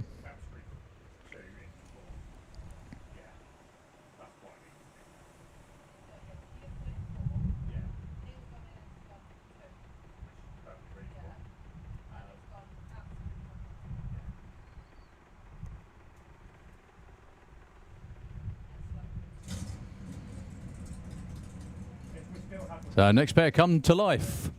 Ashley Bell with Dinger's Dodge.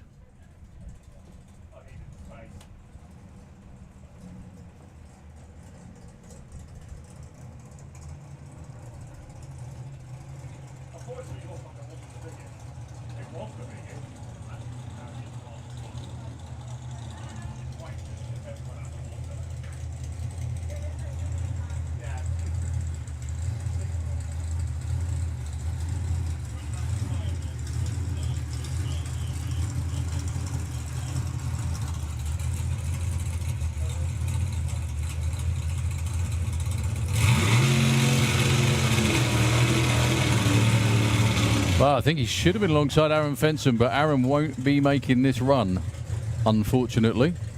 So it's just going to be a bye run for Ashley Bell.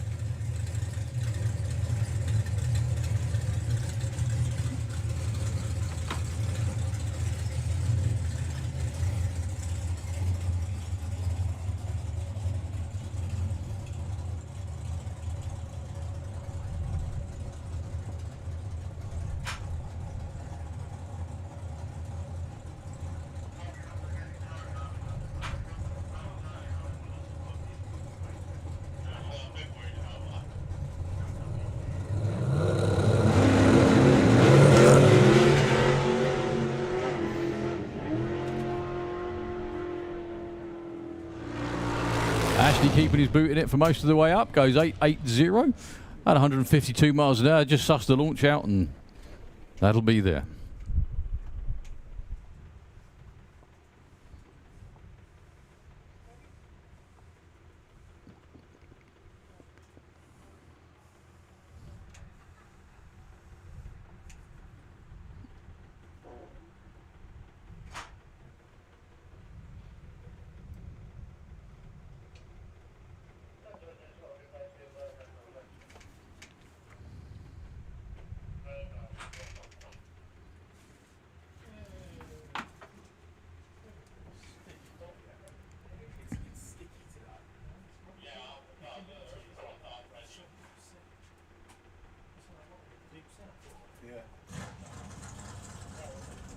So coming to life next is going to be Mark Coulsell.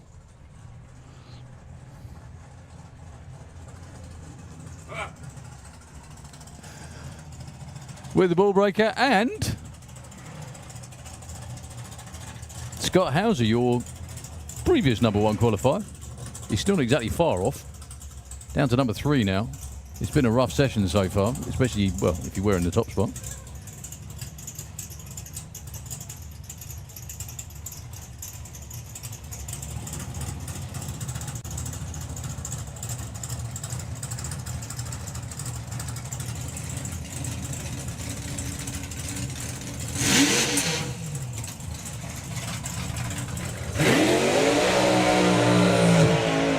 So the little small block in the front engine dragster of Mark Halsell so far this weekend, well, did not behave itself. Absolutely did not behave itself in the first round.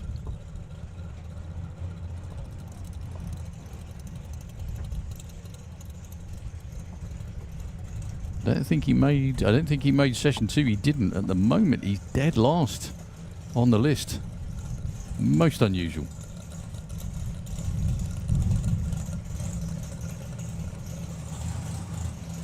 Chosen Island is 8.10 for Scott. It is 7:37.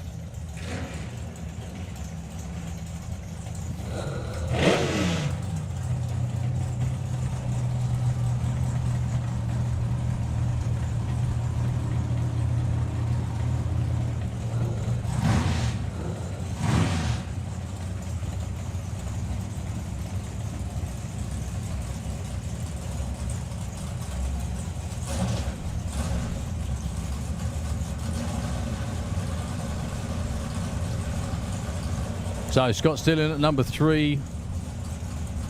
And Mark improved from 22. That's a lot more like it. So 7:37, 8:10, 37, 8:02. Well, Scott Hauser though with that run. Actually moves back to the number 2 spot. It's been tough at the top. In the other lane, Mark Halsell, 8:02 with an 8, 165 miles an hour. They keep trying to get that car to behave and run 8.1s, and it won't. It just wants to run 8.0s and constantly knocks on the door of the 7s, which for a little small block is moving.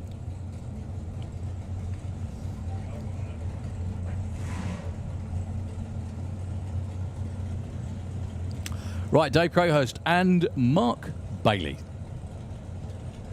Your next two. 870 for Mark.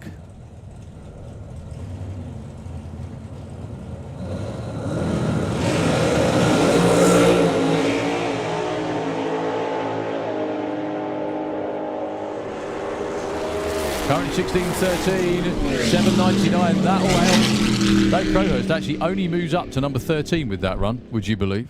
0.04 of a second off. Mark Bailey breaks out with a 68 on a 70. Yeah, tough crowd.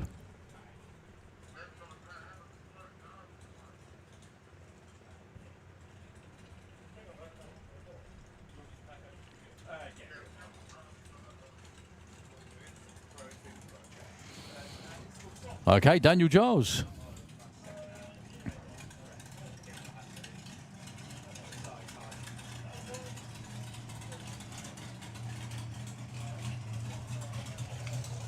Not sure who he should be alongside.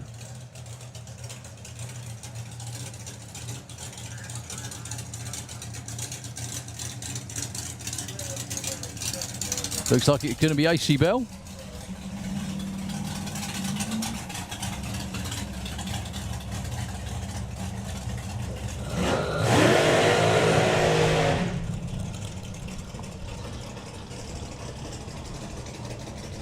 With the now supercharged Firebird.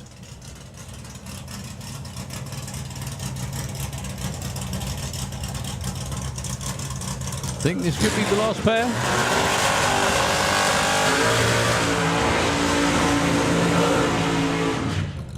I think he's enjoying having a blower on there. Anyone else? I think he is.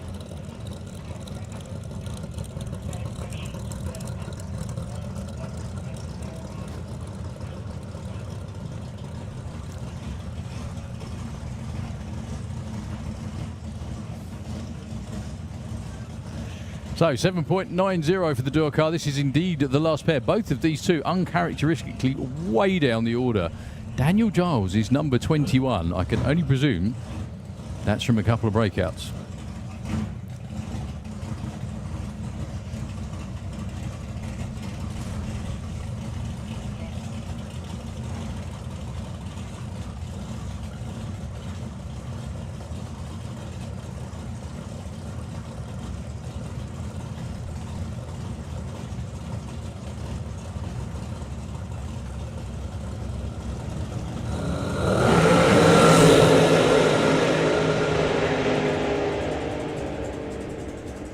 So 7:45 for Daniel, 7:61 and an 8:16 going in the right direction for the Limpy Slug. Stays 19 for now.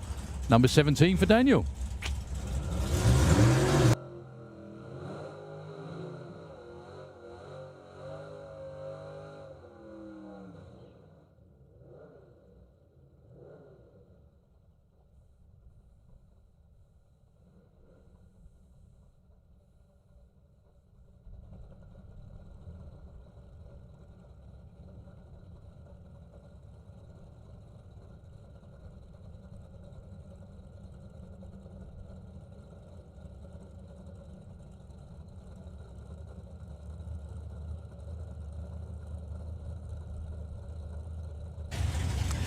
Okay, Ryan Garrett, Simon Innes.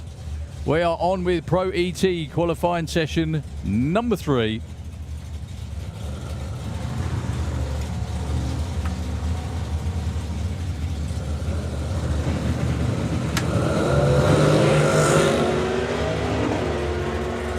So currently it's 10 and 11, they're both safe. 890 for Ryan. Right number, wrong class. Breakout in the other lane for Simon Innes. Okay, this is going to be fun. So number 1 at the moment is Freddie Thompson. Ronnie Mercer in at 2. Stu Thompson 3. We have all the way down to number 38. The bump at the moment currently is Gavin Jackson with a very soft 0.5 of a second off. There's loads of room for improvement and movement. Okay, thank you very much indeed. I'll wait till this pair go. So Anthony Mitchell and Mark Huxley, your next two.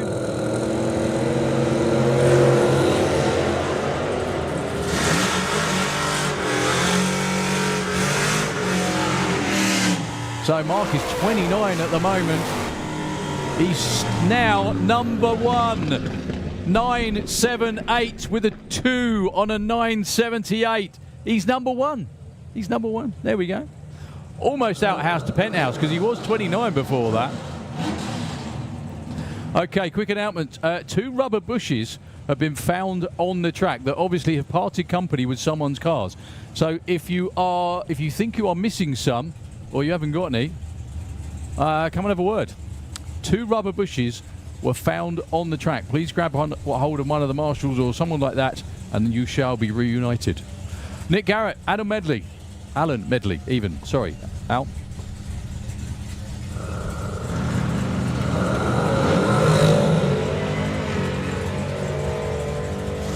Well, I just seen Ryan run 890. Nick's looking for 914. Goes 908, too quick. Haha. 1092 for Al, though, moves him up to number 5 for Al Medley. Not bad at all. Some serious moves going on in this round of qualifying. Okay, these two are perfectly safe. Adrian Portelli and Lee Huxley.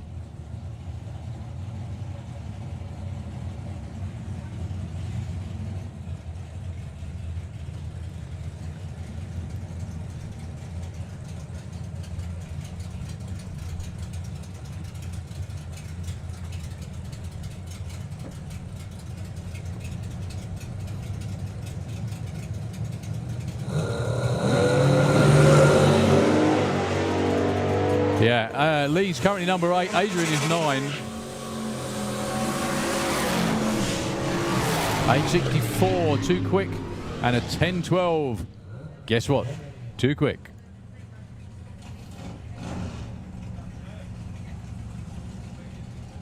Yeah, that was too quick. That was no good. Sorry, folks. Give him more for dinner. He'll be all right. Slow him down a bit. Dave Rudd and Ellie Measham. Dave, number 24, Ellie, 25. This is going to be a real bum fight to get into eliminations tomorrow. You want to move as far away as you can from the bottom half now, ideally. So 965 plays a 1095. I would say dragster against door car, but it's not. It's more like a convertible for Dave Rudd.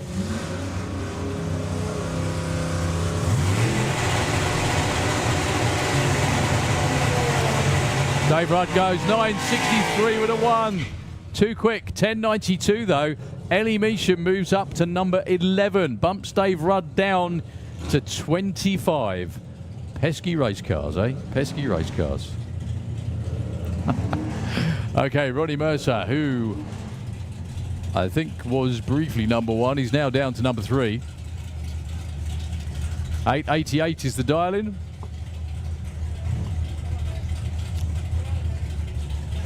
Against Bill Wilson, who is number 16 at the minute. Dials 988, another one of those that keeps going way too quick.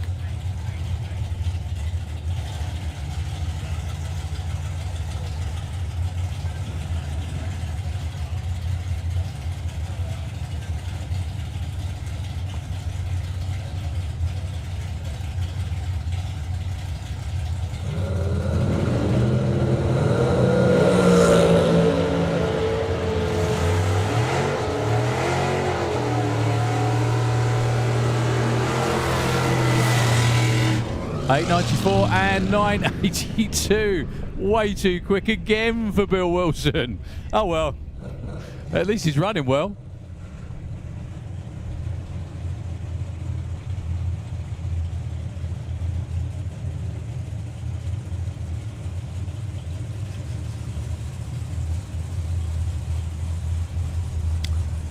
Okay, Billy Everett.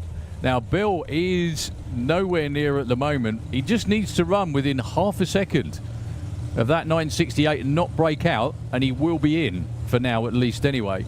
He's up against Rob Creswell, who is in at 7.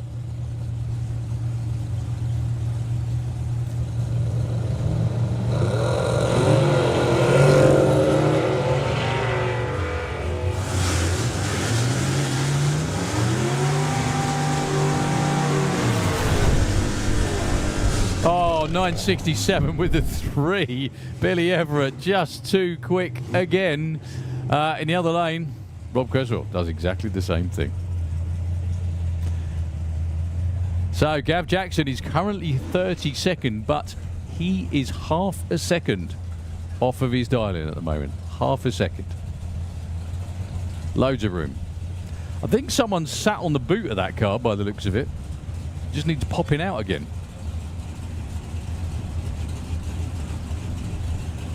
Maybe it's the airflow.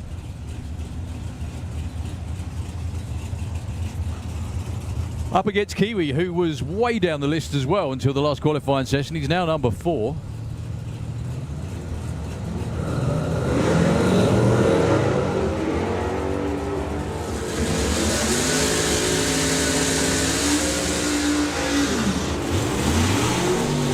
.982 and a 1065. Just a breakout for Gavin Jackson. Stays on the bump. No help for Stu Thompson. Okay, Warren Watts with the Cougar. According to the screen, this is supposed to be a javelin. I think that's definitely not a javelin. Definitely not. Anyway, 9.10 for the beautifully turned out Cougar. It's good to see Warren back at the track, taking on Dave Cherritt. Warren is number 30 though. He really needs to get closer to that number. That was much more like it on the launch.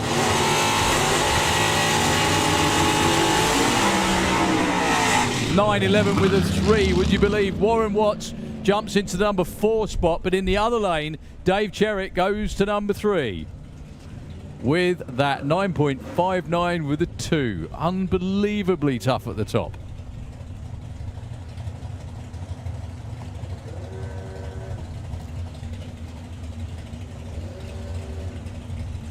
Okay, Bob Molden and Jordan Cowley.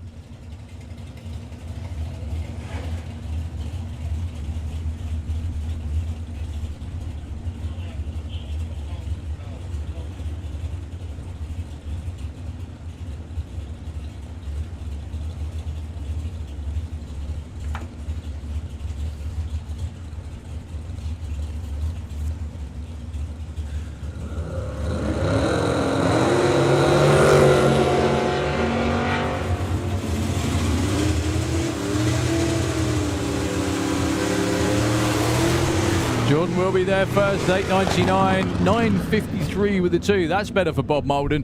That gets him the number 11 spot. Jordan Cowley does actually move up to number 18 with that one. Again, the idea in this session is to get as far away from that pesky bump spot as you possibly can. Right, Brett Featherstone, previous champ in the Slick Tricks lane, taking on Wayne Saunders.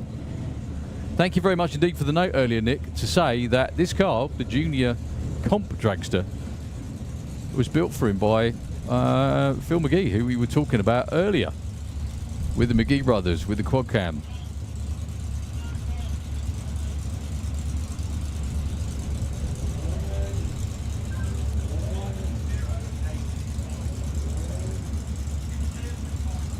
Yeah, dialing for Wayne is 10.05. It's all right, that's just being corrected. It's any sort of, when the sun's out or when it's really bright like this, it's very, very difficult to see any sort of coloured dialing boards other than white. So, Wayne Saunders with the Junior Comp car.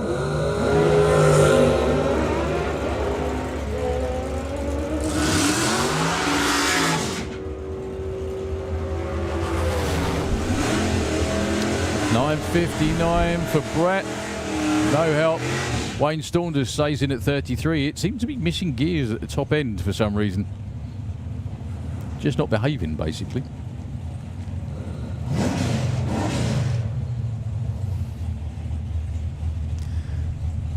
Right, Andy Brook and Tom Watkins, 22 and 20.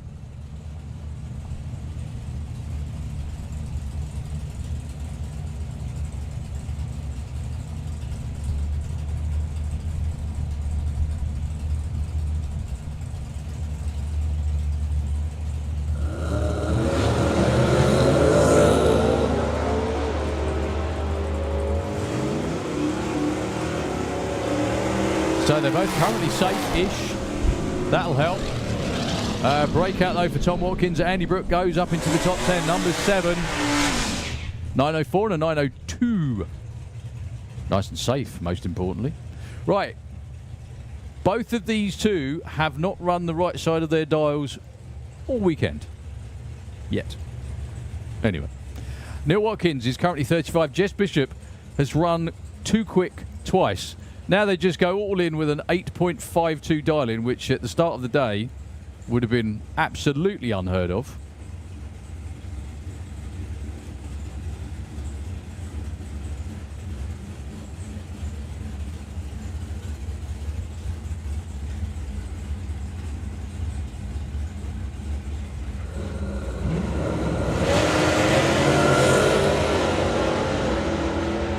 So she breaks out this time. That'll be 3 in a row. And that'll be 3 PBs in a row for Jess Bishop. 8.58, that'll work. 11.37, that'll work too. Jess gets into 21. In the other lane, in at number 22. So she's in at 21 with 3 successive personal bests, I think. That'll work. So that really does shake things up down the bottom end. Nick Garrett is now on the bump. That's more like it. 0.14 of a second off. Susie McClure is out. Gav Jackson is out. Billy Everett still. Laura Bate and Tom Kay are still on the outside looking in. Right, number 2. He was number 1 for a while. That's Freddie Thompson with the Capri.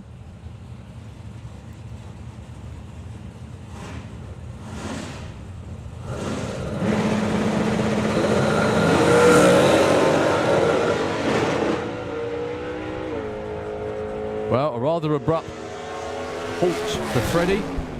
Reuben blasts through with an 85 and an 83. That's going to move him up quite some way from 23 up to 2. Gonna have to wait till Freddie trips the finish line beam, which is coming up very shortly. There we go. Yeah, Reuben Dawson is number 9. Fred's still number 2.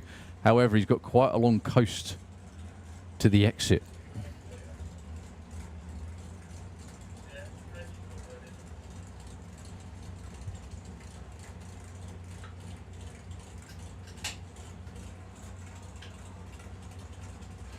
But he's made it. Excellent stuff. Okay, John Bean. And Tom Kay.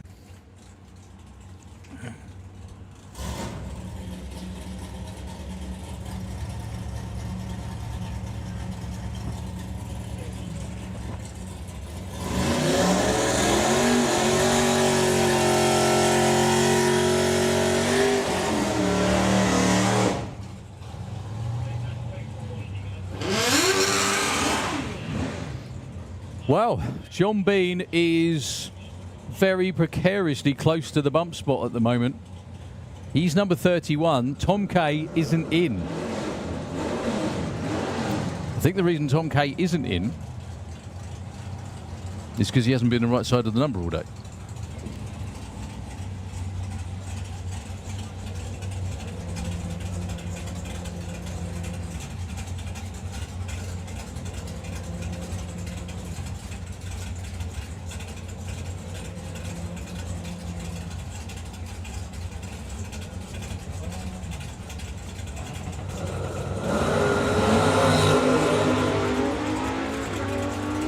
So it'd be really good if, for these two, both of them, if they can move well inside. 9:06 and a 10:05. Well, talk about moving well inside. Tom Kay goes to number 3. 3. 3. 1, 2, 3. Colin Morris, Stevie Gates, now 27 and 28. There's a lot of shuffling going on in this session.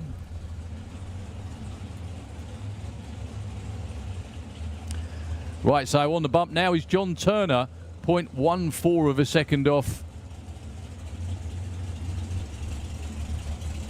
So Stevie Gates, Colin Morris, again, they could really do with running within a few hundredths of their dial-ins in both lanes. 86 with a 5 and a 10 flat. Stevie Gates goes to number 2, just like that. Colin Morris still, just not behaving. And 10 flat. Not what you'd expect. They're still in at the moment.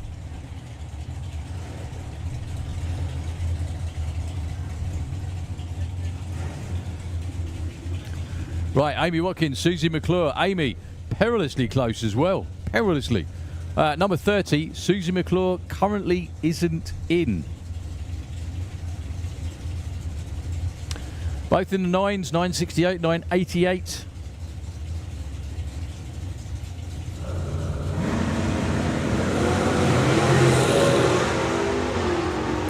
Red light doesn't matter, as always, in qualifying.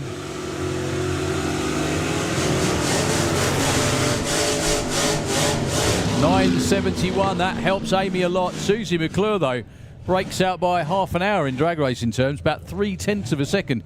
Amy moves up to 17. That will help.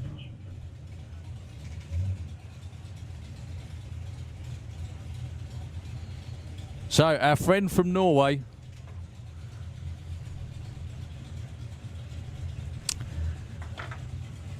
John McClarson.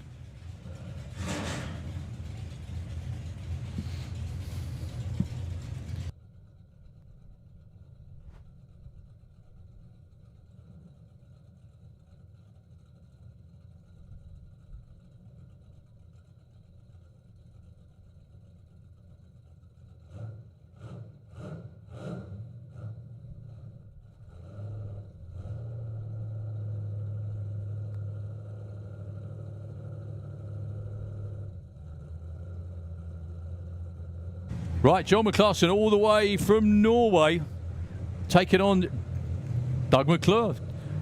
Simon Press wants to say a big hi, John. Welcome to the UK. Hope you're enjoying yourself. Was originally slated to run in Street Eliminator. Doing very well indeed already in Pro ET. 1085 and 1211. Doug McClure improves a bit, but only to 36. Very quick word as well for John McClarson's crew. Please could you make your race number very visible, because it wasn't on the car that time, we don't think. It was only because I'd seen him run before and I knew what the car was. I was able to tell the crew up here. The dial-in was very big. The race number wasn't. The race number had disappeared, I think. So Jack McClure, going to be the last car in the class, actually.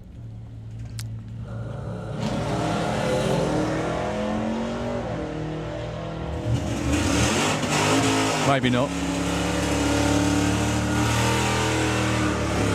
11:43. He's currently number 19. Stays 19.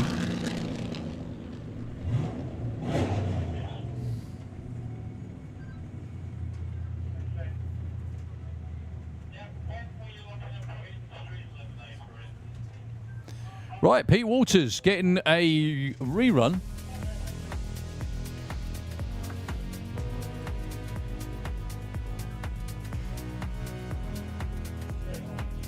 From earlier. Not sure why.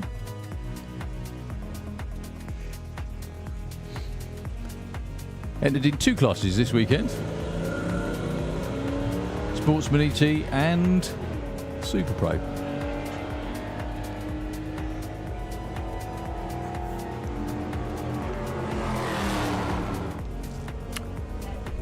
That didn't help, unfortunately. 12.89 on a 12.50.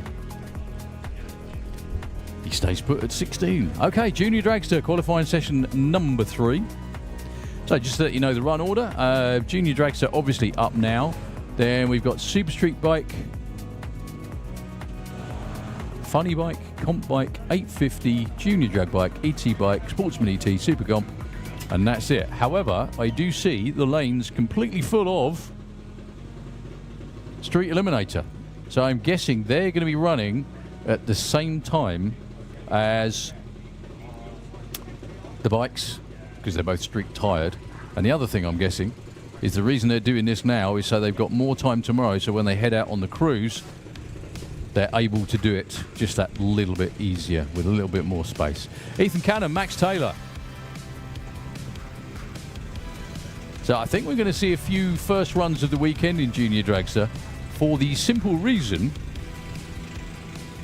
that quite a few of them been at school.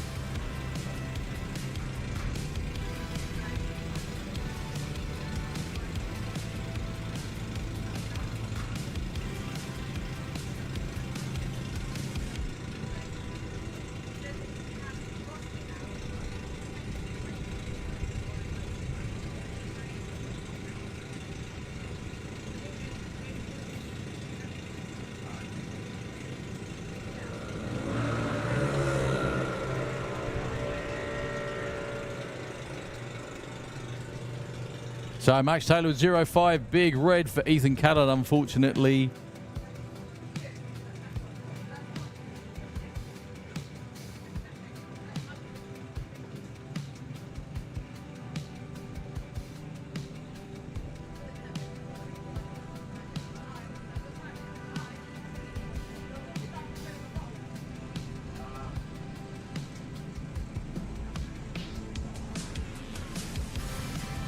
Right, Tom Peterson, Oscar Young. Yeah, quite a few are, I think, going to be joining in with this qualifying session. There's a few more entered than have run already so far this weekend.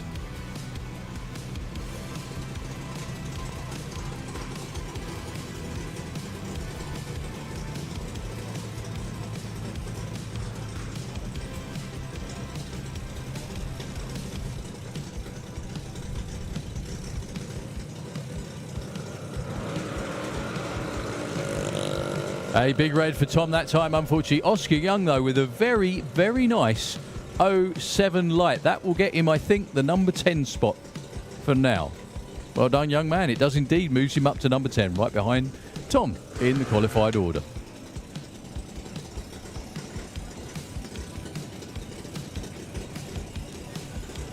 Right, Chloe Cromwell and Sydney English, your next two.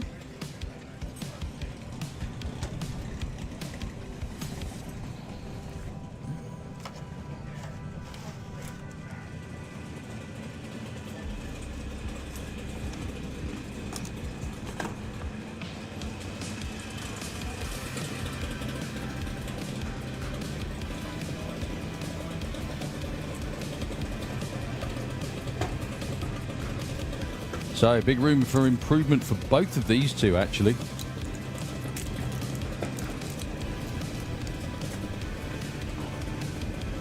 Currently 17 and 19, and neither improves because they both go red by about 1/10 of a second each.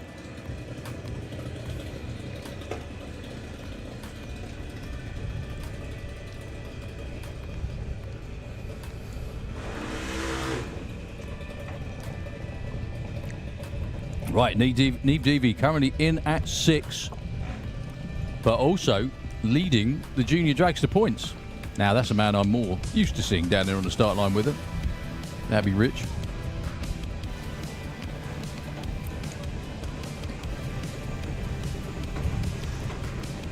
Taking on Ada.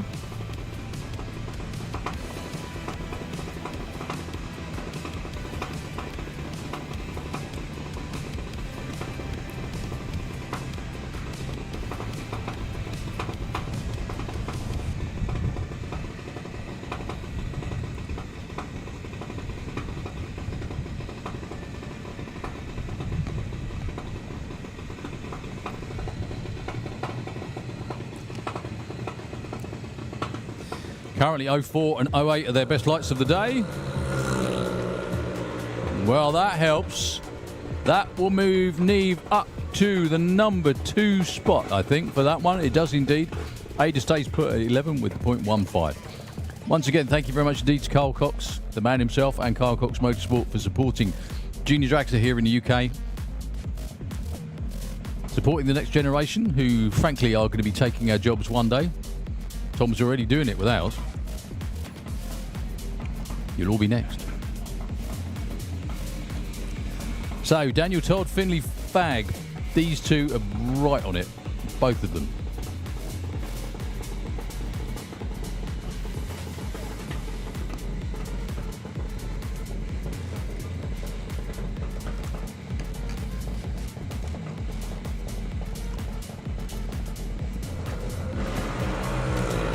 Wow, both with 0.26s. That's actually going to improve Daniel from 5th to 4th. It does indeed. That's how it's supposed to be.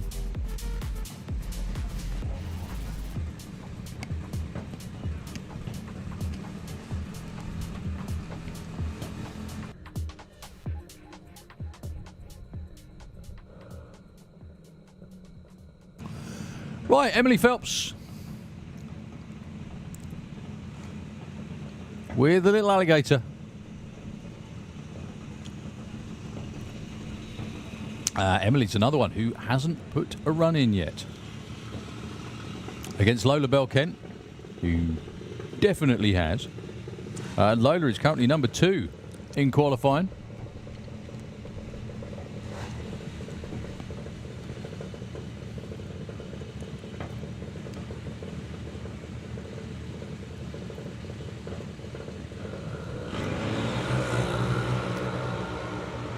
.2 for Emily and a 0.4 red for Lola. That will not improve. It will get Emily on the charts though, at number 18 for now.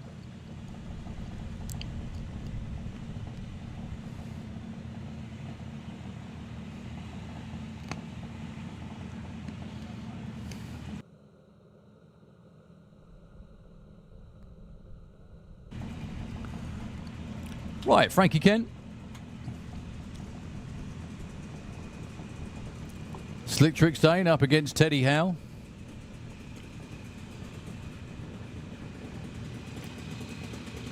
Their dad's looking very fragile, bringing them into stage. If you know, you know.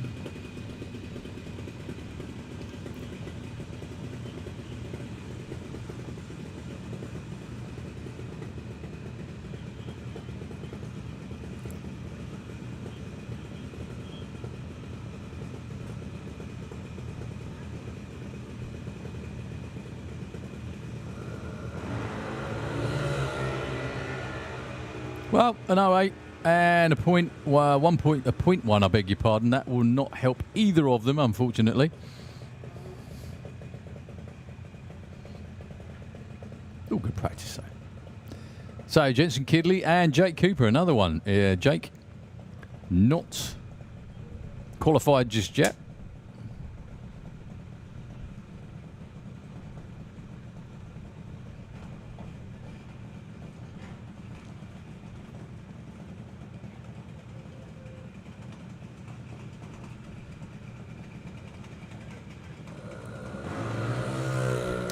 Jake just a little bit too keen and goes 0.6 red, unfortunately for him. Jensen with a 0.15, that's not bad at all actually. That's going to move him up into the top 16. It does indeed. Gets him to the number 16 spot.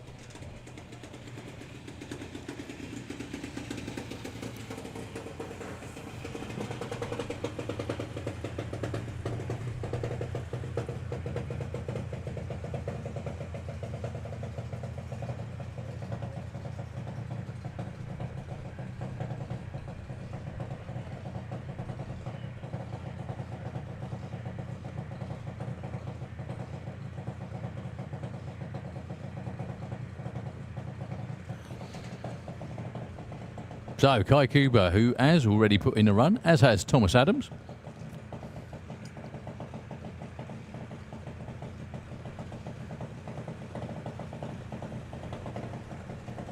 So Kai's already in at 6, Thomas number 20. Still plenty of wriggle room in there in Junior Dragster.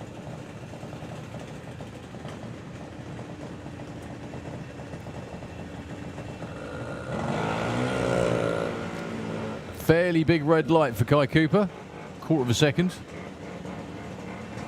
Thomas Adams with a .23. Not sure, but not. Yeah, he doesn't improve, unfortunately. Stays in at number 20.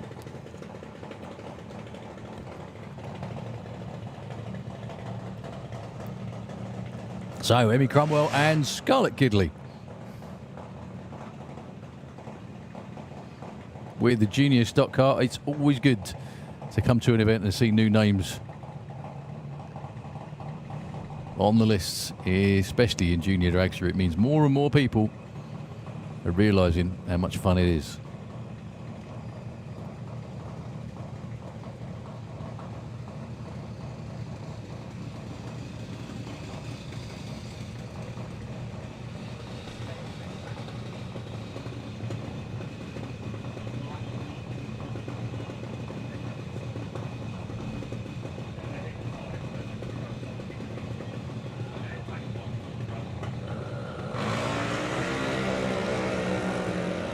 Big red light for Emmy. Obviously won't help. And Scarlett with a .45.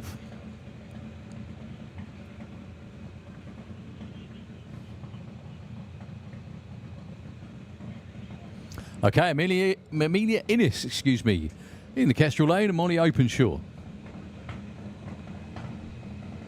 12 and 13, not years old.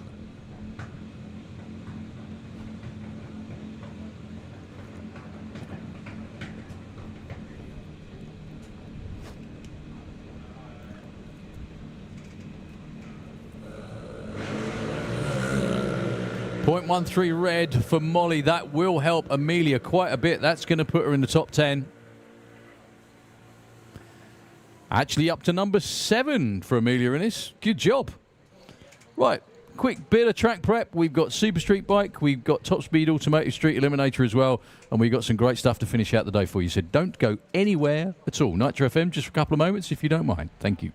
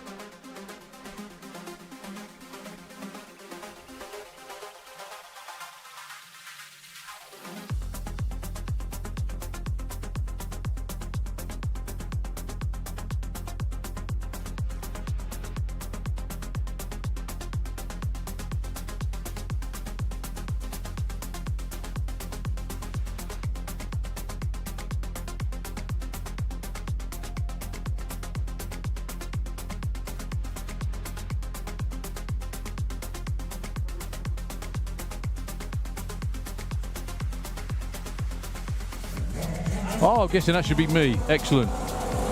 Thank you very much indeed. Back on with Super Street Bike for your viewing pleasure.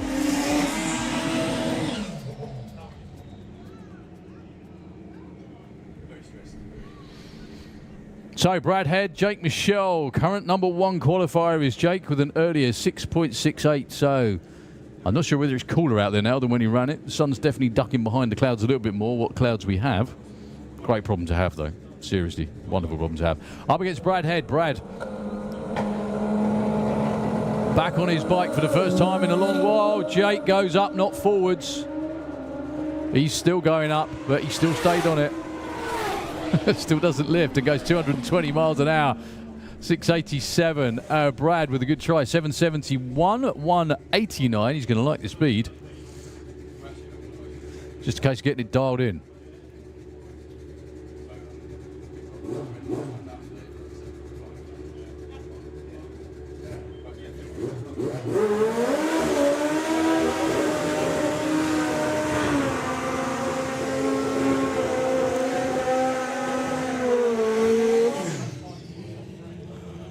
So, Chris Reed or Boyce, if you prefer, matching tutus.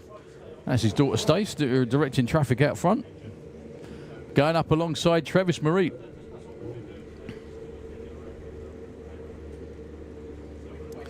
Travis looking to improve on an earlier 861, which I'm sure he can.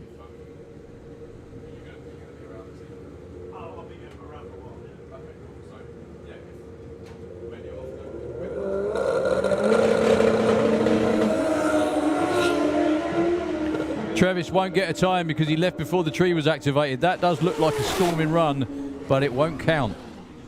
797, 143 backing off through the finish line for Boyce that time round. Yeah, Travis left before the tree was activated. Just went way too soon.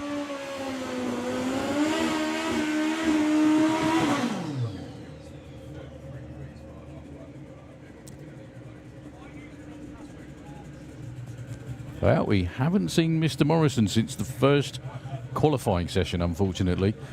This is Josh Stubbins. Josh made the first run with a 695, didn't make Q2.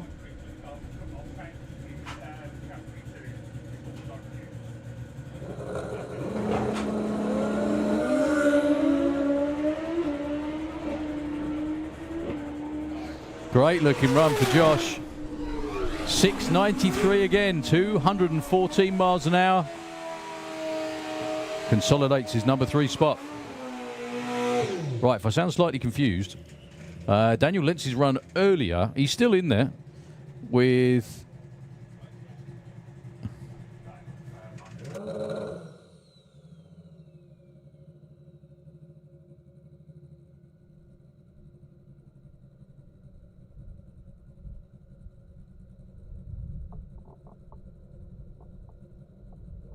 Well, my mistake. The reason Daniel Lentz is tagging on the back is because he's testing. He's not actually part of eliminations this weekend. Still does the same hop and the step off the start line, losing time. 722 at 208 miles an hour. Still a decently quick machine. Okay, we're on with... Street Eliminator, who weren't scheduled to run, actually. They were scheduled to be first out tomorrow morning. However, it just makes life more bearable for them tomorrow if they run now, because we have time, due to the fact they have to go on the cruise tomorrow evening as well.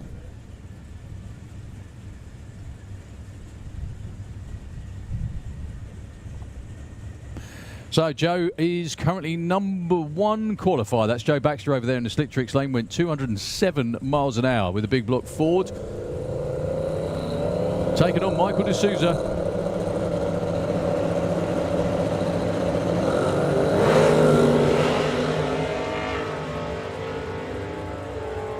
That won't be any quicker for Joe Baxter because he rolled sort of in and out of stage.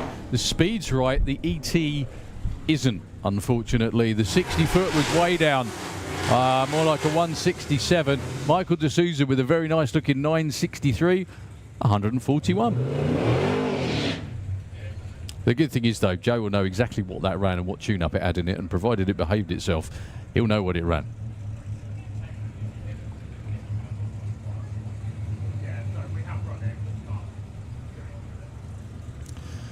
So Nigel Hale and Damien Halliwell, both currently hanging around in the 10s. Nigel's actually been down in the 9s with a pickup.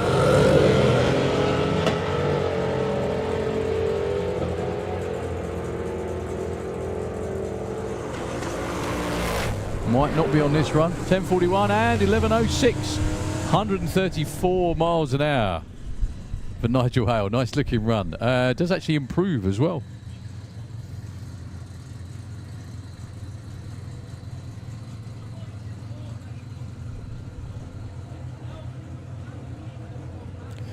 Right, Jack Petley in at number 4 at the moment with an 8:34. Again, definitely wriggle room to go upwards. Wants to get closer to the 7s. He's been oh so close before. I think he's been 8 flat. Taking on James Murray with the amazing Cortina estate. Another great example of an LS swap that's gone well. Jack Petley with a great looking launch. That's much more like it.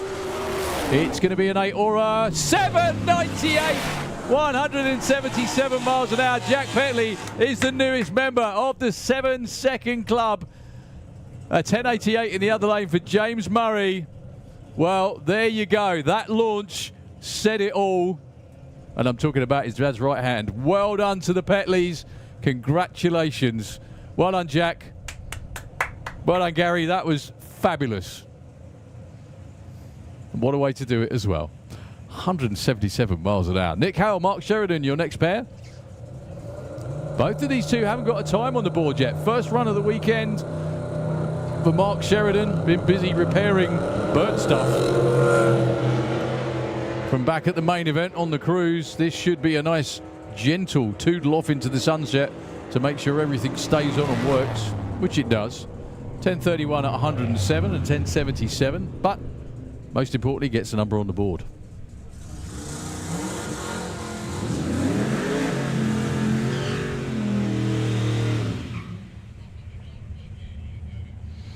So Tony Higgs and Andy Bond, your next two that are going to try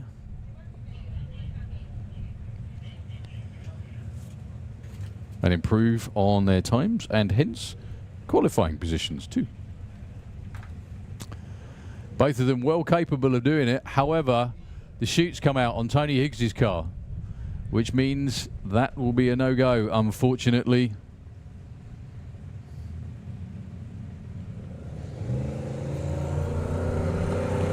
Going to be Andy Bond on his own. Deep stage, which knocks a little bit off the 60-foot and ET. He's looking for a 739 or better. And he goes 758 at 202. Just not quite picking up with the same pace we're used to seeing. But knowing them, they're just testing. They will be on it when it comes to race day. Of course they will.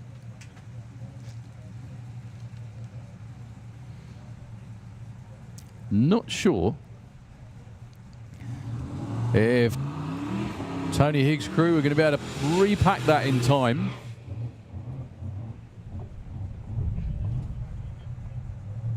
It's looking like it. It looks like it just fell out. It didn't unravel itself or anything like that. It just fell out.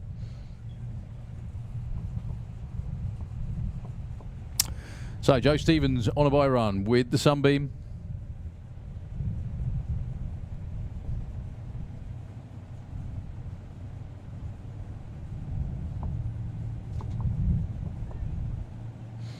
So Joe's best so far is in the 8.5s. That car can go in the 7s if he turns it up. Which looks like he has a little bit more off the line this time. Go on, Joe. 8.48 with 164 miles an hour. Well, check that out. Crew of the year for Tony Higgs. Parachute repacked, ready to go.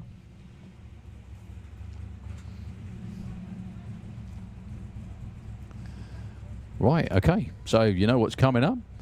After this, we've got funny bike, comp bike, 850, junior drag bike, ET bike, Sportsman ET, and Super Comp. And that's a wrap.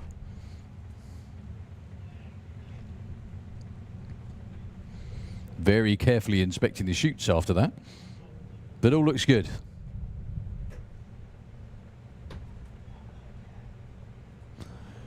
Right, good luck, Tony. Number one is a 739, well capable of doing that.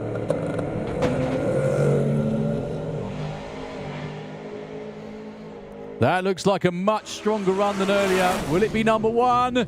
Not quite, but not far off. 759 at 193. Actually, he only improves to number 3, believe it or not. Tough at the top.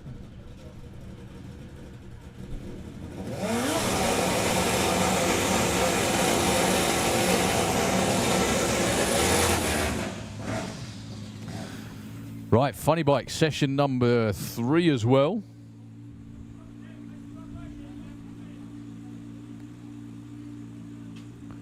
I think that was Stefan Hagenstein with issues on the burnout, unfortunately. Whatever it is, it's going to stop him running.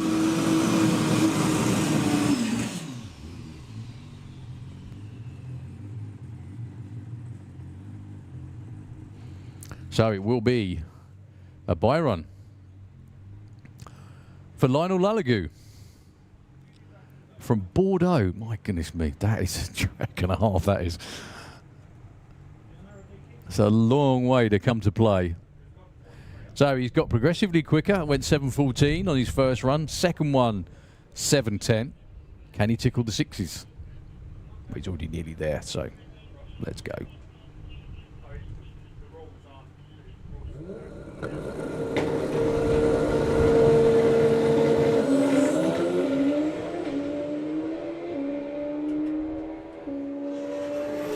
That lovely arc again towards the wall. Look at that, 689. He doesn't tickle the 6s. Well in. 199.78 miles an hour. That leapfrogs him into the number 3 spot. No pun intended.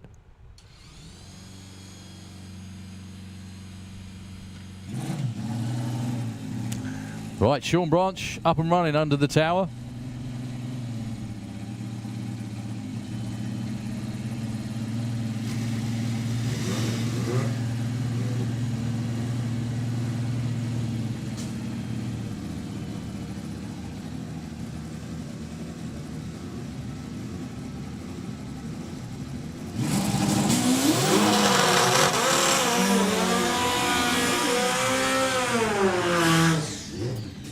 Right, Martin Zalstra and Sean Branch.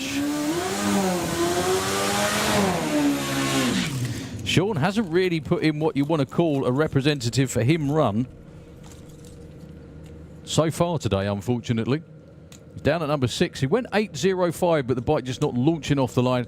Martin Zalstra, on the other hand, is in at number 4 at the moment with a 6.92. We've got 4 of the 8 bikes in Funny Bike already in the 6s. Can we add another one? It would be a big PB for Sean Branch if he could.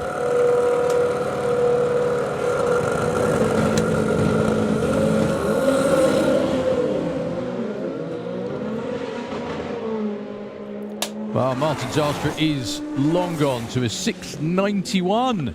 Improves again, 188. Sean just trickles through with an 870. The bike is just not launching in any way, shape or form at the moment.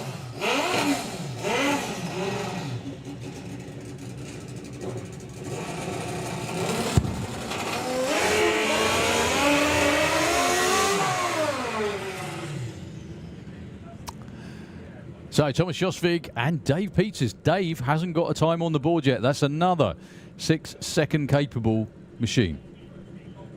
The Rigger Route Express in the Slick Tricks lane.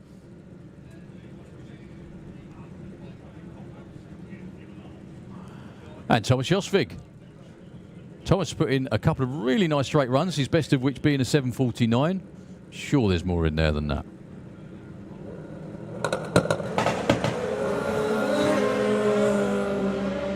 Well, Dave Peters not having a great weekend at all. Thomas Josvig is long into the distance in the Kestrel lane.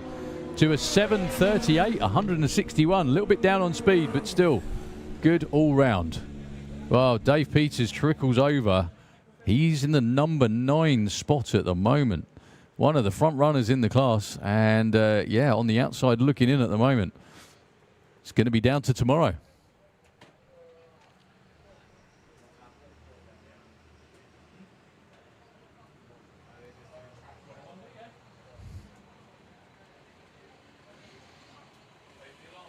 Right, we don't have Stu Crane in this round of qualifying by the looks of it. We do have Mickey Ollie down there underneath the tower, just moving out of the way. You can see the qualified order if you're watching in online. Stu Crane at number 1. Mike Ollie, who's down there waiting to run, number 2. Lionel Lalagu, who just went through with a great 6.8 second run. Martin Jarster as well. Thomas Josvig with the last run down the track. Sean Branch with troubles this weekend, not managing to get off the line. Nick Daniels, another one we haven't seen in this session, and also Stefan Hagerstein, who was down there to run. Something went pop on the bike as he went forward to do his burnout, and he is now taking it back to his pit area to hopefully sort it out for tomorrow and hopefully have a better day tomorrow.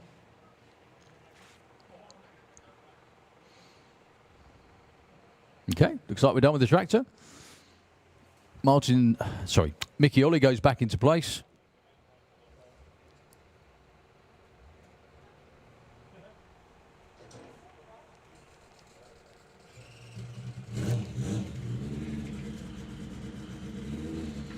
How is it 6:30 already? Where has the whole day gone?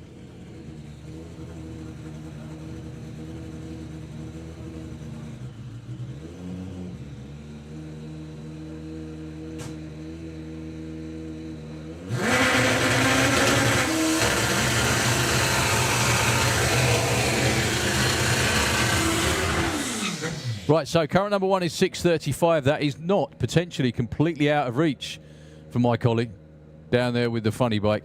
He's been in the 6.4s before. Not too much of a stretch to go in the 6.3s. However, it may be a bit too far. We're about to find out. He ran a 6.68 off the trailer earlier. He's number 2 qualifier, but it's going to take a lot to get in front of the Warp Speed man this weekend.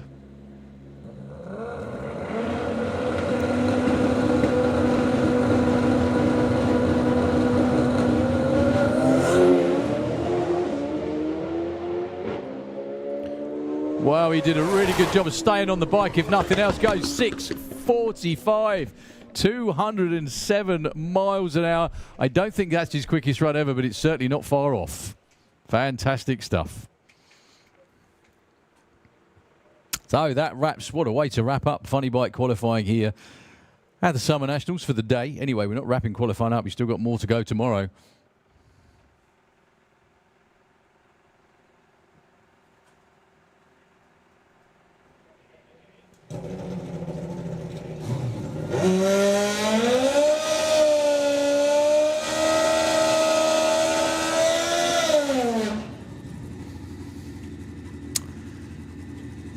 Right, back at it with comp bike. Definitely room to improve in comp bike as well. The current number 1 spot is that lady down there, Jasmine Cordell, looking to refire.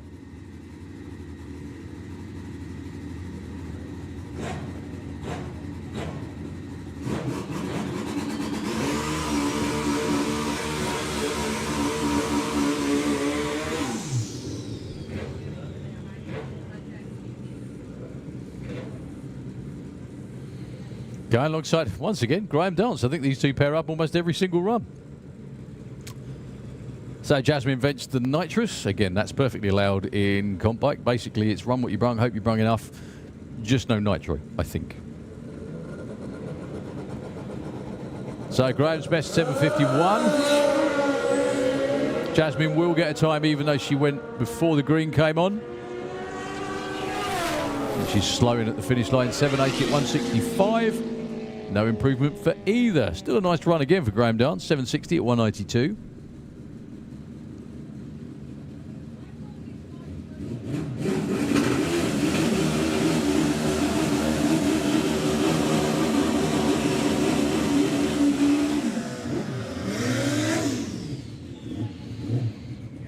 So, Pete Field, back at it in comp bike, off the trailer. I think his first run in years, actually. He knows how to ride, though. 8:26. So at the moment, the bump spot, which you can see on the board at the finish line for an 8-bike field or an 8-bike ladder in comp, is 8:02. Chris Neary is safely in with a 7:53. Chris is in the other lane. So anything starting with a 7, Pete will definitely be in for now. But all the new stuff on there, it's never that straightforward.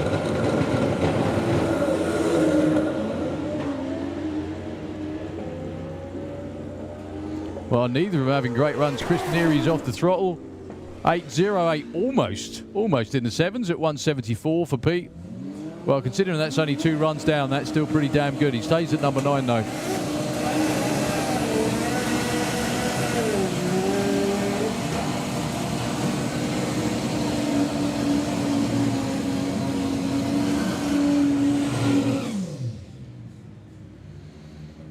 Right, up next, Liam Holgate and Paul Hambidge. Paul Hambidge is number 2 currently with a 7:34, within striking distance of Jasmine, who went 7:33 off the trailer earlier on today.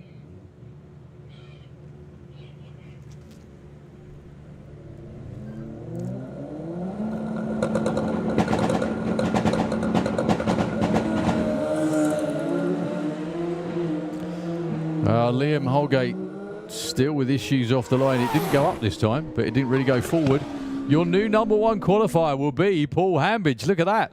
7:29 at 189 miles an hour. Liam's had a rough old day at the track. Still better than going to work, but it's still been rough. Just not playing nicely. So yeah, Paul Hambidge, your new number 1 qualifier in comp at the moment. It doesn't move the bump though. The bump is still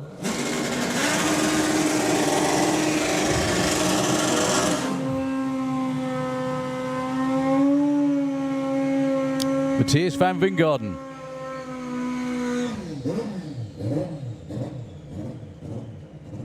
Oh, so close to running in the 7s. Up against Patrick Rawnzu.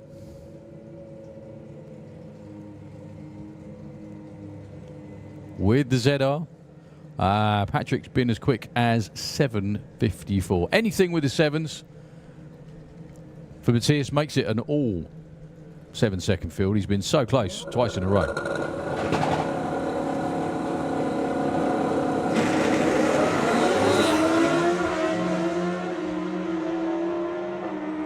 Trouble off the line for Patrick Rawnzu. Can Matthias improve?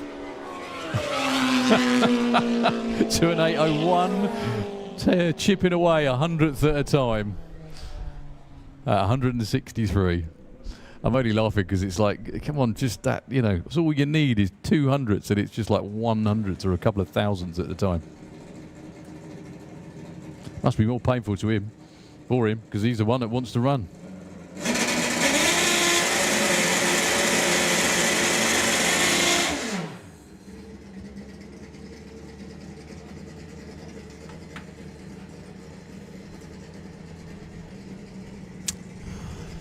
So, Avina van der Berg. Hope Avina can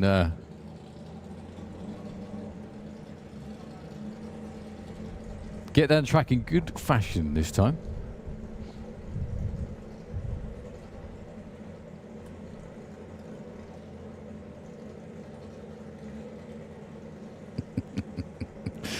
Kev said to Avina, yep, right there, young lady.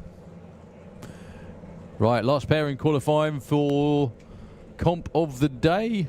Unless Ivana runs a monster personal best, it will be Paul Hambidge at number 1 qualifier.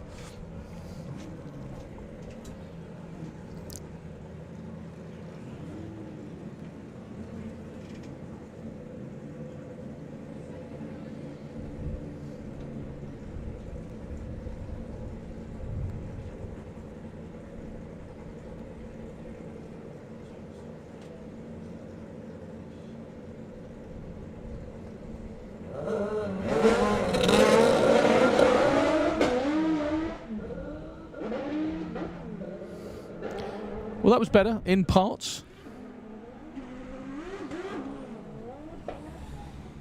Definitely getting used to it.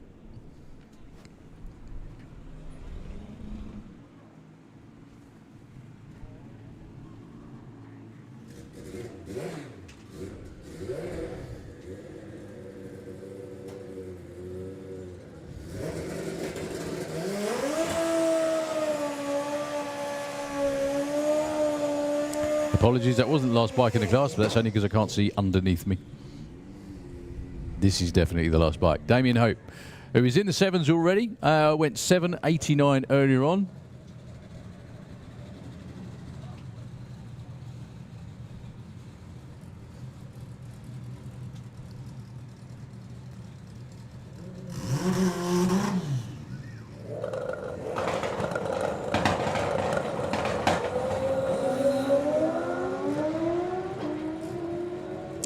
That's a really swift-looking run for Damien.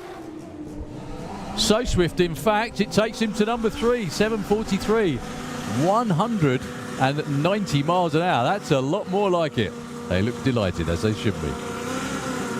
That's a big move. Very, very big move. Right, 8:50 bike. Stacey Reed, Kevin Wright. Kevin actually unusually went the right side of the number earlier today. So he's qualified at number 7 with an 8.75. Stace was bang on, pretty much, with an 8.61.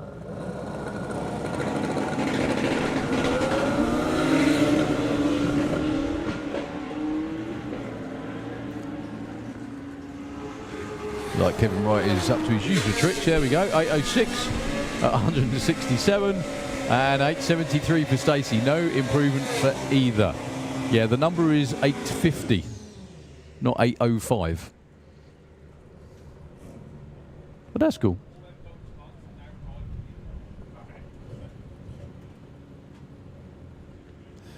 Right, Gary Hester and Alex Gordon. Alex really hasn't had a good rub of it so far this weekend. His best run of 2 has been a 9.25. Let's hope this one goes a little bit more to plan.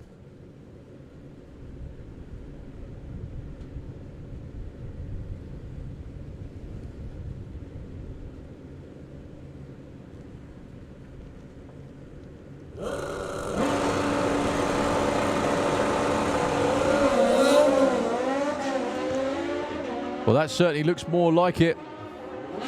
Definitely for Alex. Pretty much where Gary's been all day.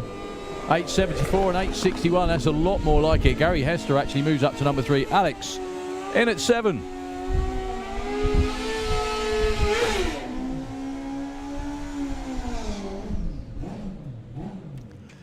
Right, Steve Jackson and Mohammed Hussein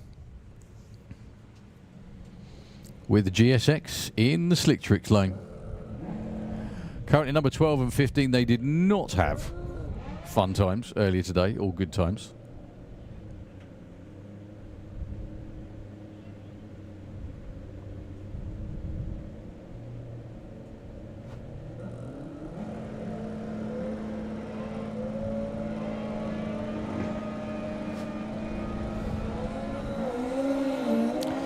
And again, unfortunately, yeah, Mohammed just jumped through stage. 8.79 for Steve Jackson. That's not bad at all. That's certainly going to help.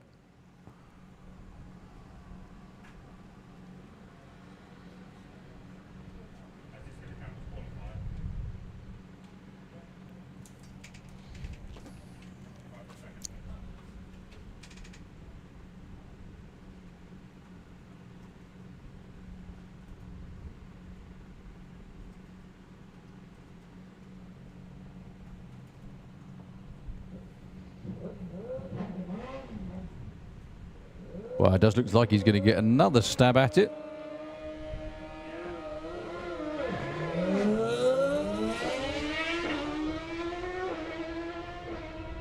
That's more like it.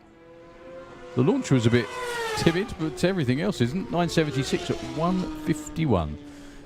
Does actually improve into the 15th spot. So, after 8.50, we've got Junior Drag Bike, ET Bike, Sportsman ET, and then Super Comp. And we are wrapped for the day.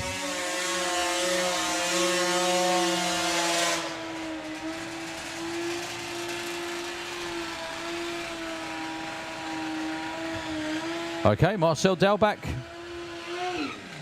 with the snowmobile bike, hence it sounds the way it does. What a machine. Really nice looking thing. He's currently 13 with a 985. The other side of the track, it's Igor Petrozec from Zwolle in the Netherlands.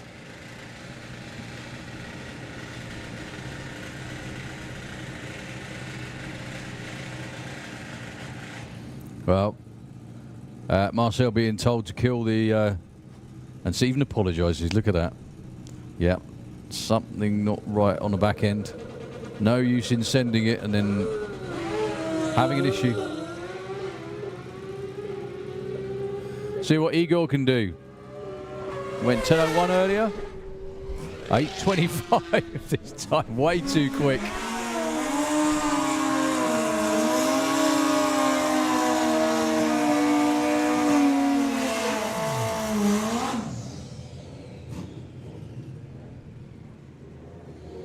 Right, Paul Morris and Pete Slater, your current numbers 1 and 2 qualifier. Also, the only 2 riders to have run in the 850 range.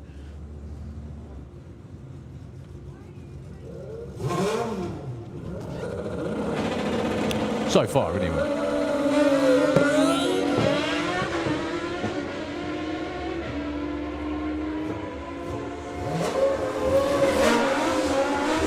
.878 and 82, that will not help at all because they both went, like I said, in the 8.5s earlier on.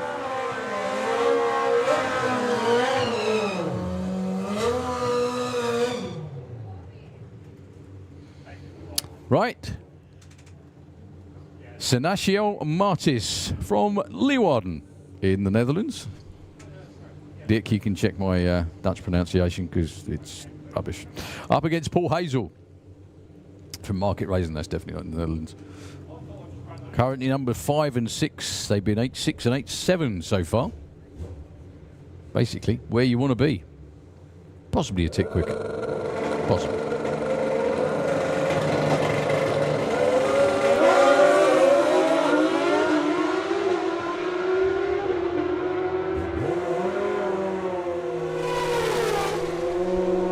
.866 and 861. Do you know what? They both improve their times, but they do not improve their positions. 5 and 6 still. So he still only had 2 in the 8.5s. Again, I hasten to point out, so far. Okay. Jan Kamberg. Went 9.14 earlier. That's looking good. Oh, so close. 8.48 with the 2. Just over 100th of a second too quick. Right, last pair of bikes in the class before we move on to junior drag bike.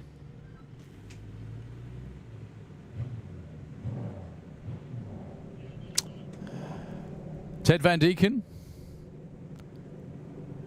from Leiderdorp, I'm going to guess that's in the Netherlands, in the Kestrel lane, up against Giovanni A. Fong.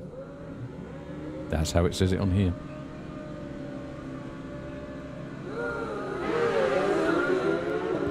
Currently 10 and 11, both of them are in the 8s, they just need to be a bit further in the 8s than where they are at the moment. That's more like it. 8.66, Giovanni goes up to number 6. No help for Ted.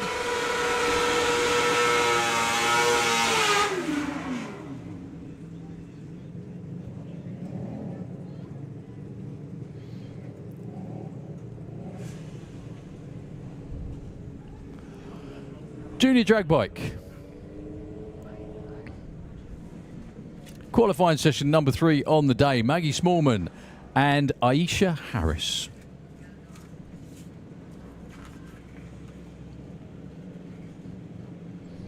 Maggie is number 2 in points, but at the moment, Harry Isaacs is some way in the distance in front of everybody. 8:45 for Maggie. And Aisha looking for a 10.76. The half track, don't forget. 8:54, right numbers, wrong way round, still pretty good. And a 10.78. Once again, great number for Aisha.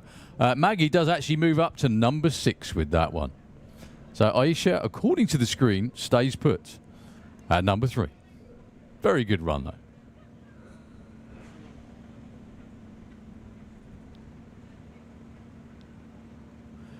Right, Lara Humber and Sophie Pollen.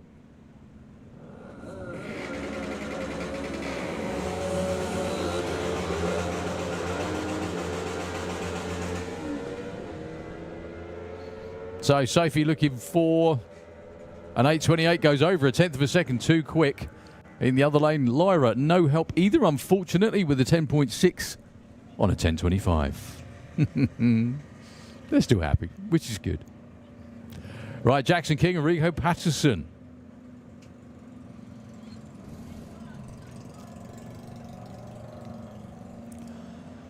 Once again, run into the 8th mile with our junior classes. This time they qualify based on dial-in, not on reaction time.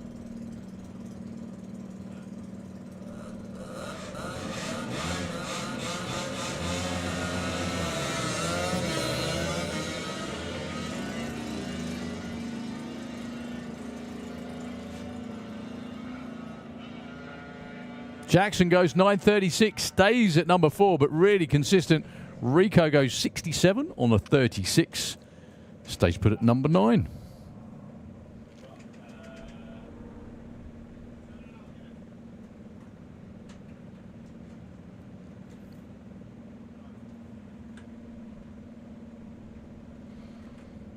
Right, Kyan Lester and Isaiah Alvarez, your next two.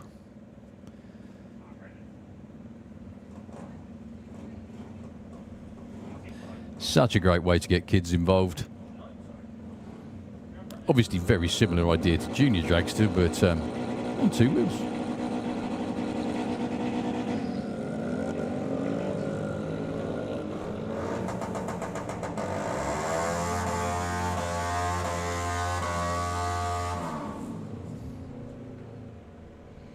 Right, Kyan I think is going to get there first with the 13.68.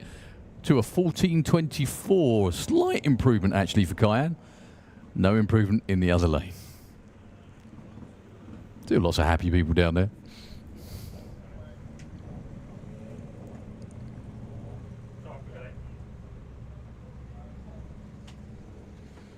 Right, Alia Lester. Over there towards the wall in the Slick Tricks lane. And Harry Isaacs, your points leader, I think, at the moment. In junior drag bike.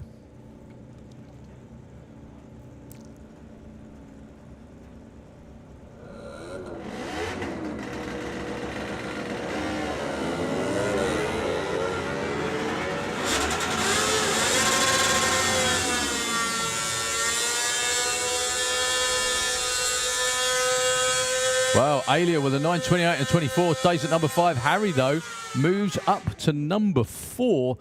With that 9.59. Well done, young man. Great qualifying session. Samuel Hope and Leah Morrison.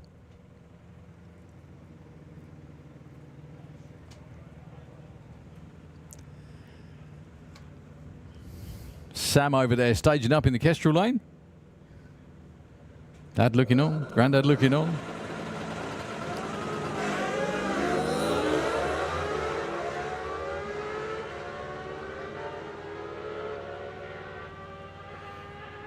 $7.96 for Leah Morrison, just a tick too quick.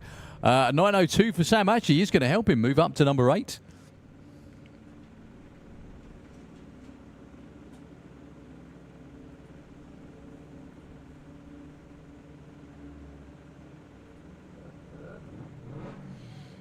Righto, last bike, Brad Morrison, before we move on to ET bike.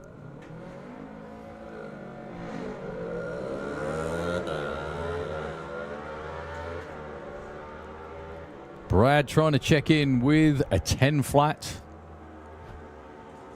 10.25, not far off at all, does help. Moves him up to number 12. It's tough at the top in junior drag bike, like really super tough.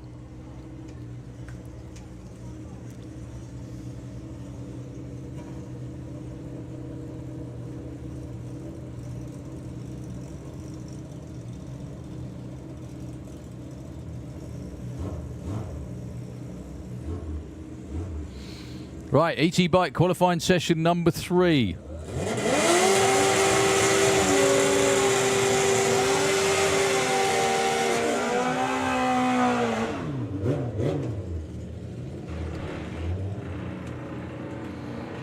Holly King, Declan Butt. Both of these two in the top 10 at the moment. Holly trying to go 8.93. Once again, this is ET bike, and a lot of ex-junior drag bike racers are in this class too. A lot of them.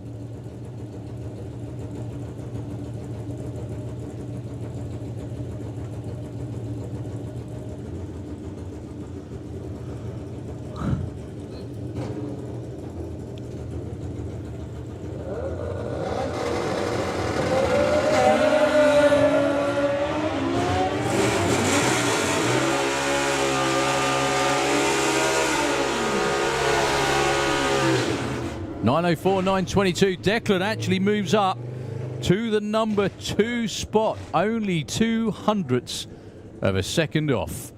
Well, up next, the man he just bumped down to number 3, Scott Collier, alongside Alan Davis. Two very well-known and respected names in the world of drag bike racing. Once again, if you know. Alan Davis, his dad Pete, Puma fame. That Puma. And the Collier's been around drag bike racing for many years. And pretty much started the junior drag bike movement. Scott this time looking for 955. 958 for Scott's, no improvement. And a 970 for Alan, just that little bit further off. Well, it's still consistent. 958 that was, if you can see it. I always say 2. My eyes are going. Okay, Nick Playden, Casey Holgate.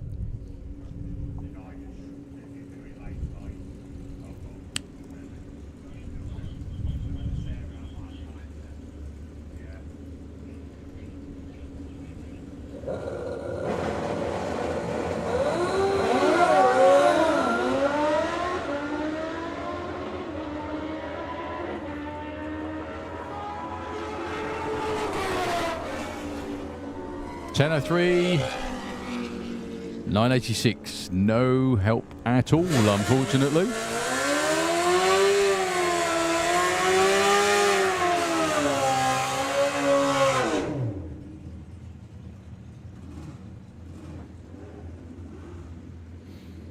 Right, Phil Pratt, unusually for Phil, down at number 7, so get ready for a number 1 qualifying effort. Up against Bryn Dance.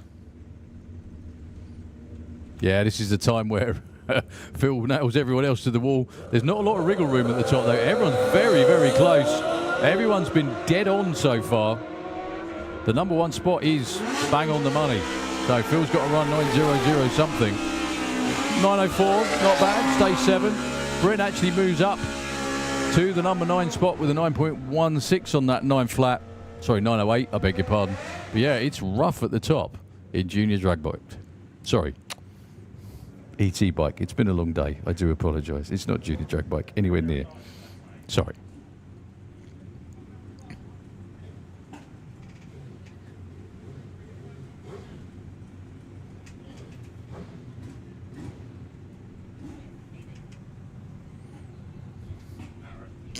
Right, Roberto Torres and Justin Moulton.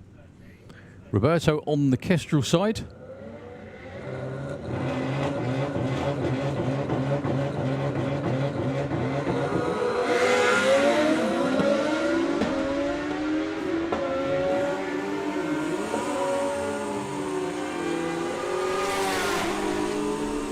.986 too quick.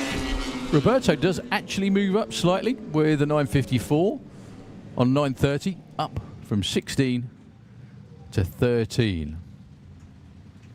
So just a couple more classes to go. Sportsman ET and Super Comp after this, and that will be our Friday here at the Summer Nationals. A glorious day.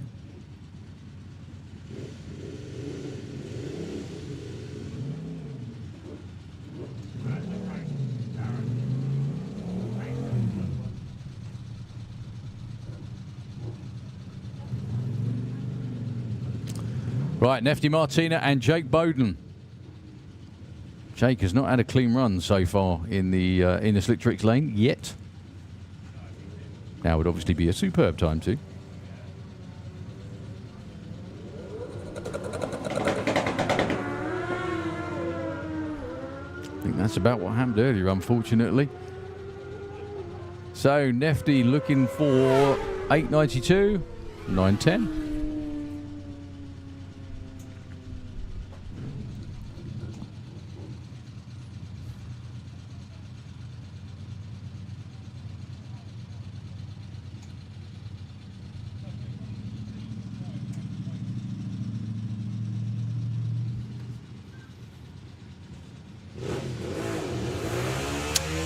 Well, bad luck for Jake.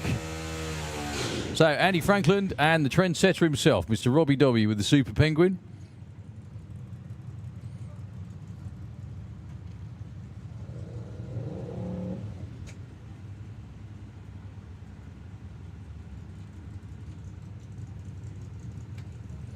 So, Robbie is in at number 1 at the moment.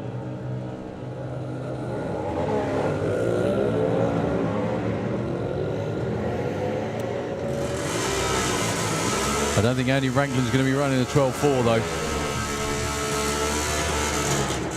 Well, Robbie's going to stay number 1 no matter what he did anyway. 9.89 on an 84. Andy Franklin with a troubled 13-second run. Right. After this run, 2 more classes to go. Sportsman ET, which are under the tower at the moment, and Super Comp, and that's a wrap for Friday. So your last pair, Fiona Moore and Pete Harrison.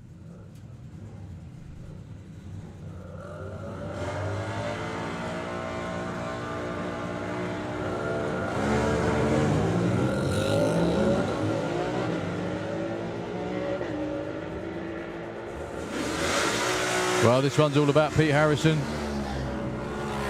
11.17 and a 12 flat. Pete moves up from number 13 to 12.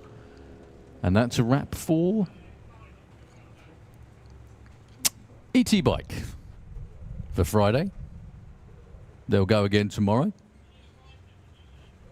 Right, we have Sportsman ET and Super Comp left to go. Clive Dandridge and Ben Jeffrey, who is currently number 1 in Sportsman ET. Number 1 qualifier is Dan Holloway, followed by Terry Attree, and then Troy Attree, Jill Medley, and that man out there, Clive Dandridge.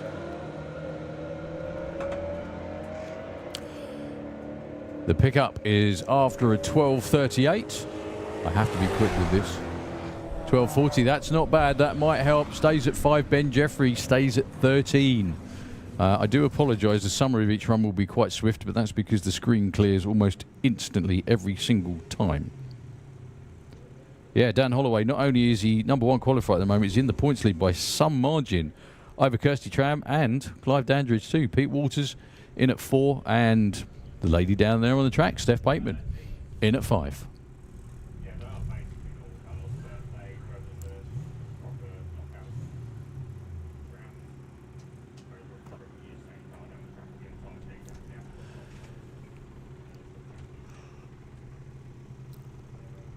So, Richard Palmer's current number 6. Steph in at 10 at the moment.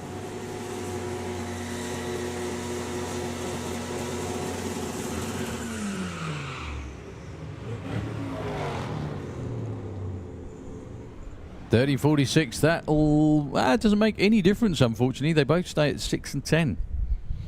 Matty Halsall, Mud Flat Matty. Instead of it saying Rothman's on the back, it currently says Batman's, which is adequate description, I think. And Aaron Springford, hopefully with a more what's the word I'm looking for? Seamless run this time. Is that probably a good description? Smooth, I think, would do, wouldn't it? 12 fat the dial-in for the Lexus.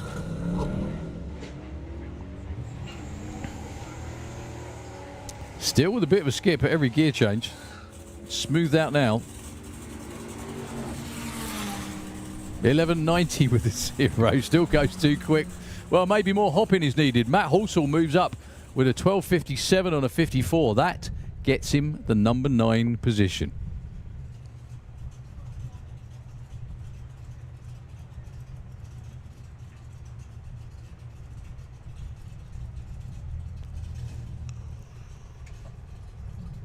So, Jordan Griffin and Dan Holloway. Dan leading the championship and number 1 qualifier as well. If things stay this way, he will pick up maximum qualifying points, which is always good, especially if you're in the points lead.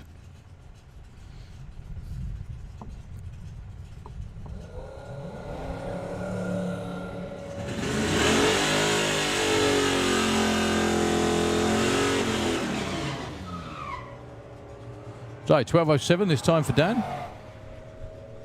It's a 12:09. That boy's on fire. Jordan Griffin moves up to 17 with a 1472 on a 1450. That's a good move. Lewis Gilbert, Gary Lake next. So Gary Lake with this Corvette 2 weeks ago at Dragstalgia was your number 1 qualifier in a field of 64 Nostalgia Superstockers. He's currently number 15 today.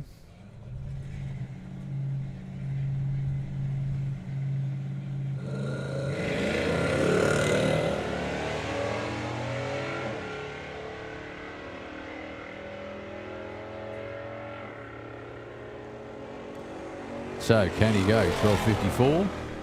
57, that's not too bad at all. Up to number 9, Lewis Gilbert gets bumped back 1 spot because he broke out. Right, so Chloe down there with the No Ridge BMW. Hey, Mark. Taking on Georgina Smith.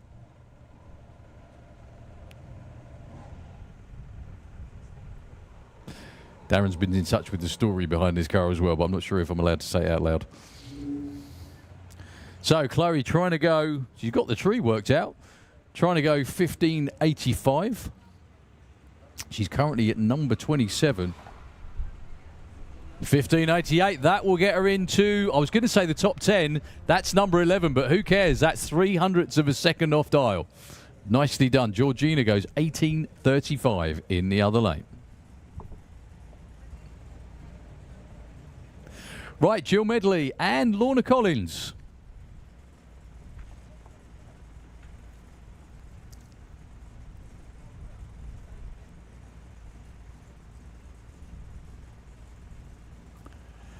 Jill will be the quicker of the two. Jill is also the higher qualified one at the moment as well. Up at number 4.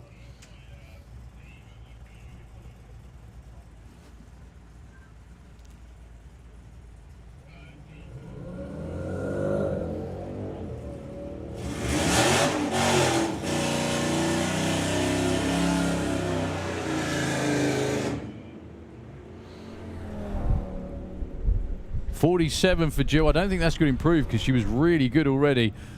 She was. Lorna stays in at 12. No improvement.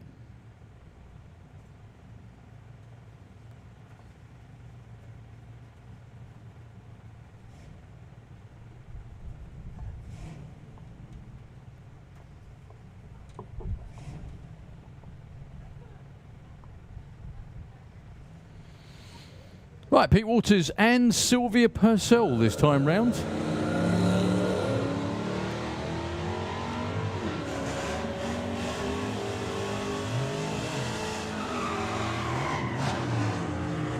So Pete Walters in the Kestrel lane. 1280, the car still stubbornly won't run 1250. An improvement though for Sylvia up to 15. Right, Michael Lindsay. I think we got the right number this time. Yeah, crossed out the number 43 on the back. Up against Simon Swarbrick.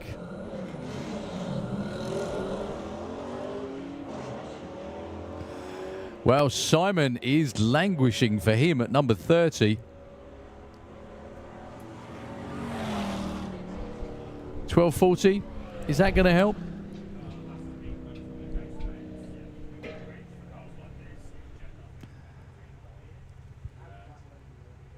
Does a little bit, up to 24. Michael Lindsay with issues just trickles across the finish line at 38 miles an hour. He should make the scrutineering turn off, no problem. Right, Ruby Huxley. I got it right in the end. Sorry, mate. It's okay. If you say we're just trained monkeys, I just read what's on the screen, and if it does not on the screen, it doesn't happen. So Ruby down there in the Focus. I knew it would have been a Huxley because it was a Focus, of course. Against Alex Pryor with Tony the Nugget.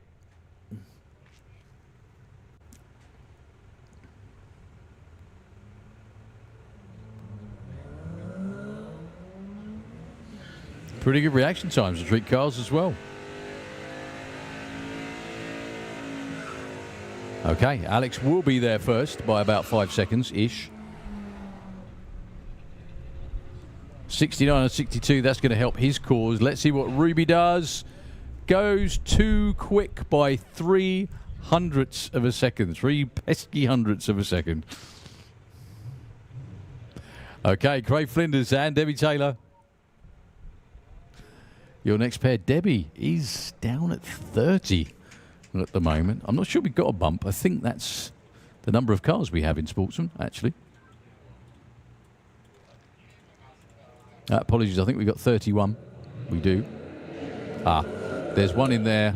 There's one gap in there which has no name, so it might still be 30. Right, Debbie's definitely going to get there first. And breaks out. Craig stays at number 13. No improvement for him as well, sadly. Right. Mike Dowdy, who I think broke out last time against Maurice Joseph with the very, very rapid Mazda. 13.80 for street car is not hanging about.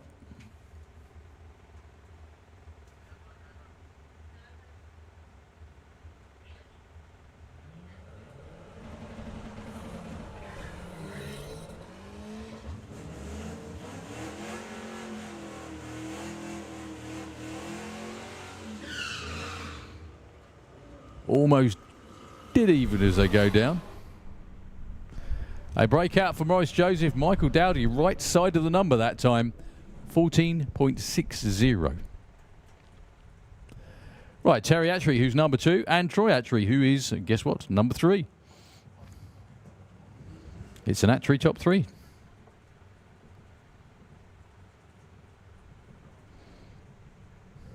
They prefer it was an Attree top 2, but that doesn't rhyme.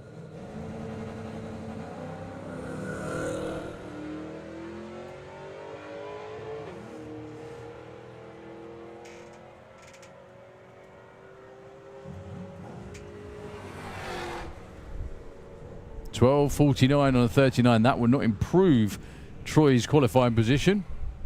I don't think Terry will either. No, 19 flat on an 1880.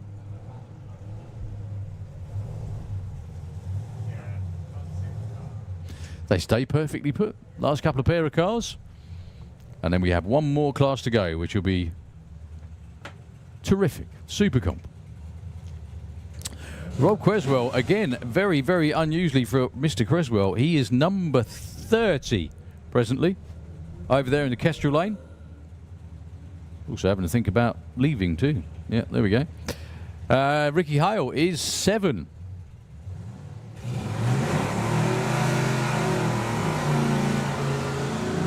Ricky will get there first with the 1666. Not bad at all. What can Mr. Creswell do? Up to 21 with a 64 and a 50. Ricky Hale does not improve with that run, and he was only 4 hundredths off. Right, last pair before we go with Super Comp. Adam Wakefield, Kirsty Tram.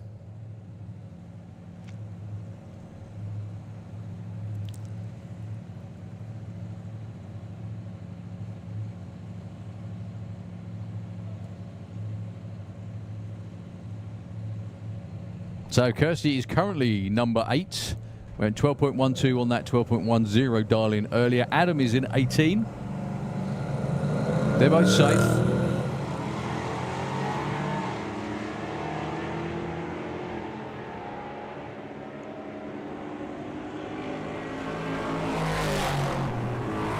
.109. Kirsty moves to number 3. 13.11 for Adam Wakefield. He actually goes up to number 5. What a great last pair in Sportsman ET. Well done, both of you. We have one more class to go. One. And it's Super Comp. And then we're done for day one of the Summer Nationals 2026. What a day it's been. It's been a beautifully sunny day. I just want to say thank you very much indeed to all you people on the grandstands and you on the bank. You lot rock. Have you been sat there all day? You've really been sat there all day. My goodness me. Phew. You are proper race fans. Definitely proper race fans. Not like these pretend ones that just turn up at big events, you know. Although this is a big event. This is the biggest event we've ever had. More entries than ever before. And a great way to spend the weekend. So just a quick bit of track prep. A couple of ads. And I'll be right back with you with Super Comp to finish out the day.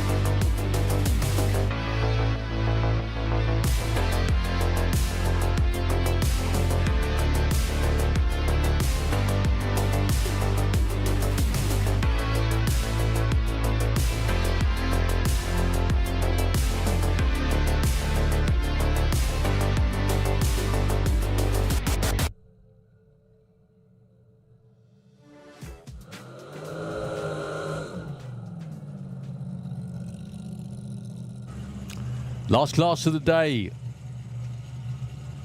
Super Comp. Unfortunately, Eva's car is getting pushed out the way.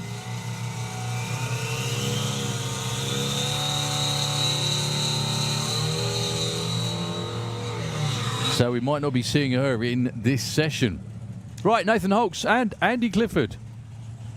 Haven't seen Andy out actually in Super Comp this weekend. He's been out in Wild Bunch a few times, but this is the first run in Super Comp.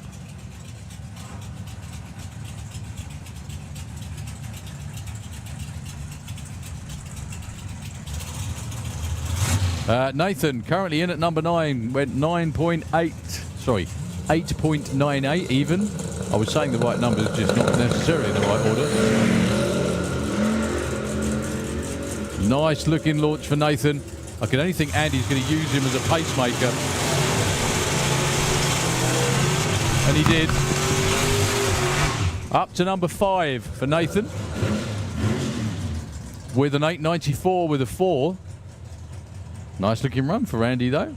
In at number 12 at the moment. It's rough at the top in Supercomp. They're all on it. 890, 891, 92, 93, 94, 94, 95, 96. That's just me learning how to count.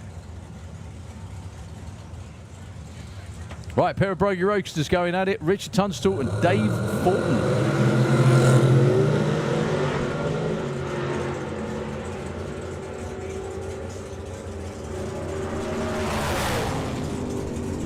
887 and 899. No help in either direction. Just that bit too quick for Dave Fulton.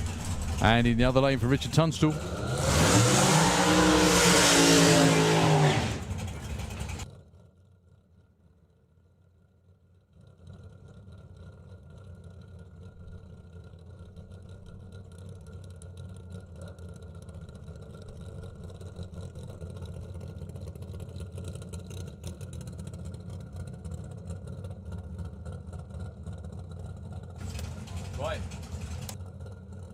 Right, quick parish notice.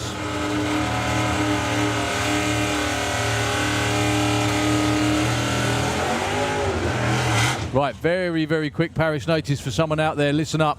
If you ordered a nitrous bottle or wanted it refilled in the shop and you haven't been back to collect it, please go and get it ASAP, because the shop will be closing shortly and you won't have your nitrous bottle. So if you ordered a nitrous bottle or a refill from the shop, please go and collect it ASAP. Thank you very much indeed. So, Ellie Mae Brown, Stevie Gates. Ellie wearing the number 2 on the wing from last season, and Stevie.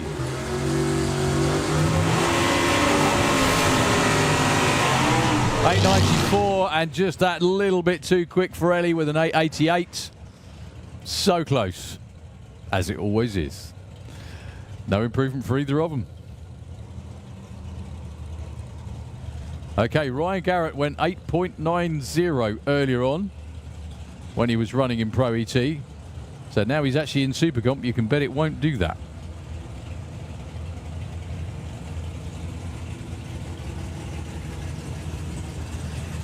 Jeff Cowley's best on the right side is a 9.04.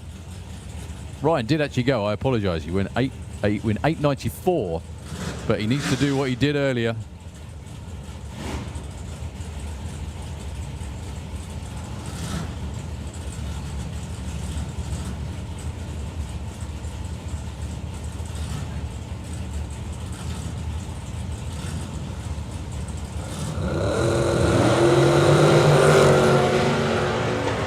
Ryan did leave before the tree was activated. He won't get a time. Jeff will. And it's an 8.99. Moves up a couple of spots to number 11.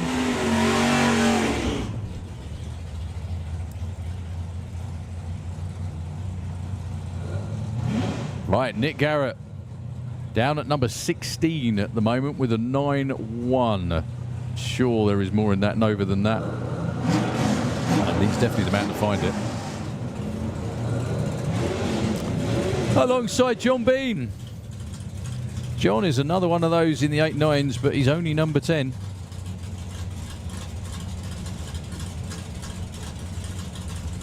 It has been super tough this weekend in Supercomp.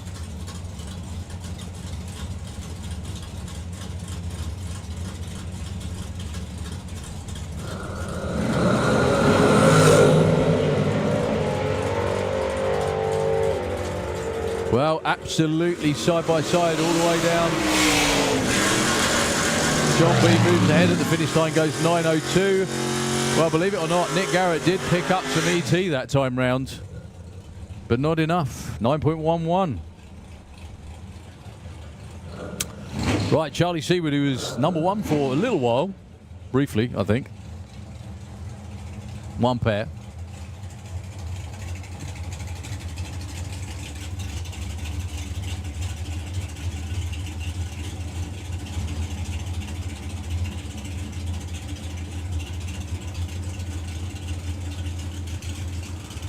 And Sam Fairhurst. Sam's down at number 17. Hasn't had a run in the 8s. Well, no, he's not the 8.9s anyway. He's been stuck down in the low 9s so far. Just seems to be missing a little bit. Up to now, anyway. that may not continue. Still does seem to be running a bit far behind yet. Moving the right direction for Sam. Breakout for Charlie Seaward, 887 to a 9.10. Can't get it right every time, the Seawards. You can try.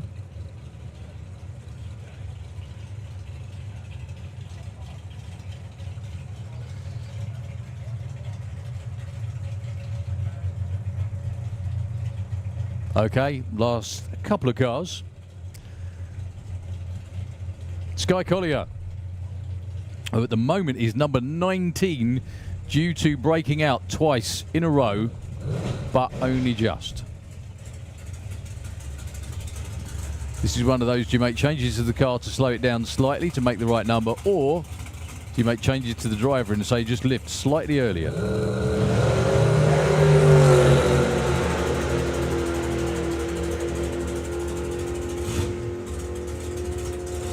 Will it be an 8.9 this time?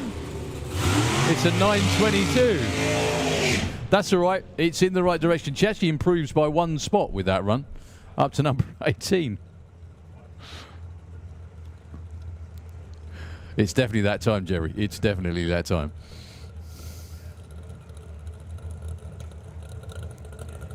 Right, Leah Kellett, the last in this session for Super Comp.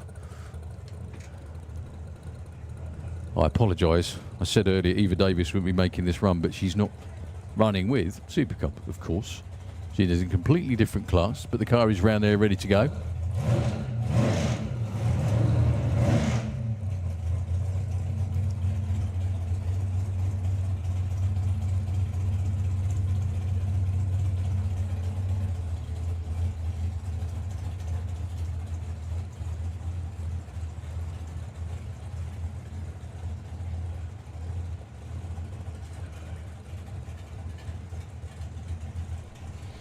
So Lear is another one that's not been on the right side yet.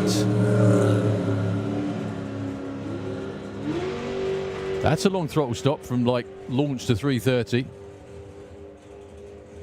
That's more like it. 893 with a 6 moves her up to number 5. That means the top 13 in Super Comp are in the 890s, which is how it should be.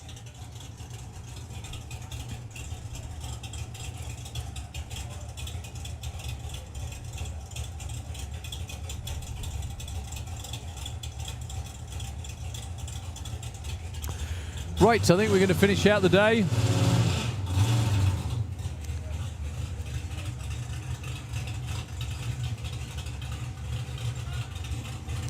With the licensing run from Eva with the Pontiac Grand Am.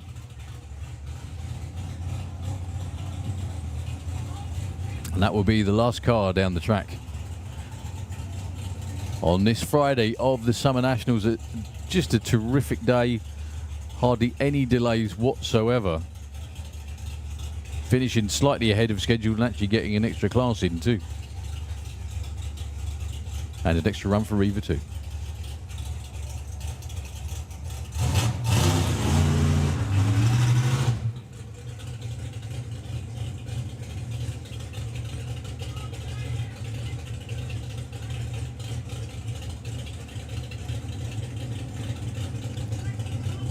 I think we can hear up here her dad giving her a few instructions, but he's trying to talk to her over the engine.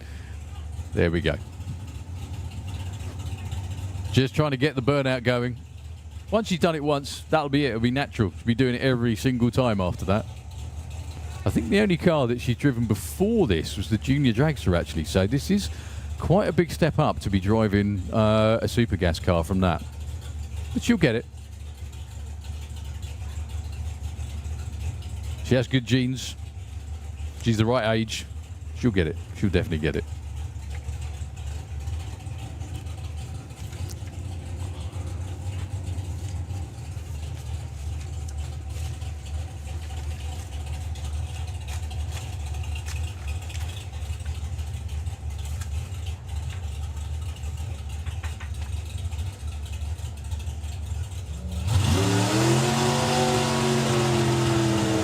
There we go.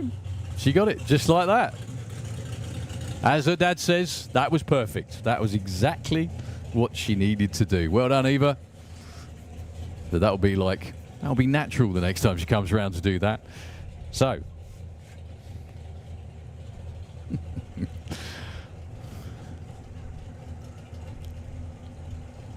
So Eva's going to roll it in. I don't know whether this is going to be a 60 foot or maybe a little bit further. She couldn't have any better teacher though than her dad. He's been doing this a long while all round the world. So good luck, young lady.